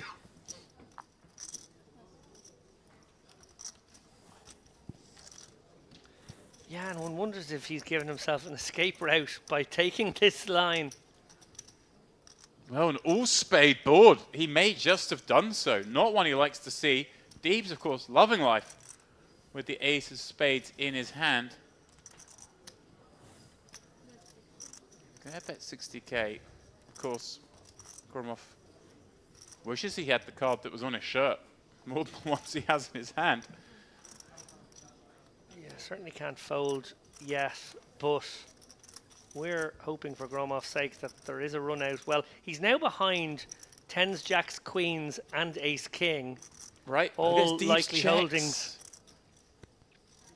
Yeah, because Deep's not loving it anymore either. And he has a hand that doesn't mind seeing a free card with the ace of spades. Obviously, maybe his opponent has a spade like this. He wants to give like nines or, you know. How has Gromov got out of jail here? He'll be looking at that going, how did I misplay my hand so badly? Oh my God, I can't believe I flatted. This is a disaster. It's actually a dream. He's going to show it. He's going to get showed back. Whoa. What you show? And the others want to see what it was. Two cards. Open. Oh my God. Well, I roll. Now it's a free exactly roll. that. Oh my God. Wow. What do you have? From Dato, Gromov is now free rolling this tournament. Ace of a spade. Just got dealt kings v aces.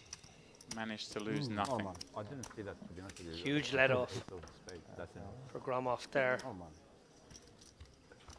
We know what he was doing there. He was flatting the kings to set the trap. What do you think He of was a hoping there would be a squeezer. He would then back raise, or he was hoping he would get a board of small cards, maybe an 8 or 9 high board, and tens and jacks and queens would be getting it in there. Maybe even a jack or queen on board.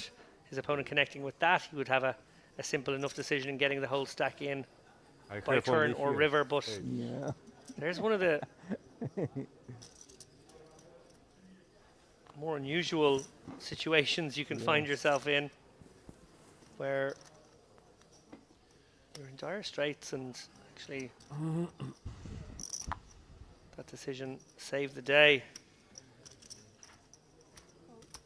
Next hand is a Barjad, blind v blind. Mokrani happy to knuckle back the 9-6-0. These guys playing roughly the same stacks here, 1.2 million effective. Nothing for anybody here. So Barjad going to go for a little equity denier, small bet, probably the min.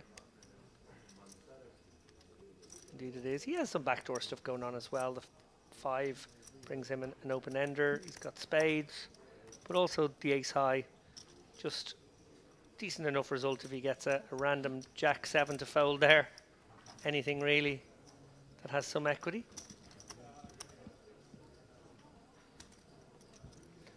Nicely done. Simple one.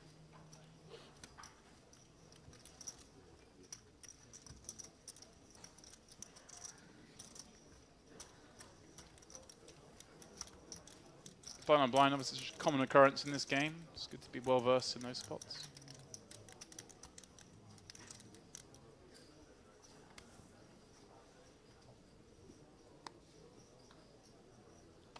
I have Igor in the chat saying, I just busted out in the same situation against Dato in 95th place. Igor had kings against Dato's aces, so 15 from the money. Got it all in pre-flop. So it's just the way the cards go. You're not wrong. Yilmaz now, he's been waiting patiently for a situation. 11 blinds, easy all in, but Deeb's behind with ace king. Any reason to do anything but flat here, David, with the stack sizes behind? No, I don't think so. I think if Deeb's had something around 750, 800k, he might jam. He's gone for a sort of click. Oh, a bit more than a click, I think, like 500, 600, something like that. 275. Well, I'd like this the least, if I'm honest. Oh, he's gone. Has actually clicked. Minimum. Is that even a legal bet? No. Doesn't seem to be. That's my maths are way off. Anyway, it's academic. It is. He's got his isolation. He's flipping with Yilmaz. He just has 45%, but with the dead money in there. He got his price. 615 in the middle. Is this the beginning of the Yilmaz recovery? Or is this the end?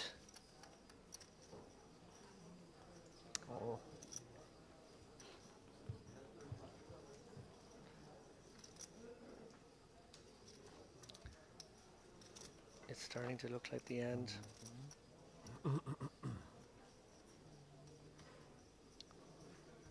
Two cards, one pull. Not to beat for Yilmaz. Out in 59th. Good for the princely sum of $6,490. A couple of buy-ins. A few days of fun. Yeah, look, I think all the players who make the money here, particularly those who get through the money bubble with sub 400k, of course, it's lovely when you get the spin from that position. We've all been there. We've all cockroached our way through the bubble and then 1, 2 or 3 double ups and we're back in business. And yeah, Andrew Headley's day is not too far away from that. He did get through the money bubble with a bit more, 500k, not too much stress, but immediate spin up to put himself in contention now. That's the dream. There's 2.5 million currently, 100 blinds. Stop counting your money, James. Rooting hard for Andrew Headley. It's going to be very hard to have an unbiased coverage if and when he eventually gets on the live stream. We usually try and keep it unbiased, but when he's been in this very room with us, putting the hours in on commentary, I think we can show a little love. Yeah, he's part of the commentators' union. And I think, oh, look at this, aces again. Gromov running into it. And any reason for Ketzer to slow play this in the small, or does Gromov raising onto the gun just sort of signal a strong hand, thus we just want to try and cold deck what could be under there? Great question to ask, James. I think if this is a late position raise, we see Ketzer flat all day long. But under the gun, yes, maybe, just maybe, this is a hand 9s plus he'd be willing to get in. Very small sizing, but love the largely size. slightly larger, yeah. But against exactly that sort of small stack opening under the gun, or shorter stack under the gun. No need to go particularly large. Yeah, and Ketzer definitely a man who will construct this range with aces, kings, queens, ace 4 suited, ace 5 suited, that kind of thing.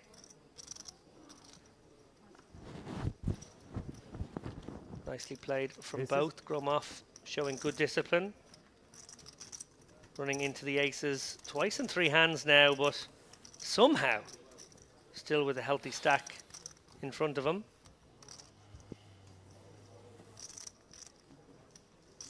Free rolling has been suggested by his tablemate. Can sort of feel that way.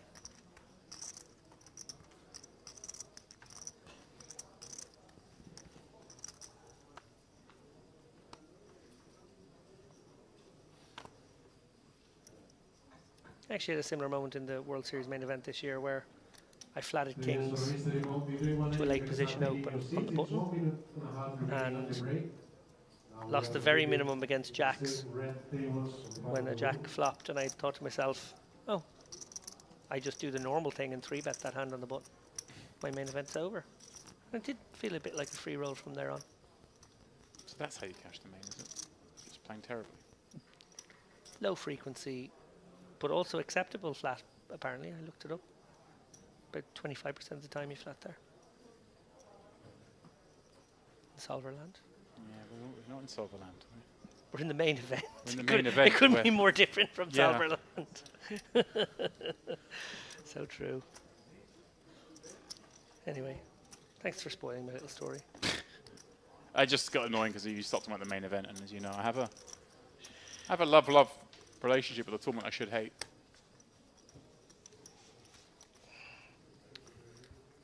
Just keep playing it. You'll have your year. Yeah. Can't wait to win it next year. I'll never have to talk to you again.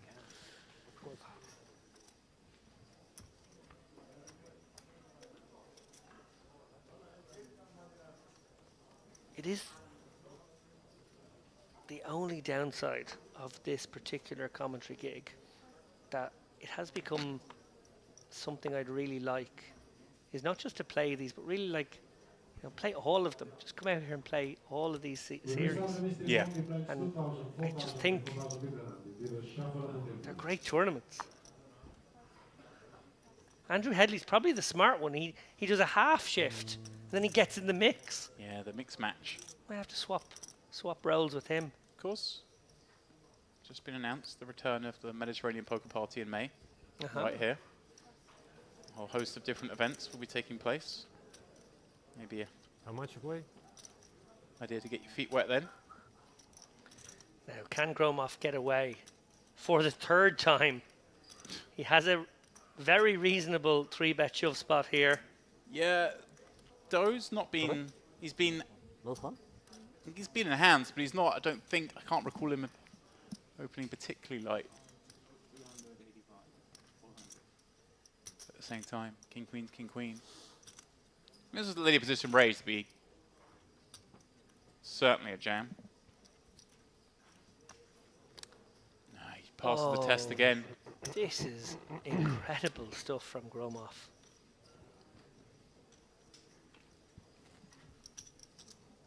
Nobody helping here. Nobody helping here. Tell me more about the Mediterranean poker party. Is it in this room? It'll be in the diamond Lovely, function space down there. lovely.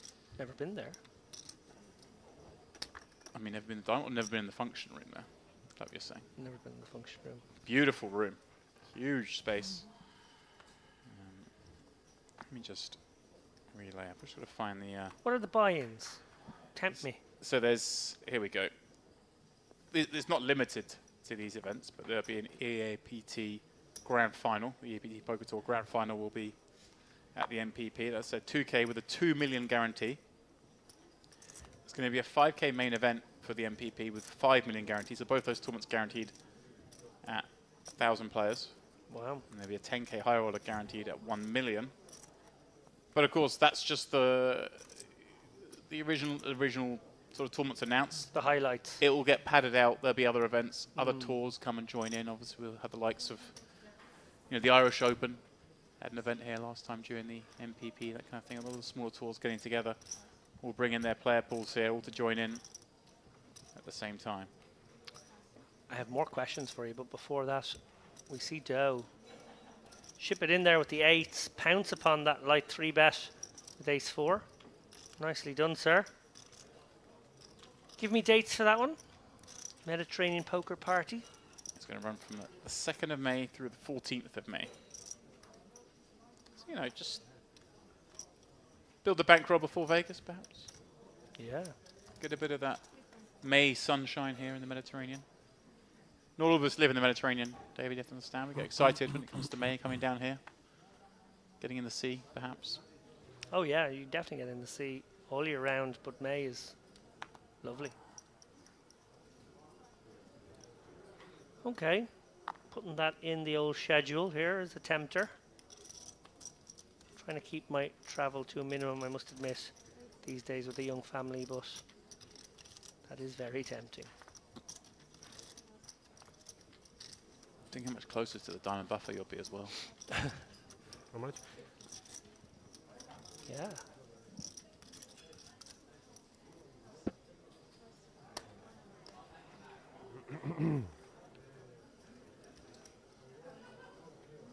Yeah, stunning room. They built there, the ballroom in the diamond. Really is beautiful space. That's where we had the MPP last time. It's the room that the Triton events have been at. And we've been over here. Will you be commentating that? MPP, yeah, should be. Nice. Well, I hope so. Who are the organisers? Unless they bid me off again. Oh. They did ask me for feedback on your performance here, and I will be filling out that form at the end. Well, you filled out my votes for the GPIs. Right, I should fill That's a lie. If anyone's listening from, if Eric, Danny, or Roland Boothby are out there, hands you two, that is a lie. I did coax him into making votes. I have no idea how he voted. He may not have even voted for the chip raise. John Doe coming out with the lead here on this Queen 8 deuce flop against the under the gun player. Somewhat unorthodox. Yeah, and just not really a hand that can continue to this dunk. You're right, wouldn't expect it, but Gets the job done. it does work. Kind of fun. I like it when we see these kind of things. It's not something that I think I incorporate enough in my game as these kind of moves. Like I play so much more in flow. Yeah. But Same. I like when I see how successful some of these bets can be in non-standard spots. It makes me want to perhaps add a few more to my repertoire. So often we get sort of handcuffed in poker by doing what we're supposed to do, what the book tells us to do, what the soul tells us to do, but we're not playing against the soul. We're playing against people who have different ranges in the solver, different playing styles. Don't always. Oh, hello. Yeah, Ketzer waking up with aces again. It's a good time to get them when you're halfway through day 3. Yeah, and he has one of the looser images at the table. We saw the Oh! cheeky 4-bet. Now, this could be amusing because we're deep here. 50 blinds deep. Are we going to get this in pre-flop? Are we going to see a 3-bet and just a call to slow play? Or are we going to see a slow play all in all from the big blind? Zebrajad just flatting. It's a good point because I mentioned earlier, we obviously see a lot of people under bluff from the big blind against these spots. It's maybe saying, look, I don't really get to have any 3-bets on the big blind at all. So I am just going to play everything as a call, including my aces. And he flops the free roll. Now, 75k bet. Do we see him spring a trap here? I assume we do, but I don't think I like the flat at this depth. These guys are very, 50. very deep right now. I think you want to shallow up the stacks a little bit. But anyway, he is going for the trap line. And both players still happy enough with their holdings. Yeah. Should a club come on river after this presumably goes bet call once more? I wonder if Sabarjad ever leads river and then life gets a bit awkward for Ketzer. I'm just trying to find ways that it doesn't You're trying to find a way we don't get to showdown here, yeah. I hear you. I mean, one assumes this is going to be quite a healthy bet here. You see him sizing up over 250k there. Yeah. And now, maybe, just maybe, Sabarjad thinks, oh, he kind of playing it like he has jacks, queens, or kings. Yeah, I'd find it. Oh, Raise. he's clicked it. Now, how sick do you feel as Ketzer with aces when the big blind peels, check calls or a 10-3-5 board, and then check raises on the 7-10? 4-6 is certainly in there. A whole host of 2-pair combos, sets even perhaps. Oh, it's very setty. It's a very setty situation, and the 4-6 will be sticking out like a sore thumb right now. He'll also be worried about some combo draws, maybe some, 2-club. You called it. Is there a way we play this hand where it doesn't end up in a chop? It's certainly become possible. Does Ketzer ever just read this for what it is, which is a hell of a lot of value, and maybe just hero fold? I think he will to this size as well. It's such a nutty size. If you did have a big draw, you might just jam here. Right. But when you click it, you're playing your hand like a set. Or a slow played aces. And when you have aces, that doesn't seem very likely. Rabbit's just joining the table as well, as if your life isn't difficult enough. Does Man find sits the on your call. left whilst you're facing this check raise. Yeah, cool. This is a call, just hope it checks. Does he fold river and lose the max? Wow. It's only 640 now, half pot remaining. Oh, and it is a club. It's a club, but we're probably So this- looking more for a brick. Oh, he's checked it. He's checked it.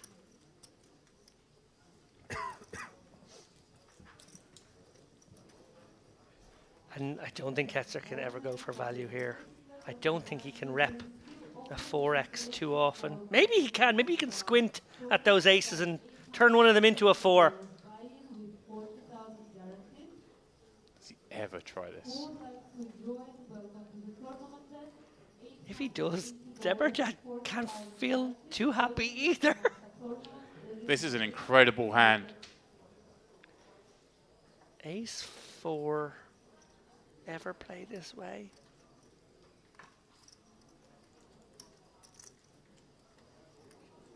Oh, I think Ketzer just has to hope he's good. No!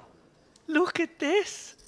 Look at this! We wondered if Zebrajad could find a way to win. Maybe Ketzer can. No way he turns red aces into a bluff here, surely. I think, Surely not. I think they can just be good just enough. Yeah. Like you're calling on the turn because you think they're good just Right. enough. One time jacks or ace 10. Yeah.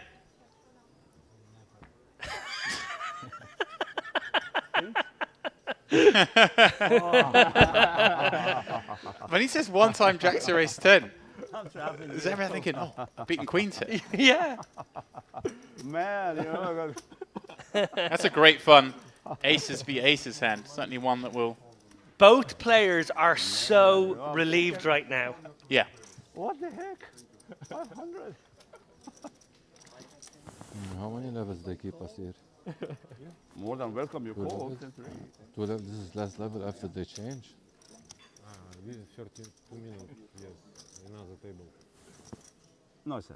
You are kicking me and I'm kicking you. Unbelievable. This hand. Rabbit's joining the table and just seeing that as the first hand. Okay, that's what's going on here. Is it aces v aces, some funky lines? Yeah, imagine a brick on the river if that had just followed up with a jam. 90% on the turn, he clicks me.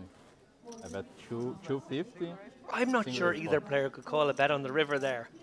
It had sort of reached its threshold given the run out. No. I bet half pot on the flop, 90% on the turn, he clicks me. 250, he does 500. The click was a horrendous bet to face. Yeah, make you sick. That was odd. Aces against aces. Wow. That would be nice if it was a turn of club and river of club. Yeah. That would be really nice, right?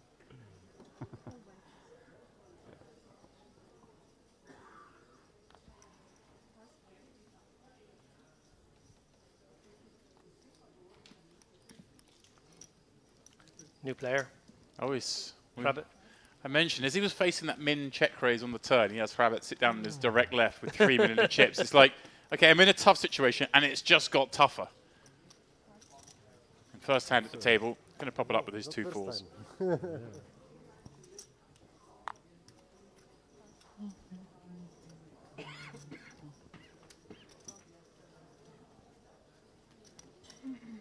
Mokrani in the big blind. Ooh. Rabbit's flopping a set first hand back at the feature. Thank you very much. Life's easy. I unblock. The best continues. Just going to go ahead and bet here. And get some action for now. Mokrani, therefore, with the ace. Trying to think hands that do want to continue here. Whoa. Trouble. Yeah, I was thinking, you know, the raggy ace high sure don't continue. It's ace 4 and ace 9, kind of the ones that make sense. We're going to see ace king 3 bet, you would guess, from the big blind, although we just saw aces peel from that same seat. Yeah, for his sake, I hope this isn't ace 9. It just feels like it probably has to be, doesn't it? Could it be ace queen, ace jack? Yeah, it could be a passively played one of those. Either way, he's on the hook now for another bet. Hrabet's, of course, going to be bluffing this card a lot as the pre-flop opener. Betting flop. 150 into 190. Yeah, and I guess when your opponent has the nut advantage on the ace-king XX board, you don't really get to have raises. So, proceeding with a call. Yeah, I think you're right. I think so likely now. Well, if it is ace-queen, he's in a spot of bother. If it's ace-4 or ace-9, it's going to be similarly tough, but maybe slightly less tough. Rabec, which just looking at so many possibilities for calls here from his opponent. Right. On this board. Bottom set, such a beautiful hand, unblocking all the calls. Yeah. Straights and bottom sets, they're the hands to have in the 2-card game. Yeah, literally only 10 jack of spades is beating you right now. So you just proceed. I'm gonna total throw confidence. 9s in there. Pocket 9s, maybe a little bit of pocket 9s. Just to prove you wrong, not to... But yeah. Fair. It highlights your point, though. Fair. That it's just such a nutted spot.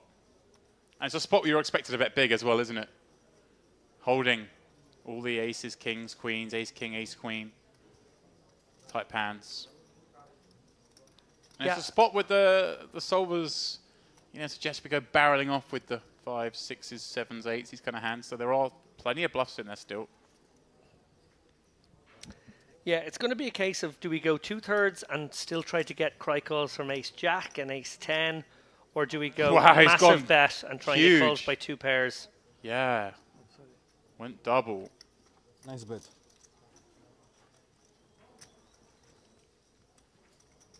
Welcome to the jungle. Travis' world, and we're all just living in it. Yeah, he may be chip leader in the tournament right now, and I want to cast your mind back, James, and the audience. If you were watching this stream around about this time yesterday, you would have saw Hrabet sitting down with a very nice 800, 850k stack. We highlighted his experience in high rollers, in Triton events, and all the winnings he has made, and we'd said this is the player to watch, and he proceeded to lose half his stack in increments, being put in horrendously tough spots, and then arguably right at the end of that session, getting a little bit out of line once or twice. You put maybe the possibility of tilt, or as he tried to, what was it, the phrase, bang down the door once or twice? Yeah, he definitely had the most tough decision. Well, he didn't so much put in spots, just the cards put him in spots. Yeah. He definitely had the toughest decisions to make, and I thought it was very rare that I've ever seen a player of that caliber, certainly in recent years, that I felt, my perception was a little steamy. Well, but he certainly turned it around. And Mokrani, one hand removed, wants to turn things around. This time against Kravitz is under the gun open, finding the goods from the small. Yeah, and a very spewy call here by Doe in the cutoff, creating a dream spot for Mokrani. Does Doe ever continue now for 125 more? Put in 50 with a 10-9 suited. Obviously likes the hand. I think he will.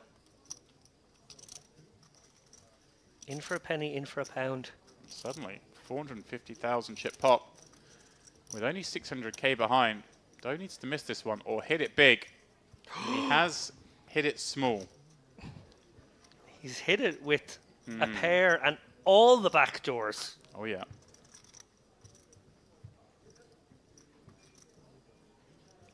And will be thinking to himself, my opponent can have ace-king or ace-queen here. Right, and Mokrani, so easy to get this in over 2 streets if he wishes. Doesn't have to bet big at all. Goes for the same bet as he made pre-flop.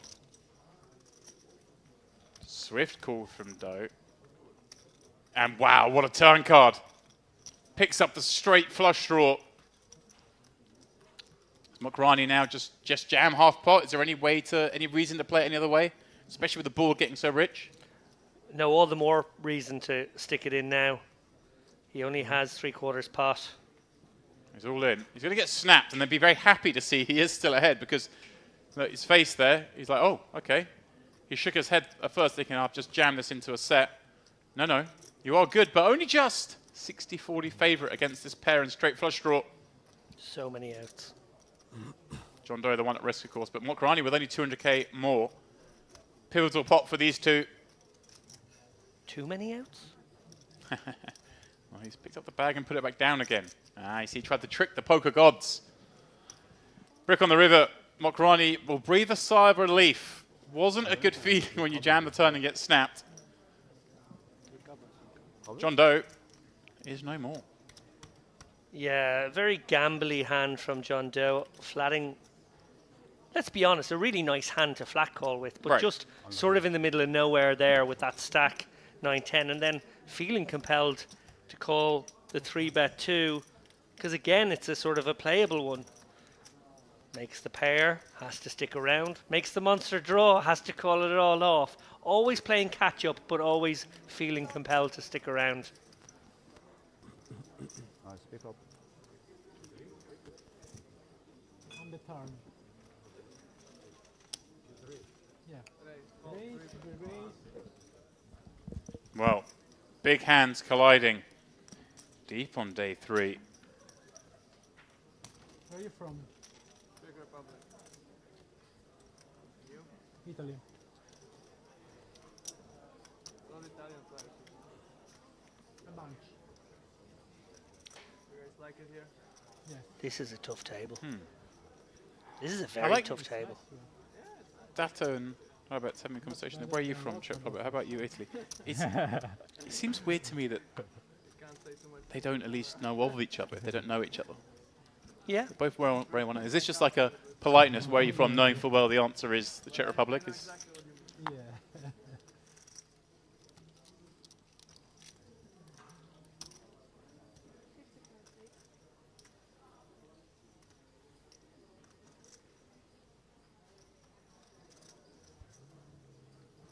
Sebajad from the cutoff.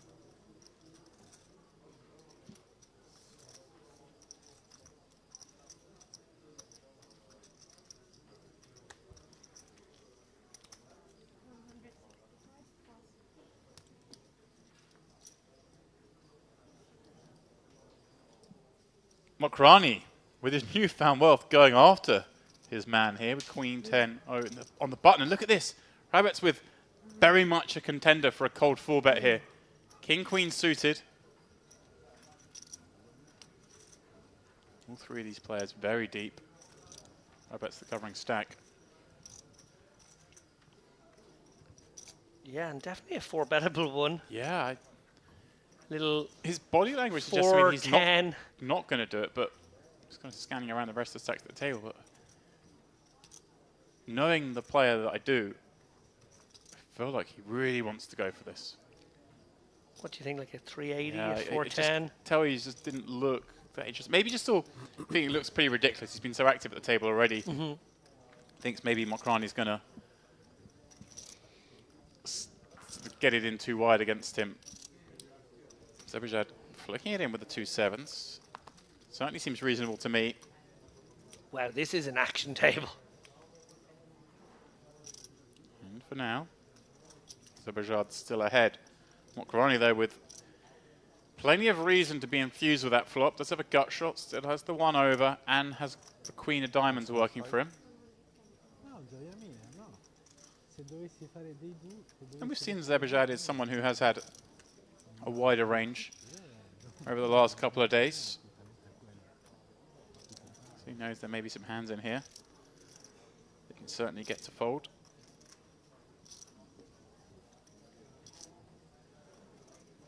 Especially as it develops.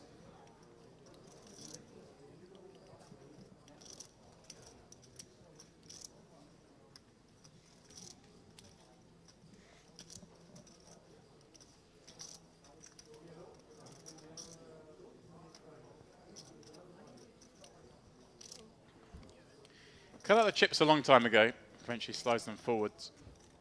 It's difficult though with black 7s. Diamond draw now a thing. And 8 even gets Mokrani there, of course. 43%. We just queen high. Yeah, it makes sense though, doesn't it, David, to slow down on that jack pairing and look at this. Gets there. Does Sebajad get to bluff here? I mean, if it was non-diamond river, I could see it. But much harder, isn't it, when there are 4 diamonds out there? Yeah, I think quite a few of his opponents 3-bets that slow down on turn are ace-x, and then they're unlikely to. Right, it's hard to represent a lone diamond here, isn't it? As Sebajad peeling the 3-bet, much more likely to be. Interesting to see Mokrani smile there. Almost like he isn't going to fire out a value bet, which I presume is coming. I don't think you go too big, but you go 200k. Or even 310. I had you before river. Sebajad saying, I had you to the river. He's dead right. He's not wrong. He said, worst river, I had you till then. And he's right. Loses all diamonds, loses the ace-x 3-bets.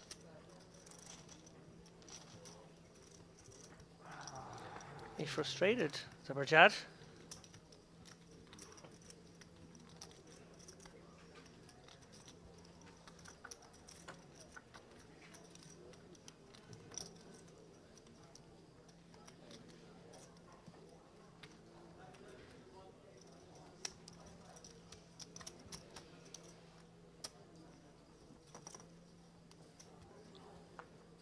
Well, I don't usually like to spoil these things, and we are still having having around 25 minutes left with these guys before our next break, but just giving a sneak peek of our next feature table, and I can report that our colleague is finally going to be on the other side of the camera.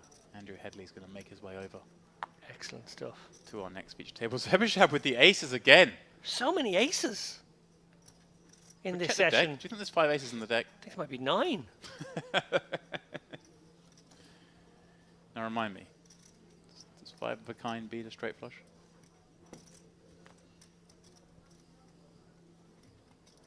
I say no. Okay.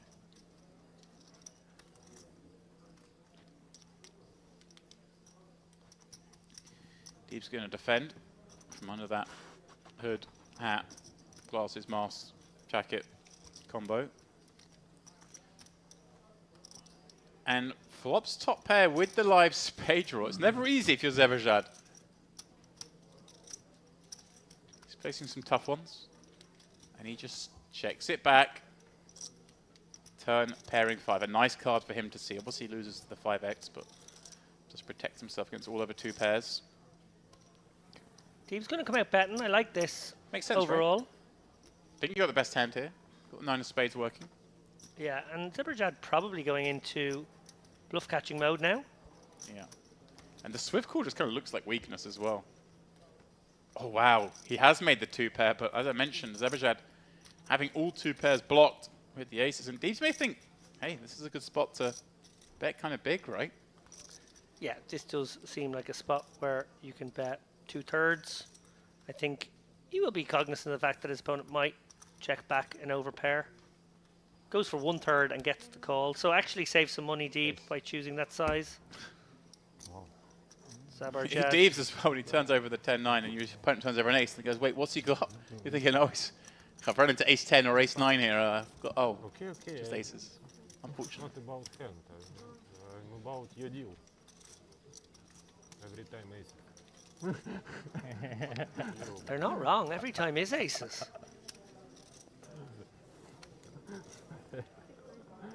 It's part of the merit poker experience, David. We want everyone to experience having aces a lot. How many aces?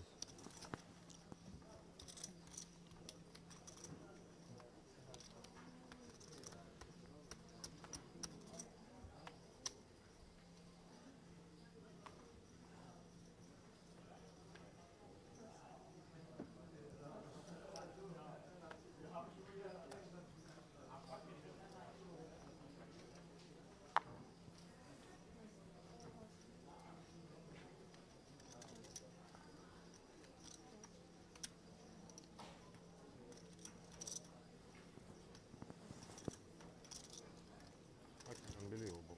Gromov with a walk with ace queen. And did I see Deeps had 7-8 of spades there? David in the small blind, I think. Should be happy. I have to go to VAR. That is tight. I had ace 10. Yeah, Deeps had 7-8 of spades in the small blind and I folded lost for last 10,000 more. hands. I cannot open.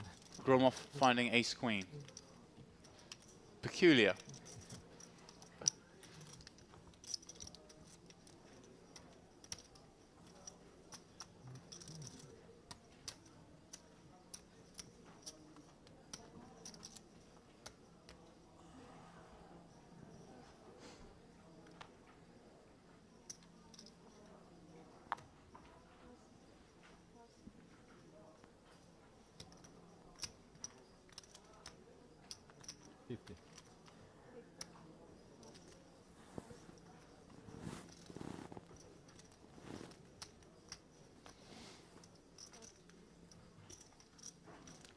Ketzer, Queen Jack of Spades, continuing the run here. Dato in the big blind, defending with the hand that dominates. Dominates no more, David. No. Finds his side card. Dato maybe has to call once. It's close. Really testing his minimum defense frequency awareness here. Yeah, obviously against the hijack open, not much tighter than the cutoff and button. Yeah, it's Yeah, really the nut no close. pair, draw to Broadway.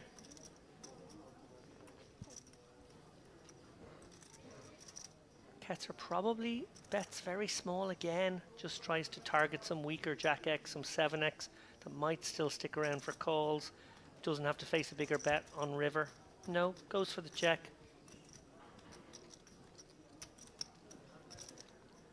Is there a world here where Dato bets kind of small, try and make out he's value betting maybe a good jack or a weak ace and try and knock out like a hand like 8-9, may bet the flop?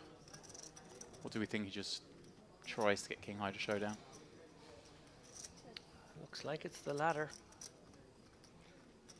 Ketzer now could be taking himself to value town versus an ace-2 or a king-jack.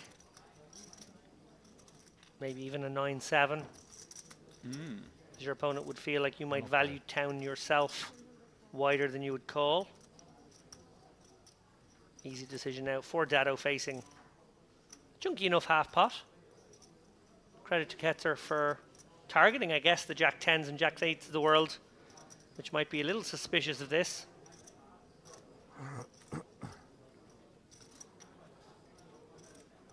Well, Dado's not gone for the quick release there. I wonder what he was mulling over. Didn't really have relevant blockers to try anything funny. Now, one thing I'd have to bring up, David, is we don't have too long left in this frame. Nobody's wearing red. Oh, stop. Other than you. Where's your Are next you stop? learning? I'm kind of I'd say tired. this is to be maroon. honest. I You're think what, fired? tired. Reddish. Okay. I think I'm not going to Paris. Are you going? Yeah, probably I will, yeah. Yeah. Well, probably only for the second week. I mean, the first week is kind of like this 1K and there's like not a lot else going on. Yeah, the Estrelas, right?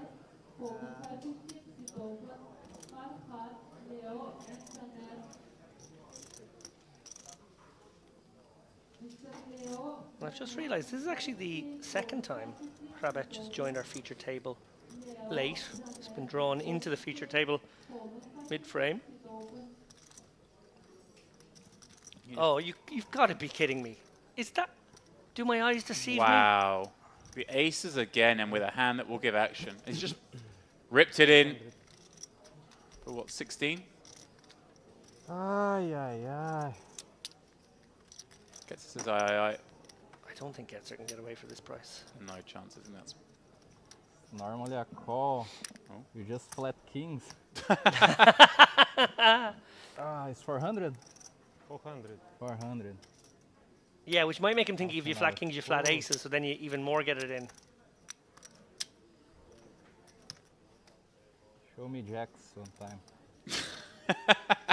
I think, like, while he is going to see aces, I think he's giving Gromov too much credit. Or too little credit. This is just this. After. Okay. Because she's. players enjoying this You can moment. put two queens, okay. Just discussed how many aces they've seen, Oh, and it's getting silly. Game's not. then well, he has 3 outs. Of course, Gromov You can got kill a it.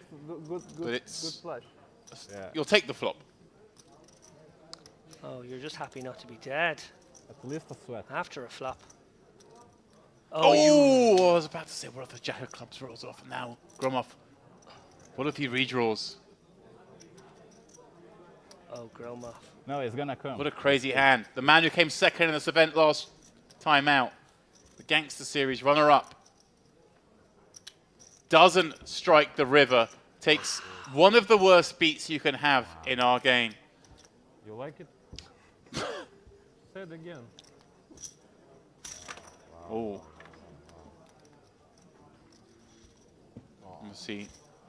Rather upset I didn't want to jinx it. at the run out. And yeah.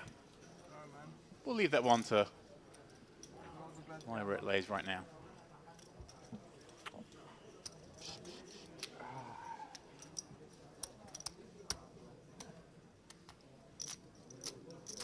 Awesome, mate. Awesome. Nice. Very well played. Especially the third. That's how much very well played. Yeah, a lot of jokes. What a dealer. This is so hard. Yeah, it's been incredible. Amount of big hands on this table.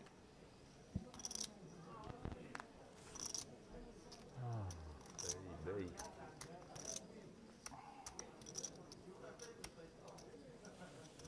48 players remain. Suggests to me that the dealers on all the tables are dealing coolers right now. 33 bust outs in an hour and 45 minutes, James. That's crazy, yeah. How much of the field have we lost? We've nearly lost half the field. Can I point out, it was a long bubble. Yeah. We used up at least half an hour on the bubble. Yeah, there was an hour and 48 minutes, I think, left on the clock, wasn't it, when they came out? Because they played taking 2 minutes per hand. So in an hour and 48 minutes, we've lost 32 players of the 80 that remained. Wow. And we're not done yet. No. Average is now 1.4 million. I don't think I've ever seen us lose half the field in a frame. So 56 big blind average. Once again, players for the day 1B of the mystery bounty.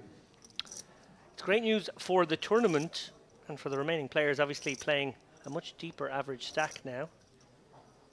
Well, you say that's better. It's not better if you're having to face off against rabbits in every pot. I want to shallow things out a little bit. So it is. He's matching the raise here. Is that a min raise on the flop that rabbits, having bet the flop, continues on, and a pretty scary card for both to see. And Sebrajad, wow, he's going tiny. He's going 50k. Little block bet. I mean, we were looking for some turn cards with 8-4, but King of Diamonds surely not one of them. Yeah, it's so ugly because sometimes this block bet will be, I don't know, like a 5-6 with a diamond. Oh, maybe it won't ever be. Maybe you're dust here. You can make two pairs sometimes. Being laid an extraordinarily good price. It's so awkward. We talk about defense frequencies. I was about to say, is he going to does he believe the check raise on the flop to be a value? Does he think this is a block bet that is just weak and therefore can just turn this garbage hand into a bluff? And that's what he's going to do. Raising it up to 250. Thinking, does Ebristad check raise me with flush draws, or does he just check call?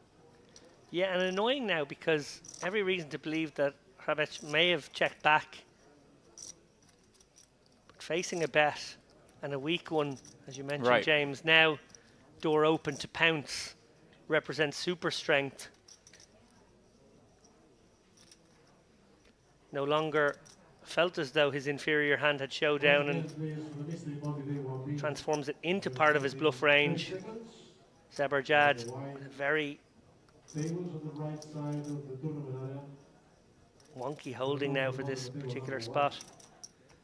Bad pair, bad draw. 150? Is he going to pass the test? Surely not. Credit him for thinking this long. Doesn't know what he wants to see on the river. It's so difficult, isn't it? I wonder how much of it is based. Obviously, Kravets came in whilst the aces v aces hand was going on, and wow, he does make the call. Kravets has built a 800k pot where he's now up against trip queens. I think he did want to see a queen. I think if he could have picked a card, queen's a pretty good one. Now, Kravets surely has to be concerned. You've got check raise on the flop. The opponent stuck around to a turn raise. Is he betting into a boat here a lot? I mean, is it a queen with a bigger diamond than this most of the time? It's fraught with danger. Right. Obviously, he does block queen 4 and pocket 4s. Question for you, James. Does he have showdown against a small part of the range. The maybe ace of diamonds 7 or the ace of diamonds 4. I mean, loses to both of those.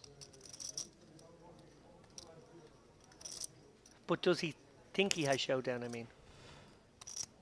Oh, sorry, he does have... Sorry, I apologise. Yes. Yeah. But yeah, those are the hands, I guess, that could potentially still fold.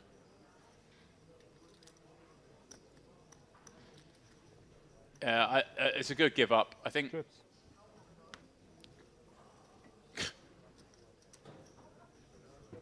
Once you make that turn move, which is very speculative, you just have to concede that that river is of no use. Thank you.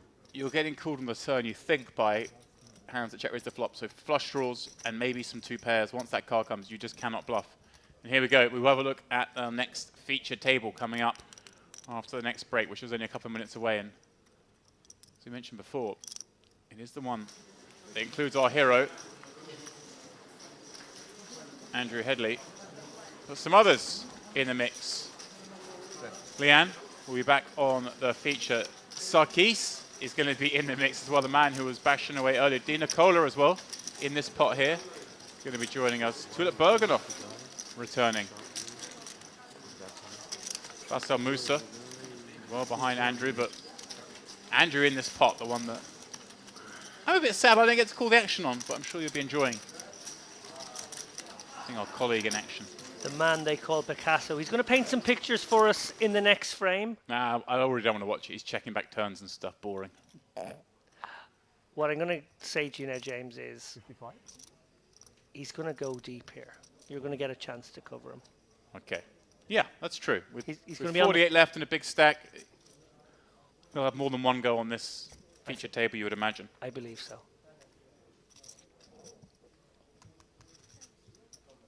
Jack 10-5. Deebs. Top pair.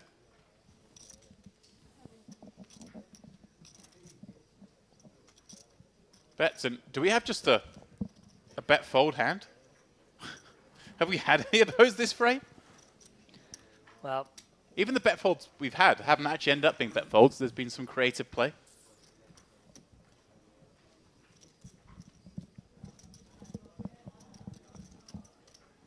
Honestly, I haven't seen a session of poker quite like that one.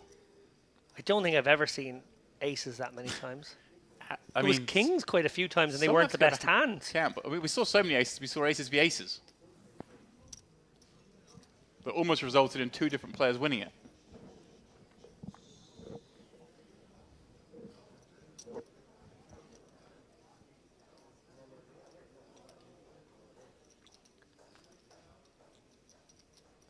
This might be the last hand. Yeah, I think it is. Before the break.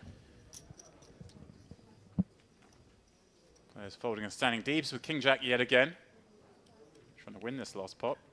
Zibajard, ace, 3 of hearts on the button. Not interested. He wants to get to that break. Perhaps get a bite. There is a buffet nearby, so I've heard.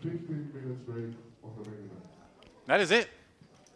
We finished this rather crazy period of action.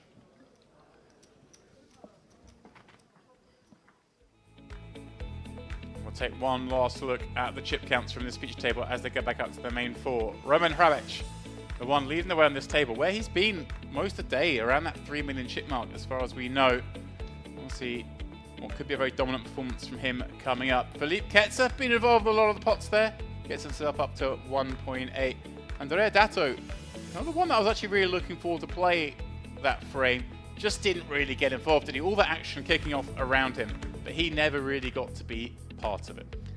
Yeah, after the bubble burst, it was bust outs galore on the feature table. We had some huge hands dealt. I guess it was the session for aces. Gromov dodged the aces when he had the kings, but he couldn't hold with the aces.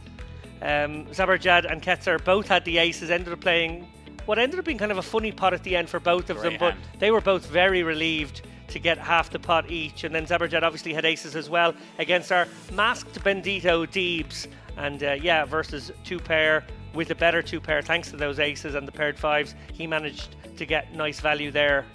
Aces! Well, we can't keep getting this many aces. We'll go throw things to a quick break. When we come back, I'll be replaced by Ali Najad as we pick up the penultimate frame of the day here in the Western Series main event. See you in a few.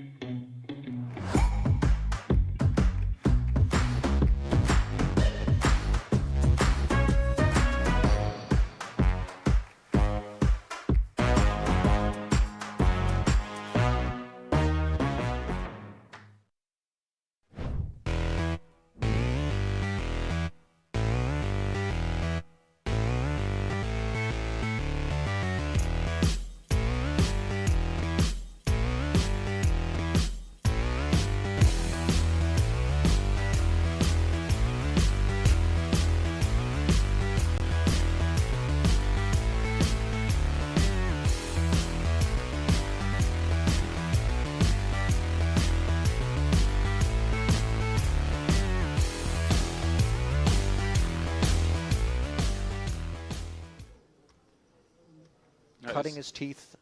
You notice Yakuli in a not dissimilar situation from what we saw a moment ago, but the blinds have not gone up. So he's got 13 blinds. Decides to rip it under the gun with ace queen of diamonds, Troyanovsky. Just like the last time we saw a bigger hand waiting in the next seat behind. Yeah, this is really devastating.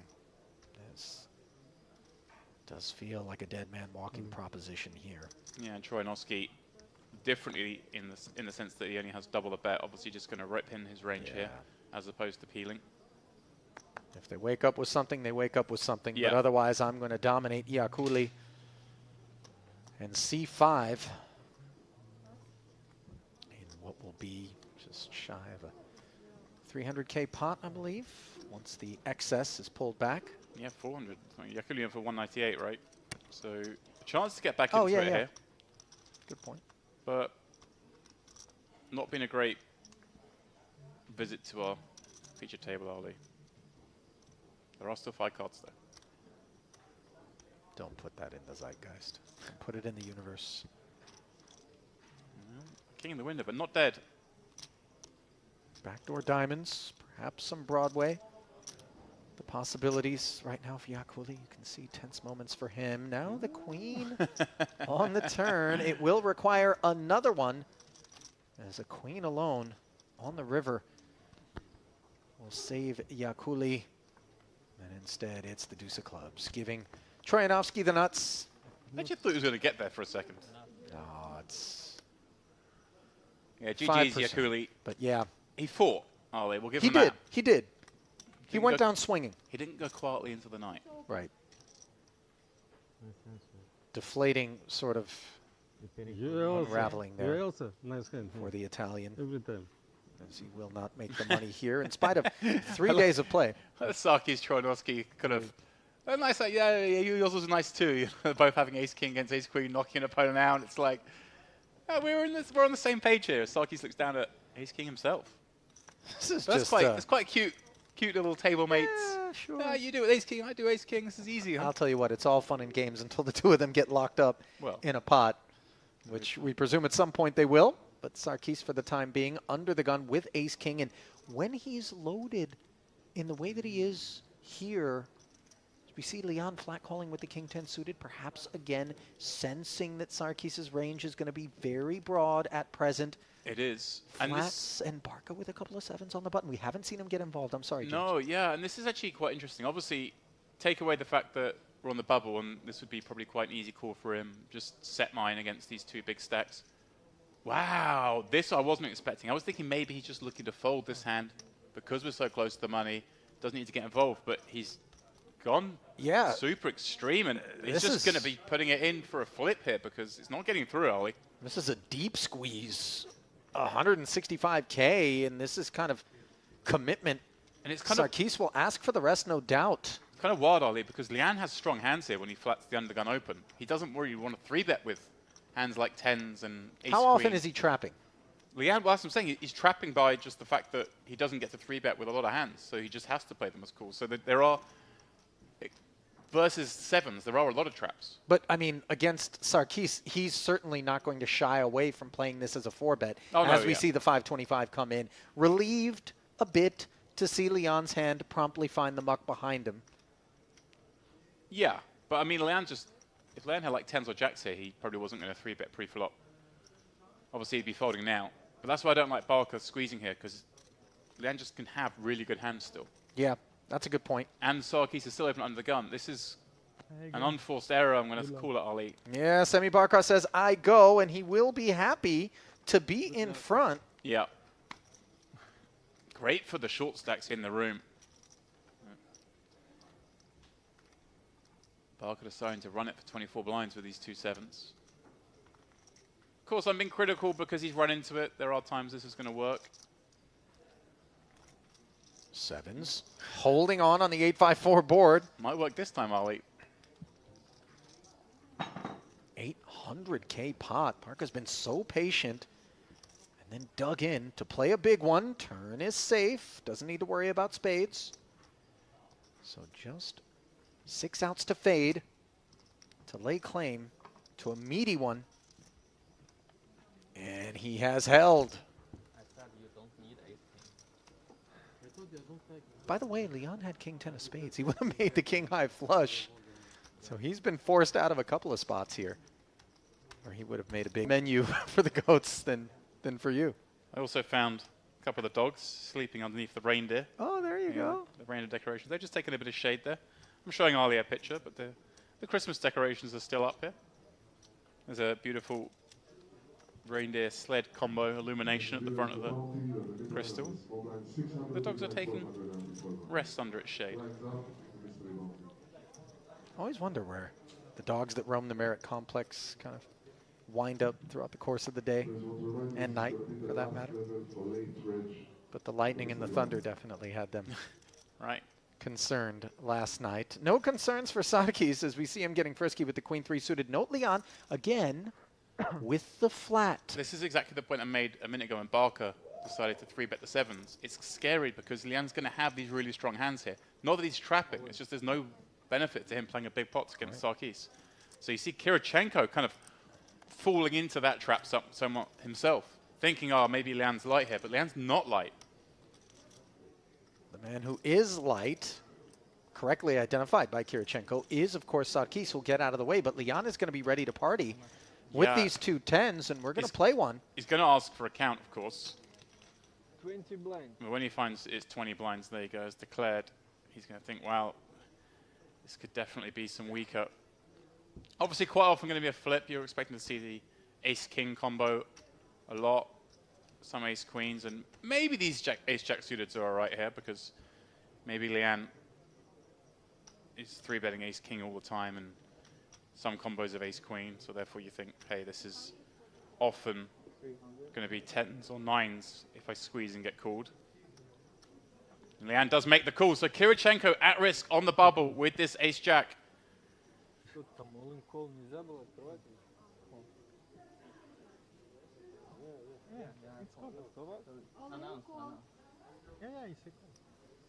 What's going on then?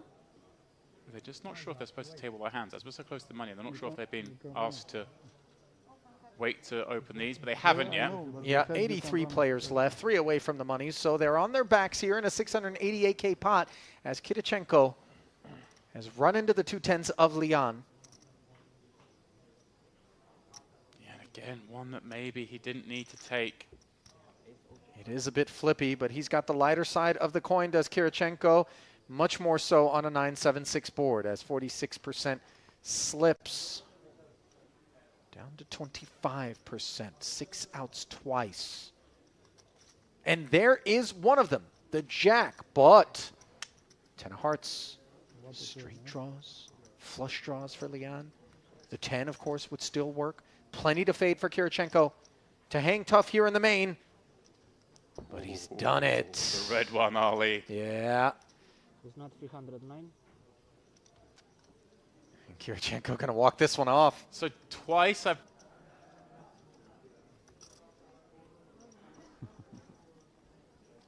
Good luck. Well, speaking of pocket tens versus ace jack, that's exactly what we've got here on the feature table. El Asmar, very understandably delighted to ship these in for 12 big blinds. Would have been very sad to see this hand one hand ago and have to let it go, or indeed have to shove it and face potential elimination. Ace jack makes a tight fold. Ace queen will not be doing the same, I suggest. Don't think this is a fold in any world. Ketzer with a deep stack can just flat here and be pretty sure that should anyone come in behind, they would have to be very, very honest indeed. Here's a question for you. One hand ago, would we have seen this still? This action? 2 10s, jamming perhaps for 11 or 12 blinds, and ace queen giving the spin? I see, I think if that was the case, I wouldn't like my ace queen anymore, because really the 10s is supposed to fold that spot. Right. So if you do get involved, it kind of has to be aces or maybe a somewhat gambly kings. Here we go, off to the races. That's not smiling. He doesn't mind. I'm coin flipping, but I'm inside the money bubble. It's like, well, a new tournament starts almost. Yeah. Completed my main task of the last few hours. Yeah, huge amount of the pressure is lifted now. It's all smiles and jokes and laughs at this stage. All heart flop. Great news for El Asmar, reducing Ketzer to just the 4 outs.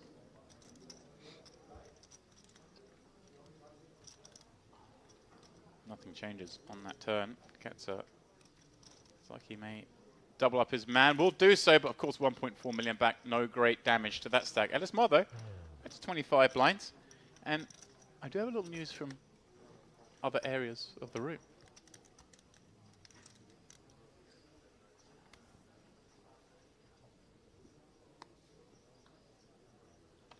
I have Igor in the chat saying, I just busted out in the same situation against Datto in 95th place. Igor had kings against Datto's aces. Oh. So 15 from the money. Got it all in pre-flop. So it's just the way the cards go. You're not wrong. Yilmaz now, he's been waiting patiently for a situation. 11 blinds, easy all in, but Deeb's behind with ace king. Any reason to do anything but flat here, David, with the stack sizes behind? No, I don't think so. I think if Deeb's had something around 750, 800k, he might jam. He's gone for a sort of click. Oh, a bit more than I think like 500, 600, something like that. 275. Well, I'd like this the least, if I'm honest. Oh, he's gone. Has actually clicked. Minimum. Is that even a legal bet? No.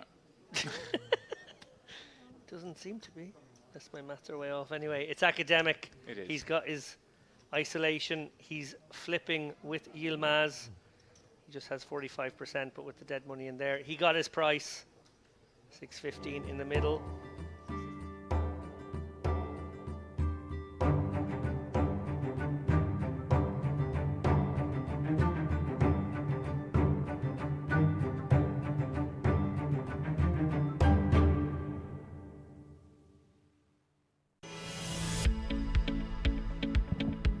Welcome back as night falls upon the Merritt Crystal Cove Hotel Resort and Casino. Day 3 begins to wind its way to a close.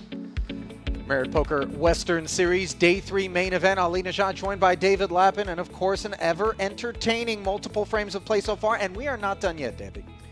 That last session of poker will be hard to top. We lost half the field in an hour and 25 minutes.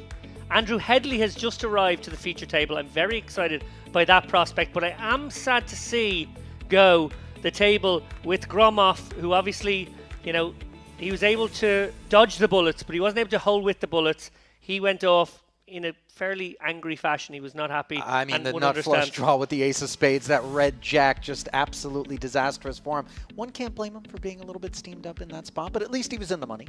Yeah, very steamed up and very upset by what had happened.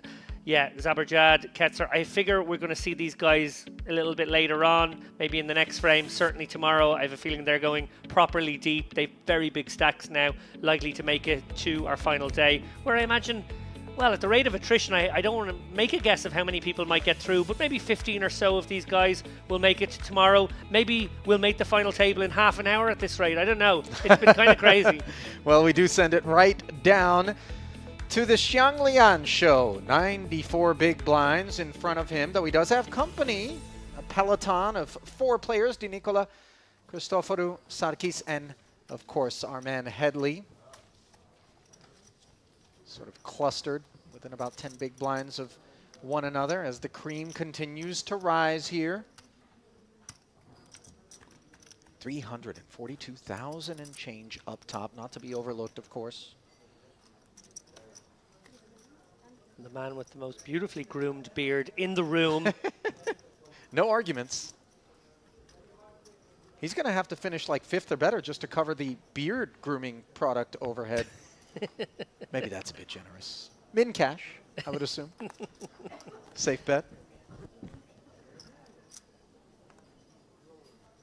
We will make no bones about the fact that when Andrew Headley enters a pot, it's going to be very hard to remain unbiased. I think it's okay. You try to be unbiased when there's friends or people you know out there, but when there's a colleague, when there's a person who sat in this very chair just a couple of days ago, I think it's okay that we support our man. Tend to agree with you. Christoforou going to open things up here with the 7s. He's gone for a 2.5x sizing, I guess, virtue of the fact that there's so many deep stacks at this table. You saw on your screen there just a moment ago a 2.6 million, a heap of players with around 2 million. It's a lot of chips at this stage of the tournament. Chula Berganoff, a very defendable to a min raise. To a 2.5x, he may still feel compelled. They are very deep. I think it's a call. Unfortunate to be holding a 7 in his hand, of course. Raising chips out. Oh, just to get them out of the way. Yeah, just calibration. Oh, in middle set against second pair and a gutter. This certainly is a pot that is going to cost Tulip Berganoff some chips. Unclear just how many. Depends on the run out. And look at Christoforou with the check back and now a very textured card on the turn, which certainly could leave him feeling bashful, in particular in the face of a lead for 75,000 here. Yeah, the upside of that check back is that he basically has a hand that's going to be able to station across streets. On this river, forgive the interruption, but runner. The gutter was always there, but my goodness. You know, he's probably going to feel okay just considering that he kept the damage to a minimum. But you have set? Oof. Yeah. The beats continue to come. Yeah, incredible check back on the flop. Really saved the day there. Kept that pot nice and small as these guys do their own little post-mortem now.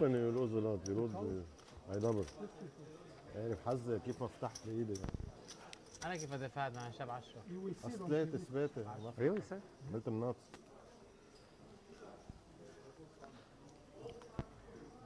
Musa, 20 bigs.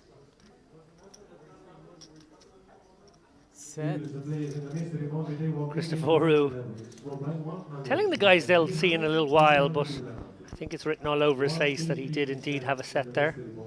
And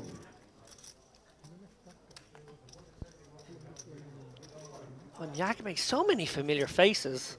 I guess it is I who am becoming more familiar with more players in this poker room, but also the reason they're familiar to me is that they've gone deep before. That's right. Usual suspects in terms of deep runs and caches. Names that we often find working their way toward final tables here at Merit, as we see Di Nicola Okay, Habibi, hard luck. Very taking bad it deal. down. I know, I don't care. Considerably more relaxed atmosphere now, obviously, with not only the bubble burst, but just that rapid pace at which we worked our way up the payouts. Sure, Yeah, lots of ladders. If you have a set on the floor, Tell me The bet. tell me the bet. What bet? Not money, not money. money, what will bet? How much? I give you the number of my wife, what do you want? I give you 5 to 1. 5 to 1 and okay deal. Imagine how easy it is for me. How much? Pocket $1,000 jacks to $5,000. for Lian, opening to 60,000, presiding over the Deal. big stack. Sometimes we find players Yes, 1K a bit suspicious. Deal. Tulip Bergenov We need the 25 minutes. deciding I to go flat take the the button bring with the money Queen or 10 off. This is I go a bring the touch money. ambitious. 9-6 tray board. Rates to keep him out of trouble, although the 10 of diamonds is working if he continues to wear rose-colored lenses in this one. Yeah, it would be a floaty call here, and is obviously facing a very small sizing. Yeah. Designed to retain a multitude of holdings. Now all of a sudden, King of Diamonds on the turn, and Tulip Bergenov with action check to him has picked up the gutter and the inferior flush draw. Running kings is actually a nice little development for Leon, who played it safe on the turn, now will pursue value into this 265K. Yeah, he can target some 9x, but may also think to himself his opponent could bluff in this situation.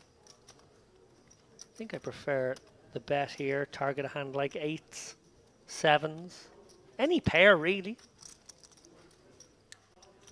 You can go maybe on the large size as well, polarize yourself. Try to have a sizing that has quite a few bluffs in it as well. Something like 200k could be fun.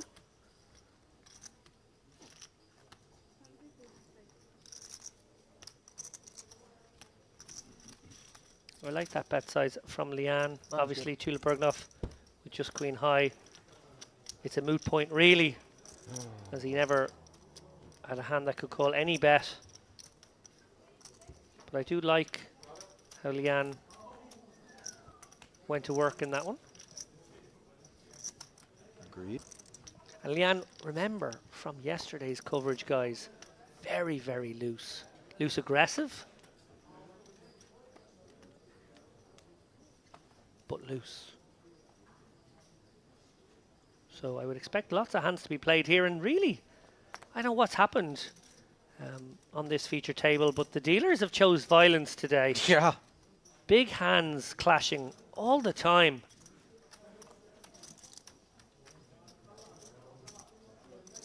Sarkis involved in what for me, David, was certainly one of the most memorable pots of the tournament, and was right on the precipice of looked like it was going to be a hero call with that King 9 suited against the Stone Money Bubble Jam with a busted flush, queen high. Here he is, ace 4 suited, 70 to go. Di Nicola with the 6 of clubs and a mystery side card is flatted. Tulip Bergenov tried his luck with queen 10 a moment ago. Cut off, mulling.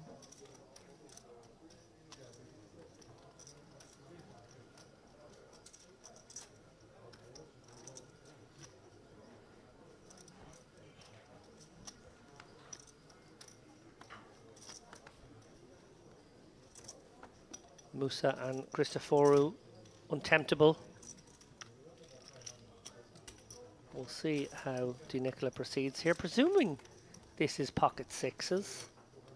And if it is, King 8-6 certainly does seem like that would be a likely holding. I don't know how much speculating he's going to be in the mood to be doing against one of the other big stacks out there in Sarkis, who is relatively early position under the gun +2 with Yeah. something other than the sixes. yeah, Sarkis with a smidge of backdoor equity here, flush, and I guess the 5-7. He's going to fire out, try and rep some King X, maybe an overpair aces. He definitely has those in range. Di Nicola, well, I'm saying he might have sixes here. If he doesn't have sixes here, he definitely has a club underneath. Yeah, and perhaps even an open-ender like a 6-7 of clubs hand, although again, I don't know that that's the kind of kit that he's going to be seeking involvement with. With 48 players left. The two most likely cards underneath there Ace of clubs. are the ace of clubs, the 7 of clubs, and a 6. Yeah. And all of those hands are very interested right now.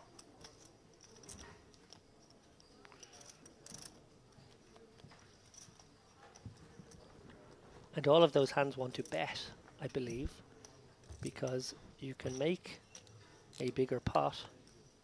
You can protect, even if it's the weaker part of that range, in terms of made hands, you can protect those hands a little. We're never going to know. Di Nicola kept it secret. That he did. My hunch is that was pocket sixes. So yet again, the dealer. Flopping huge for 1.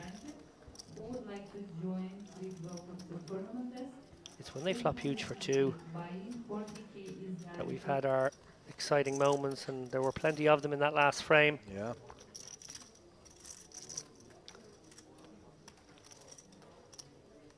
Aces for 2 players in one big hand. Aces versus kings when Gromov somehow got away. And then aces for Gromov up against the ace queen. He was in amazing shape, 92%. But the ace queen made a straight. Ketzer, the man who has a big stack as a consequence. We'll be keeping tabs on him on the outer tables, but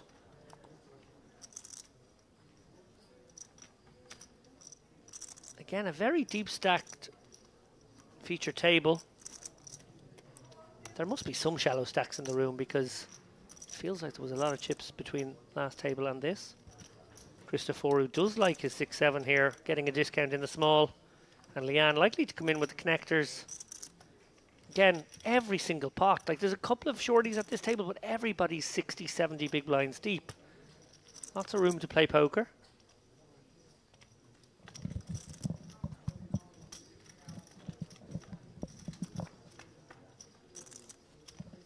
King Jack 4 in this three-way affair. Second pair nut kicker for Tulip Bergenov. Well in front of the field, and sneeze and take it seems to be what will ensue. As he's bet 95,000 with nothing atop the stove for either blind.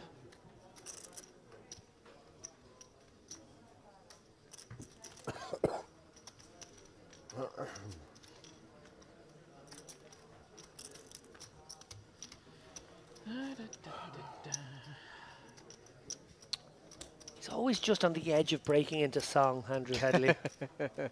How many times you been on this stream? Oh, all my life. Great answer. The most experienced streamer. The most experienced merit reg.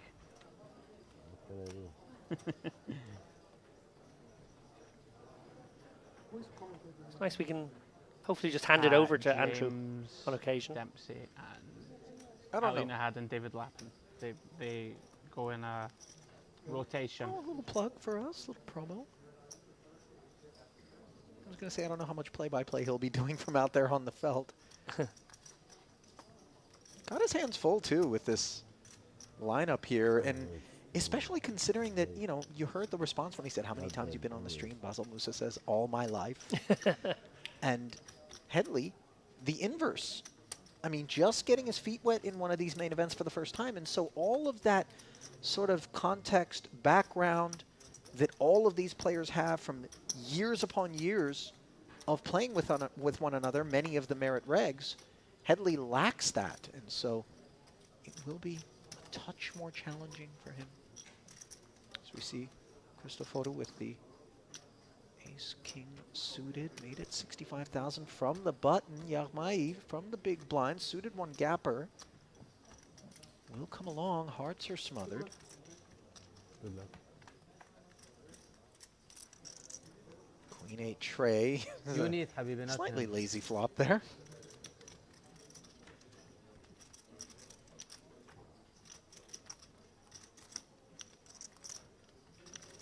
Gutters for both now.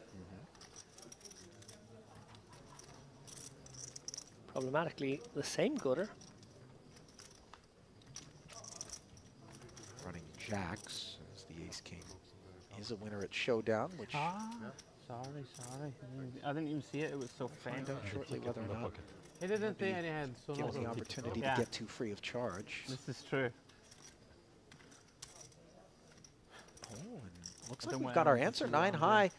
Keenly Fold. aware that at Showdown it's not going to be a winner, decides to reach out and bet 105,000 and Good call. really no sweat whatsoever. Good call declared.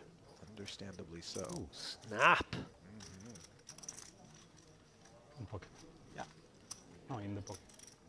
In pocket, yeah. ابن عمو الورق. How you do this? Really, you know, I played this in the video since 20 minutes. I only saw Queen's Ace King 9 set. What? Check the set. One folder for me. Ace King cost me 400K. I feel like you and Ali might be able to take a shift off here. These guys, lots of table talk. Yeah, chatty. I changed What's cards. the aces?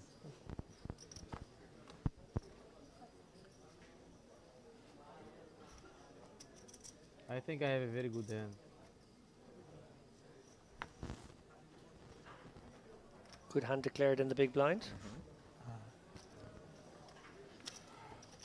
Good fold. Never. Haggling for folds here. Groveling is allowed. Second straight open from Cristoforo this time from the cutoff, and Yaghmai rates to be the customer once more from the small Queen Jack suited. Facing just the min. See how he elects to respond. Yeah, I think a smooth call is really nice here. Definitely dominating some holdings. I join. Sarkis declared early he had a hand. He has half a hand. 10-5-3 rainbow as the King 6 took the price. Ace 8 still in front. 2 checks. Make it 3. King on the turn, and Sarkis takes a big lead. Yeah, I may stab at this one.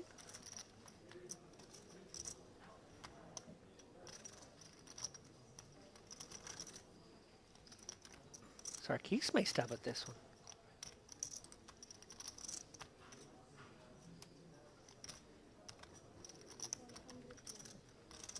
Nothing to write home about here for Cristoforo, but Yag may be interested for 120. Certainly. You have 6 deuce of cards.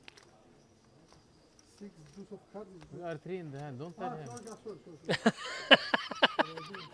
Cristoforo He will fold, he will asking fold maybe last the time. 6 deuce of hearts. Third player in the hand. He's forgotten. The pause on Yaghmai, of course, courtesy of this open ender, which is developed. Now contemplating whether or not he wants to play for this 120, maybe put in a cheeky check raise instead, just the flat.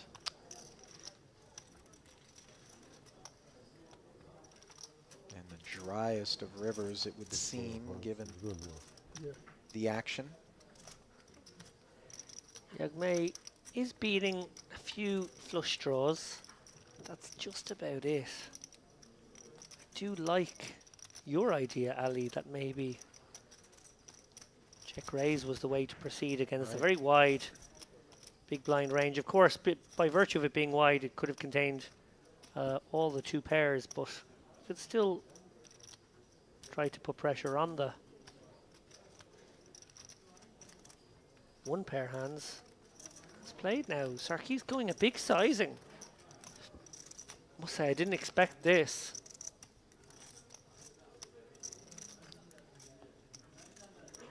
Guess feeling like better hands would have bet themselves on the turn. The hands that hang on, maybe things like a 10x, and knowing that he has the best hand, he decides to polarize himself with the big bet. Actually, very sophisticated line there from Sarkis. He's been really impressive. I cannot. The opportunities we've had. You know me very well. I'm going to call that one a Sarkistic play. Love that. You had sevens? By the way. Fives? I did have an opportunity. Sevens. Really sevens? Don't What do you have? If you tell me the truth, what did you have exactly? Really, you tell me the truth? No, I will know in a while, no worry. I can tell you the truth, yeah. Tell me what you have really. Really? Yeah. Because you cannot lie after Exactly. Queen Jack. Oh, but I have king. Okay, King board. honest exchange there. I was going to say that I had the opportunity to go over and sort of bow before Sarkis out there on my break, as I just told him how incredibly impressed we were with that King 9 spot. Even though he didn't end up making the right call. 27 and the private 27. Kirichenko, really the guy I should have been seeking out to give credit to for having blasted and earned himself that one. Welcome. Candido Capiello has joined us here.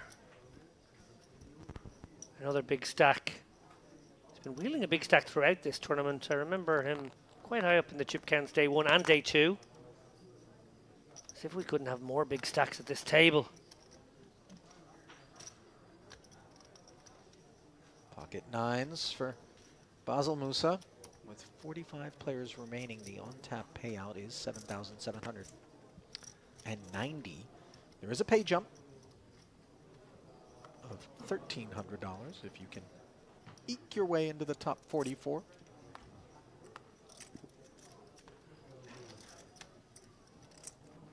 See how Capiello, the new arrival. Yeah, I introduced him as having a big stack. Something bad must have happened kind of recently. I remember seeing a 7-figure number next to his name not too long ago when I was scanning the outer tables, courtesy of the A with him to this feature table. So 22 big blinds. Gonna use one of them in defense here. Ace 6 deuce. Not what Capiello had in mind, of course. Yeah, and Musa, even though he hates the presence of that ace, is going to have to fire out here. Can find value against some inferior hands and just doesn't want to concede the betting lead. Has all the nut range advantage type stuff going on for him. Gets the job done against 10-7, of course.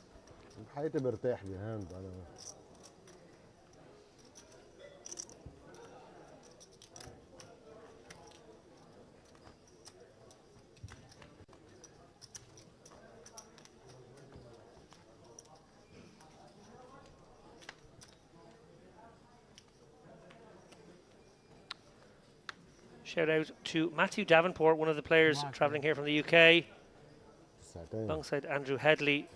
He is making good headway up to 1.6 million on one of the outer tables.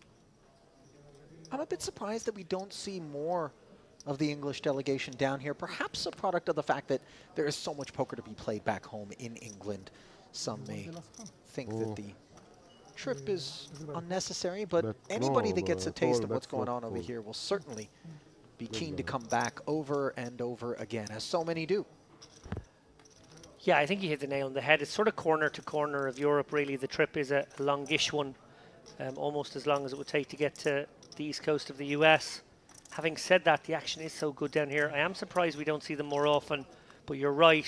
This is the only time Tours like the Grosvenor Tour, the UK IPT is back as well. It's a lot of poker in the UK. They don't really have to leave if they don't wish. Raise and take it there for Sarkis with a pretty one. You are dead. Queen Jack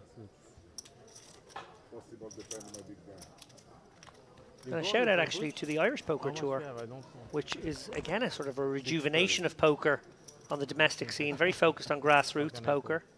And yeah, I remember a time not too long ago where there was very little poker in Ireland, and now there seems to be a tournament in some county every week. So yeah, UK, Ireland, I guess the kind of places you're talking about who might make the journey here. If there is a good domestic scene, that probably does deter travel. But when you get a taste of this poker room, sort of like a once you pop, you can't stop. Yeah. Pringles effect. There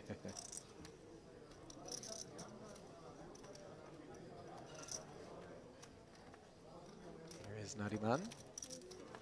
Jagmai, ace-9 offsuit from the hijack, of course. Worthy of pursuits, and a pretty one for Sarkis with a deep enough stack to maybe get frisky from time to time. Plays it as a flat.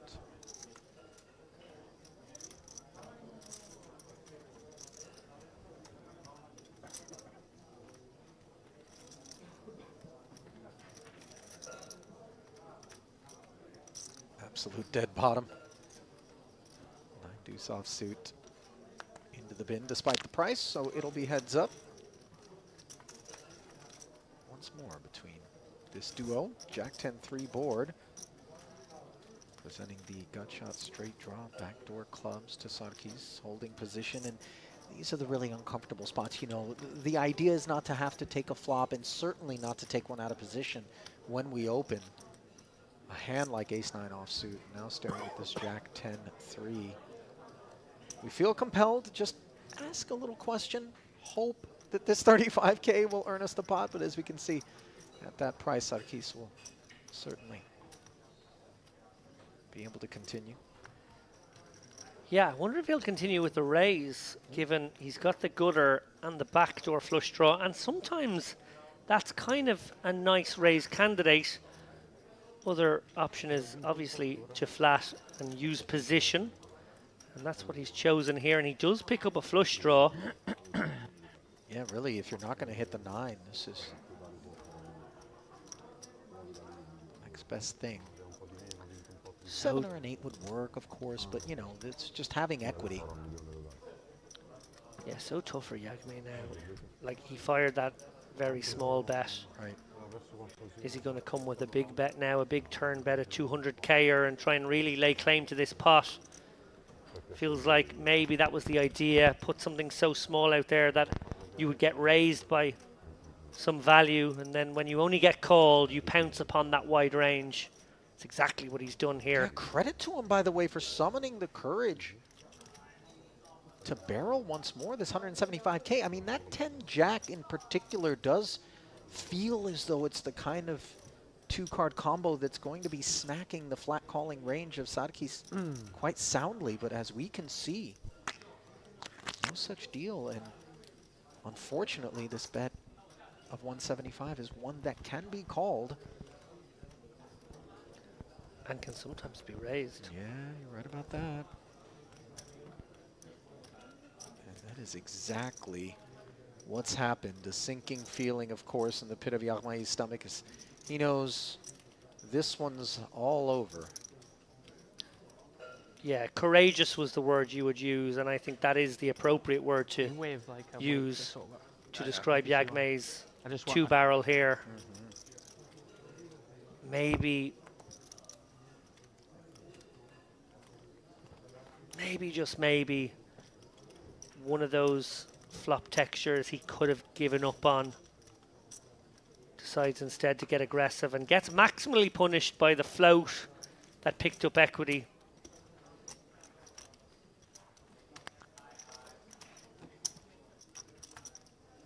Well played from Sarkis. Did I have It was. anyone else want a drink? Anyone want a drink? Yeah, you need Turkish coffee. Andrew taking orders.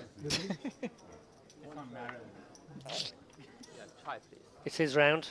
But I would buy it for you if it wasn't complimentary.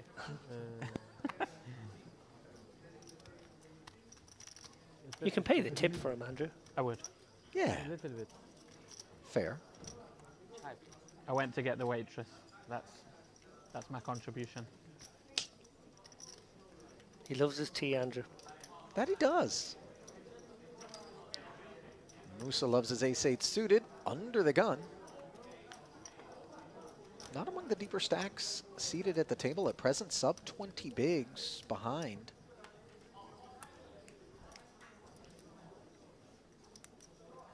But you know, we do have to pick a few spots and just not get eaten alive here during these hour-long levels. It is, you know, as Andrew noted in our group chat, a generous structure, and I think players really appreciate that.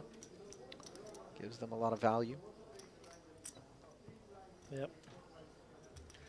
As Headley goes set mining here versus the UTG range of Musa. You hope in this spot that your opponent has a big hand so that if you do connect with your ducks, you can get paid. Instead, it's Musa who flops superbly well top and bottom here. He's even got the backdoor flush draw to go with. Plenty of clarity for deuces, though. I mean, deuce-free flops, and we tend to be able to escape with ease, which Andrew will do. As He was supposed to make. This was supposed to happen. It was supposed to be destiny. Shumao? I think Andrew's referring to a hand from earlier at this table. He had thrown a few hand histories into our chat, and I know one referred to the ducks. I'll be honest, I was working. I didn't read it. But I remember some reference to the Mighty Ducks in our group chat. I'm guessing someone must have done something flashy with them. I had a pair of deuces and just checked. Folded flop. No. No. I heard him saying I have a set of ace, he had set of deuce. No, if No. scenario. Well, he showed 1-8. I'm telling you what's happening, I didn't understand how he folded. I just couldn't believe that it didn't hit. So tight, that's why. Imagine I have set of 8, has set of deuce and folds. I stopped sitting on this table. Just fold the flop. Check fold.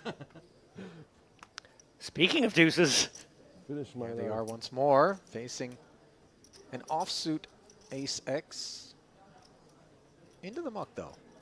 I thought it's going to happen, you know. there's a man who doesn't believe in destiny there, Candido Capiello. Feeling a No little bit romance.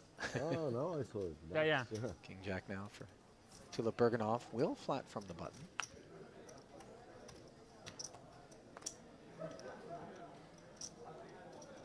We move him. We were challenged at the break with a little video piece, I believe will be coming out soon, where we had to say some of the longer names. Yeah. Some obscenely long names, actually, it must be said, our researchers found. Of the longer names, I have to say Tulip Berganoff, one of the words I like saying. There's a certain flow to it that's actually comes off the tongue quite nicely. Yeah, it looks like it's going to be a harder adventure than it is, as the adventure rates to be over for Musa and Tulip Berganoff on the ace-5-3 board, although Christoforou did play it as a check and is given the deuce on the turn to make the wheel, and now he's a bit in the weeds, hoping that he can induce. Azamat does not bite with the check back. Yeah, really hoping here that one of his opponents will rep the hand he has. Obviously, he's not going to have too many 4x from under the gun, and his opponents absolutely could. Having thrown out the rope, it does seem like he'll have to do his own bidding. That it does.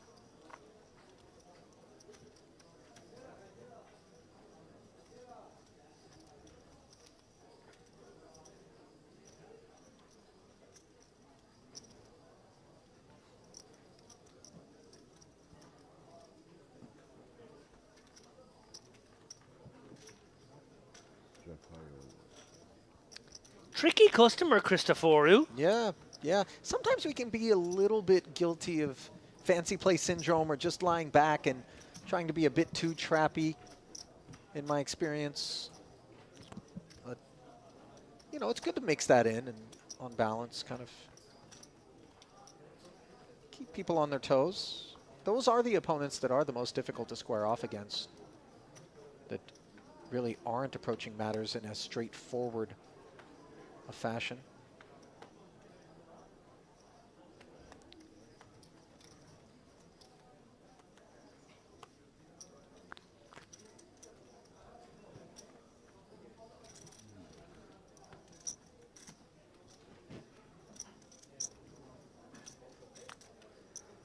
A tempter for Tinikla.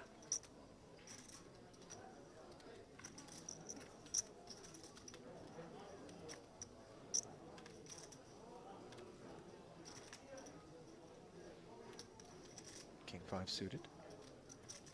Awaits. Suited one gapper. Looks interested.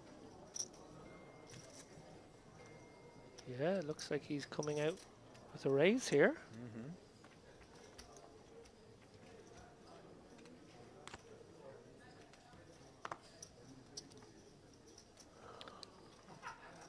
Plucking a hand a little worse than the flatting range here. Using it as a 3-bet. Interesting deployment.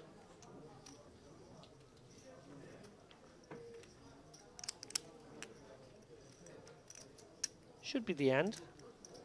Is.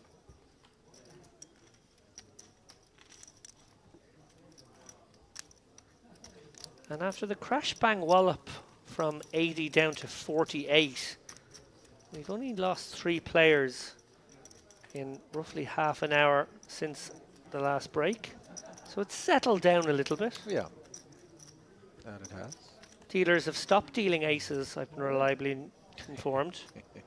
Players are going to have to proceed with sub-nut holdings. Look my hand. Not How this annoying. hand. Andrea, look my hand. A3 of clubs. I don't open. First hand. I triple up. Had the nuts. Nuts.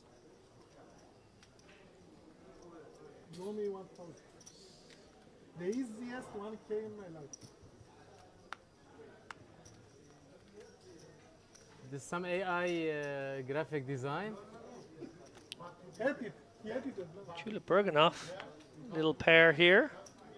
Late enough position that he can open this one, I think. You'd usually fold this in early position.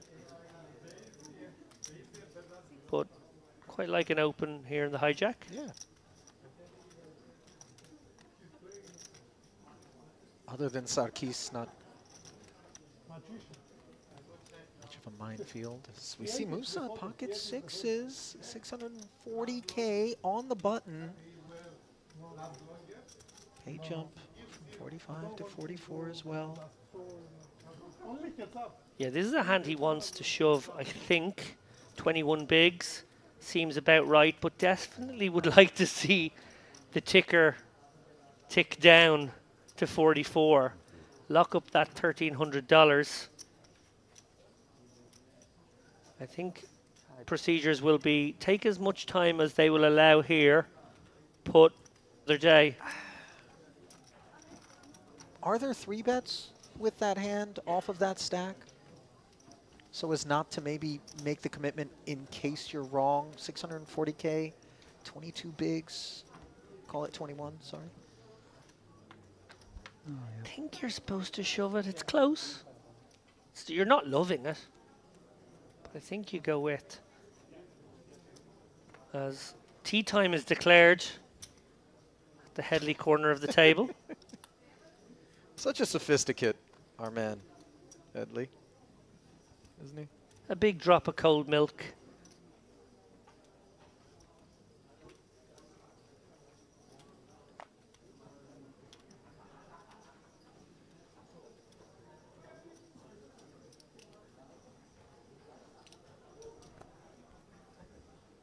Ace 4 on the button, certainly worthy of an open.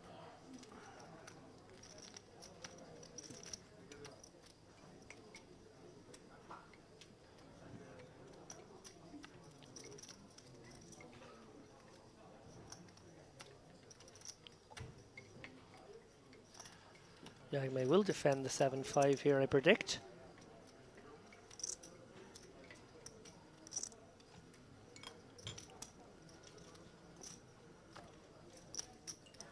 You like to defend my... He does, and identified his stickiness there by the peanut gallery. Two quick checks as the ace-4 doesn't get any ideas, although ideas might be exactly what are swirling about Jagmai's head. Courtesy of this second club on the board, giving him the flush draw in a 175K pot. Did get caught with his hand in the cookie jar earlier with the 9 high against the ace-king. Sometimes we get a bit gun-shy, you know, a little PTSD from prior efforts.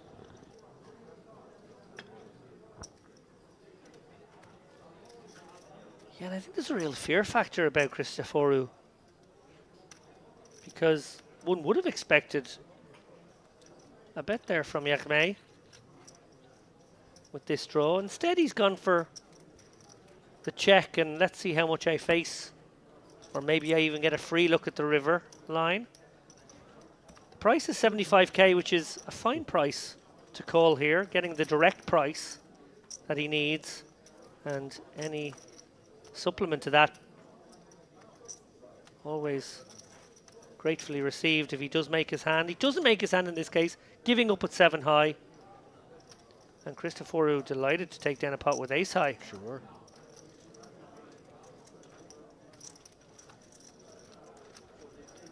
Didn't believe. Did not believe.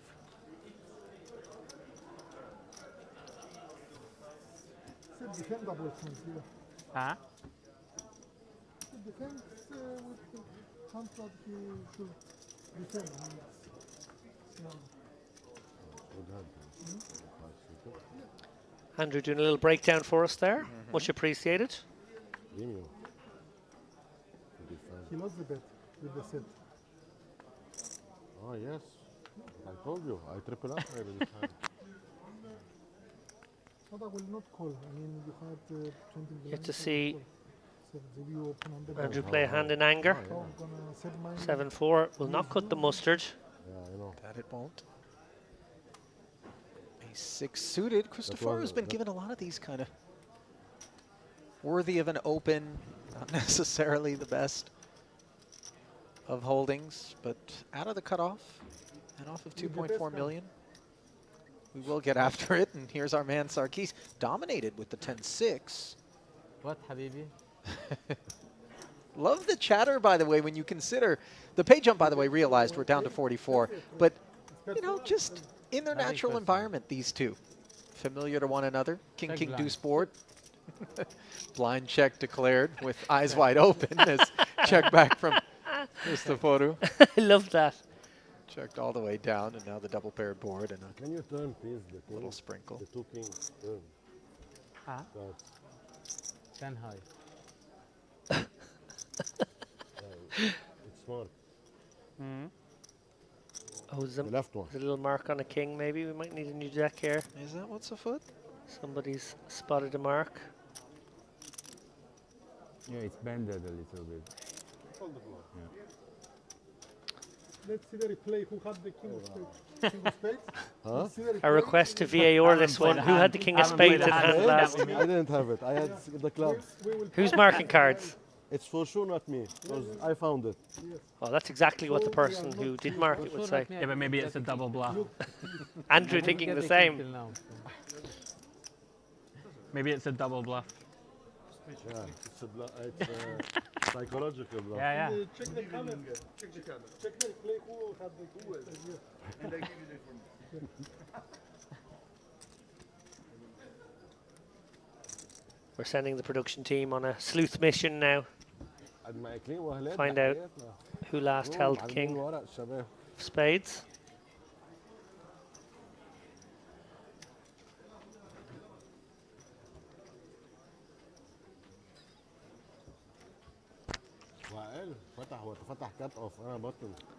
But yeah, picking up on Ali's point there, so different from previous tables we've seen. These guys just chatting it up like it's a cash game right now. That they are.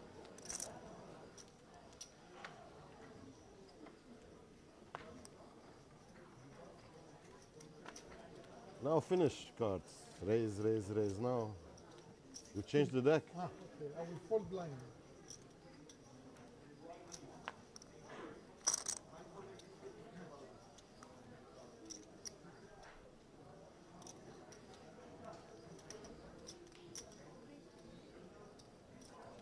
Ace-9 open from Tulip Bergenhoff. Looking at his Hendon Mob, over $250,000 in career earnings, 75K, his career best cash. Did pick up a couple of cashes at EPT Prague in December.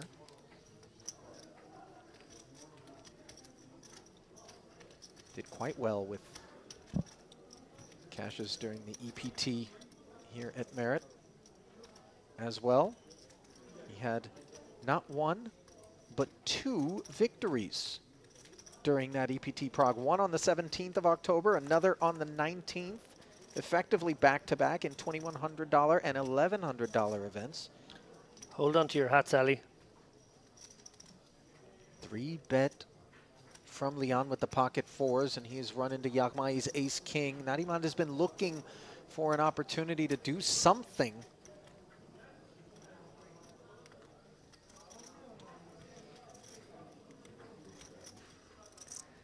When it gets back to Leon, he will find himself with a pesky price. Having made it 160 here with some whole pocket pair. He's only going to have to call off 580 to a pot of 1.6. He's going to need something around the 35, maybe 38% range. And of course, 4s will be flipping sometimes. But got to be very worried about the 4-bet range. Certainly. I think we're probably putting Yaghmai on 10s plus ace-king and maybe ace-queen suited. Yeah, the idea was to 3-bet and take it, or at least be in position if we had to take a flop, not to get 4-bet and proceed. So he does let it go, and that is a nice chip infusion to Yaghmai, who has had his struggles here of late. Yeah, really nice pickup there. Sure. Gets back to over $1 million without showdown. بدك جوكرين لتدفع. Open 3-bet. Information for all the players and the audience is that we are running the third level in the Mystery Bounty 1B. Mine is 2,750. Suited wheel ace. Spoiling the note I had just written down. I was about to say Headley V-pipping right now like a Dean Hutchison at the World Series of Poker final table. Must be a Scottish thing. And then he ruined the party with a raise to 65K. See, I got two birds with one stone there. Sure. Efficiency. And this will be an orbit's worth of tokens hauled in without any fanfare for Mr. Headley. Perhaps he'll wash it down with a swig of the Twinings. What do you think he's working with there? A Darjeeling, an Earl Grey? It's breakfast. English breakfast, yeah. Definitely, always breakfast. Not even flicking in the bergamot. Oh, I love the bergamot, by the way. And I love that you knew about the bergamot. Persian tea. Steeped in bergamot. Yeah, I don't think there's a lot of Lapsang Souchong in Andrew Headley's world. No chai. Nobody wants to. Right. No, well, hang on, though. No rooibos. Rooibos, South African red tea. Chai, of course, I would imagine, brought back to the UK, courtesy of imperialistic. Some terrible things. Yeah, yeah. A bit of a pilfering of that particular variety. Not for everyone. They take their time, you know. I know. I understand. It's like psychological. Yeah. Even I like to play very fast. You don't want to make a mistake. Yeah, you know, I made tons of mistakes. You know what I mean? Like people always take a minute longer. I know.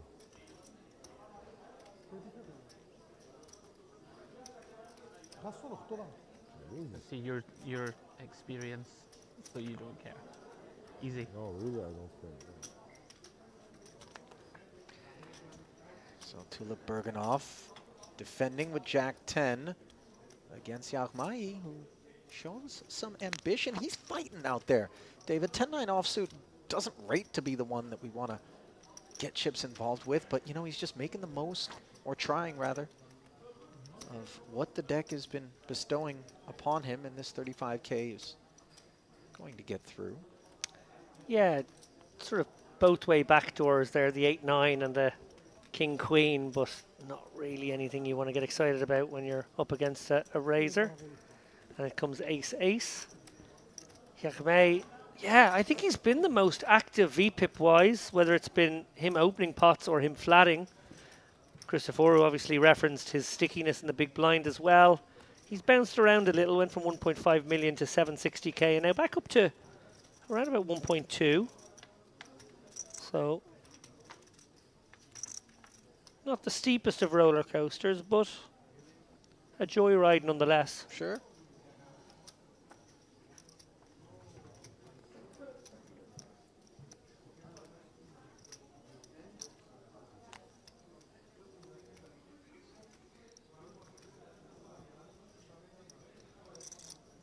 Now over to Sarkis. I really like his table presence too, David. The manner in which he operates out there, just replete with comfort and just kind of command of craft. Has some speech play on him, which, you know, you don't see all too often in the tournament streets. It tends to be a bit devoid of most players' repertoires. Yeah, he's a confident man. And why not? When he brings his A game, he is fearsome. Andrew Headley about to take him on. A7-5 Rainbow. Both players disconnected. Let's see if Sarkis wants to chirp and take it. Would appear that way. Yeah, it feels like a range bet. And Andrew very disconnected from all of those cards. Worst hand wins. Position and betting lead, always a powerful combination. Sure. This hand was my life. Be careful. That never works. Right? Does it work? It does.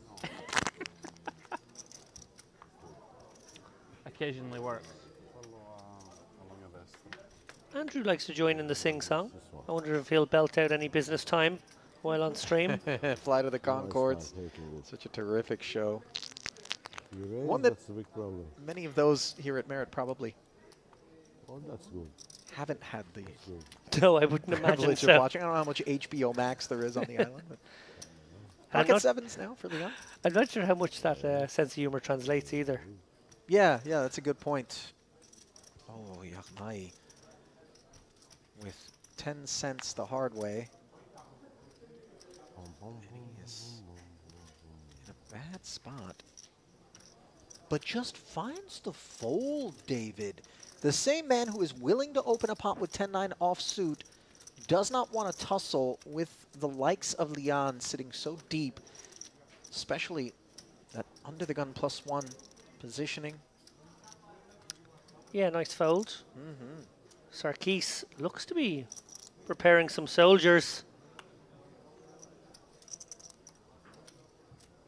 Leon, as I mentioned, we saw a lot of him yesterday. Maybe not quite so much in the first 45 minutes of this frame, but he is a very loose player, and I'm sure that has been on show for the past 4 or 5 hours.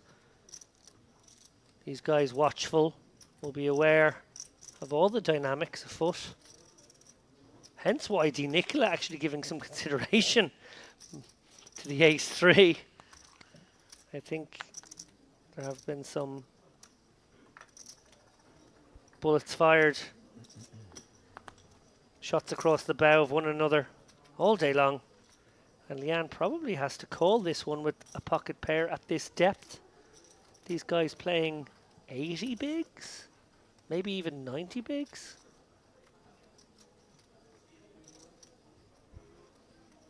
190,000 gets called.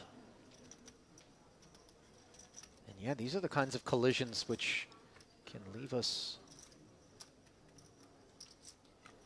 with explosive developments, although that is not the flop that will yield such things. Expectation in these situations is for Sarkis to fire small. I would say 25%er on this sort of texture. What's quite nice for him in this spot is he has the back up of the backdoor nut flush draw. And we'll have aces, ace, king, maybe even a light king, queen, or king, jack sometimes here. Leanne facing just one over card, I feel will have to be sticky, even to this 50% sizing, maybe by function of the fact that these guys are playing so deep, we see a larger bet from Sarkis here.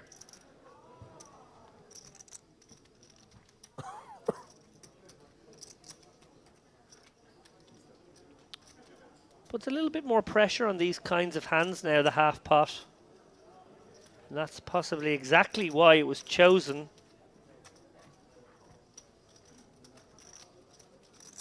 The fact that the sevens do have a little straight backdoor equity. Compelling the call. Aha. Another king on the turn, and this is just delightful for the sevens because, of course, the likelihood that we're up against a king is reduced a bit.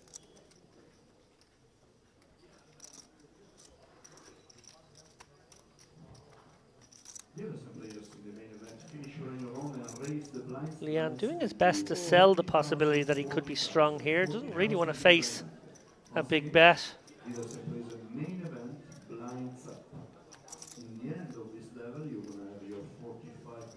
So Sarkis thinking to himself, okay, that first bet would have cleared out all the nonsense. Maybe the small pocket pairs. Might have even hoped to clear out a hand like sevens. What would the second barrel achieve? Well, it doesn't come. And now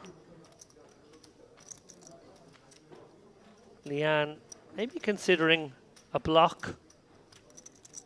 Yeah, and the double pair board is always the type of texture where some of these ace highs can get curious. 1 meter. That's the other upshot. Yeah, by blocking he prevents his opponent betting bigger with aces or queens, charging him more. It's not impossible that Sarkis has the sevens beat and just takes this sort of line. But as you predicted, in comes the lead of 375K, and maybe we get the sense best case scenario here is busted, club combos, but what are the club combos that would have called that 3-bet pre? It seems as though the ones containing an ace are more probable. So the fold from Sarkis without much fanfare, and Leon will snack on one.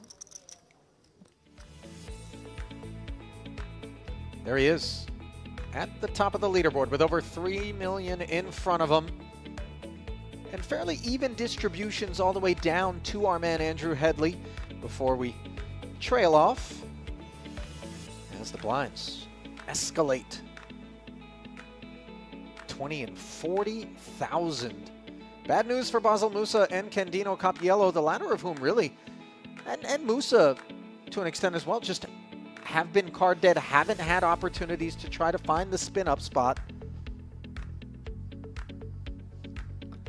Yeah, what I'm interested to watch in this next hour at this blind level are the short stacks. Capiello, who arrived, Musa, who's similarly now been pushed into the 15 big blind zone by that blind increase.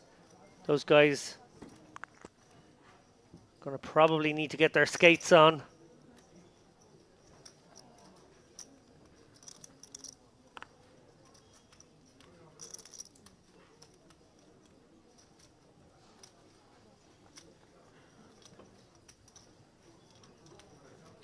Headley with a suited connector on the button.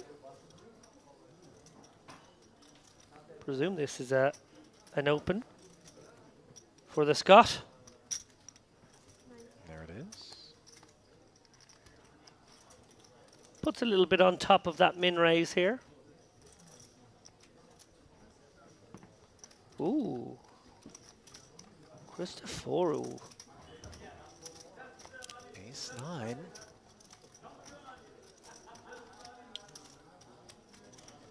It's an interesting hand here. You can go both ways. Flatting this one, your opponent may represent the board that you hit, and you find your profit that way. Yeah, kind of conceals your holding, under-repping. Oh, and that's exactly what might happen here. Although 3 hearts. Yeah, the monotone boards are a bit tricky to navigate. Let's see whether or not Andrew, with just so little equity, will have any ideas here with the wheel gutter. Yeah, I think his hand might bet this one. Doesn't have to go for a big size here.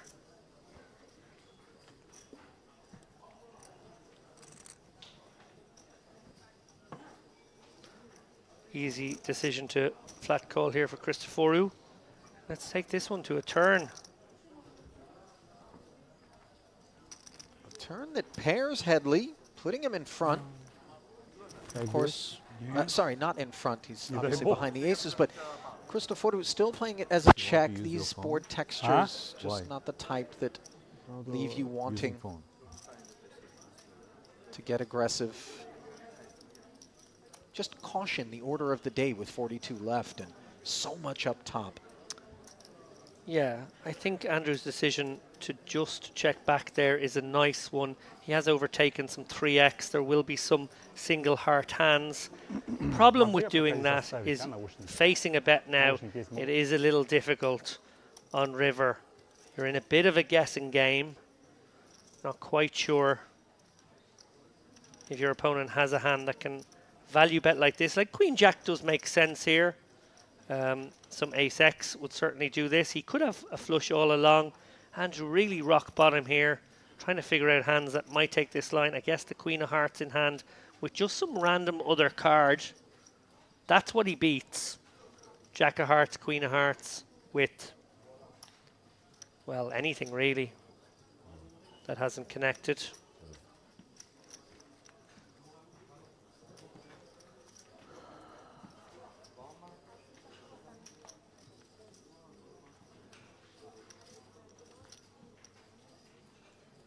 $125K the bet. Andrew just trying to piece together what exactly would approach the affair in this manner. It is somewhat milky sizing into the 360. Yeah, he only has to be good about 20% of the time here. So could be an offsuit Queen Jack with no heart. That would certainly make sense. Some King 10. yeah, I think the problem for Andrew here is he'll be able to pile up the hands that take this line with this block sizing on the river that are value, and then he's going to try and find some bluffs, and I think they're going to be the Queen of Hearts with a random kicker, Jack of Hearts with a random kicker, and on the off chance that he has one of those, he might find a call here. Well, he has measured out that call, and then he looks over at Christoforou, and unfortunately he's been milked. Doesn't have to be good that often. It's okay when Christoforou turns over a winner there. Andrew really just doing a bit of combination counting, trying to range his opponent, figure out if there's enough bluffs to that size. And I think Christoforou, because he's such a tricky player, maybe does believe he would find those bluffs with that convincing size as well. And yeah, look, Andrew gets shown the best hand, but he just doesn't have to be good that often. Fair point. You could see kind of the courage brimming, welling up, and then the call getting put in there, and that anxious moment where you're wondering, did I catch my man? And of course, when the hand is casually flicked face up, you know that's not the case. Still sitting with 1.7.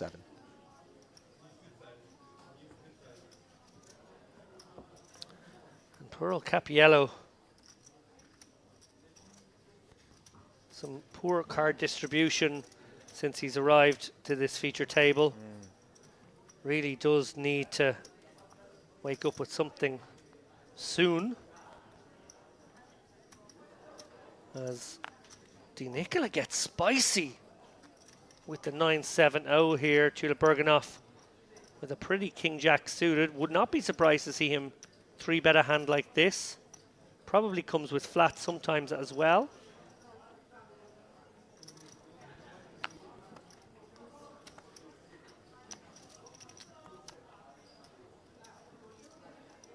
Wow, Di Nicola really stepping out here with a offsuit gapper in the middle of nowhere. Not really the kind of thing that we've observed. We've seen so little from him here at this feature, but sometimes it can be the product of being eaten up by 2 or 3 orbits worth of blinds and just thinking to yourself, okay, I've got to find something, make something happen. But patience is the order of the day, and look at Cristoforo with the ace deuce off, squeezing this flat. Yeah, like a wild animal in the high grass. He's just a pouncer. He just figured Di Nicola opening wide enough. Tulip Berganoff doesn't give him credit for enough traps here, and he just pounces on this squeeze spot. Like we said a moment ago, hand against Andrew Headley. He has a very nice holding ace-9 in the big blind against a button open. Chooses to flat, feels like he can get his opponent to represent his boards, and now in this situation with ace-deuce, recognizing the opportunity to squeeze. Sure. He's got all the gears. And Tulip Berganoff does have a hand that he really wants to see a flop within position, but it is tricky and it is expensive now to do so. He really has been impressive.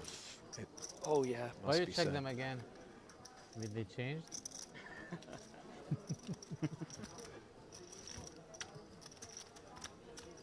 Trying to tilt me and put a bet again. No, I need to learn from the pros. Why you do it again after finishing the hand? It looks beautiful. So beautiful. Or so ugly. For 3-bet is beautiful. For a 3-bet. For a 3-bet. In 1K. I will not pay. there is AI technology changing the car. You will not pay. Don't believe it. Shadi, check with Shadi, guarantor. I prefer this 1K to give me in Dubai. I will come in Dubai to... Huh? Here now. No, no, no. Okay, in Dubai. Dirhams. I never been there. I will be your guest. Welcome. You're from Dubai? Not from there, I'm living there. Oh, good. You're going there, you play the game there? I haven't. No.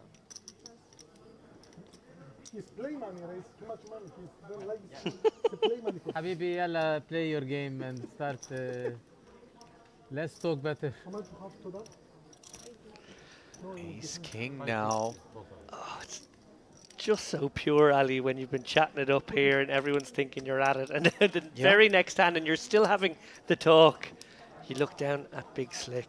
And the man who is more at it on this occasion is Capiello with the King 8 suited. I'm not folding. I don't think this 250K will retain him. And He's folding. Arrivederci. Poor Capiello finally finds something he can use as an open. Runs into it. And look at the way Cristoforo turns this one face up. Home court advantage. As if to say, I'm showing it because I have it this time, so clearly I didn't the last time. Right.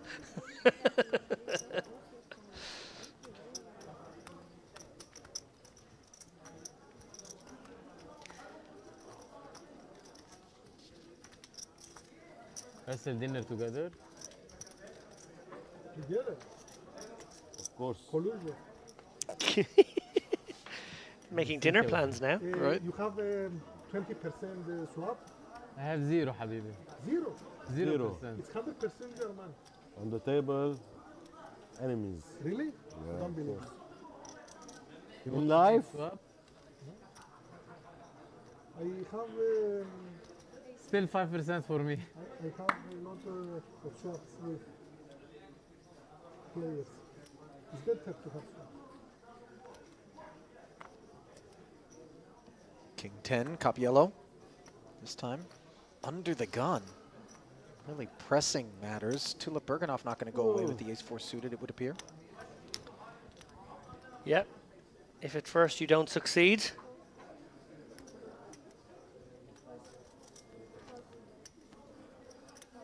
This is a funky flat when you consider Cappiello's opening off 12 bigs here from Tulip Bergenhoff. Very funky indeed.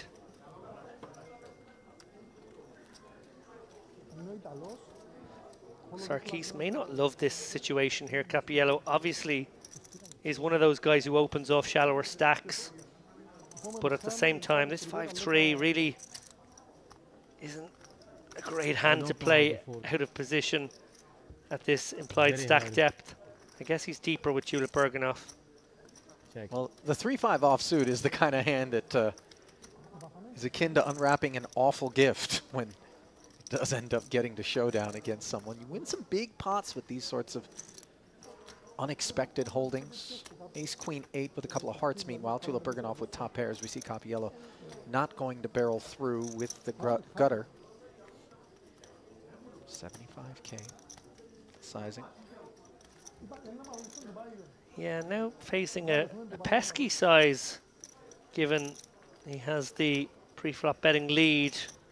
A gutter, a reasonable backdoor, but I suppose when he opened this one up, it was a steal, or he hoped to get heads up. The three-handed spot got a little bit messy for him. May just have to give it up. No, is going to find the call. That was my first instinct, but gosh, this is a hard one to navigate. Harder still. 10 on the turn does hit Cappiello for a pair.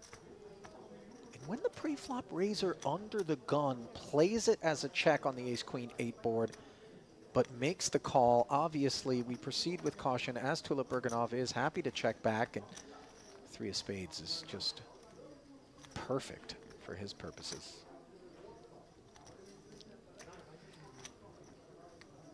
I'm actually not sure what he's going to do. Does he have a turn his hand into a bluff candidate? Blocking some 2 pairs? Blocking the straight? Or does he have just enough showdown and hope it goes check, check?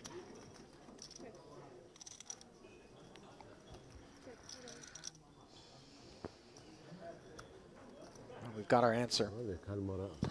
As no further value is pursued. He will be a little annoyed to see a hand like ace-4 clubs in there. Tulip Bergenhoff calling versus the player opening off 12 bigs, not really having much business being in that pot. Cappiello a little frustrated. And now the blinds also going to gobble him up. He is very, very short now. لك هيدا مش عم يدفع، ليك منا اثنين. ما في احترام. And I don't know what is being said there, but I imagine it may not be complimentary to that call from Tulip Bergenhoff. Yeah. I'm doing your job for free.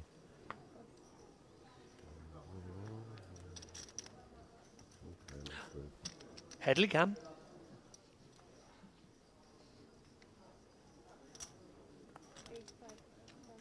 Let's see what Andrew has chosen to open with. A very reasonable king jack of spades.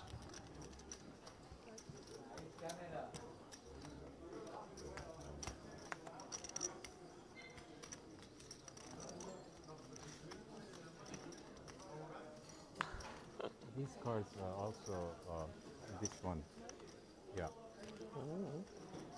What is it? So I know what it is.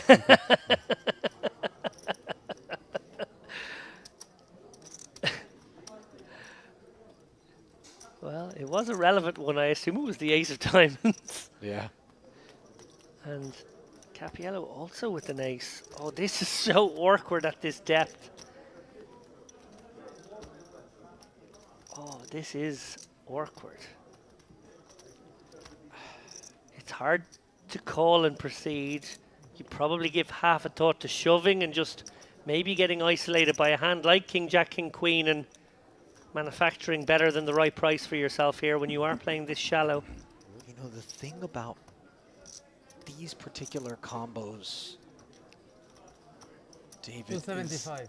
275. it's so tough if you play it as a flat to ever really make a lot of value. So, you know, leaning toward playing it as this 3-bet and squeezing the flat from Sarkis is the line chosen here. 275K. Now, Headley can well afford to make this call, but he's got the issue of Sarkis behind him. I think he might need to click it. I think he might need to click it to get Sarkis out. No, he's gone for the flat. That could keep Sarkis in. Which would be pesky. Yeah. For Headley. I feel like by clicking it, he gets heads up, and if Sarkis was to come over the top and reveal himself, he could get away. Do you ever think that Sarkis perceives the flat from Headley as actually being quite a bit stronger than something like King Jack suited? Trappy even? I think he's balanced. Okay. I think it can be strong and it can be this. Well, what it's going to be is an active side pot currently dry between Sarkis and Headley, 6, 7, 8 boards. So the bottom end of an open-ender for Sarkis, a pair of 6s for Copiello, and just without a paddle, Headley. King Jack suited. When the side pot is dry, David, you know, the bluff is just so unnecessary because there's no upside. And how about this turn? Headley now makes top pair to hop in front, but Sarkis retaining the straight draw and now picking up the nut flush draw. Very threatening. Yeah, and an interesting decision point now for Andrew Headley. May decide he can just get to showdown here. His opponent could have him out-kicked with a king-queen. He could pursue some value against hands that have a draw.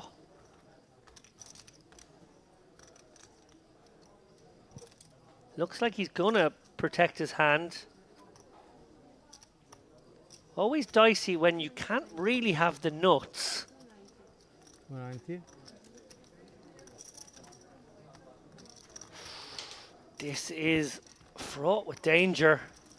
Sarkis certainly can go nowhere.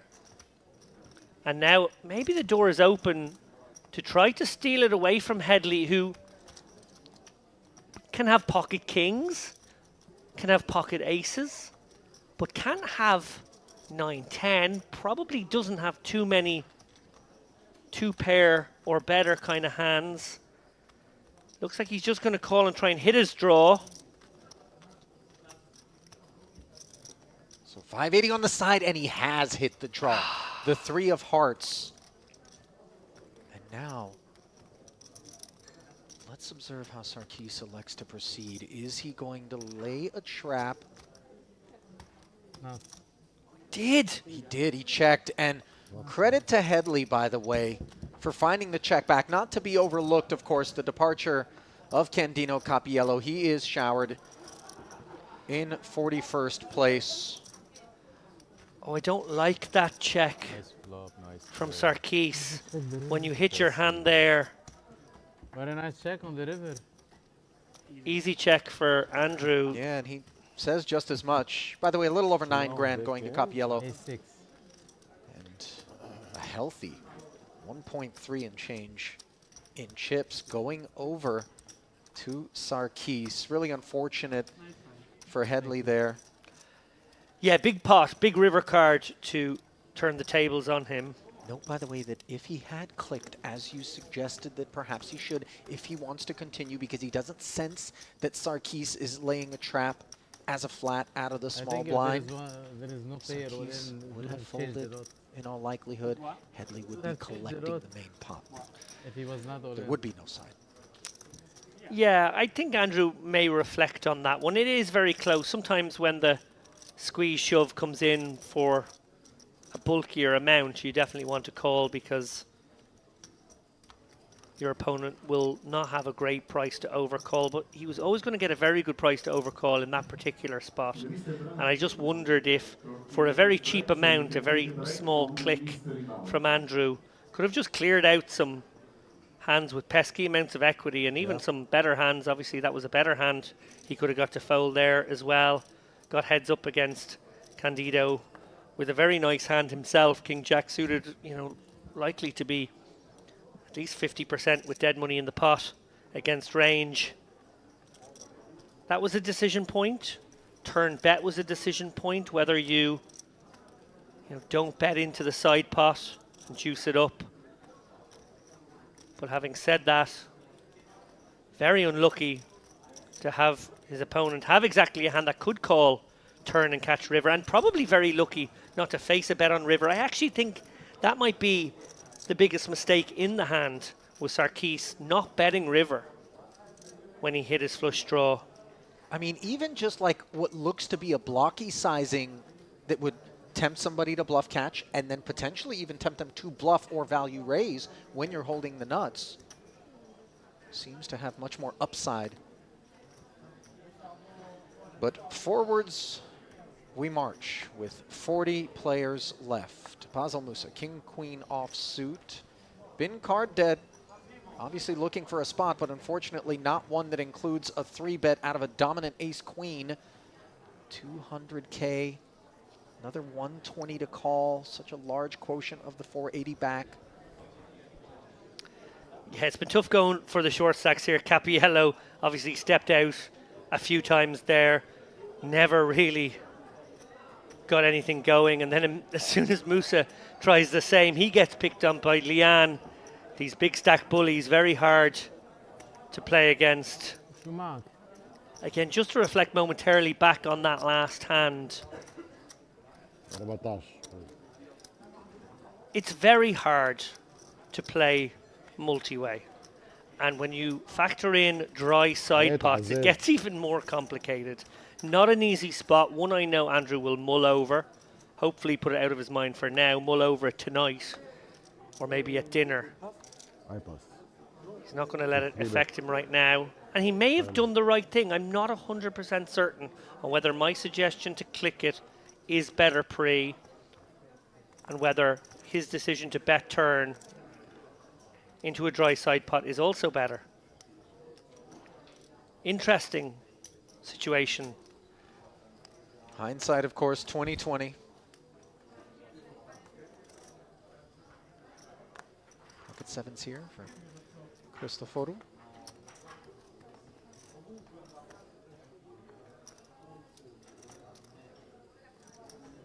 2.5x open. Take it down, sir.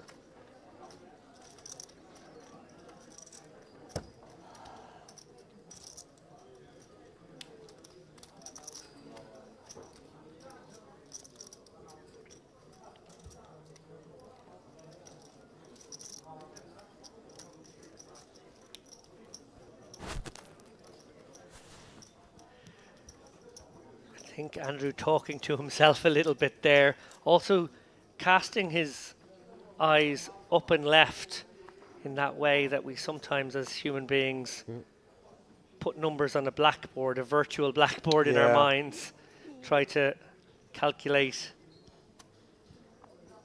all the maths of that last situation. Contemplative moments for him.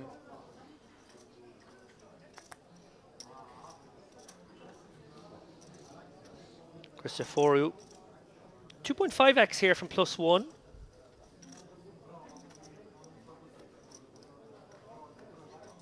Flat from Sarkis. Well, these boys love fighting.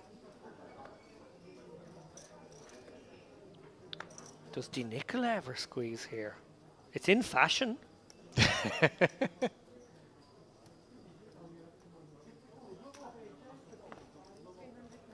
looks like he agrees, as he's made it 390,000. Sarkis caught in the crossfire. Note that Headley able to just lay down the ace-8 of clubs, which was dominated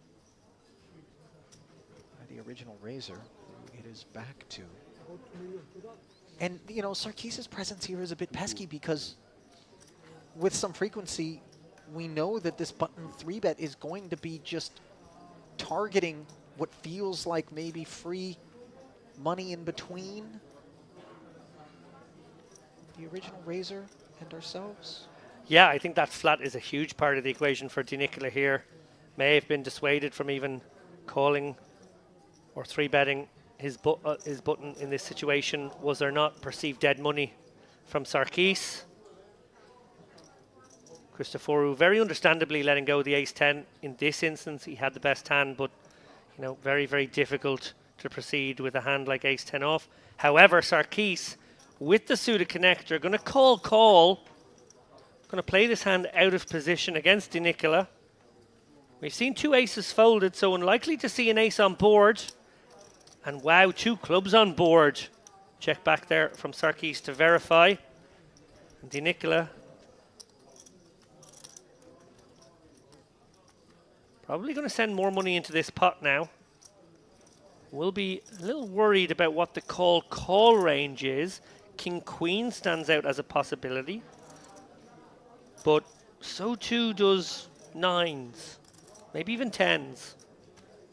And those hands can't really withstand further action. So you've got to fire the C-bet after you've made the squeeze here. Sarkis with a maybe hard to anticipate baby flush draw. And there's a lot in the middle already. Like,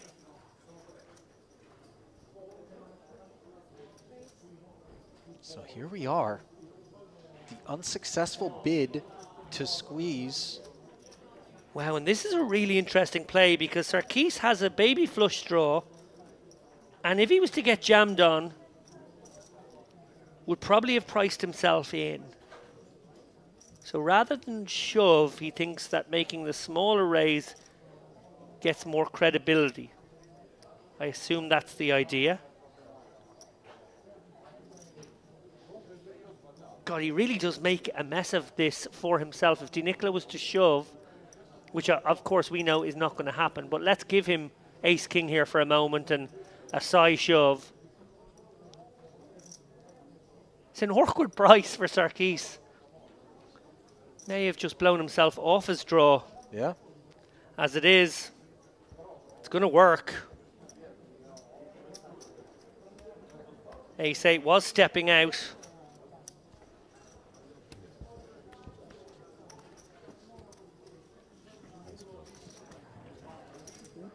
Super engrossing poker here on this featured table.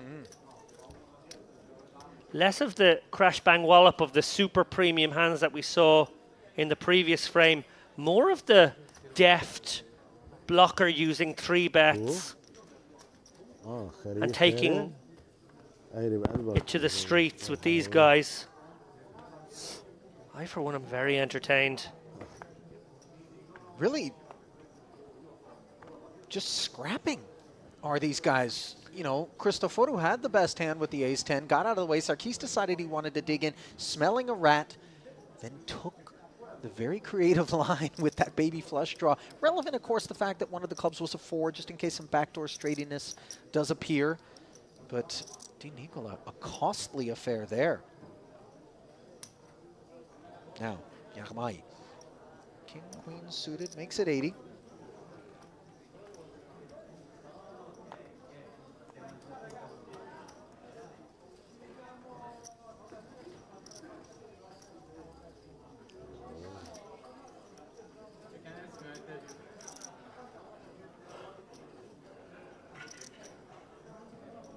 You can ask, I tell you. Okay.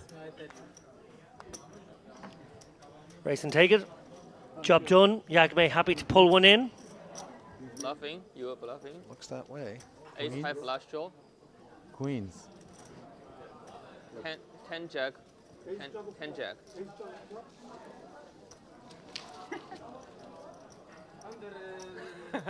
Go down. Go down. Go down as much as you can. Something like this. Really? I will not bet.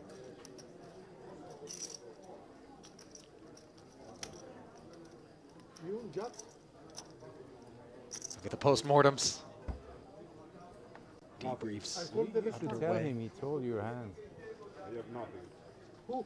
I certainly hope that those that punch their ticket into the 4th and final day of play will go back and watch these feature table streams, David, because mysteries are going to be solved and there's going to be some mouths gaping. Good move, but Is my guess.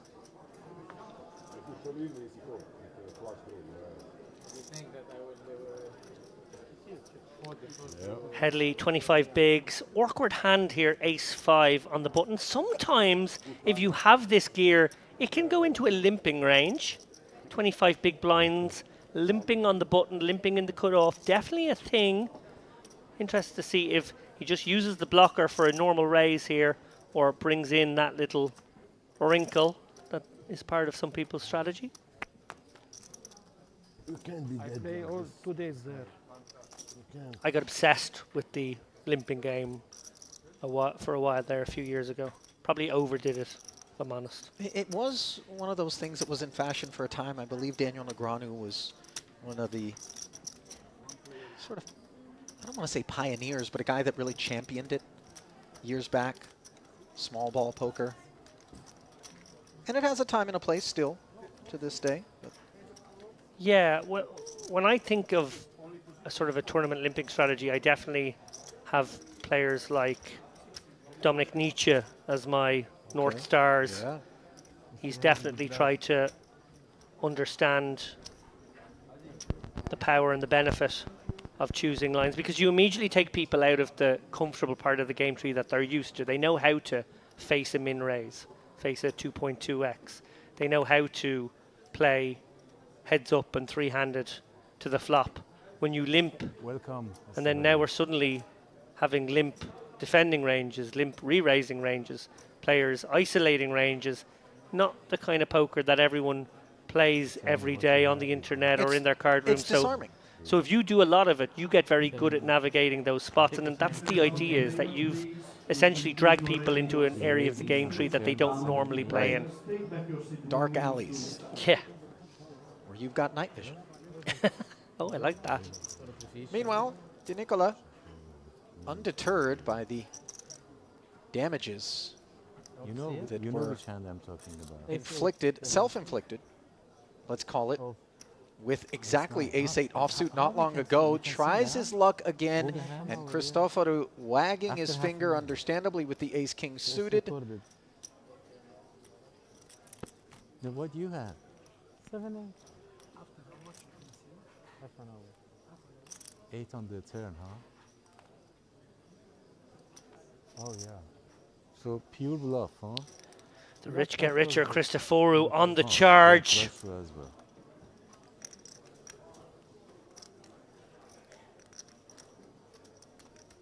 Did I get any decent hand till now?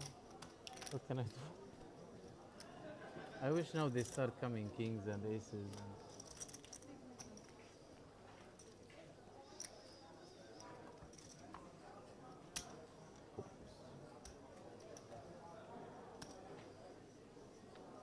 Citizen players in the mystery bounty, you should be already at your seat. We're gonna restart the tournament. 4 more levels late registration for the players. And we start with a 366, 300, 600, 600.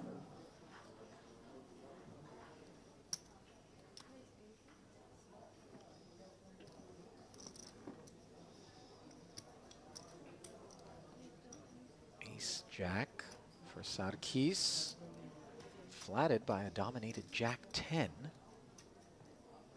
This is a bit disrespectful of the under-the-gun open. Di Nicola, it feels like he's forcing the issue a little bit here, David. Not to be exceedingly critical, but, you know, fundamentally things don't feel quite as sound as they need to be right now out of that camp. I 100% agree, Ali. I don't like to be overly critical about any of the players here, but we have seen Di Nicola open some very speculative stuff. 9-7 stands out. Flat, some very speculative stuff. This Jack-10 stands out. Obviously he wants to play. Obviously he backs himself down the streets, wants to play some flops, play some turns. But I don't like the hand selection and I don't like the looseness. Yagmai accepting an invitation, and his 10-8 turns into a gut shot straight draw against second pair in 2 camps. Advantage Sarkis quite clearly with that ace kicker. But the king on board. And given that he was under the gun, when Di Nicola does flat, we anticipate that there should be quite a decent amount of combos that are interacting quite nicely with this board. Nevertheless, he does pose a bit of a question. 1 1/4 into 300. Yeah, certainly a spot where you prefer making a bet than facing one. Di Nicola really sort of problematic here. Exactly why you shouldn't play a hand like Jack 10 versus an under the gun open here. He's picked up a draw now. That means he's probably going to put more into this pot. Yes, he has a slight chance of overtaking Sarkis now, but this just does feel a little optimistic from Di Nicola. Although Sarkis will not love the fact that he's looking at 2 overcards now. Queen 10s, ace queens, king queens, definitely part of Di Nicola's more usual range, or what you would expect to see. Maybe a little fortunate that Di Nicola has enough showdown here that he doesn't put him to the test. If he had less, he might bluff it and it would be hard to call with ace jack. Jack. Yeah, and just a bit of a leaky ship, Di Nicola, right now. Yeah, hull breach.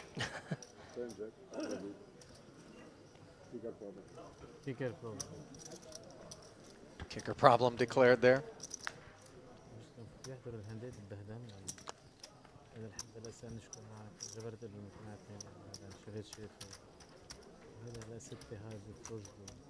فما اكيد ما لها عزب او ضد كله بيضحك علي فعور لساني.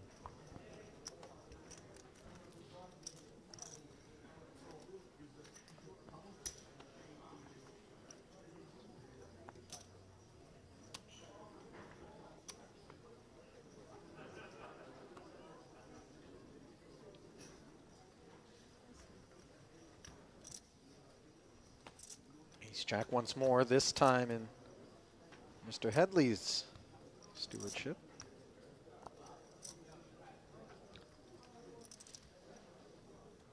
Yeah, Andrew looking to rev his engines. That he is.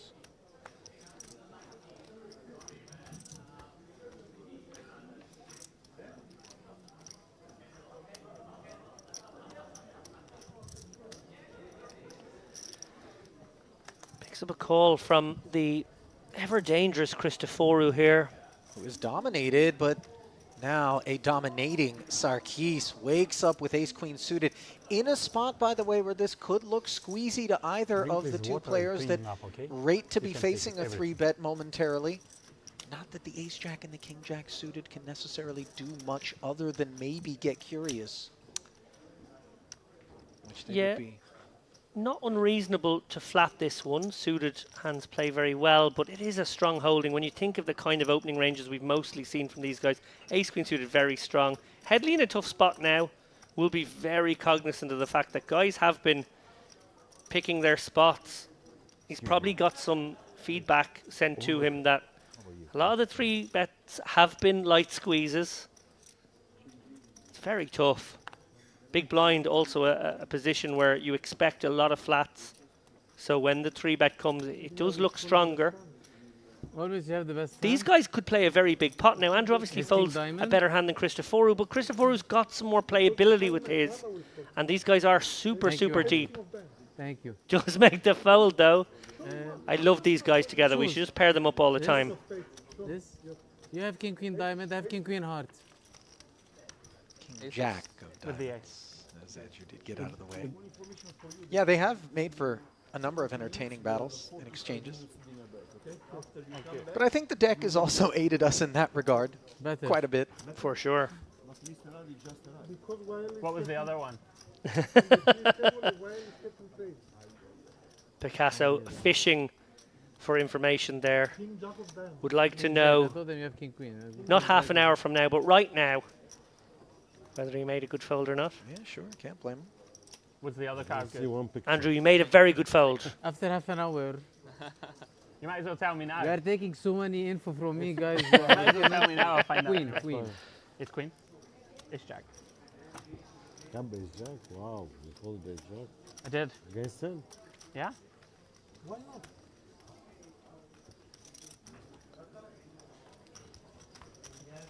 tough spot, right? Yeah, I guess. Not a lot of fun. His jack is nuts, I guess. I guess we will see. Yeah, it's been hard, I'm not lying. No, it's You can see after half an hour, don't worry.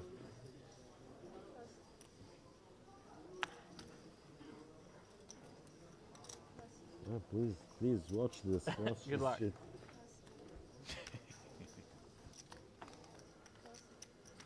ما كيف عم يجيكم هالقد ورق مش فاهم. غيري بالتي في تايم بغيري. مرة زدت شيء. Fold it around to Yaglai.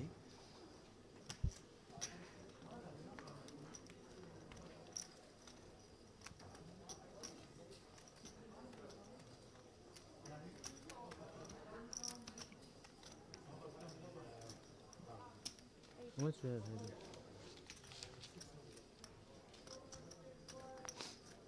Raised to 80,000 with this Jack 8 offsuit on the button. The Sarkis taking interest with the deuces. And, you know, you kind of feel for Yakamai. It's been a tough go of things here, but he is trying his best, taking the spots. And, you know, we do need to conquer the psychology of being exceedingly gun-shy at times, but... Yeah, Yagmei has been scrapping away. I wonder if he might just send it, though, because I'm pretty sure the new player who's arrived is short. Yeah, 600k. So Yagmei, the effective stack there with around 1,025 bigs. Button open will be super wide. Twos obviously play well as a shove there. Nicely done from Sarkis. Yes, Habibi. Super hot.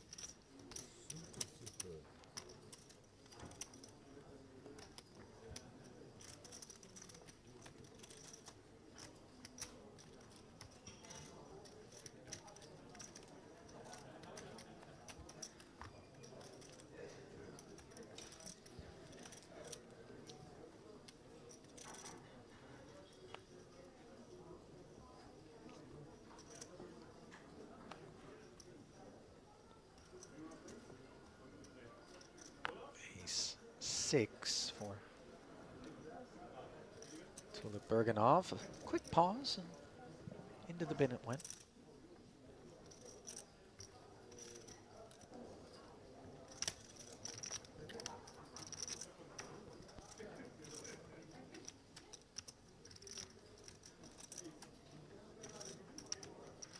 Raise.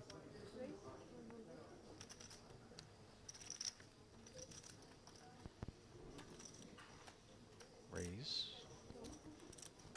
from the button. Sarkis obviously in kind of a, I can take a wide variety of hands sort of mood, but Di Nicola not in the mood as Elasmar, the new arrival, gets caught in the crossfire with King 9 suited. You see the grimace on his face. This is not what we want to find ourselves digging in with this deep into an event with 342,000 up top. Cherish that remaining 500K, say goodbye to the 100 would certainly be the advisable course of action, and he knows it, lamenting, of course, the harm of having flatted and been squeezed. Di Nicola really, I mean, it seems like perhaps more than any other player in his situation is just ready to take the high variance gambly approach. You know, in a moment where a lot of guys are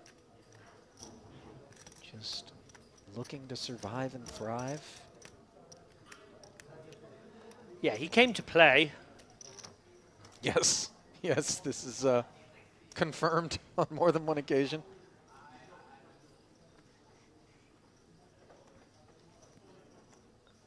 There are a variety of styles in this poker room. Some loose aggressive, some loose passive, some a little tighter.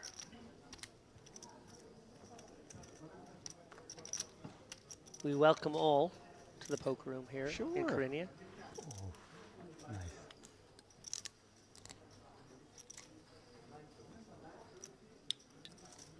As Yagmei, another scrappy competitor here, has been, you know, often making his moves with suboptimal hands, trying to light the flame here late on day 3.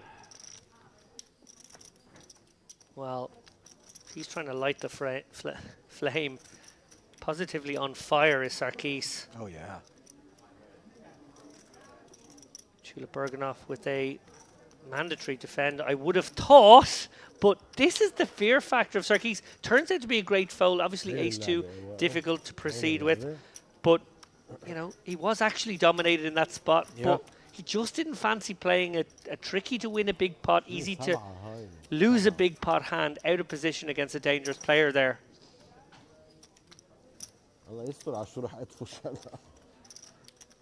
Chula Bergenov plays to the beat of his own drum. He definitely has some hands he likes more, some situations he prefers to get loose with. And then clearly some spots where he doesn't mind being ultra tight. Poor old Musa here. It's been death of 1,000 cuts. Excellent. As he is whittled now down to about 8-9 bigs with the blinds whipping round. Yagmei finally has some real kit.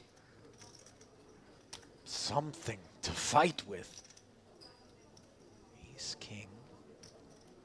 Table image is a bit damaged. I mean, you know, it appears that each time that he gets involved into a pot, he fails to pull the chips back in. And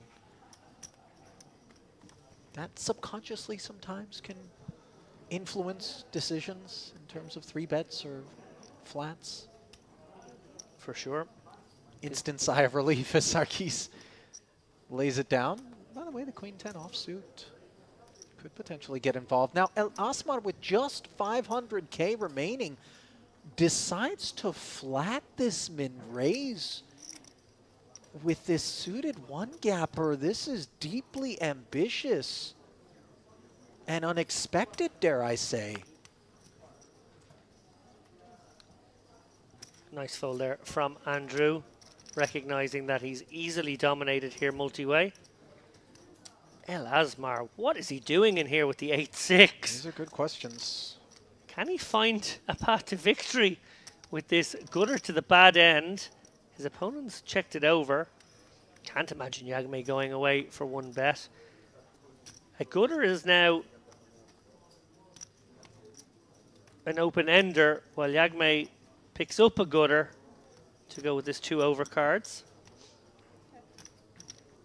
Oh, El Asmar.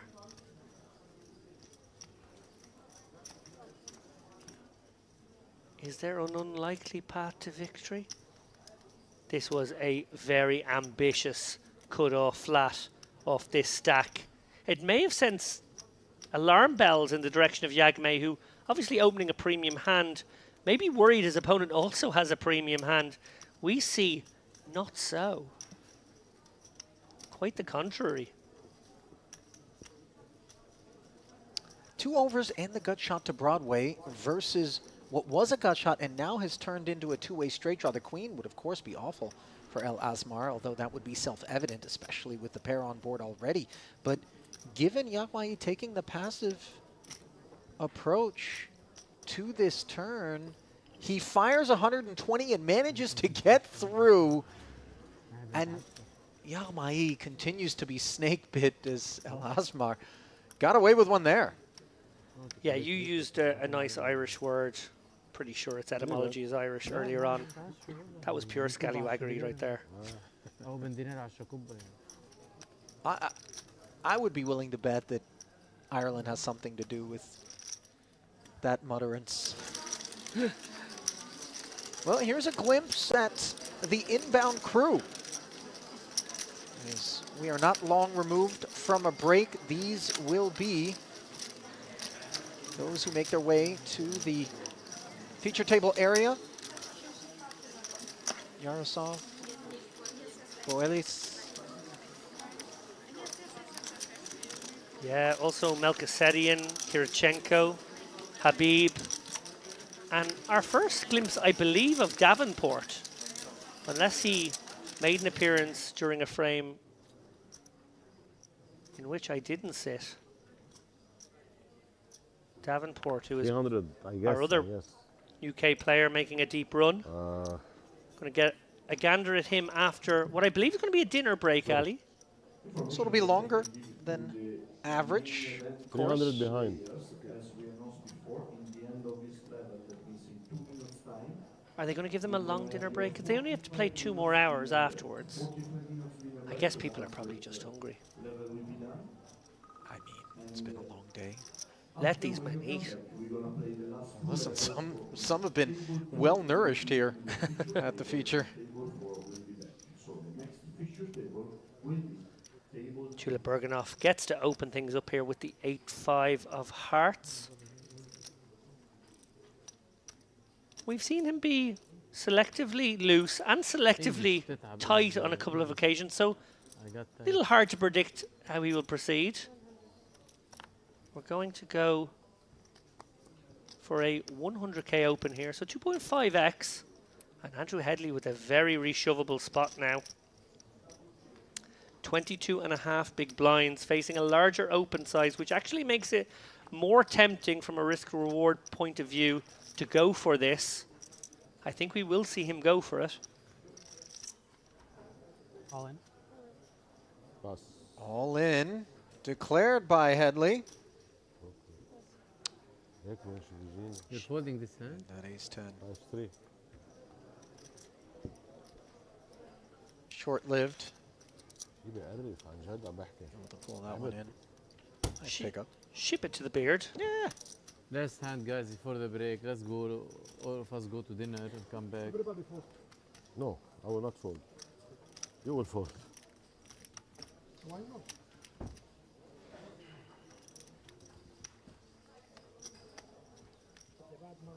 What did you have when you 3-bet me? Well, I will see on TV. Me. Huh? Ace queen. Ace queen? Yeah. Good. Yeah, good. Good fold.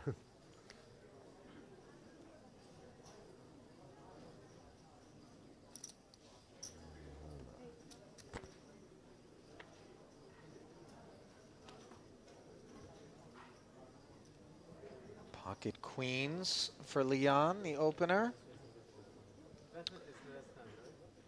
Yes, yes.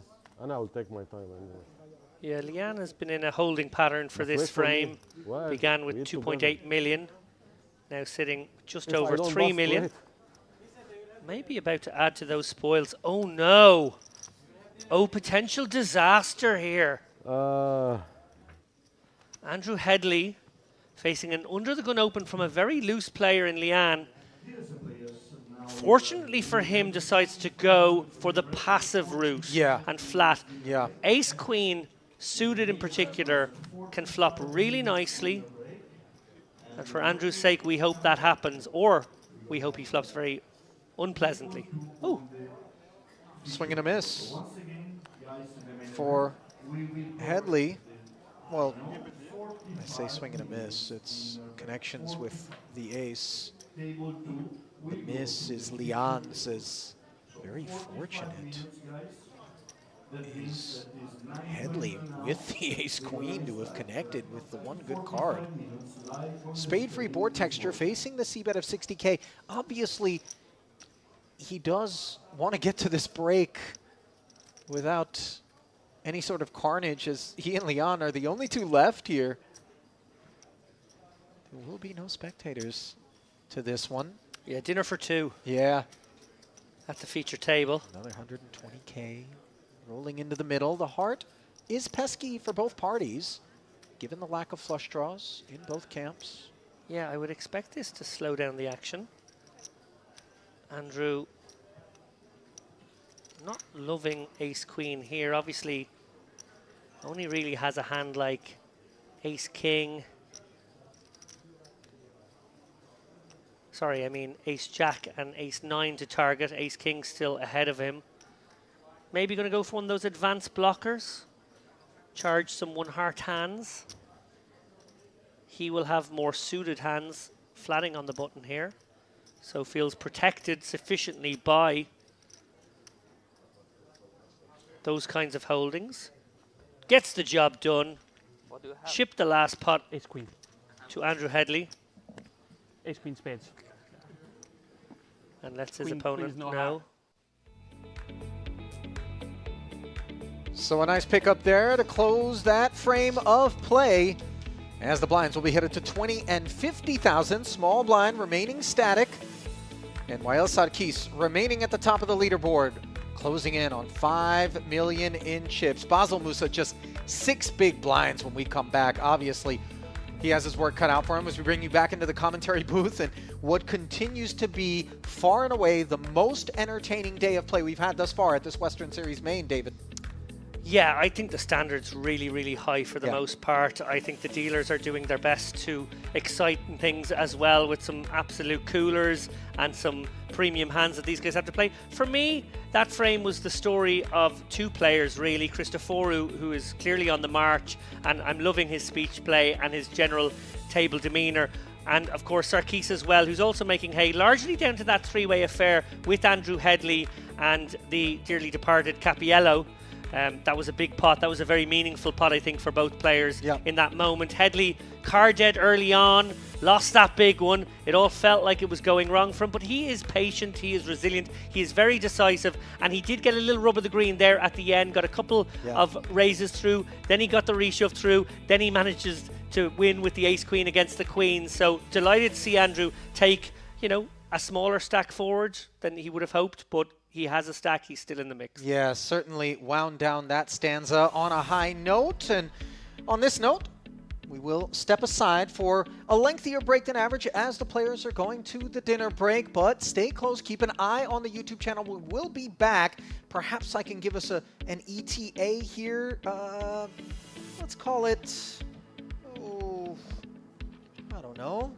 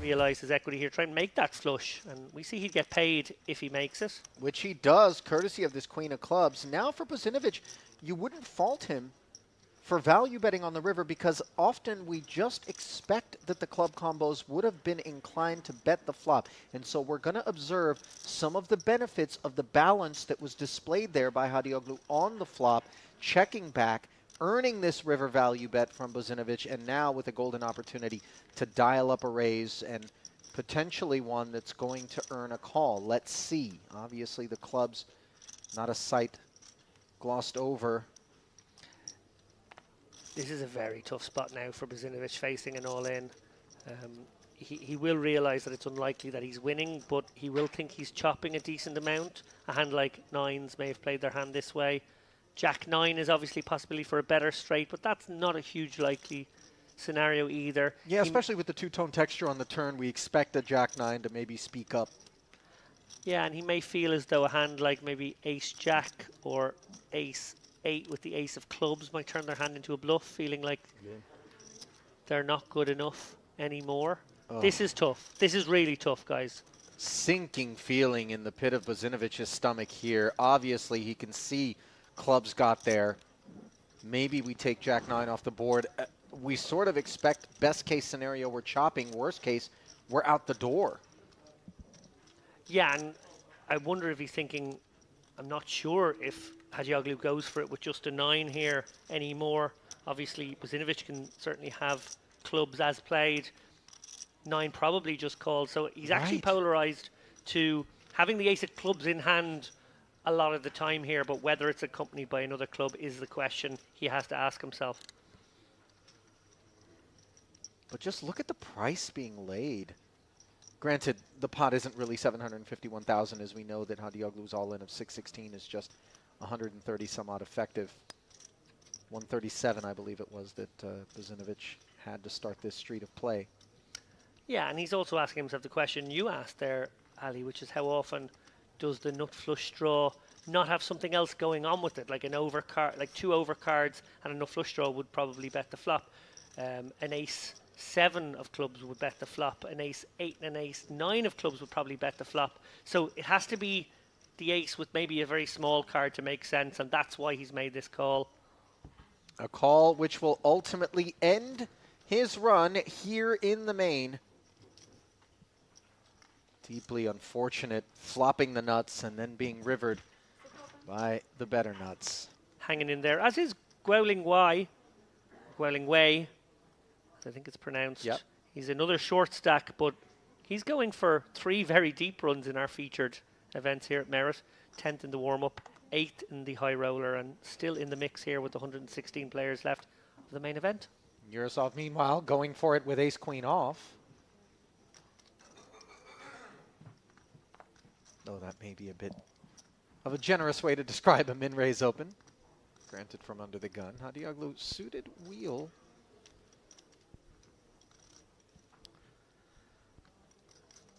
Just lets it go. Was dominated. Yeah, maybe fearing setting up a very nice squeeze spot for someone behind there. I feel like he flats the button with that hand. There's actually a hand that usually around the 60 big blind stack depth you see become a mix of 3 bets and flats at around about a 50-50 frequency. So I'm guessing 70 big's probably something similar from that seat. A little bit of a different proposition off of just 102,000 behind for Andrian's ace-5 suited. He will play it as a almost all-in. Yeah, an unfortunate timing for Andrian here, obviously picking up on the fact that Yurosov has been one of our looser openers from early position, but clearly not going anywhere with an ace-queen, and Andrian going to need some luck to stay in the hunt. Indeed, he is dominated here, and there is going to be no shortage of cries for a 5 or hearts coming in the YouTube chat where some of his fans have been joining us on the day, hoping for a spin up for their man.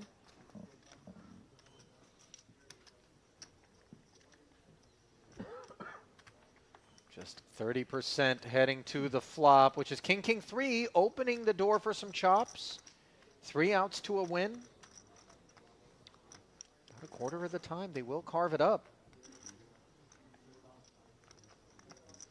Deuce on the turn now, adding 4s as clean winners. Wow. Facts not lost on Andrian, who says deuce or a 3 is fine. Yeah, wheel card will do. Oh my! Wow! Even better. Runner, runner. And Andrian isn't done yet here in the main. Simone Andrian, it's his world right now in poker, not just in this room. Specifically with Andrian running as white hot as he is, as evidenced by that one pot, not just his recent resume. He's going to be a force to be reckoned with, especially if he can chip up. On the topic of forces to be reckoned with, how about Boelis, who came in as the chip leader on the day, and red aces are going to help him in the effort to reclaim that chip lead from Hrabets. Opens to 23K.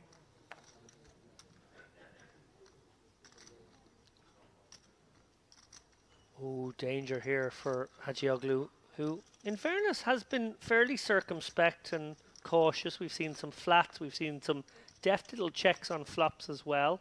Not a man likely to get out of line.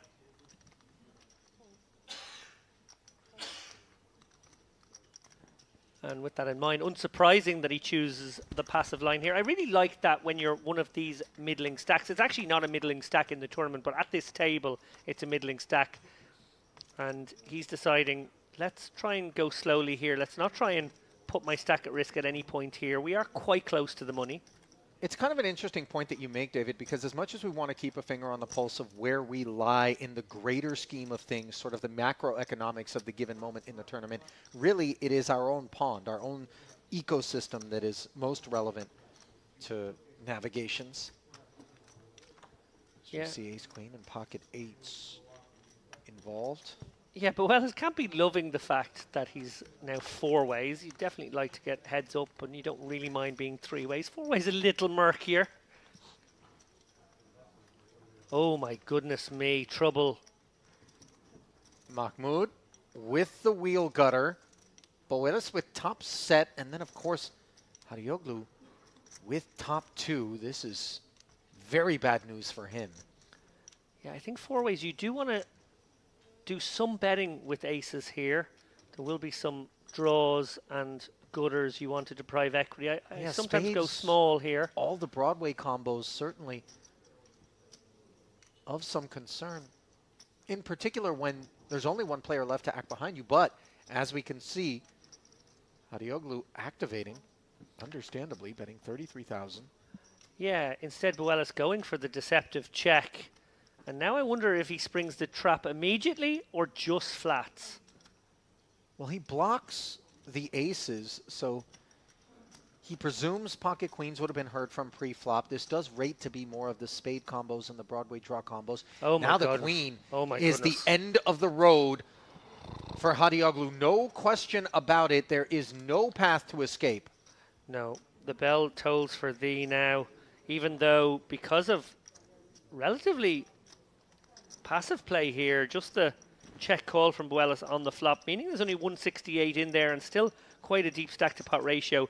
This is boat against boat. This is over. It may take a while for these chips to get in, but there is no way out. Hagioglu, absolute sickener here. He obviously has the one outer, but beyond that, what a filthy situation. I think interesting for Boelis here. Obviously, Queen of Spades not out right now, and he might be thinking his opponent has something like the King, Queen of Spades. And maybe, just maybe, he allows some more rope to be thrown out. I think out of position, you sometimes want to do some raising here. This is... It doesn't matter in this case. Just difficult to watch. King of Spades, only pocket kings, which we really don't figure to be a part of this situation, would be a hand that can be added to the mix of those that beat us. Really, it's just pocket aces that he needed to be up against here. And observe the filth. Oh, and the block. The fake block. I mean, there's no world in which Hagioglu can just flat. I mean, it would be absolutely incredible if you were able to do this. Spades have come in. He does question whether or not this is a flush with some frequency.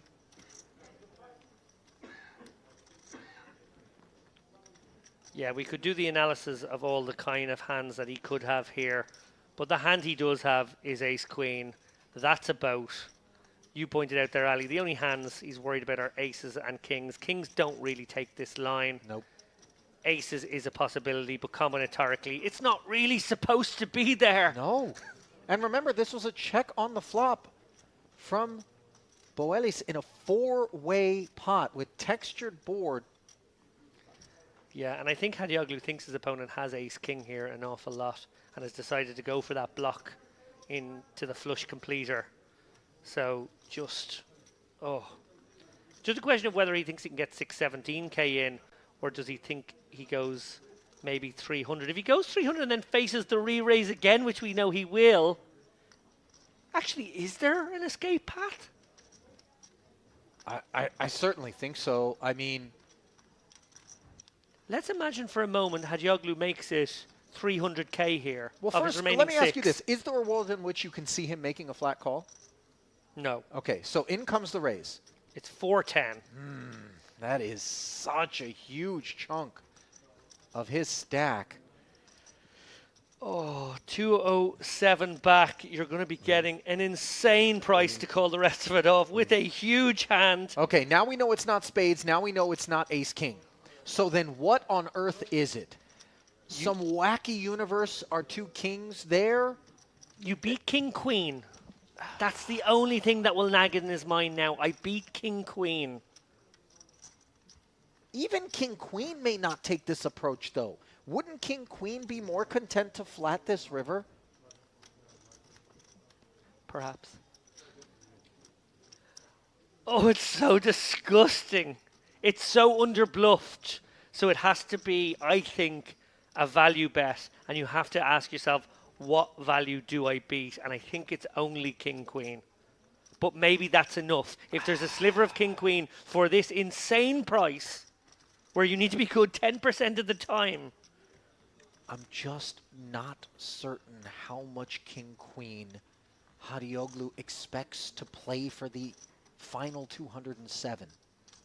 I think a hand like that is going to be wary of having run into ace-queen as played, and more happy to just flat the big raise to 410,000.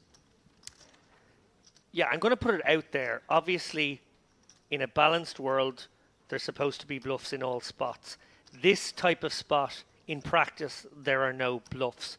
If you're a robot, you might find one bluff at a small frequency. But in reality, humans don't find bluffs here. So, are you beating king-queen? That is the question. And there's no other question.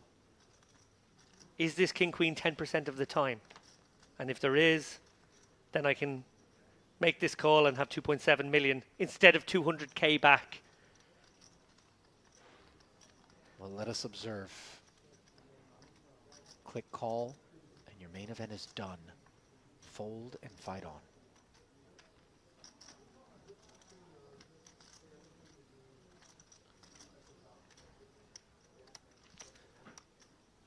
Is it ever the same hand? Yeah, maybe.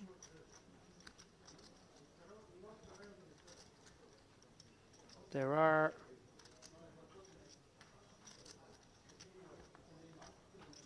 a couple of combos of the same hand.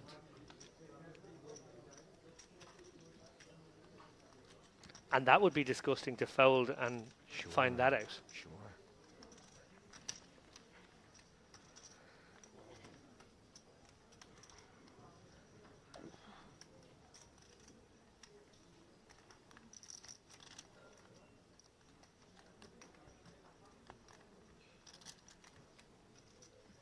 If I fold this hand, and if you good, if you bad, I cannot sleep all day.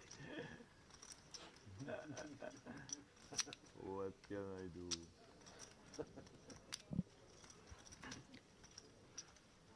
Huge credit that he's taking this long. It can be kings or aces. Oh my god. 3 combos of kings, 1 combo of aces, 2 combos of ace-queen, and some combos of king-queen that have overplayed their hand, as Ali suggests, as well. That's the equation, nothing else. Sorry guys, I have a good hand because I don't know.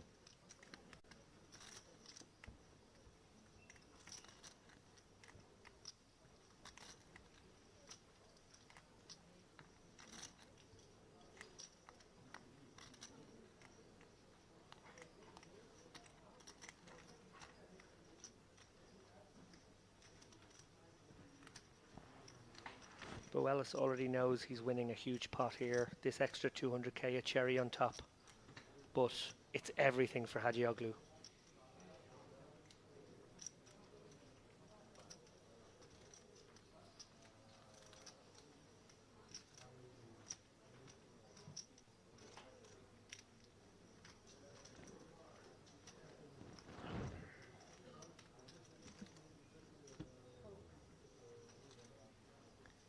He makes the call.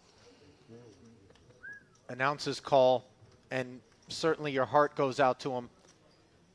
The most difficult of folds would have been required for him to fight on here, and a super cold deck. You see tremendous respect being shown by... Tronosky's saying, you know, Ace, what are you doing? You could just bet and you'd have loads more chips. I don't think that's necessarily true. 2-8, bet, I call you all my chips.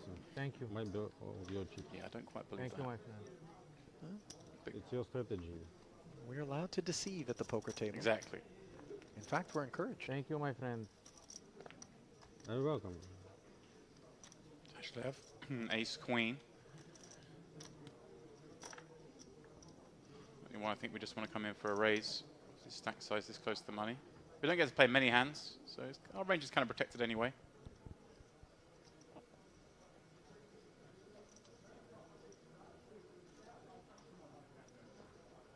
He's counting down the stack. 200k would be a lot to do anything with, but just standard raise.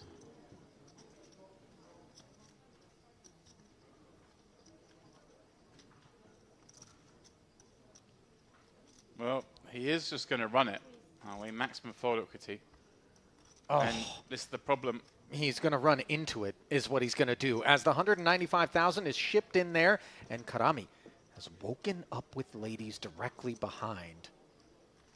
Yeah, this is why it's a bit scary doing this from +1. I don't mind it doing it from late position, but see, look at his face now. Tashlev knowing he's in big trouble here. Yeah. Karami will match the bet. I mean, best case scenario, he's got 2 overs. Yeah. I don't think Ace-Jack and below are ever a part of the flatting range for Karami. Yeah, he's just really hoping this is jacks.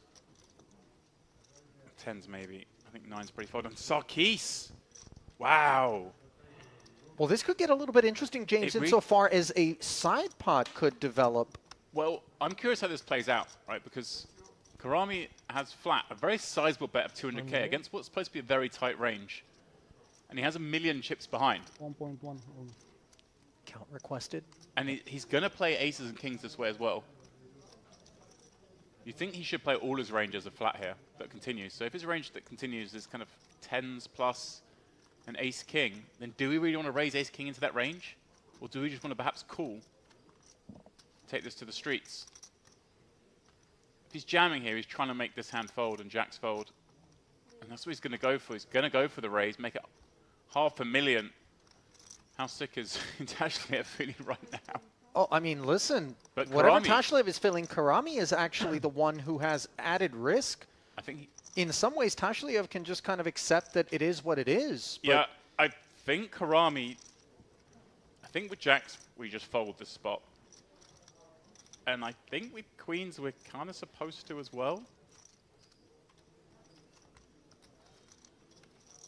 It's like, do I think my opponent... We can rule out Sarkis ever having less than queens and ace-king, I think. It does feel like of the unpaired hands, ace-king is dead bottom of range, especially considering we block ace-queen with queens. We don't ever expect that kind of hand to respond in this way. Even with the most liberal of big stack behavior, this is just one of those spots that Sarkis has made this move just hoping it's not off against aces and kings. And obviously with the card removal having that combo and just trying to make queens, jacks and 10s fold. But imagine the opportunity before Karami if he happens to get it in and hold. Note that one of the aces is busy in Tashlev's hand. The king really the only threat. Granted, there are still 2 aces in the deck, but he's in a great way. Just look, 56% equity. Yeah, but you're either this or dead. Yeah. There is no middle ground here. Unfortunately, you're right about that. And with 1 million chips behind on the bubble, or near enough to the bubble, not like Sarkis can ever be light here. He's going to have to turn his hand over. It's not... Well, listen, we could potentially play some streets. I mean, I doubt that Karami's going to flat. It's either all in or fold, but... Well, there is an argument for potentially playing that way in that we kind of, if flop comes no ace, no king, maybe go with it. Wow, he does lay fold. down the 2 queens and... Very good fold. Nicely done by Sarkis. Obviously, with the chip lead, just pressuring that stack. No, he can get queens to fold. Actually, basically dead. Obviously, the luck, my friend. equity representing the queens being live, but we know there's only one left. Yeah.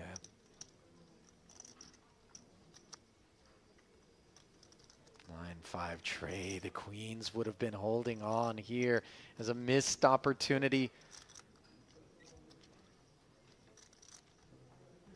10 on the turn and the ace queen, all but drawing dead. Just one actual queen remains in the deck, as we saw 2 of them hit the muck already. Is it there? No. And 8 on the river. And Sarkis earns himself that one as he bullies, muscles 2 queens out. Very good. Way we've seen a number of times on the stream here. So these names are starting to appear, obviously. Yeah. It was hard to get in and out of China for the last few years. That's now subsided, and we're going to see a lot more of that.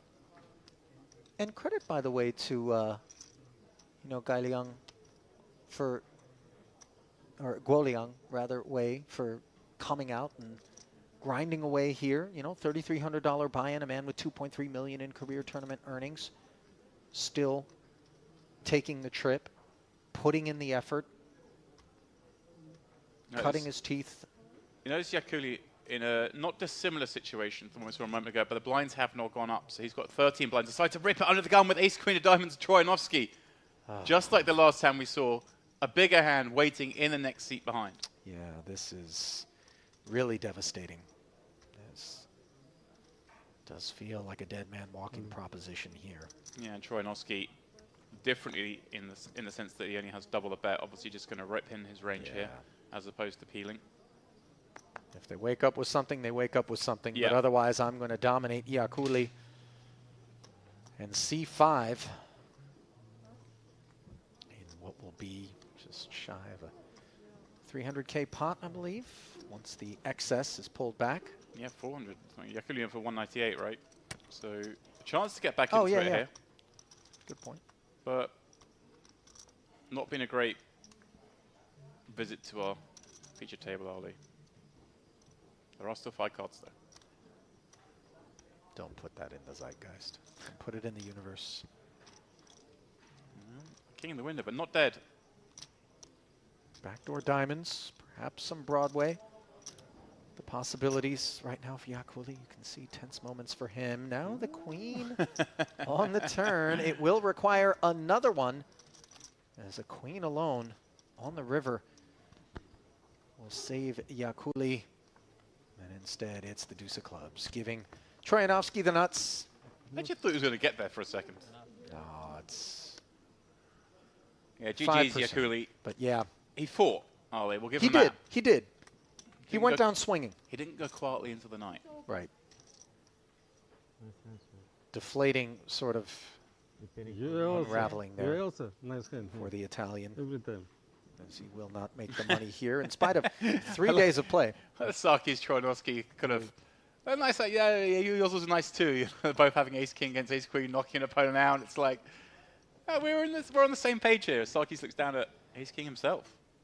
This is That's just it's quite cute little table mates. Yeah, sure. You do it with ace king, I do ace king. This is easy. Huh? I'll tell you what, it's all fun and games until the 2 of them get locked up in a pot, which we presume at some point they will. But Sarkis, for the time being, under the gun with ace king. And when he's loaded in the way that he is here, we see Leon flat calling with the king 10 suited, perhaps again sensing that Sarkis' range is going to be very broad at present. It is. Flats and Barca with a couple of 7s on the button. We haven't seen him get involved. I'm sorry, James. No, yeah, and this is actually quite interesting. Obviously, take away the fact that we're on the bubble, and this would be probably quite an easy call for him. Just set mine against these 2 big stacks. Wow, this I wasn't expecting. I was thinking maybe he's just looking to fold this hand because we're so close to the money. Doesn't need to get involved, but he's gone Yeah. super extreme, and he's This just is- going to be putting it in for a flip here because it's not getting through early. This is a deep squeeze. 165K, and this is kind of commitment. And it's kind of Sarkis will ask for the rest, no doubt. kind of wild, Ali, because Lian has strong hands here when he flats the undergun open. He doesn't really want to 3-bet with hands like 10s and ace How often queen. is he trapping? Lian, well, that's what I'm saying. He's trapping by just the fact that he doesn't get to 3-bet with a lot of hands, so he just has to play them as calls. So there are, versus 7s, there are a lot of traps. But, I mean, against Sarkis, he's certainly not going to shy away from playing this as a 4-bet. Oh, no, as we yeah. see the 525 come in. Relieved a bit to see Leon's hand promptly find the muck behind him. Yeah, but I mean, if Lian had like 10s or jacks here, he probably wasn't going to 3-bet pre-flop. Obviously, he'd be folding now. But that's why I don't like Barker squeezing here, because Lian just can have really good hands still. Yeah, that's a good point. And Sarkis is still open under the gun. This is an unforced error. I'm going to call it Ali. Yeah, Semi Barkar says, I go, and he will be happy to be in front. Yeah. Great for the short stacks in the room. Barker deciding to run it for 24 blinds with these 2 7s. Of course, I'm being critical because he's run into it. There are times this is going to work. 7s. Holding on the 854 board. Might work this time, Ali. 800K pot. Barker's been so patient and then dug in to play a big one. Turn is safe. Doesn't need to worry about spades. So just 6 outs to fade to lay claim to a meaty one. And he has held.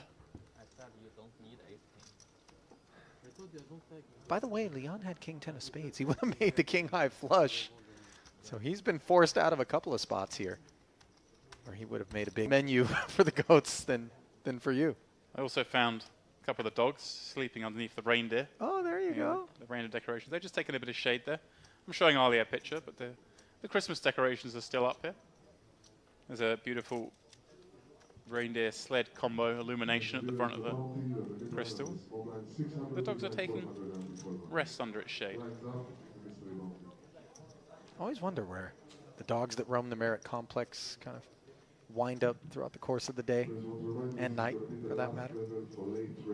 But the lightning and the thunder definitely had them right concerned last night. No concerns for Sarkis as we see him getting frisky with the queen 3 suited. Note Leon again with the flat. This is exactly the point I made a minute ago when Barker decided to 3-bet the 7s. It's scary because Leon's going to have these really strong hands here. Not that he's trapping, it's just there's no benefit to him playing a big pot against Sarkis. So you see Kirichenko kind of falling into that trap somewhat himself, thinking, oh, maybe Leon's light here, but Leon's not light. The man who is light, correctly identified by Kirichenko, is, of course, Sarkis, who'll get out of the way, but Leon is going to be ready to party with these 2 10s, and we're going to play one. He's going to ask for a count, of course. 20 blinds. But when he finds it's 20 blinds, there you go, as declared, he's going to think, wow, this could definitely be some weaker. Obviously, quite often going to be a flip. You're expecting to see the ace-king combo a lot, some ace-queens, and maybe these ace-jack suited are all right here because maybe Leanne is 3-betting ace-king all the time and some combos of ace-queen, so therefore you think, hey, this is often going to be 10s or 9s if I squeeze and get called. And Leanne does make the call, so Kirichenko at risk on the bubble with this ace-jack.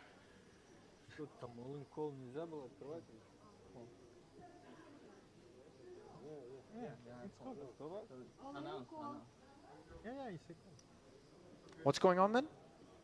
They're just not sure if they're supposed to table their hands. That's so close to the money. They're not sure if they've been asked to wait to open these, but they haven't yet. Yeah, 83 players left, 3 away from the money, so they're on their backs here in a 688K pot as Kirichenko has run into the 2 10s of Leon. Yeah, and again, one that maybe he didn't need to take. It is a bit flippy, but he's got the lighter side of the coin, does Kirichenko. Much more so on a 9-7-6 board as 46% slips down to 25%. 6 outs twice. And there is one of them, the jack, but 10 of hearts, straight draws. Flush draws for Leon. The 10, of course, would still work. Plenty to fade for Kirichenko to hang tough here in the main.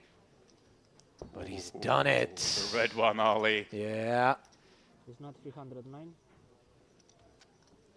And Kirichenko going to walk this one off. So twice I've... Oh, 620. Rates to work his way into the money at present. Oh, yeah. Don't think we have any concerns about that. I don't want to jinx it, but... Looking good for our man. Yeah. I care about that. I care about me.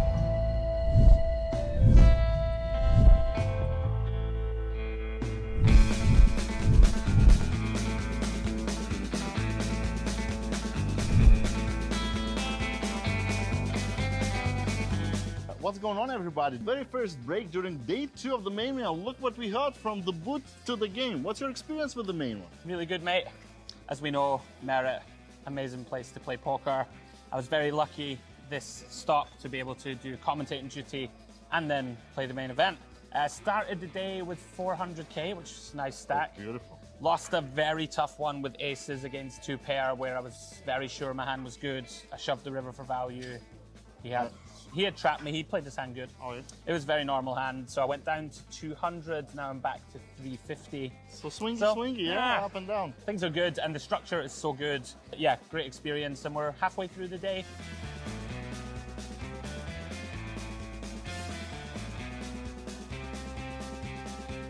Okay. So how's your game running? 4 days here. Yes, it's amazing. I can never get bored of this. Can stay forever. And today you're playing the main event, day Yes. 2. What about yesterday? You play the cash games as well, yeah? I'm a cash game player. I'm Okay. usually a cash game player. I don't like tournaments. I tried my luck 1 year ago at your place here in Merit, and I loved it. It was fun. So I'm like, every time I'm coming, I'm going to play the main event. Straight from the feature table. I had plenty of tough spots, to be honest, so my heart is a little bit broken because I managed to have a bunch of good hands like aces, queens, and I feel like I didn't win a single time with those strong hands, and I had to maneuver through that TV table a little bit differently. I folded aces, I folded queens, it was just frustrating, but well, that's the game. Got a faithful flop in the sense that he blocks that king as well. That's so crucial. Sure. Is it still MPO on the tables, or just from the booth when you see the cards is a bit different story? It's MPO. It's obviously a different experience to some, if you play a high roller or if you play against, very experienced regs, there's a big mixture here. So some tables are full of regulars, some not so much, some more fun players. So you really have to think on your feet. So some hands we play normal theory, some hands we get into the Merit streets, especially here. As you see, people will call with hands from early position. They shouldn't call. You will see lots of, betting on a board that they shouldn't really bet. So it's a big challenge. We should always pay attention anyway, and especially here. Especially. Especially. Okay, I wish you all the best. Well, business, thank you. Yeah. You spent here a week. Have you tried any activities, facilities, what you've done besides the game? Yeah, so that's the best thing about Merit here, because we play short enough to be able to do actually stuff either before the tournaments or after the tournaments. Normally they make us to play until 1 a.m. or 2 a.m. and you're just dead going to bed and you don't have the room to do anything. And here I played squash yesterday. I basically have a massage every single day. I'll go to sauna or swimming pool. I go to the gym every day. There's just so much to do, so I don't know, you can just bring your +1 and make sure they're gonna be fine here. There's just so much to do. So In Cyprus in Merit is always amazing. It's always so nice to play here and stay here in general because you guys are all great, really.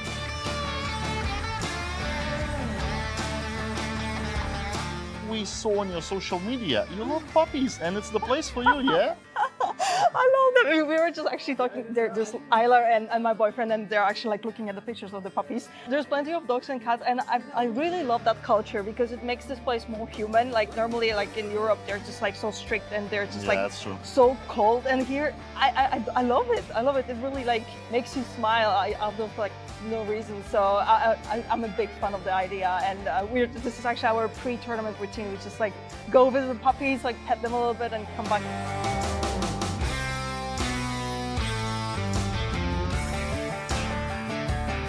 And what about your table now? There are lots of chips on your table in the main event. Yes, so I did a very well couple of hands. And now you're going to the feature table, huh? What's your strategy to maybe push a little bit players? Because you know... I'm very aggressive. I know. And they usually like to bluff a girl or to put a lot of pressure on the girl because they think she's going to fold easily. Yeah.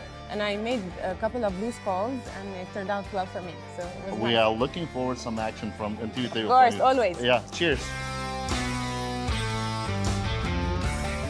And we see so many Italians after Andreas Dato's victory. How's about Italians? They know better merit and they come back here for the bigger ones. I can say that in some way, me and our organization Imperium, we helped to push so many Italians here, but we did it with big pleasure because every time an Italian players come here, then he always wants to come back because he's very happy, always.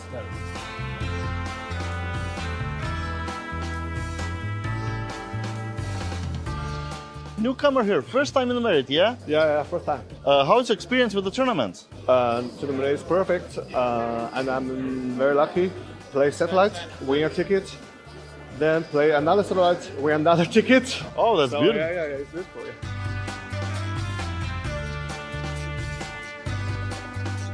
And what we can expect of upcoming MPP, you know, some big things, For sure, a lot of Italians will come for MPP, but they will come also for a La Dolce Vita series that we will have in the end of July and August. It's a great opportunity for Italian players to come here, and we will be very happy to support everybody to join us.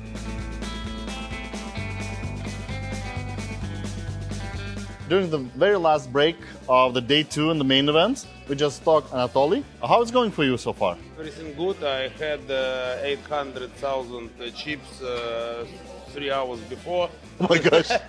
After this I had a little bit more than 400,000, but now it's about, I think, 650. So it's more than average, all good? Yes, not bad. What about Chinese people? More and more coming to Merit. Are you enjoying? This is my first time, but my friend is second time coming here. Sometimes one player knows here, he told his friends, and his friends told his friends, their friends. So many Chinese players know this tournament. They come here. Maybe next time will more Chinese players come here. Maybe. I'm really glad they like. That's why they tell you to come. Yeah, that's good.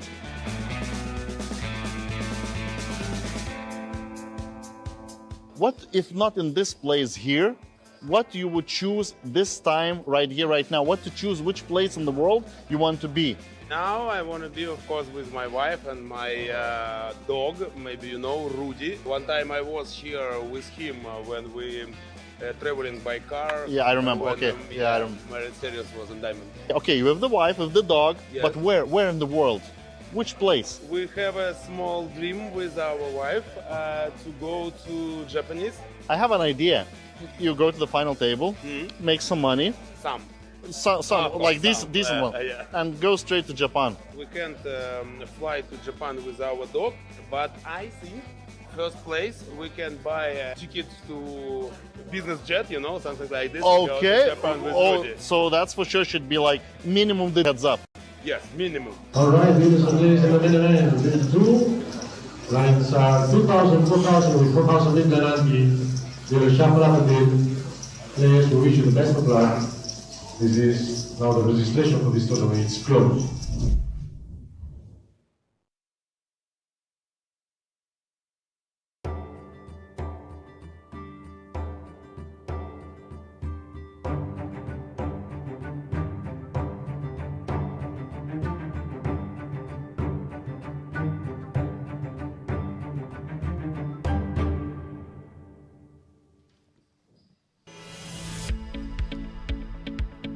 Fasten your seatbelts as a day 3, which has been an absolute roller coaster, isn't over yet.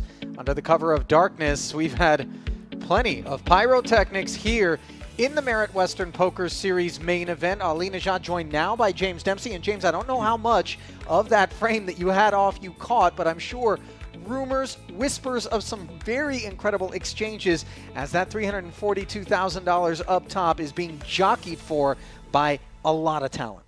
Yeah, I actually intended to catch all of it because Picasso was in the mix. I wanted to have a look at our colleague. Your but horse? Mainly my horse, I'll be honest. It Yeah. was a monetary sweat.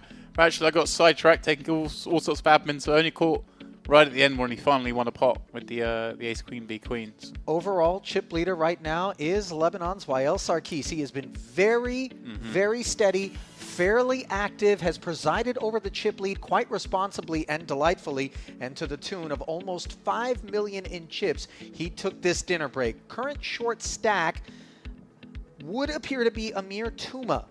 36 remain, I believe, 350,000. We are relying a little bit upon Poker News and the live reporting, so could be some slight inaccuracies, although the boys do get it right more often than they do get it wrong. As I mentioned, the 342,000 up top. The on-deck payout, if we are indeed at 36 players, would be 9,090 with a pay jump available if you can slide in to the final 35. Blinds at 20 and 50,000, as you can see here. Jugralin with 97 bigs, 4.8 million in front of him. Perhaps he is the overall chip leader.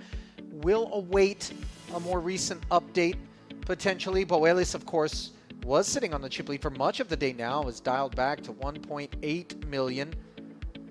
As we see Michael Habib. 21 bigs, a short stack at our new feature table, but obviously no cause for panic. Yeah, Jugralin, a name we often see here, and it's the first time I've got to see him this trip. It's one of those players that when you see him, you suddenly think, oh yeah, where's that guy been? Yeah. Usually getting it done here. Matt Davenport back on the feature as well. We saw him in the warm-up, I want to say, on the feature. One of the UK boys. And most importantly, perhaps, Dmitry Yurasov back here. He's great. Yeah, very steady Yurasov. Operator. Obviously, Yurasov winning the Gangster Series main event last time out. So go for back-to-back main event wins. That'll be something.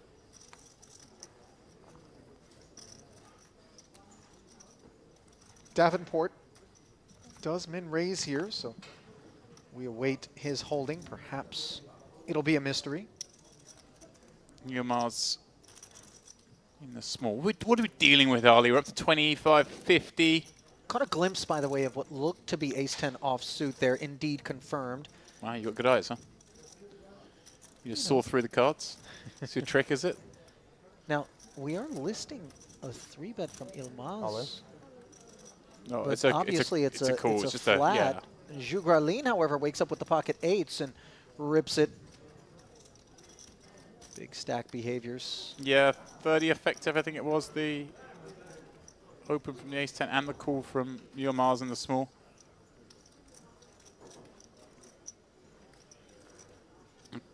Yilmaz just posturing here. I can't imagine any world where he decides to call.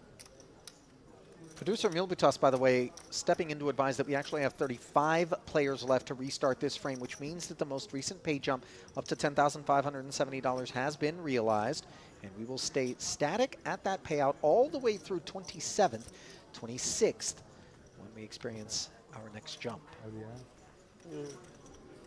You will see, my friend, later. The old TV table thing. You'll see. What do you have? You'll see in 30 minutes. Good save. You're rather funny than me. Now you have possible. Now it's possible.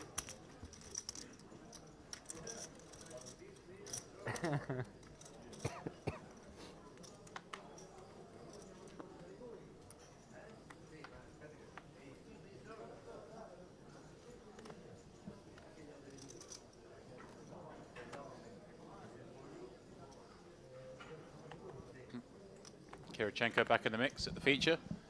Yurasov, Berlis. It's got to that point in the tournament, Ali, where we've basically seen everyone already at some point.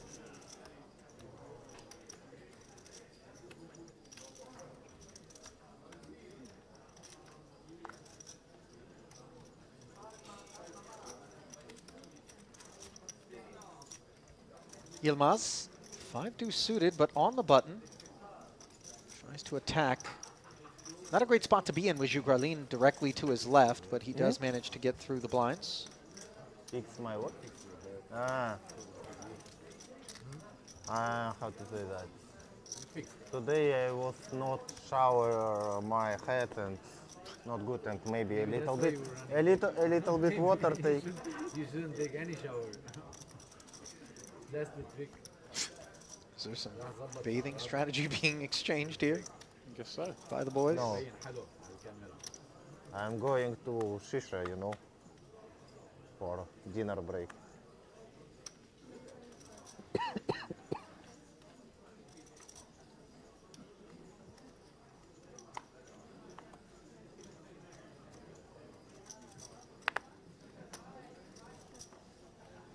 Boelis with ace-2 suited, action folded around to him. Yep, more than enough for the man who's had a big stack since sort of midway through yesterday. We saw him with the monstrous, at the time, 1.5 million. Everyone else was humming along with 300,000, 400,000. You have Jugralin, 2 10s on the button. This is where things get a little awkward, Ollie. Indeed they do, because we know that the moves that are being made when you sit on a stack this size aren't always attached to credible kit. On this occasion, of course, we can see that it is. Add to the big stack the fact that he's on the button as well, and you know, suspicions are peaked. And Boelis, by the way, the kind of guy, you know, when he sat on the big stack, he made moves like this. He's well aware of the luxuries afforded Jugralin, but also these ace-2 suited sometimes are played as 4-bets, in particular if we're suspicious. Yeah, I just saw him yesterday. He was quite happy to call a lot of these kind of spots, and so see him do the same again here. Gonna look to play a flop. Yeah, Jugralin making it potentially difficult for himself if he did face that 4-bet. Ace, Jack, Deuce, top and bottom pair as Boelis hung tough, facing not one but 2 overcards though. Jugralin, action check to him, unclear whether or not he will seek to represent. Would seem a bit ambitious given that the hands that would call for Boelis for the extra 200,000, I think, do kind of interact with this board texture more often than not. Agreed, James? Yeah, but I think we just want to bet once here. That's bet particularly big. So you're going 180 into 720, so a quarter pot. I think that's reasonable. But yeah, exactly what you say, Ollie. Obviously, this is one of these bets where you just want to get a fold, and if you get a fold, it probably means you had the best hand anyway. Sure. But it makes your life a lot easier. Boelis just ripping it in, hoping he's up against a hand like Ace King, Ace Queen. I might like to see him just call there, Ollie, extend a little rope to your man. Maybe he wants to barrel off, try and make you fold a jack, and will of course continue to value bet Ace King, Ace Queen as well. Maybe a little too keen to get that in. Much do you play, bro? Much do you play? Obviously having to take later streets with, you know, the Broadway interactivity and whatnot. Just want to avoid the discomfort against we don't have a bigger stack. So, 0. Close to 0. No, 0. Not close, 0. Literally 0.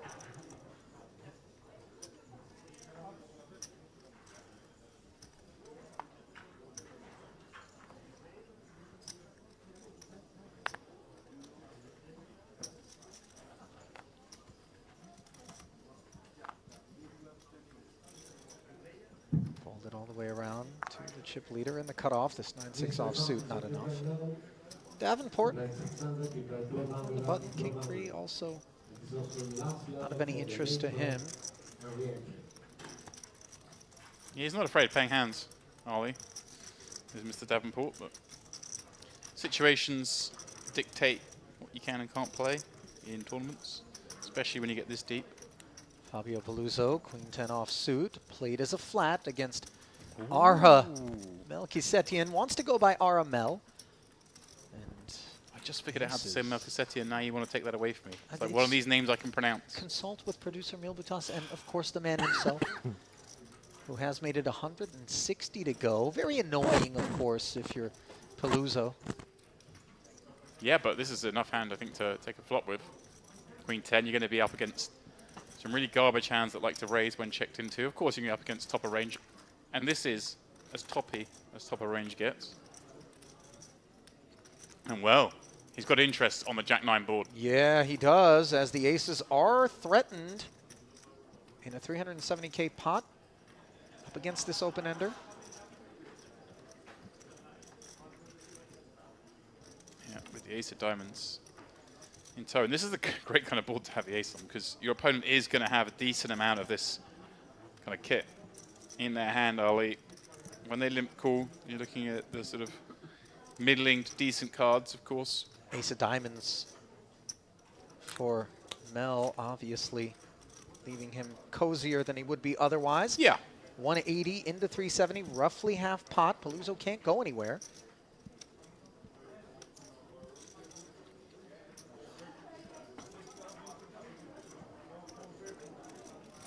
Takes one off, and this one shallowing considerably already. Barely more than pot behind. Ooh, here we go. Queen on the turn, and now Paluzzo connects for a pair, two-tone texture. It's a little worrying for Mel here, because yes, he's thinking he's up against a hand like maybe Queen 9, Queen Jack, all the Queen 10, Jack 10s have got. They could be up against 10-8 and King 10, of course, as well. But there are enough sort of just Queen X, the Queen 10, the Queen 8s, King Queens are still going to be in there, plus the strong Jacks. That's 425. Kind of a curious sizing, half his stack. Paluzzo now with a really interesting decision point, whether he just wants to shove now, because Mel could easily be on a hand like a diamond draw here, Ali. He could have a 10 himself. It's the kind of hand that he might raise up a limp, some scraggy 10, a 10-4 or something, maybe even a 10-5, and now he's got bottom pair, got the additional equity he thinks maybe against a Jack can make that fold. Yeah, this is definitely a riff-raff, step-aside sort of size. Yeah, you Paluzzo, you don't expect a Jack to necessarily go this side. You don't really expect a Queen to go this size if it's in there. Oh, by the way, Paluzzo wanting to get a sense of how much Mel has back, because that'll be the maximum he'll face on a river. But the fact that half of his stack has been deployed here on the turn is very meaningful. And James, you're kind of flicking your hand forward as if to say Paluzzo should just get it in here? I think if we're playing this, we just want to jam here. To secure fold equity against? You've got to call a well, no, just because your opponent's going to have some bluffs that have equity and you may as well stack them here. They're probably not going to buff the river with only 400k back. So I think you want to get their stack. It's not like you can fold rivers, right? We call here, but if your opponent has got like a 10x of diamonds type hand, a king x of diamonds, even 8x of diamonds. Most of those hands don't raise pre-flop, but they do when we start getting shallower. You say it's not like we can fold rivers, but unimproved, if a man is willing to put 425 out there and lay that kind of price, it would seem a bit desperate. So maybe we spare that extra money. We defer, of course, to Fabio. Like I said, this doesn't feel like... I think what queens would go like this. Not a whole lot. This looks like this kind of hand or some sort of draw to me. Paluzzo's going to have, you know, the 9x's he can fold, the jack x's he can fold. Obviously, his strongest hands he goes with, but when he's got this hand, I'm not sure. It's right knife. It all kind of depends how they've been playing throughout today as well, of course. He'll have a much better understanding of his opponent. That is a big fold. Wow. Paluzzo, take a bow.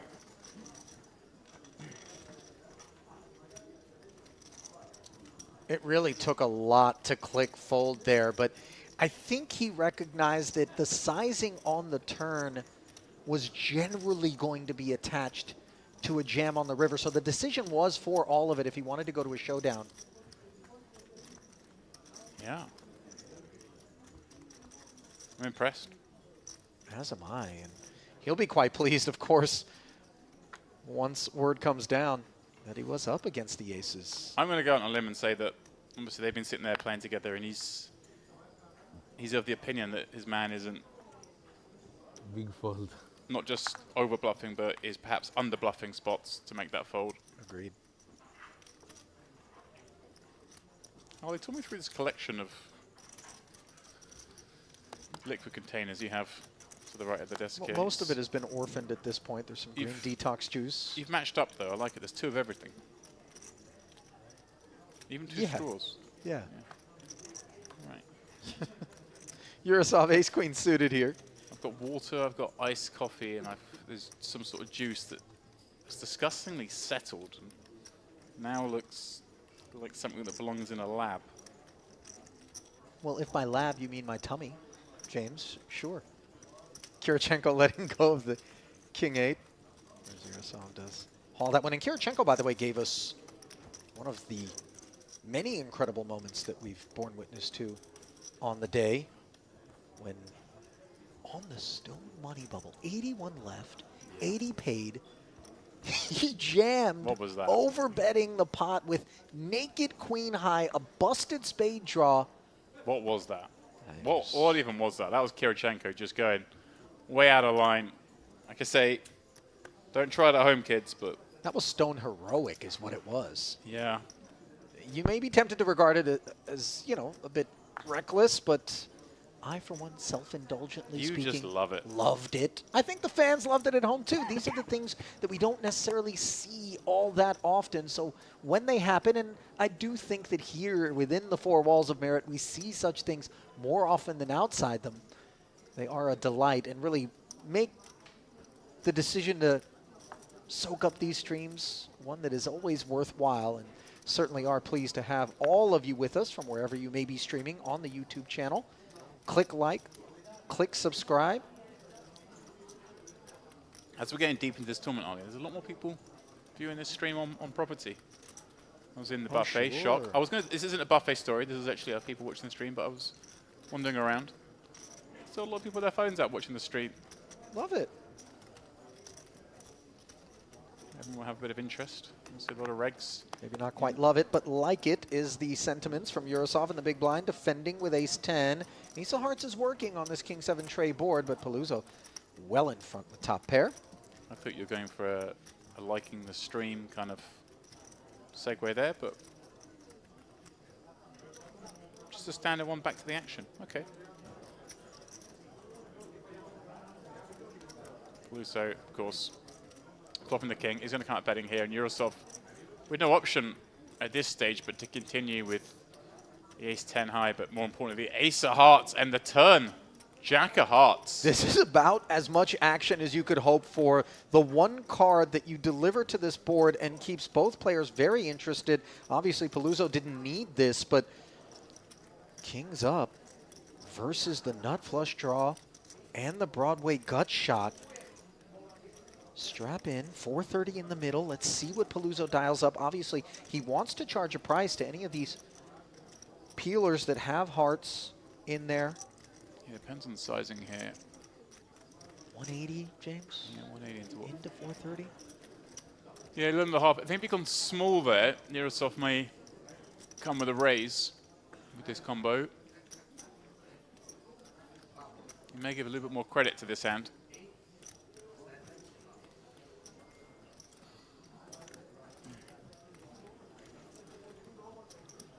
This size, but it's very awkward to get this far and then think of anything but playing. He can still be in good shape, Ollie, if up against a hand like... Well, he does decide to play it anyway. Does decide to rip it in. Put Paluzzo to the test. And we're going to send it back over to Paluzzo. Obviously, he's drawing live even against the flush, but on a board texture such as this, we do feel as though that is a lot of what we're up against. Maybe set of 3s, set of 7s, although I'm not sure that Yurosov takes this approach with those hands. The thing is here, obviously, Yurosov does get to have a lot of flushes. He's going to defend the big blind with all the suited combos. On the flip of that, Ollie, it's Dmitry Yurosov. He's more than capable of making these kind of moves. If he had a hand my friend like this. There aren't many of these. Try, please. Check, call flop, check, jam, turn. Like you say, Ollie.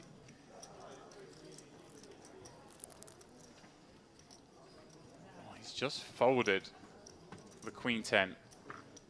Okay. That one, a bit more understandable. This I'd find very hard to fold to Yurosov. Yeah, the raw hands we're going to bet fold. I don't think this can be one of them. Nice, cool. Yurosov's familiar little facial expression when he gets caught at one. Still though, Ollie, 27% equity. 2.2 million plus in the middle. Yurosov. 7 of diamonds on the end. No good. Yeah, it's kind of a fun spot for him to run that check jam. Obviously, a lot of the hands he's making forward with the check jam are hands he's ahead of anyway. Some of the hand like Queen 9 with a heart, Queen 10 with a heart. Note how steely both of those guys were as the river rolled off. It even sort of lulled me into not building too much drama there, although part of that has to do with the fact that Yurosov wasn't all in, but he is almost all out of chips. Just 175,000 remain as Paluzzo ever so slightly covered, and you see that nub. Dimitri may be contemplating whether or not there were other manners in which to get after that. But you know what? I don't think we fault him for that play. He just ran into it. I don't think we can do anything with that combo. Ace of Hearts 10. Off we trot. Needs to be a hand like that to call, or a flush. There's going to be some King X type holdings that are betting there to check back rivers early. There's going to be plenty of bluffs as well, of course. And you saw that even when called, 27% equity. No disaster.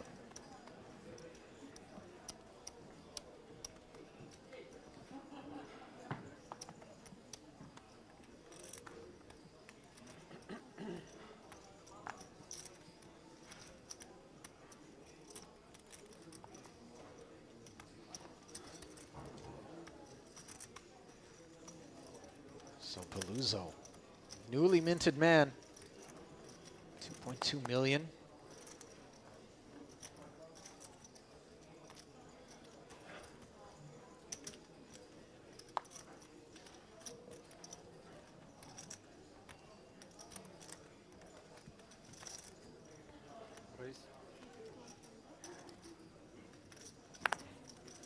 Upstairs we go, says Kirchenko with the ace-7 on the button.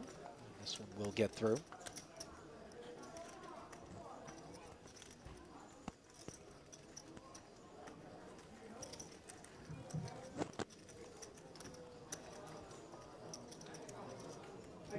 Blinds up, small blind 200, we play 400, we play 9400, 244 blinds up.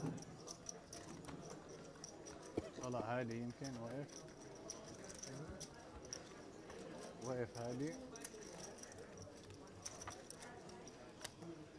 لا Sweeping in for a look at Yilmaz under the gun.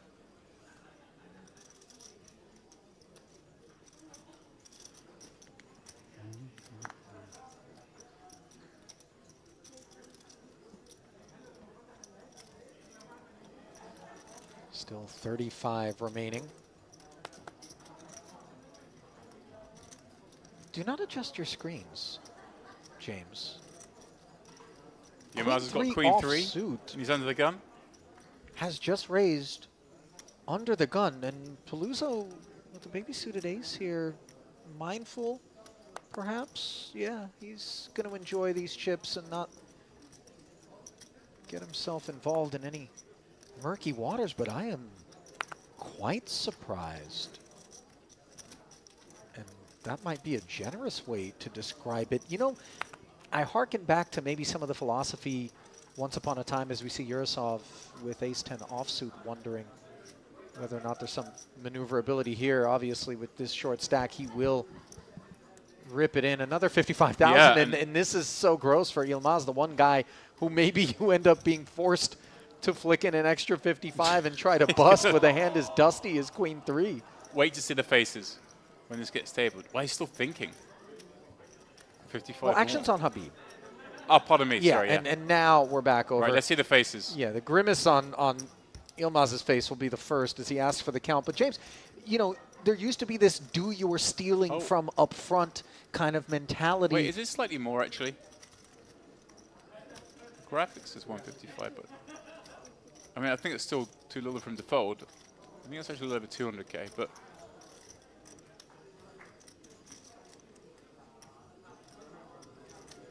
أول ورقة كينج هنصلي يجي see the queen 3. It's going to be great. What? Good for the TV, good for the TV, bro. What you're saying? You raised it, don't What? You're bluffing, you're bluffing. No, if he will not shove, I will call. I have king 6 diamonds. King 6, I will cover big blind. It's good for the TV. I did worse. I know, like this, I shove. So here we are, queen 3 against ace 10. Things not looking good for Yilmaz. They never were.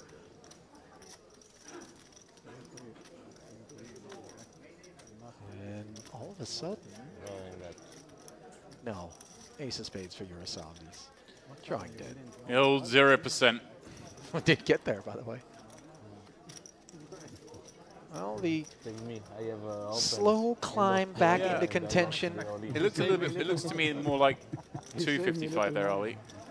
Okay, obviously a lot meatier. Yeah. Good catch. Queen 3, howdy. It's a good start for Urasov. Gave it all he had with the first ace 10, which was costly. This one far more fruitful.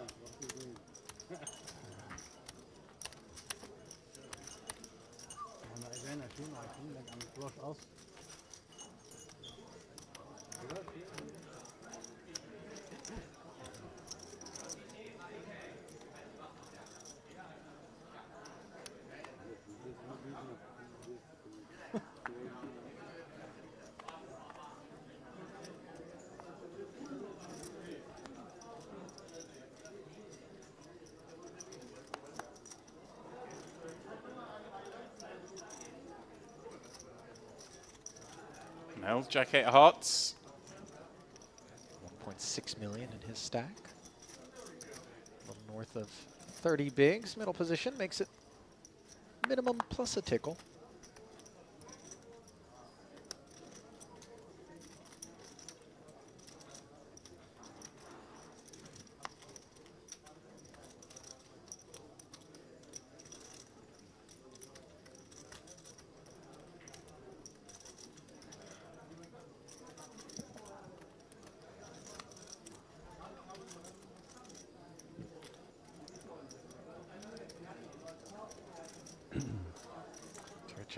Thought about it with the queen jack, which was dominating, as we can see, but not attractive enough to warrant his participation. Yilmaz now ace queen suited from the big. Certainly a 3-bet candidate if he wants to take the high variance approach. And is it all in the declaration? No, just 375. A healthy size. Very healthy size. Yeah, I was going to be a little bit surprised, but wouldn't be the first time Yilmaz left me feeling that way. I was about to say, yeah. No, I click this. Yeah? I look 3 times. 3 times. Check the first one. Check, check. Yeah, no queen 3 this time. Queen 4? Queen 4. Yeah. Suited. Maybe queen 4, yes. 2 milioni e 2. Oh, and this is going to be a news welcome sight as an empty rack being placed in front of Jugralin. Se foldo arrivo. Se mo foldo arrivo. That menace eradicated.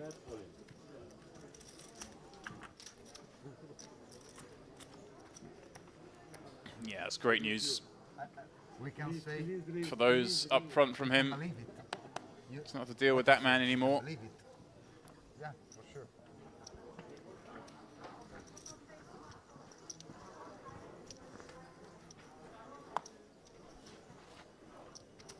Gioco sta mano, Rimbo BB contro quello là che mi gioca prima la mano KK che me quando avevo gli 8.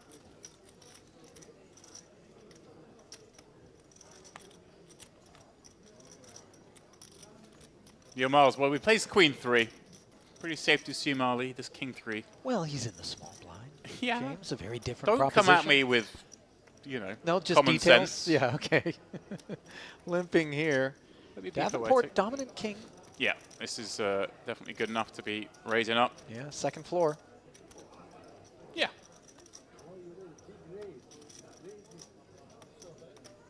And Yilmaz complains, but does plunk in the extra 100,000. In a jokey way. I'm calling here's fine, I think, with this king 3. Should be a simple departure for Yilmaz, pending Davenport's decision in position with this gut shot straight draw on a queen high rainbow board. Yeah, betting here is nice. You keep control of the pot. Very unlikely to get raised. You're setting a price for 2 cards, should you choose to do so. Whoa! I say very unlikely to get raised. Unless your opponent's Yilmaz and he's got king 3 of clubs. Look at Davenport's response. This is just so unexpected, but it's coming from a man who he just observed. Right. With queen 3 off suit, so a bit discombobulating, but yeah, and what do we hope to do? Davenport with the over, with a gut shot and position for just 150. It's not a big raise. That was cool. And all of a sudden, we've got 850 in the middle. The players have a little more than that behind. There's the 9 pairs. It's pretty hard for Yilmaz to now rep too much. I do think, however, that... Whoa. This is now really, really... Now, I take everything back. This now looks super, super strong. 250K, the milky sizing here. Right. Look at this go for broke approach by Yilmaz. Right, so the hands he's supposed to check raise for are obviously Ali, a lot of 2-pair combos. They've shrunk up by virtue of that 9 pairing. Obviously queen 7, not loving life. 7-9 and queen 9. Less likely. Credit to Davenport here. Ali. What's happening? He's called. This he on sniffed a paired, out. On a paired board, by the way. Maybe he thinks, despite the presence of a jack in his hand, that Yilmaz is forcing the issue with a busted straight, and the 3 comes in. This gives Yilmaz a winner. I don't know that... I mean, we are now betting with the best hand. Little do we know, at 350K, and sore utters on Davenport here. This is grim, because he got his man right. He read this as a bluff. The problem is now, if he really heroes it... Where the hell did this pot come from? Incredible. MPO poker, Ali. If you don't know, now you know. By the way, Davenport may projectile vomit if he somehow were to make some heroic assessment with king high. So the problem here is, though, of course, as I said, obviously the 2 pairs on the flop, the check raise. Queen 7 doesn't life anymore, but... Oh my god. The queen 9 and 9-7 are obviously made this, and they would go all 3 streets. James. I can understand why he might have called the turn, but this is very hard to call river. As it is, he's correct in the sense that his opponent is bluffing. James, I'm going to run out of this booth so as to avoid any of the shrapnel. Once king 3 gets... Plead for Davenport's own mental health, I beg of him. To be right, but then wrong in terms of bluff catching, the incidental pair of 3s. Credit to Davenport, James. Yeah, massive credit to Matt Davenport for thinking this along with this hand. Credit for getting past the turn. And he's so sure that his man's bluffing. He's so right that his man's bluffing. And the bluffs that are in there are like ace highs. Oh my god! My!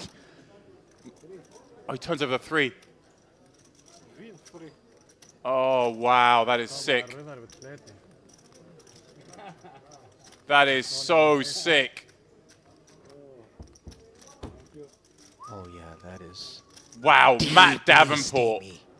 That is incredible. Calling all 3 streets. Correctly so, Ali. Thank you. He saw it wrong. He thought he has king 3. No, you see the 3 or you think you have king queen? He was dead right, and yet somehow... What looked to be a totally innocent 3. Visibly shaken there is Davenport. That very was steamy. Queen 4. That was an incredible call by Matt Davenport. He played that hand perfectly. Snapped, well, not snap off it, but called off the bluff, Ali. Was absolutely right. And that sickens you. Because the thing is, Ali, sometimes we say you've got to be careful when you call because you don't beat the bluffs. But the bluffs there weren't going to be ace high. Ace high's not in there. So it's only a hand that has hit a 3 on the river. He really deserved better there, James. I know you don't often look to use that verbiage of deserve when it comes to poker, but truly your heart goes out to Davenport. I mean, that was brutality.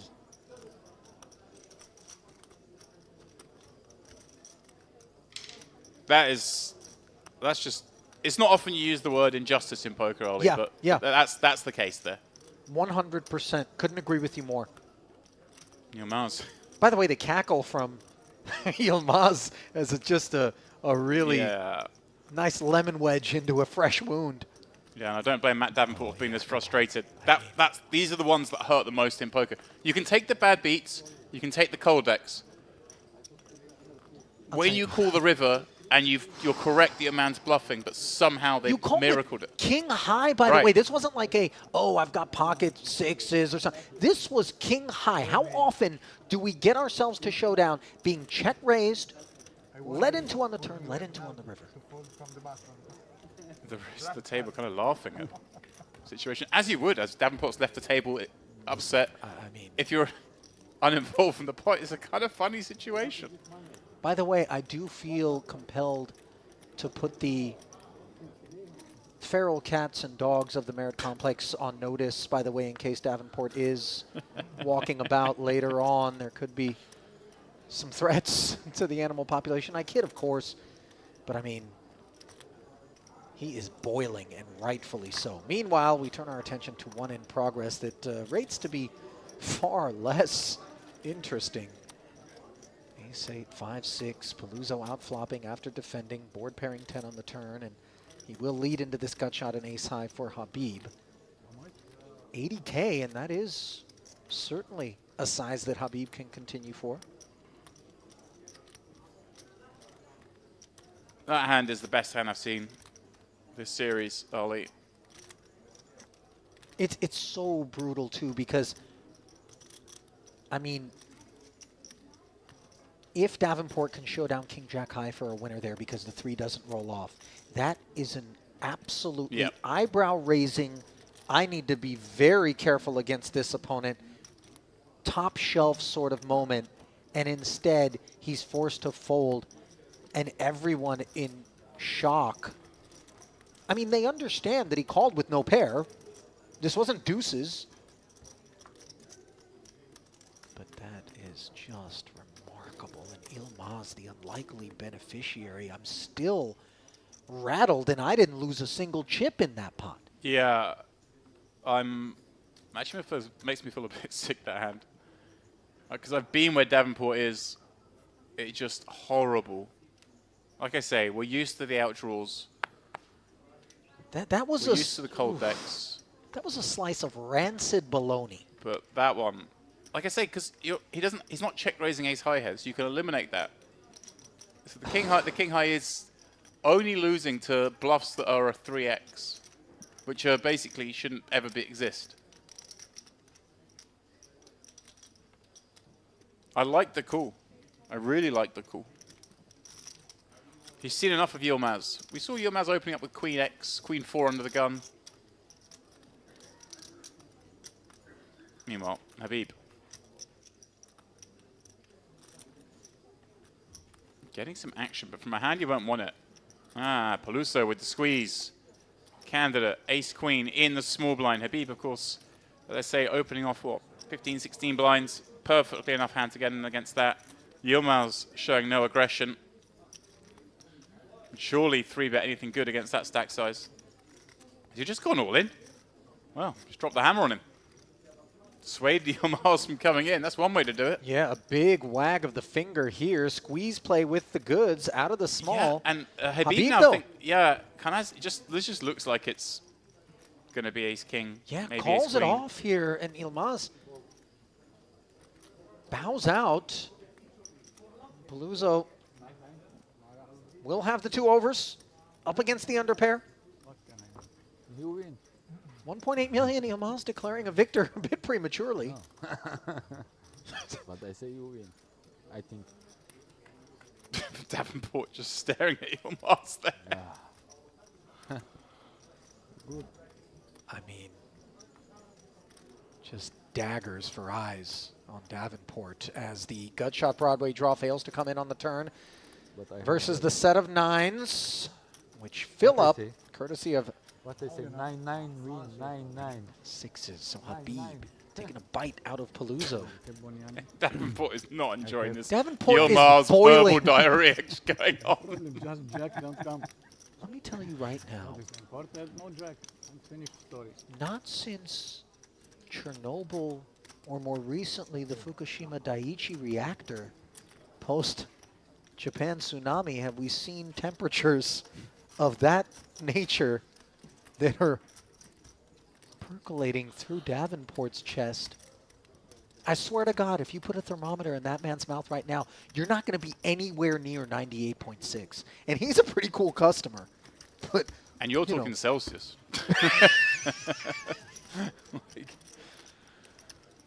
Wow. I mean, I truly, and I mean this from the bottom of my heart, And with him, what did you you really feel for him. You really do. We've all been in a situation like this where we do everything right. We take that rarest of moments, Did you drink something before you come here? summon the courage to make the play, and then Chai, somehow too much chai. an absolute WTF moment at Showdown. The only sort of good thing on the horizon for him is that when there's 27 players left, there's a full redraw, so maybe he just gets away from him. Normally you want to stay near your chips, especially if you've got a read and a player like that, but this is a case where I just want to be far away from this man. I don't know, man. I think being directly on Yilmaz's left is right where Davenport would like to be and just get his pound of flesh. Not going to have the opportunity here. No, but one he can I'm going to tell you willfully right now, jam. okay? A man who's willing to raise under the gun with Queen 3 offsuit. I have Ace 9 suited here. He mucks in front of me, and I'm thinking, how bad could it have been? Yeah. Why can't I 3-bet you here as he moves Right. in for almost all of it? Ace 9, Ace 3 not going to be a customer. There's another Queen 3, but in the hands of Kirichenko, this one won't be played. Yeah, left to chip back. We're a long way from the page jump, assuming our numbers are correct. Next one coming at 26. Just curious, maybe we're a little closer to that final 3-table redraw than our graphic suggests. James, I don't want to continue to harp on that particular pot, but Oh, I've been there's doing smiles this. I've been doing this for over 2 decades now. I will never forget that pot. Every time Yeah. you're smiling for that. Ever.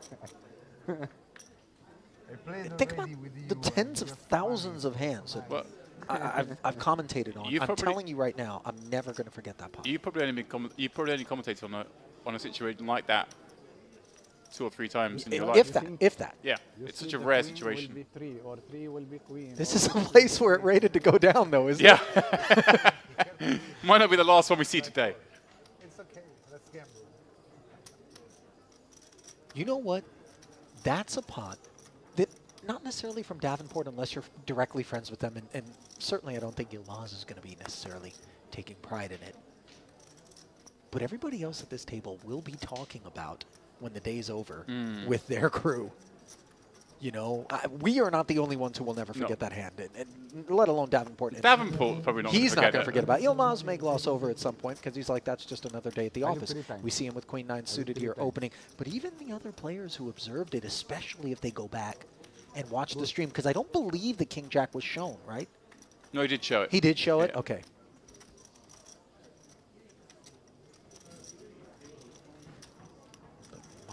Goodness. Meanwhile, open-ender against top pair here. Urasov checks and faces a follow-through barrel We're of going with it. 160,000, 370 left, and does feel...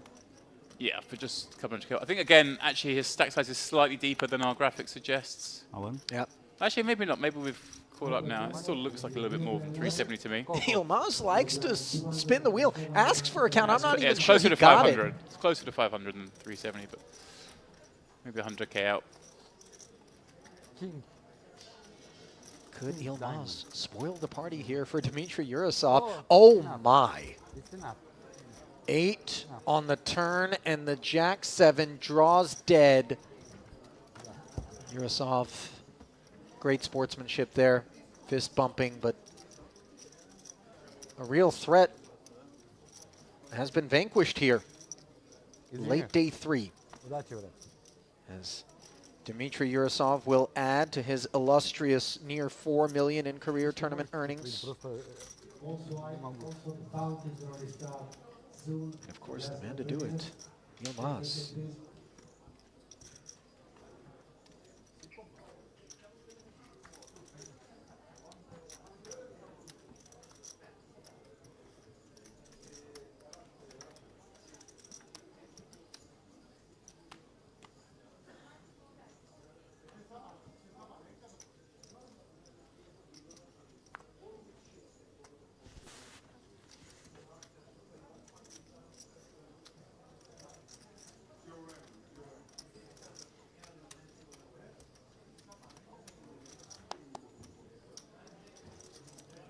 Remember that time Matt Davenport had King Jack? I was just thinking, if he doesn't, if he spins us up and gets a good result in the tournament, he'll get over that hand.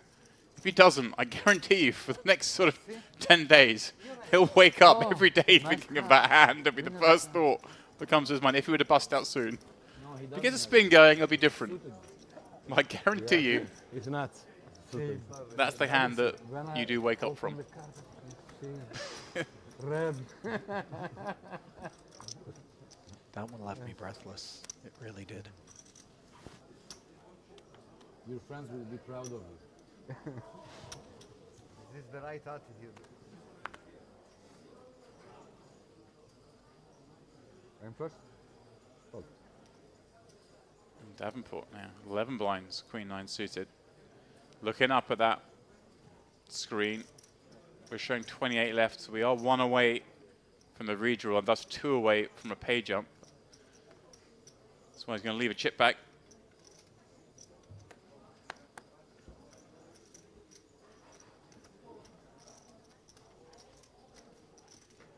$545,000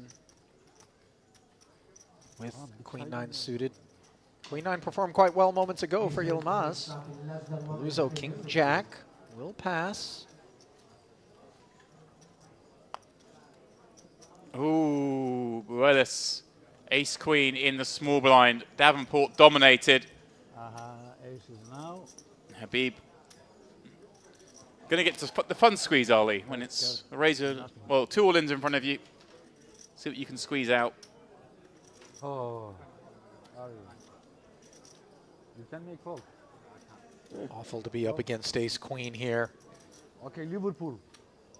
Davenport in bad shape. And might this be the death blow to his stack, which was decimated by Yilmaz. 7-7-5 board. Double pairs now, so some outs to a chop. Right. The 7 or 5 roll off. A 9 is a clean winner, and instead it is the Queen, adding some insult, false sense that maybe you've gotten there. And we say goodbye to Matthew Davenport, the Englishman from Cheshire. Yeah. 1 3/4 millions in career tournament earnings, 150K, his all-time highest cash. He's going to take home and a nice finish under normal circumstances, 10K, but, you know, this is deep displeasure that is leaving the room. And it felt like some sincere, you know, goodbyes there from his table mates, because they all recognized how sick that was, how well he had his man read to get punished like that. And the wait for me. 4 minutes. Dealers do not deal. Okay, action being held up here. And dealers, the clock. Yes, Ollie, it's the final 27 redraw course now we've got there. Obviously, we just saw Davenport in 28, Dmitry Yurosov from 29. I do have some bad news to report, Ollie. Tell me. Our man, our colleague, Andrew Picasso Headley, was the one eliminated in 30th leading up to this final 3-table redraw. Gutting. And obviously we will await tales from outside action that will maybe inform us as to exactly how Andrew Headley met his demise. I suspect it's not as filthy as the bulk of the damage incurred by Matthew Davenport, James. No, can't be. I don't know what it is. It won't be as bad as that. No, no question about it. Okay, it's going to be a brief break. We are going to redraw with 27 left.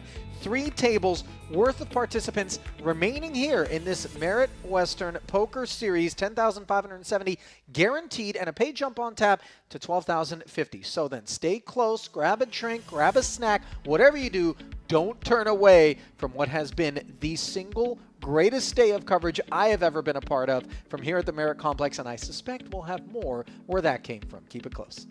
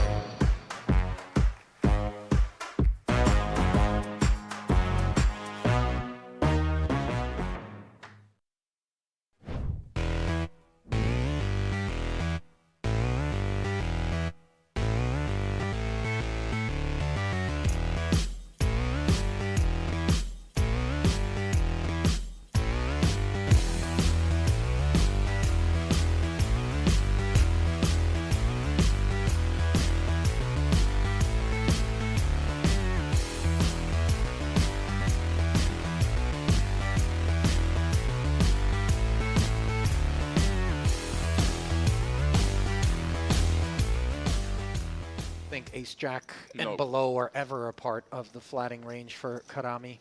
Yeah, he's just really hoping this is Jacks. 10s maybe. I think 9's pretty fold. And Sarkis! Wow! Well, this could get a little bit interesting, James, insofar as a side pot could develop. Well, I'm curious how this plays out, right? Because Karami has flat, a very sizable bet of 200k against what's supposed to be a very tight range. And he has 1 million chips behind. 1.1. Count requested. And he's going to play aces and kings this way as well. You think he should play all his range as a flat here that continues. So if his range that continues is kind of 10s plus an ace-king, then do we really want to raise ace-king into that range? Or do we just want to perhaps call? Take this to the streets. If he's jamming here, he's trying to make this hand fold and Jacks fold. And that's what he's going to go for. He's going to go for the raise, make it 500,000. How sick is Tashlev feeling right now? Oh, I mean, listen, but whatever Karami, Tashlev is feeling, Karami is actually the one who has added risk. I think in some ways, Tashlev can just kind of accept that it is what it is. Yeah, I think Karami, I think with Jacks, we just fold this spot. And I think with Queens, we're kind of supposed to as well. It's like, do I think my opponent... We can rule out Sarkis ever having less than Queens and Ace-King, I think. It does feel like of the unpaired hands, Ace-King is dead bottom of range, especially considering we block Ace-Queen with Queens. We don't ever expect that kind of hand to respond in this way. Even with the most liberal of big stack behavior, this is just one of those spots that Sarkis has made this move just hoping it's not up against aces and kings. And obviously with the card removal having that combo and just trying to make queens, jacks, and 10s fold. But imagine the opportunity before Karami if he happens to get it in and hold. Note that one of the aces is busy in Tashliyev's hand. The king really the only threat. Granted, there are still 2 aces in the deck, but he's in a great way. Just look, 56% equity. Yeah, but you're either this or dead. Yeah. There is no middle ground here. Unfortunately, you're right about that. And with a million chips behind on the bubble, or near enough to the bubble, it's not like Sarkis can ever be light here. He's going to have to turn his hand over. It's not... Well, listen, we could potentially play some streets. I mean, I doubt that Karami's going to flat. It's either all in or fold, but... Well, there is an argument for potentially playing that way in that we kind of, if flop comes no ace, no king, maybe go with it. Wow, he does lay fold. down the 2 queens and... Very good fold. Nicely done by Sarkis. Obviously, with the chip lead, just pressuring that stack. No, he can get queens to fold. Actually, basically dead. Obviously, the equity representing the queens being live, but we know there's only 1 left. Yeah.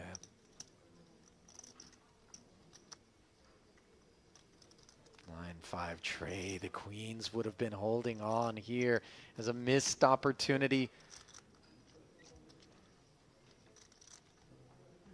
10 on the turn and the ace queen, all but drawing dead. Just 1 actual queen remains in the deck, as we saw 2 of them hit the muck already. Is it there? No.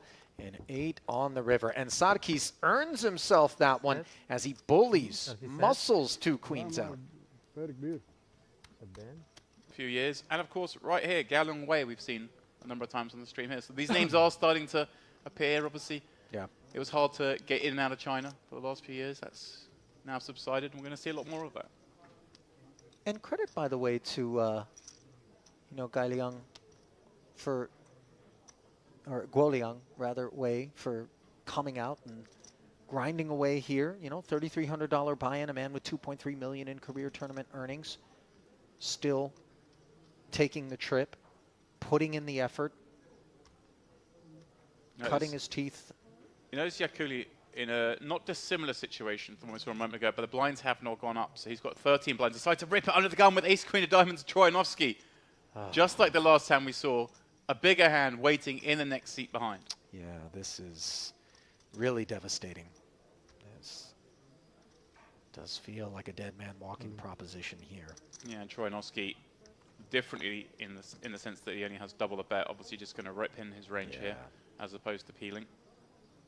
If they wake up with something, they wake up with something. But otherwise, I'm going to dominate Iakuli. And C5 in what will be just shy of a 300K pot, I believe, once the excess is pulled back.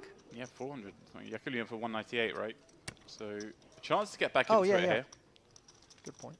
But not been a great visit to our feature table, Ali. There are still 5 cards there. Don't put that in the zeitgeist. Put it in the universe. King in the window, but not dead. Backdoor diamonds, perhaps some Broadway.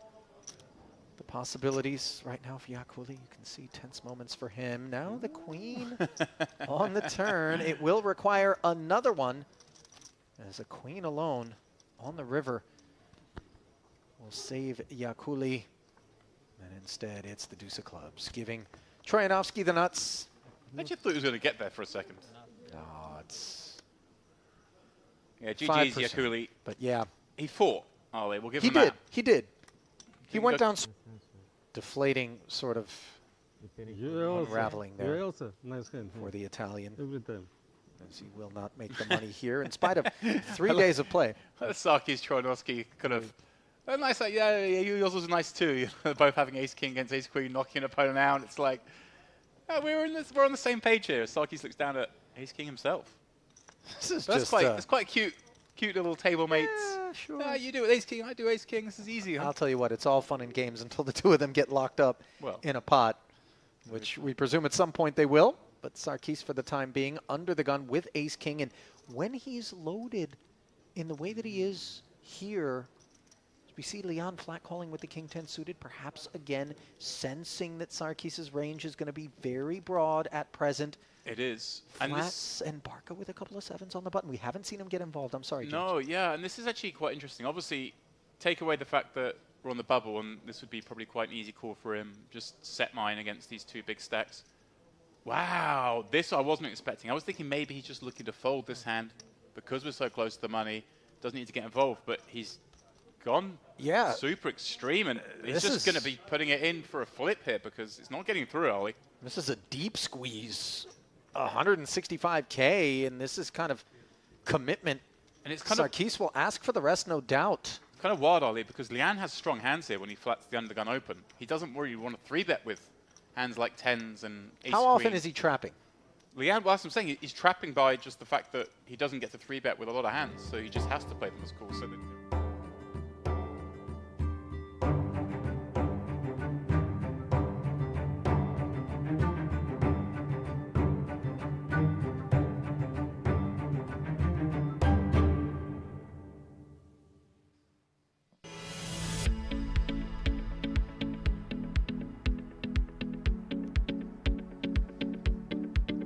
Welcome back to continuing coverage of day 3 of this Merit Poker Western Series main event. I'm currently hiding, James. I'm afraid of what might be happening just based on what we saw already here today. I'm scared to look. Yeah, that was a pretty tough beat, that one there. 3 on the river. Not one you're expecting to see, and you probably wouldn't expect to see me over here either. Wait, there what? we go. I mean, I told everybody, don't look away. You know, there's something in the air here today, and it was exemplified, obviously, in that Matt Davenport moment there. I mean, just inexplicable, unjust. I mean, you know, one that's going to stick with him and anybody who was there for it for some time to come.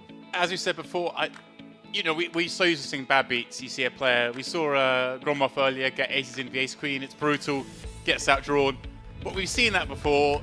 You kind of don't feel too sorry for someone. It's just like, oh, well, you move on. That one, I feel sorry for Matt Davenport. It's very rare I feel sorry for someone whilst I'm sitting in the booth because he deserved better. Yeah. Yeah, he really did. I mean, there's just no 2 ways about it as we dive right back into the action here at the new feature table. You will see some familiar faces out there. Shugralin is back.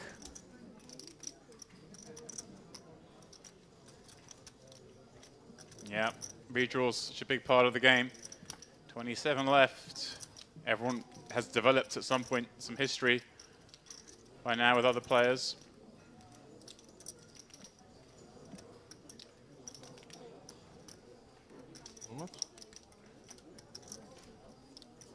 Actually, I'm not sure I see Shugralin out there, so hold the phone on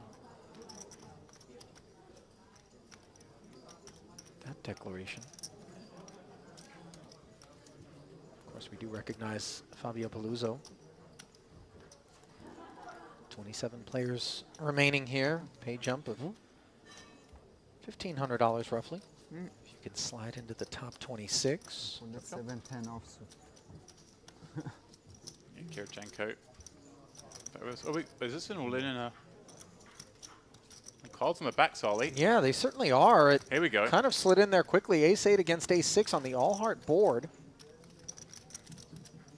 Did you manage to catch a glimpse of whether or not anybody had a heart there? There were no hearts out there. Oh, hello. Now both players picking up straight draws. Advantage Ace-8 in all of the ways. And the 8 will play. So just like that, we've lost Mr. Plant. GG's issued, and the pay jump realized by the field. Yeah, good point. Don't think Plant was all that deep, by the way, for what it's worth. No, according to Poker News, he had one of the shortest stacks coming into the last 3 tables.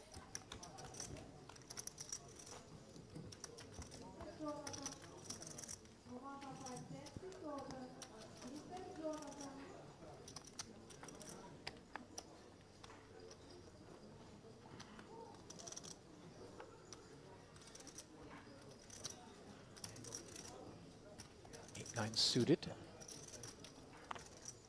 for Frida.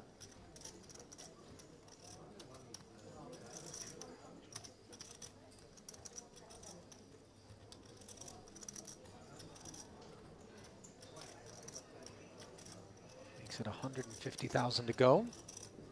Kravic with a couple of 7s.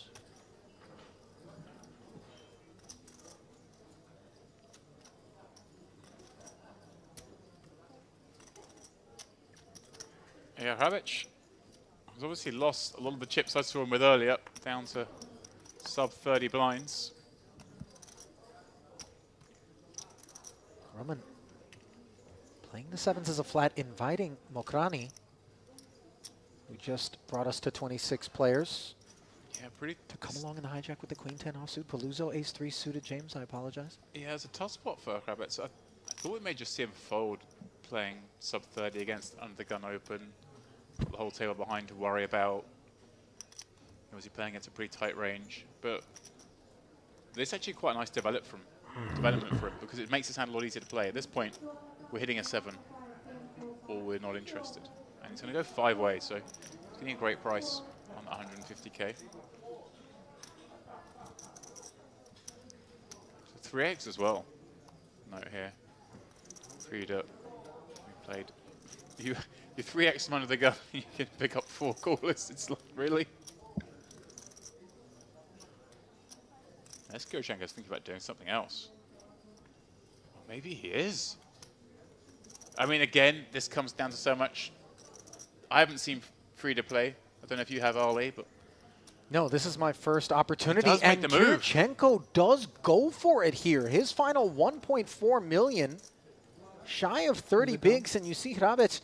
Not lost on him is what looks like such a tempting spot to jam with, you know, a reasonably wide variety of hands, not all of which are beating the 7s. Correct. There's going to be some like ace 5 suited kind of hands, and obviously some flips. But I think Kravic is going to look around this field and think there might be a better spot than calling it off with 7s against Kirichenko here. Sure. Sorry? $1,450,000? No, wait, it's not correct. It's not $1,450,000. Yeah, it's correct. Correct, correct. 1,500,000. For 450. Yeah, I didn't understand 450. Okay. Not 50, 15. I was wondering if that was something nefarious by Kravic. Maybe. What do you mean? Angling to get a bit more time. Obviously, shot clock's now in play. Whether he's sort of querying the dealer's count, because when he asks for a count, the dealer has to pause his clock. Ultimately, does end up folding the 7s, and everybody else gives way promptly thereafter. I'm not saying I actually think that was happening. I don't think that was happening there, but it's something that, like, maybe those of us watching could think, oh, maybe if I'm in a position where I'm under time pressure, I could query the amount and make the dealer count it again. It's a nice little trick. Basically, it's something I'm sure Lapid's done.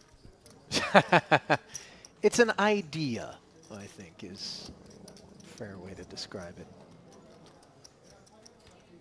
Nicely done, by the way, for Kirichenko. That was a man sticking his neck on the chopping block there, and great rewards for having done so. A nice pickup without even having to see a flop.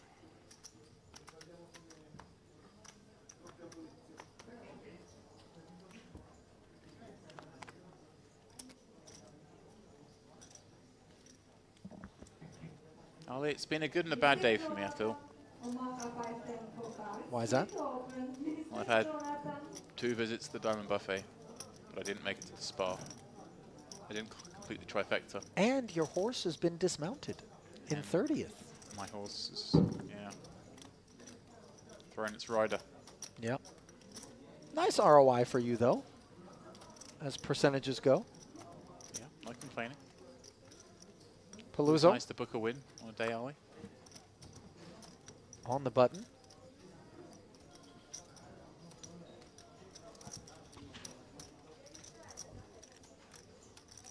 Eyes open here. Kirichenko, the heart of a lion beating in that chest. And of course, we already knew that after what was the other incredible hand that we observed on the day. One of really several that have caught our interest.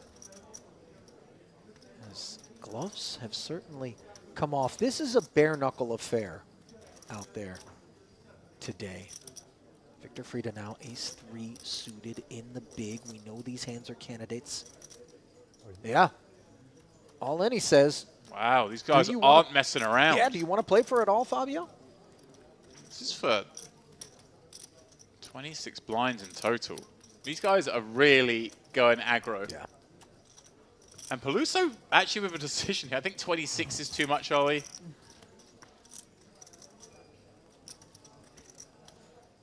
But he's tempted. I think if he had 20, we'd be in. There is some ICM consideration here as we approach this final table. It starts to become a thing again. I mean, it's a thing throughout the tournament, but you know what I mean. Sure.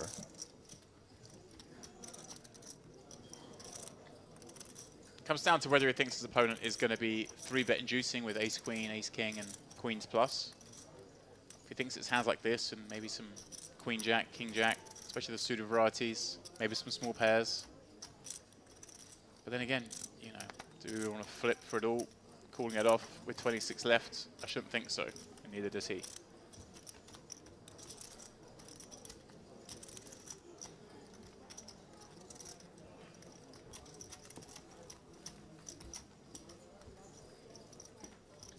You see him a little bit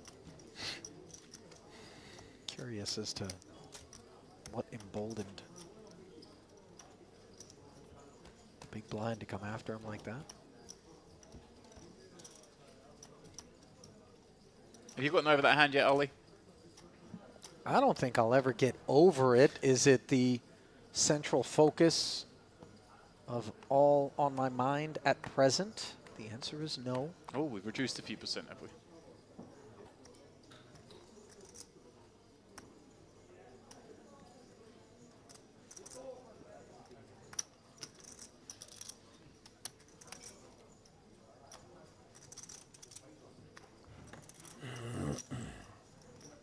Round of mucks, which are continued, and now Kirichenko ace-3 suited on the button. This will be a comfortable open.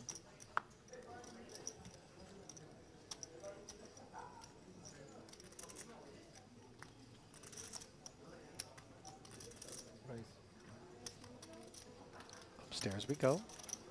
And it'll be a raise and take it affair. Even Hrabic, who isn't afraid to get in there with a broad array of holdings. Not going to dig in with that 8-3 offsuit. This is kind of a welcome respite, you know, a merciful calm in the air on the back end of that break. It was just dizzying what was going on at this featured table.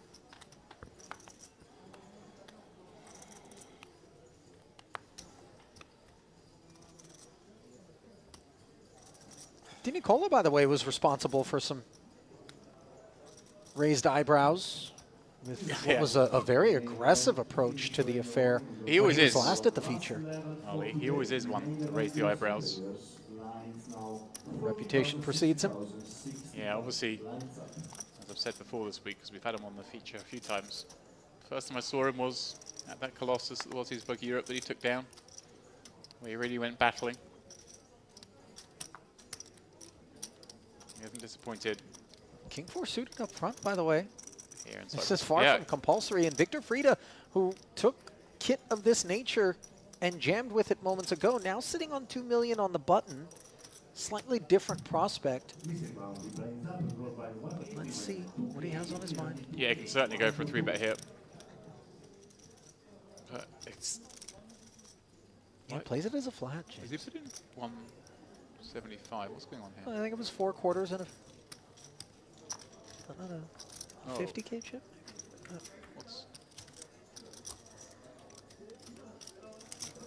In any case, he is heads up, top pair for Di Nicola.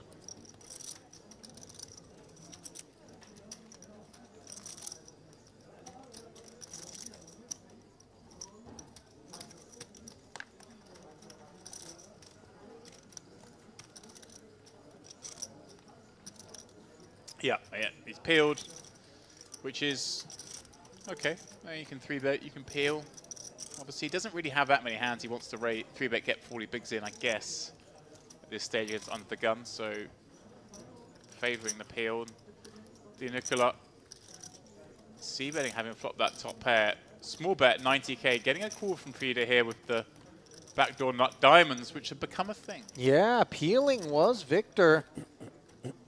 And now he's found himself a card that's going to keep him invested in this one. And with the check in front of him, he obviously can do one of two things. The first would be just try to end it here, but the check back obviously feels nice. I think it's one of one things here. I think when we call here, we can't get a better card than this to start bluffing. Di Nicola's going to be in there with some hands that just can't continue, and you can actually size it and kind of make it hard for, like I said, ace-jack maybe to continue as well. All those kind of small pocket pairs have to go away. We see he's in here with king-4, could be in there with all sorts of nonsense. And Freda calling the button gets to have some hands like king-queen, king-10 suited perhaps, pocket 5s. So has plenty of strength. I like this for Di Nicola, though, recognizing that situation, allowing his opponent to start putting chips in the pot. Concern for Di Nicola to see that 9, because one of the more natural bluffs for Frida, in fact, the most natural bluff, would be Queen-Jack. 450.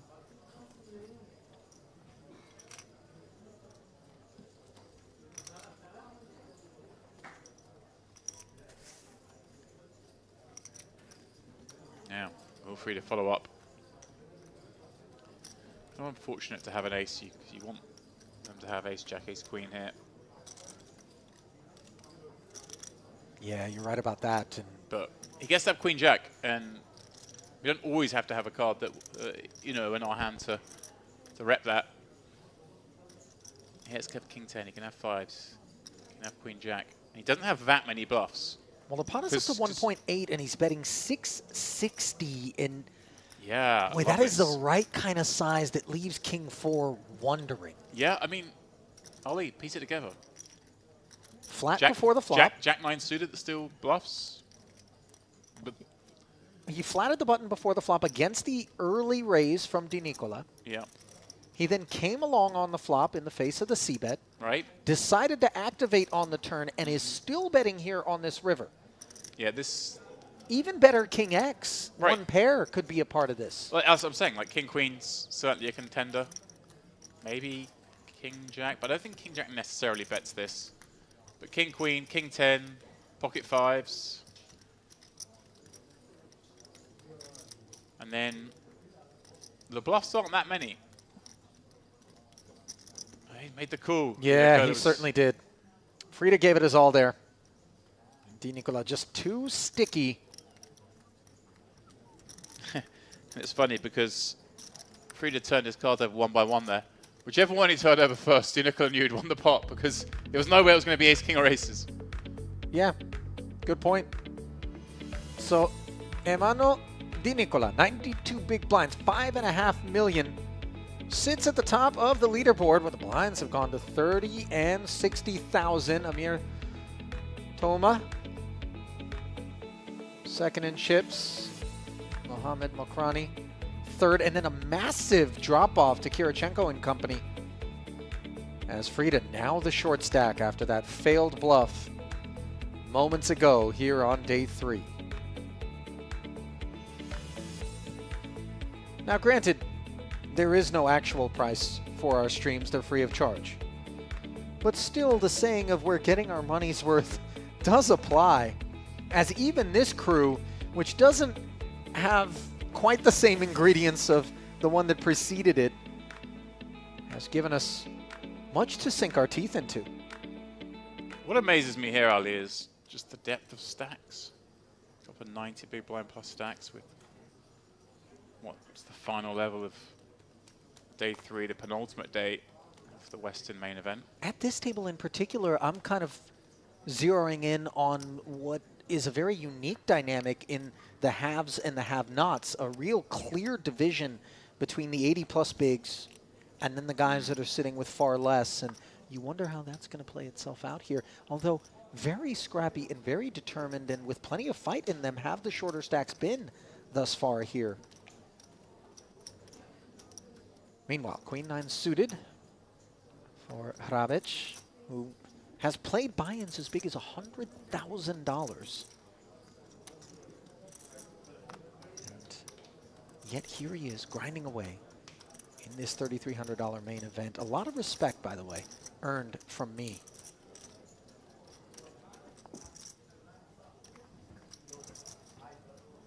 Clubs are smothered as Mokrani defends.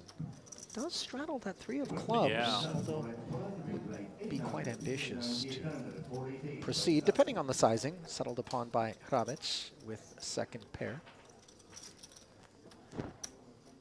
Yeah, obviously button v big. We do have some checkbacks on this kind of board. I'm not sure this is going to be one of them.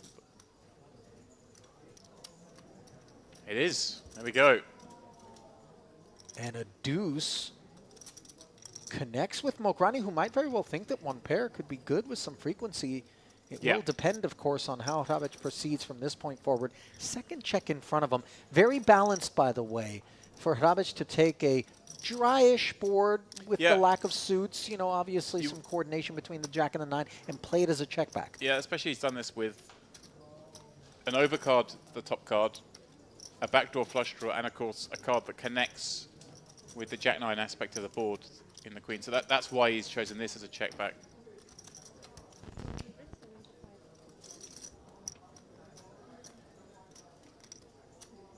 And now at 175. Mokrani, maybe suspicious about the check back, but as you mentioned, Hrabic is going to be very balanced here, one imagines. But Mokrani not going to pay it off.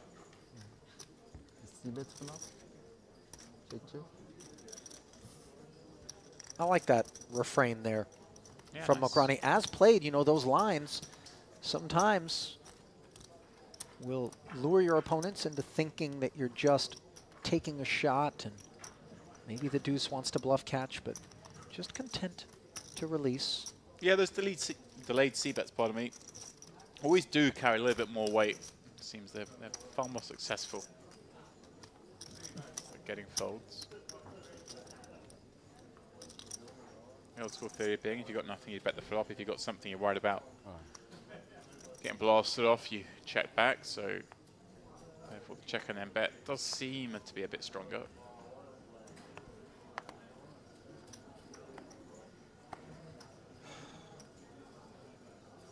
Pocket fours just put directly into the bin by Paluzzo there. Yeah, tough to play that from +1 on this lineup. Yeah, that's a fair point. Seems like anybody who pops their head up out of the sand promptly gets smacked. But it's a testament to the fact that there is a lot of talent in this final 26. Yeah. Deeply experienced players, players that are very familiar with one another, histories, and that are just well suited to be making these deep runs here in a Merit main. Mokrani now, queen deuce of spades, limping. Di Nicola wagging his finger with the ace-8 of clubs, obviously irritating to be ushered out of this one. But for 190, Mokrani decides that he wants to take this flop. So an extra 130K invested as Di Nicola goes beneath the hood. King, Jack 8. He flops bottom pair and backdoor clubs. Much more than we can say for Mokrani.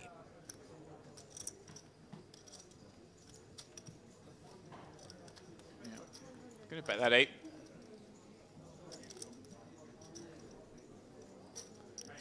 Should see the end of the pot, but Ollie, we've seen some stuff today. Check call of 100K as Mokrani pursued backdoor equity. Yeah, just the weakest of backdoor, obviously, working around the king, jack. Here's the thing about this play, though. It draws the check back from Di Nicola and now opens the door potentially for Mokrani to do something like represent a jack, which would certainly be credible when we limp call the raise, check call the flop, check Well, the turn now. It's possible McCrone just checks if he's got the best hand because he's putting his opponent on a hand like 10-3 off or 9-5 off that's raised. Yeah, I mean, he's limped in. It doesn't. If he's bluffing here, he's bluffing to make queen high and ace high fold, and actually quite a narrow part of the range. I will say that with some frequency, we do know the big blinds to like to put the raise in against the small blind limp so as not to be forced to play the poor part of their range, even with position. So maybe that's what was on Macroni's mind, is DiNicola able to check back the river as well and take that one.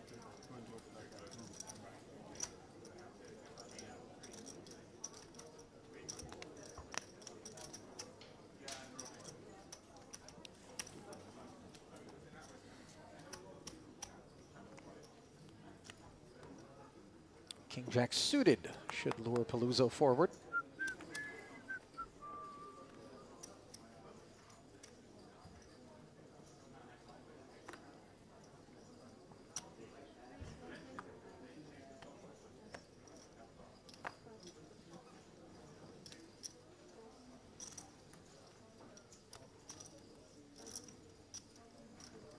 .125 to go, and we're stopped on DiNicola in the small blind with a dominant hand, as it turns out, and a big stack of 5.8, suspicions that he will be heard from.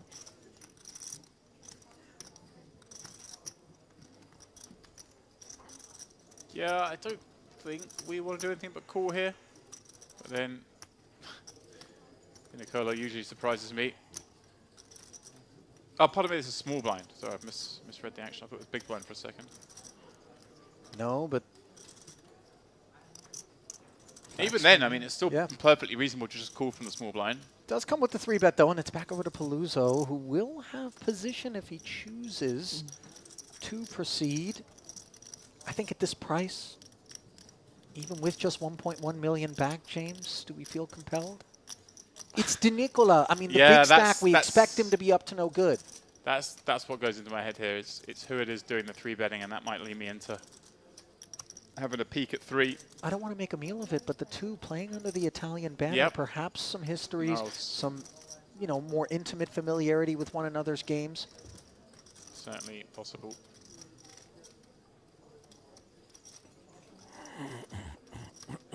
It's quite nice from DiNicola, because I guess he can 3-bet fold here pretty comfortably, and he does root out all the better hands. They are all going to jam on him. Yeah, I think ace queen still does always jam here against DiNicola.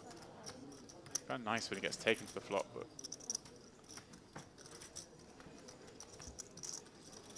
keeps it easy for himself there. Yeah, he sure does. And you know, Questa mi sapeva proprio finta. a little Italian exchange there, maybe asking if it was the real deal, being reassured. Una bella mano. Vedrai pure tu. I often liken wading through these waters, late stage like this, to going for a swim. You don't want to enter murky waters. You want to keep things clear, give yourself good vision. And exactly right. The way that you're able to do that is to just not take those sorts Yeah, of spots. he's better. Yeah.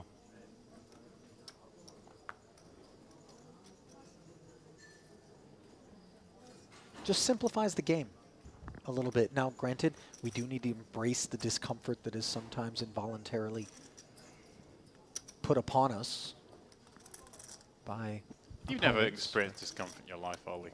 Oh, yeah. Your entire life is built around making sure you only ever feel comfort. Yeah, today was a really comfortable day for me, James. What happened? Was the spa not? One of the most violent 15-minute ordeals as a short seller in the markets was endured by yours truly. Who felt worse?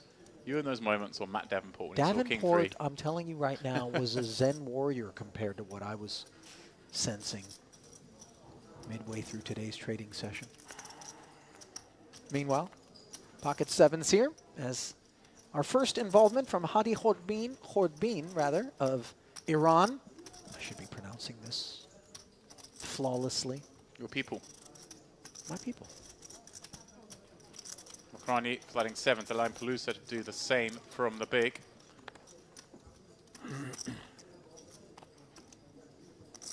There it is.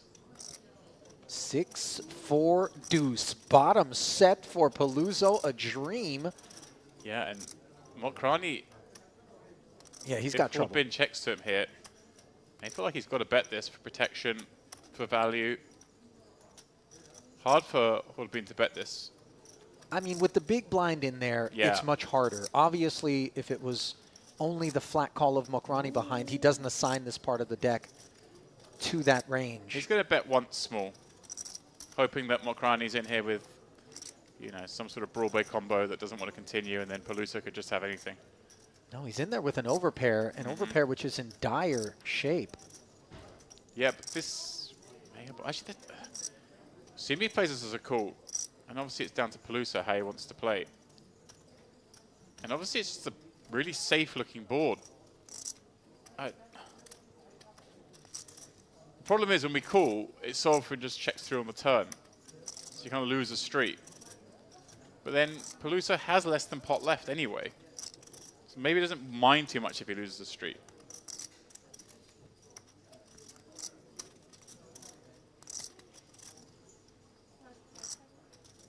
Oh, I love that maneuver. Oh, but he's smiling whilst doing it. Come on. This is cheeky. Bet and call of 175, and nobody thinks that this man is plunking out a whole host of time banks because he's got a set. Oh, but this looks fake to me. You see that move when sometimes people are facing a big river bet for their life, they throw the chips out. He's trying to make out like I've got a really tough decision here. Throw all the cards in, like, there you go. He does decide just to rip it. And Mokrani now, I think, might have to call this early. Well, let's see. Math is going to have something to do with it here. Yeah, the 4-5s, the 4-3s, the 5-6s of the world.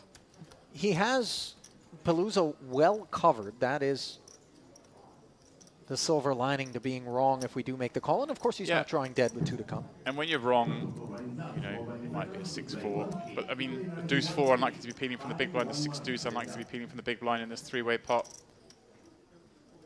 6s, 4s, deuces, and then those pair plus draw combos is where most of this resides.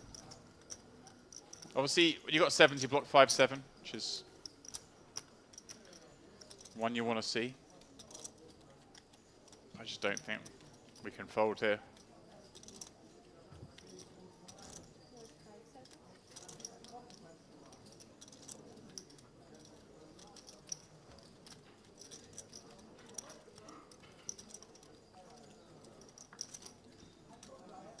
I don't know, unless he decides he folds 7s, maybe 8s, calls the rest. But I mean, he flat against the hijack. He doesn't have like the greatest stuff. Yeah, I like the Koali. Just a little unfortunate he's run into it. Yeah. And not lost on everyone is going to be this posturing, you know, this very he did it and then almost smiled to himself, if you saw. It was like, oh, I've been thinking about doing that one for a while. Well then. Oh my goodness, the 7 rolls off right away, perhaps punishing Palooza for the acting job. He does have 1 out, but of course, it's always a tall order, and Ali. That was barbecue duck. Yeah. Scallions, hoisin sauce, a pancake, all being applied to Palooza there. Yeah. Wow. You know, as David Lappin referred to it, the deck at every given opportunity has chosen violence here on day 3. Look at Ravitch just getting a real laugh out of that one.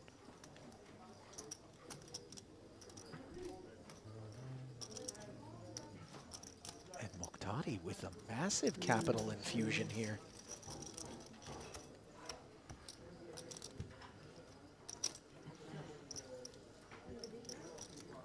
I don't say this enough, but the elegance of the dealers here, the sort of technical flawlessness that we observe out of them time and again, series after series, really a benchmark, sort of a gold standard, James, if I'm being honest.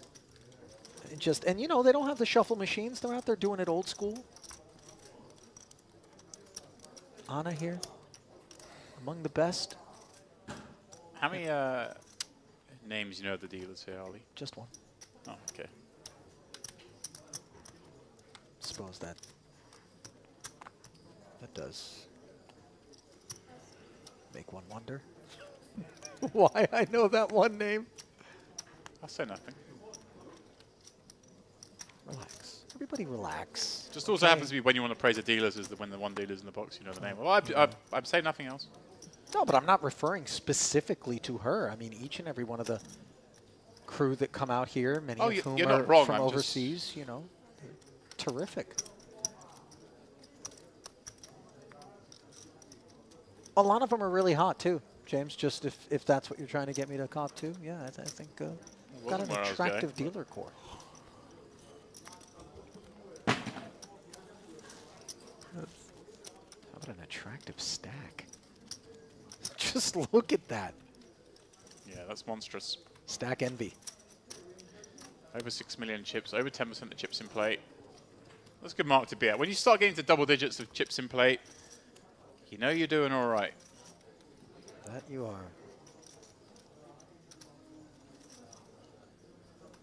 Sad, Ollie. Tomorrow's our last day. Well, listen, we got a lot more poker between now and drawing a curtain on this particular event, and I, for one, am delighted that we do, because it takes a lot for me to get pretty damn excited about a poker tournament. You know, I've presided over £1 million buy-in events. 100Ks are like an everyday affair when I'm working Triton. These mains provide so much entertainment, and this setup here with pocket tens for Code Bean against loving life finding this, Ollie. Yeah. Sub 10. I mean, you'd be loving life finding it sub 30, let alone sub 10. In their rifle. He won't like the fact that the call comes from a hand he's flipping against. He can get called by plenty worse here. Gentlemen, start your engines as we're off to the races in a 1.1 million chip pot. Claude Bean on his feet, looking over.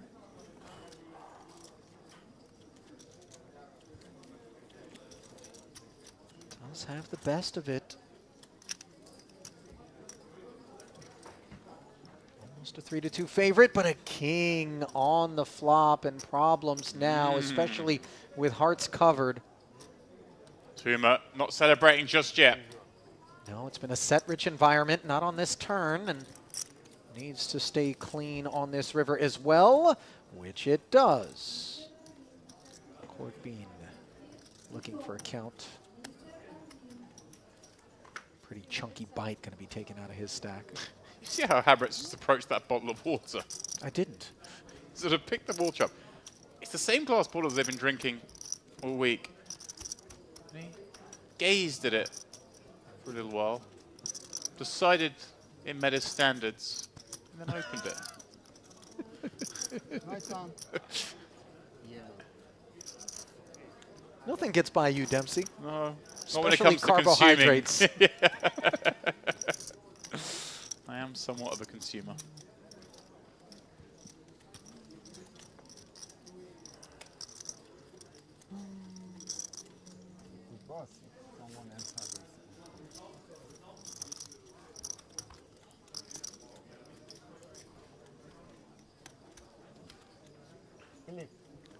Mostly I'm sad, Ollie, because obviously when I go home, I have to make my own food. What do you cook at home, James? Inquiring minds want to know, or perhaps they don't. Actually, I cook pretty healthy when I'm at home, which obviously it's the only way you can afford to continue to work this gig. Otherwise, I'd be the size of a house. I wonder if, much like in a casino, you can self-bar. If you could self-bar from the buffet, or, you know, say, hey, listen, I want you guys to charge me every time I come in. Just slow me down. Yeah, it's We had 6 BB. Di Nicola not being slowed down. Look at this. The Queen 3 I see that fell off. It was is perhaps a thing. Ilmaz, remember, under the gun had a Queen 3. Soika's here. Is that Ilhar Soika? Okay, moved over here as we balance. 25 remain. Yeah, I mean, Nicola gets to raise up off that monstrous stack, obviously pretty wide. More and more of this as we get nearer the money, nearer the final table, I should say. Rabbit's Queen 6 suited in the big. He can defend this off 20.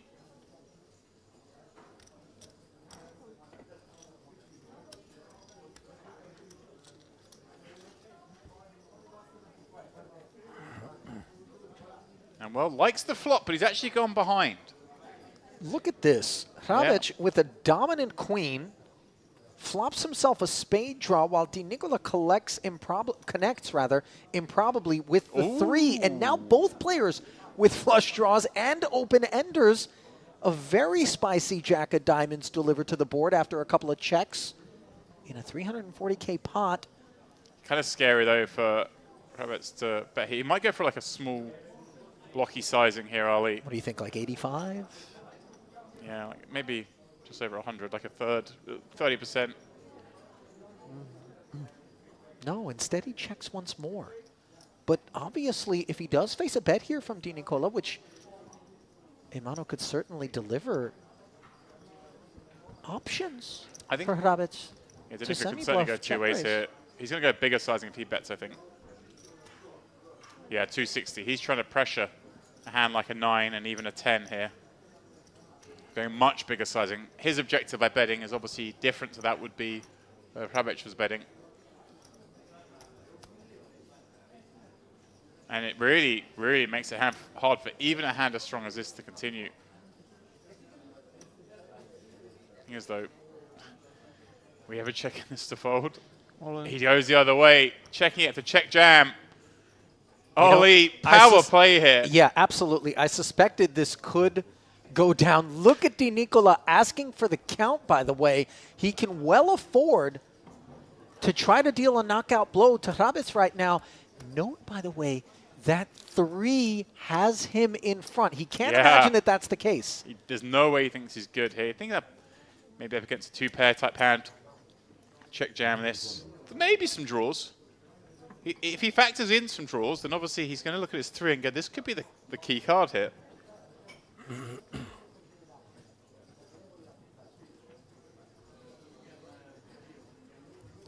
1.2 the bet. It was over 260, right? So he's got 900K to call. So he's getting a little worse than 2 to 1. I think if he's getting better than 2 to 1, he would just have to call. Nervy moments here for Hrabic, who really gave this one all he could. Has to be a lot more than 2 to 1 for him to call. Well, not a lot more, but.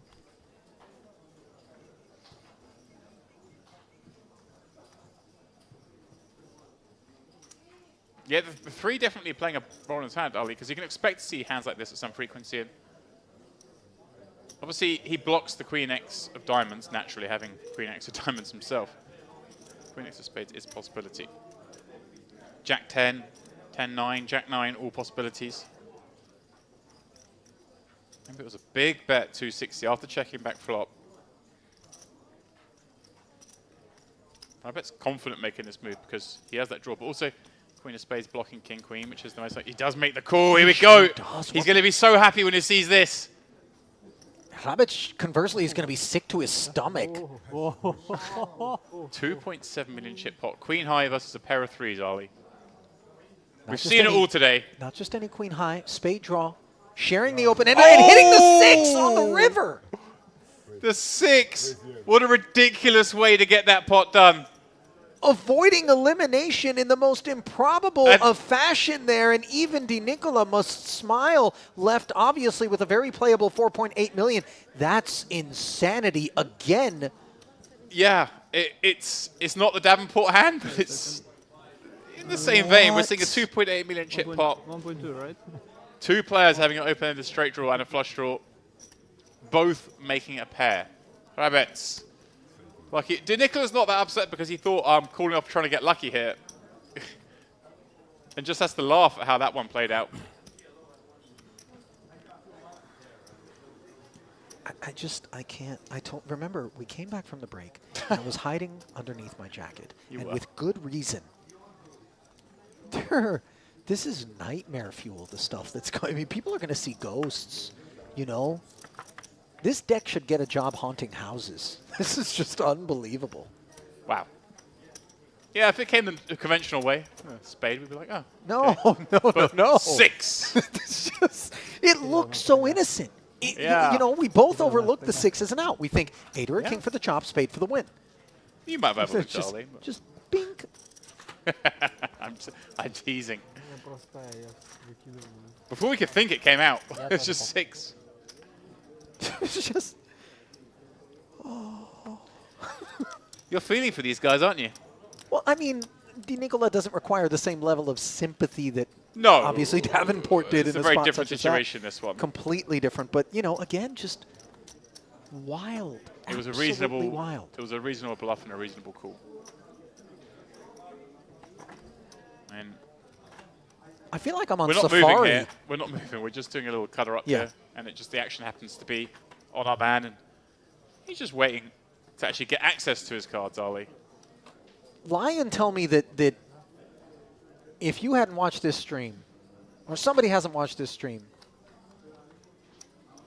that it wouldn't be worth paying for the rights after the fact to just get all of today. Yeah. Just all. I mean, there is a number, and it would be worth being paid to watch this stream if it were, you know, paid. Yeah, it's funny as well because obviously we all take frames off in here, and it's like every time we tag in and out, it's like, you won't believe what happened in that frame. You won't believe what happened. It's like, no, it can't be as bad as my Maloney. Yes, it was. Every 2-hour block has delivered pure entertainment today. And we still got a whole nother day of it, as well as, of course, the rest of this evening. Yeah. We still have around half an hour left to play before they bag and tag. I'm so fearful. I really am. I'm terrified at what this deck might still have in store. It's bewitched. Oh, sorry, I took it away, my bad. Kirichenko, does he have ideas? Yeah. Very reasonable spot. Up we go. I say Kirichenko building quite a wall there, obscuring his cards, which never ideal.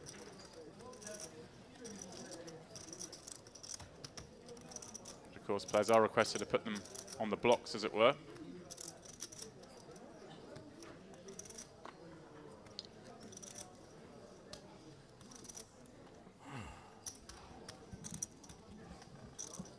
Raise and take. I'm relieved to see it. Yeah, you know, I need a few of these. And it's a happy outcome when you're raising up with King 8 this stage of a tournament. You're happy just to just to buy that lap. Ask your doctor if your heart is healthy enough for this stream. I mean, blood pressure all over the place. Just. I think I can safely go on record as saying this is perhaps the craziest day of poker that I've ever called on a day. Really, truly.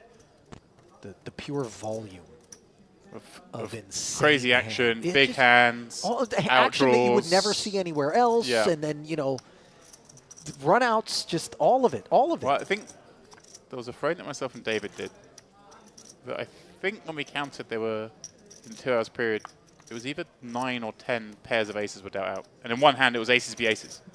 Jeez.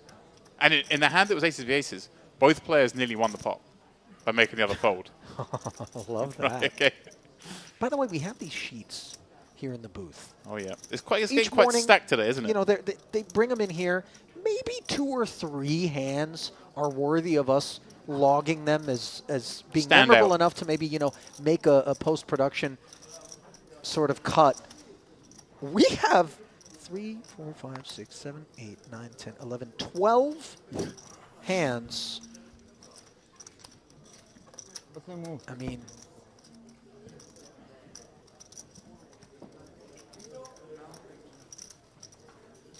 yeah, and quite a few are given the top rating, are we? yeah, we're supposed to rank them 7 to 10. We've got over half the field is 10s. I like the I thought we were giving 7 to 10. Encouragement. Like if it's a 6 hand, I don't want to see it. Yeah, no, I love that. There's a minimum cutoff here, a threshold to make the log. But really, we've never filled the sheet out as much as we have today. I put an 8 in there earlier just to kind of mix it up a little bit. And a 9. Here is... I was trying to make it straight. Here's the late arrival to the table. Soika, I hate to break it to you, there's no 6s or jacks. I've realized that, but I'm still trying to make it straight. Nicely done.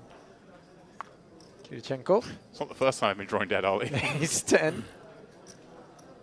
If King 8 will work, certainly this will as well. Yep. Qualifies. As does that. Hodbeen. Now, does he trap Ollie or does he go for it? Those are the two options here.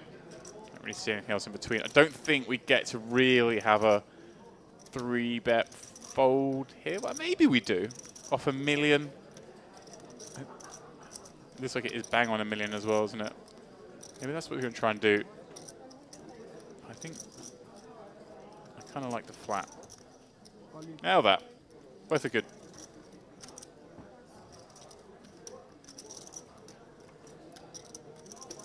Rips it.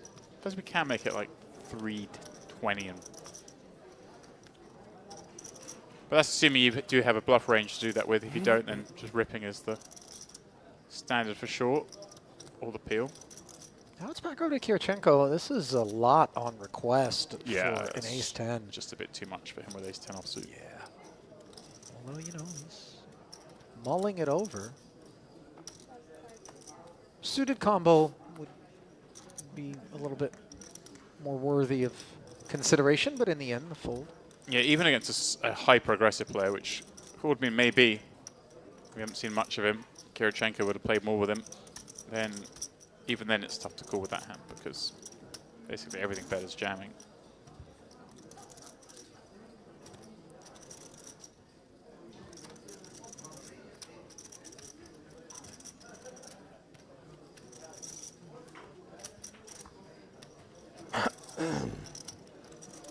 Just decompressing here in what has been a dizzying day of action, with a full day still left in this Western Poker Series main event. This is a very appropriate theme, by the way, is the Western, the Wild West. Yeah, this has been the Wild West. Gunslinging, gun-toting, jewels, 10 paces.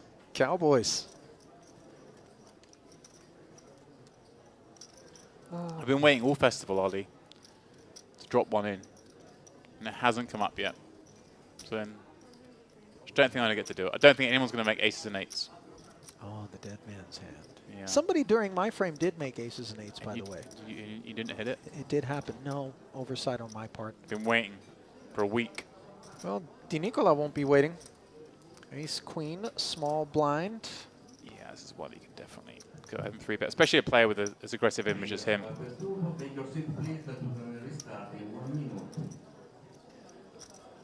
You're going to get peeled by plenty worse. I bet just sees him reach these chips. Like, really, dude? Can you just take one hand off?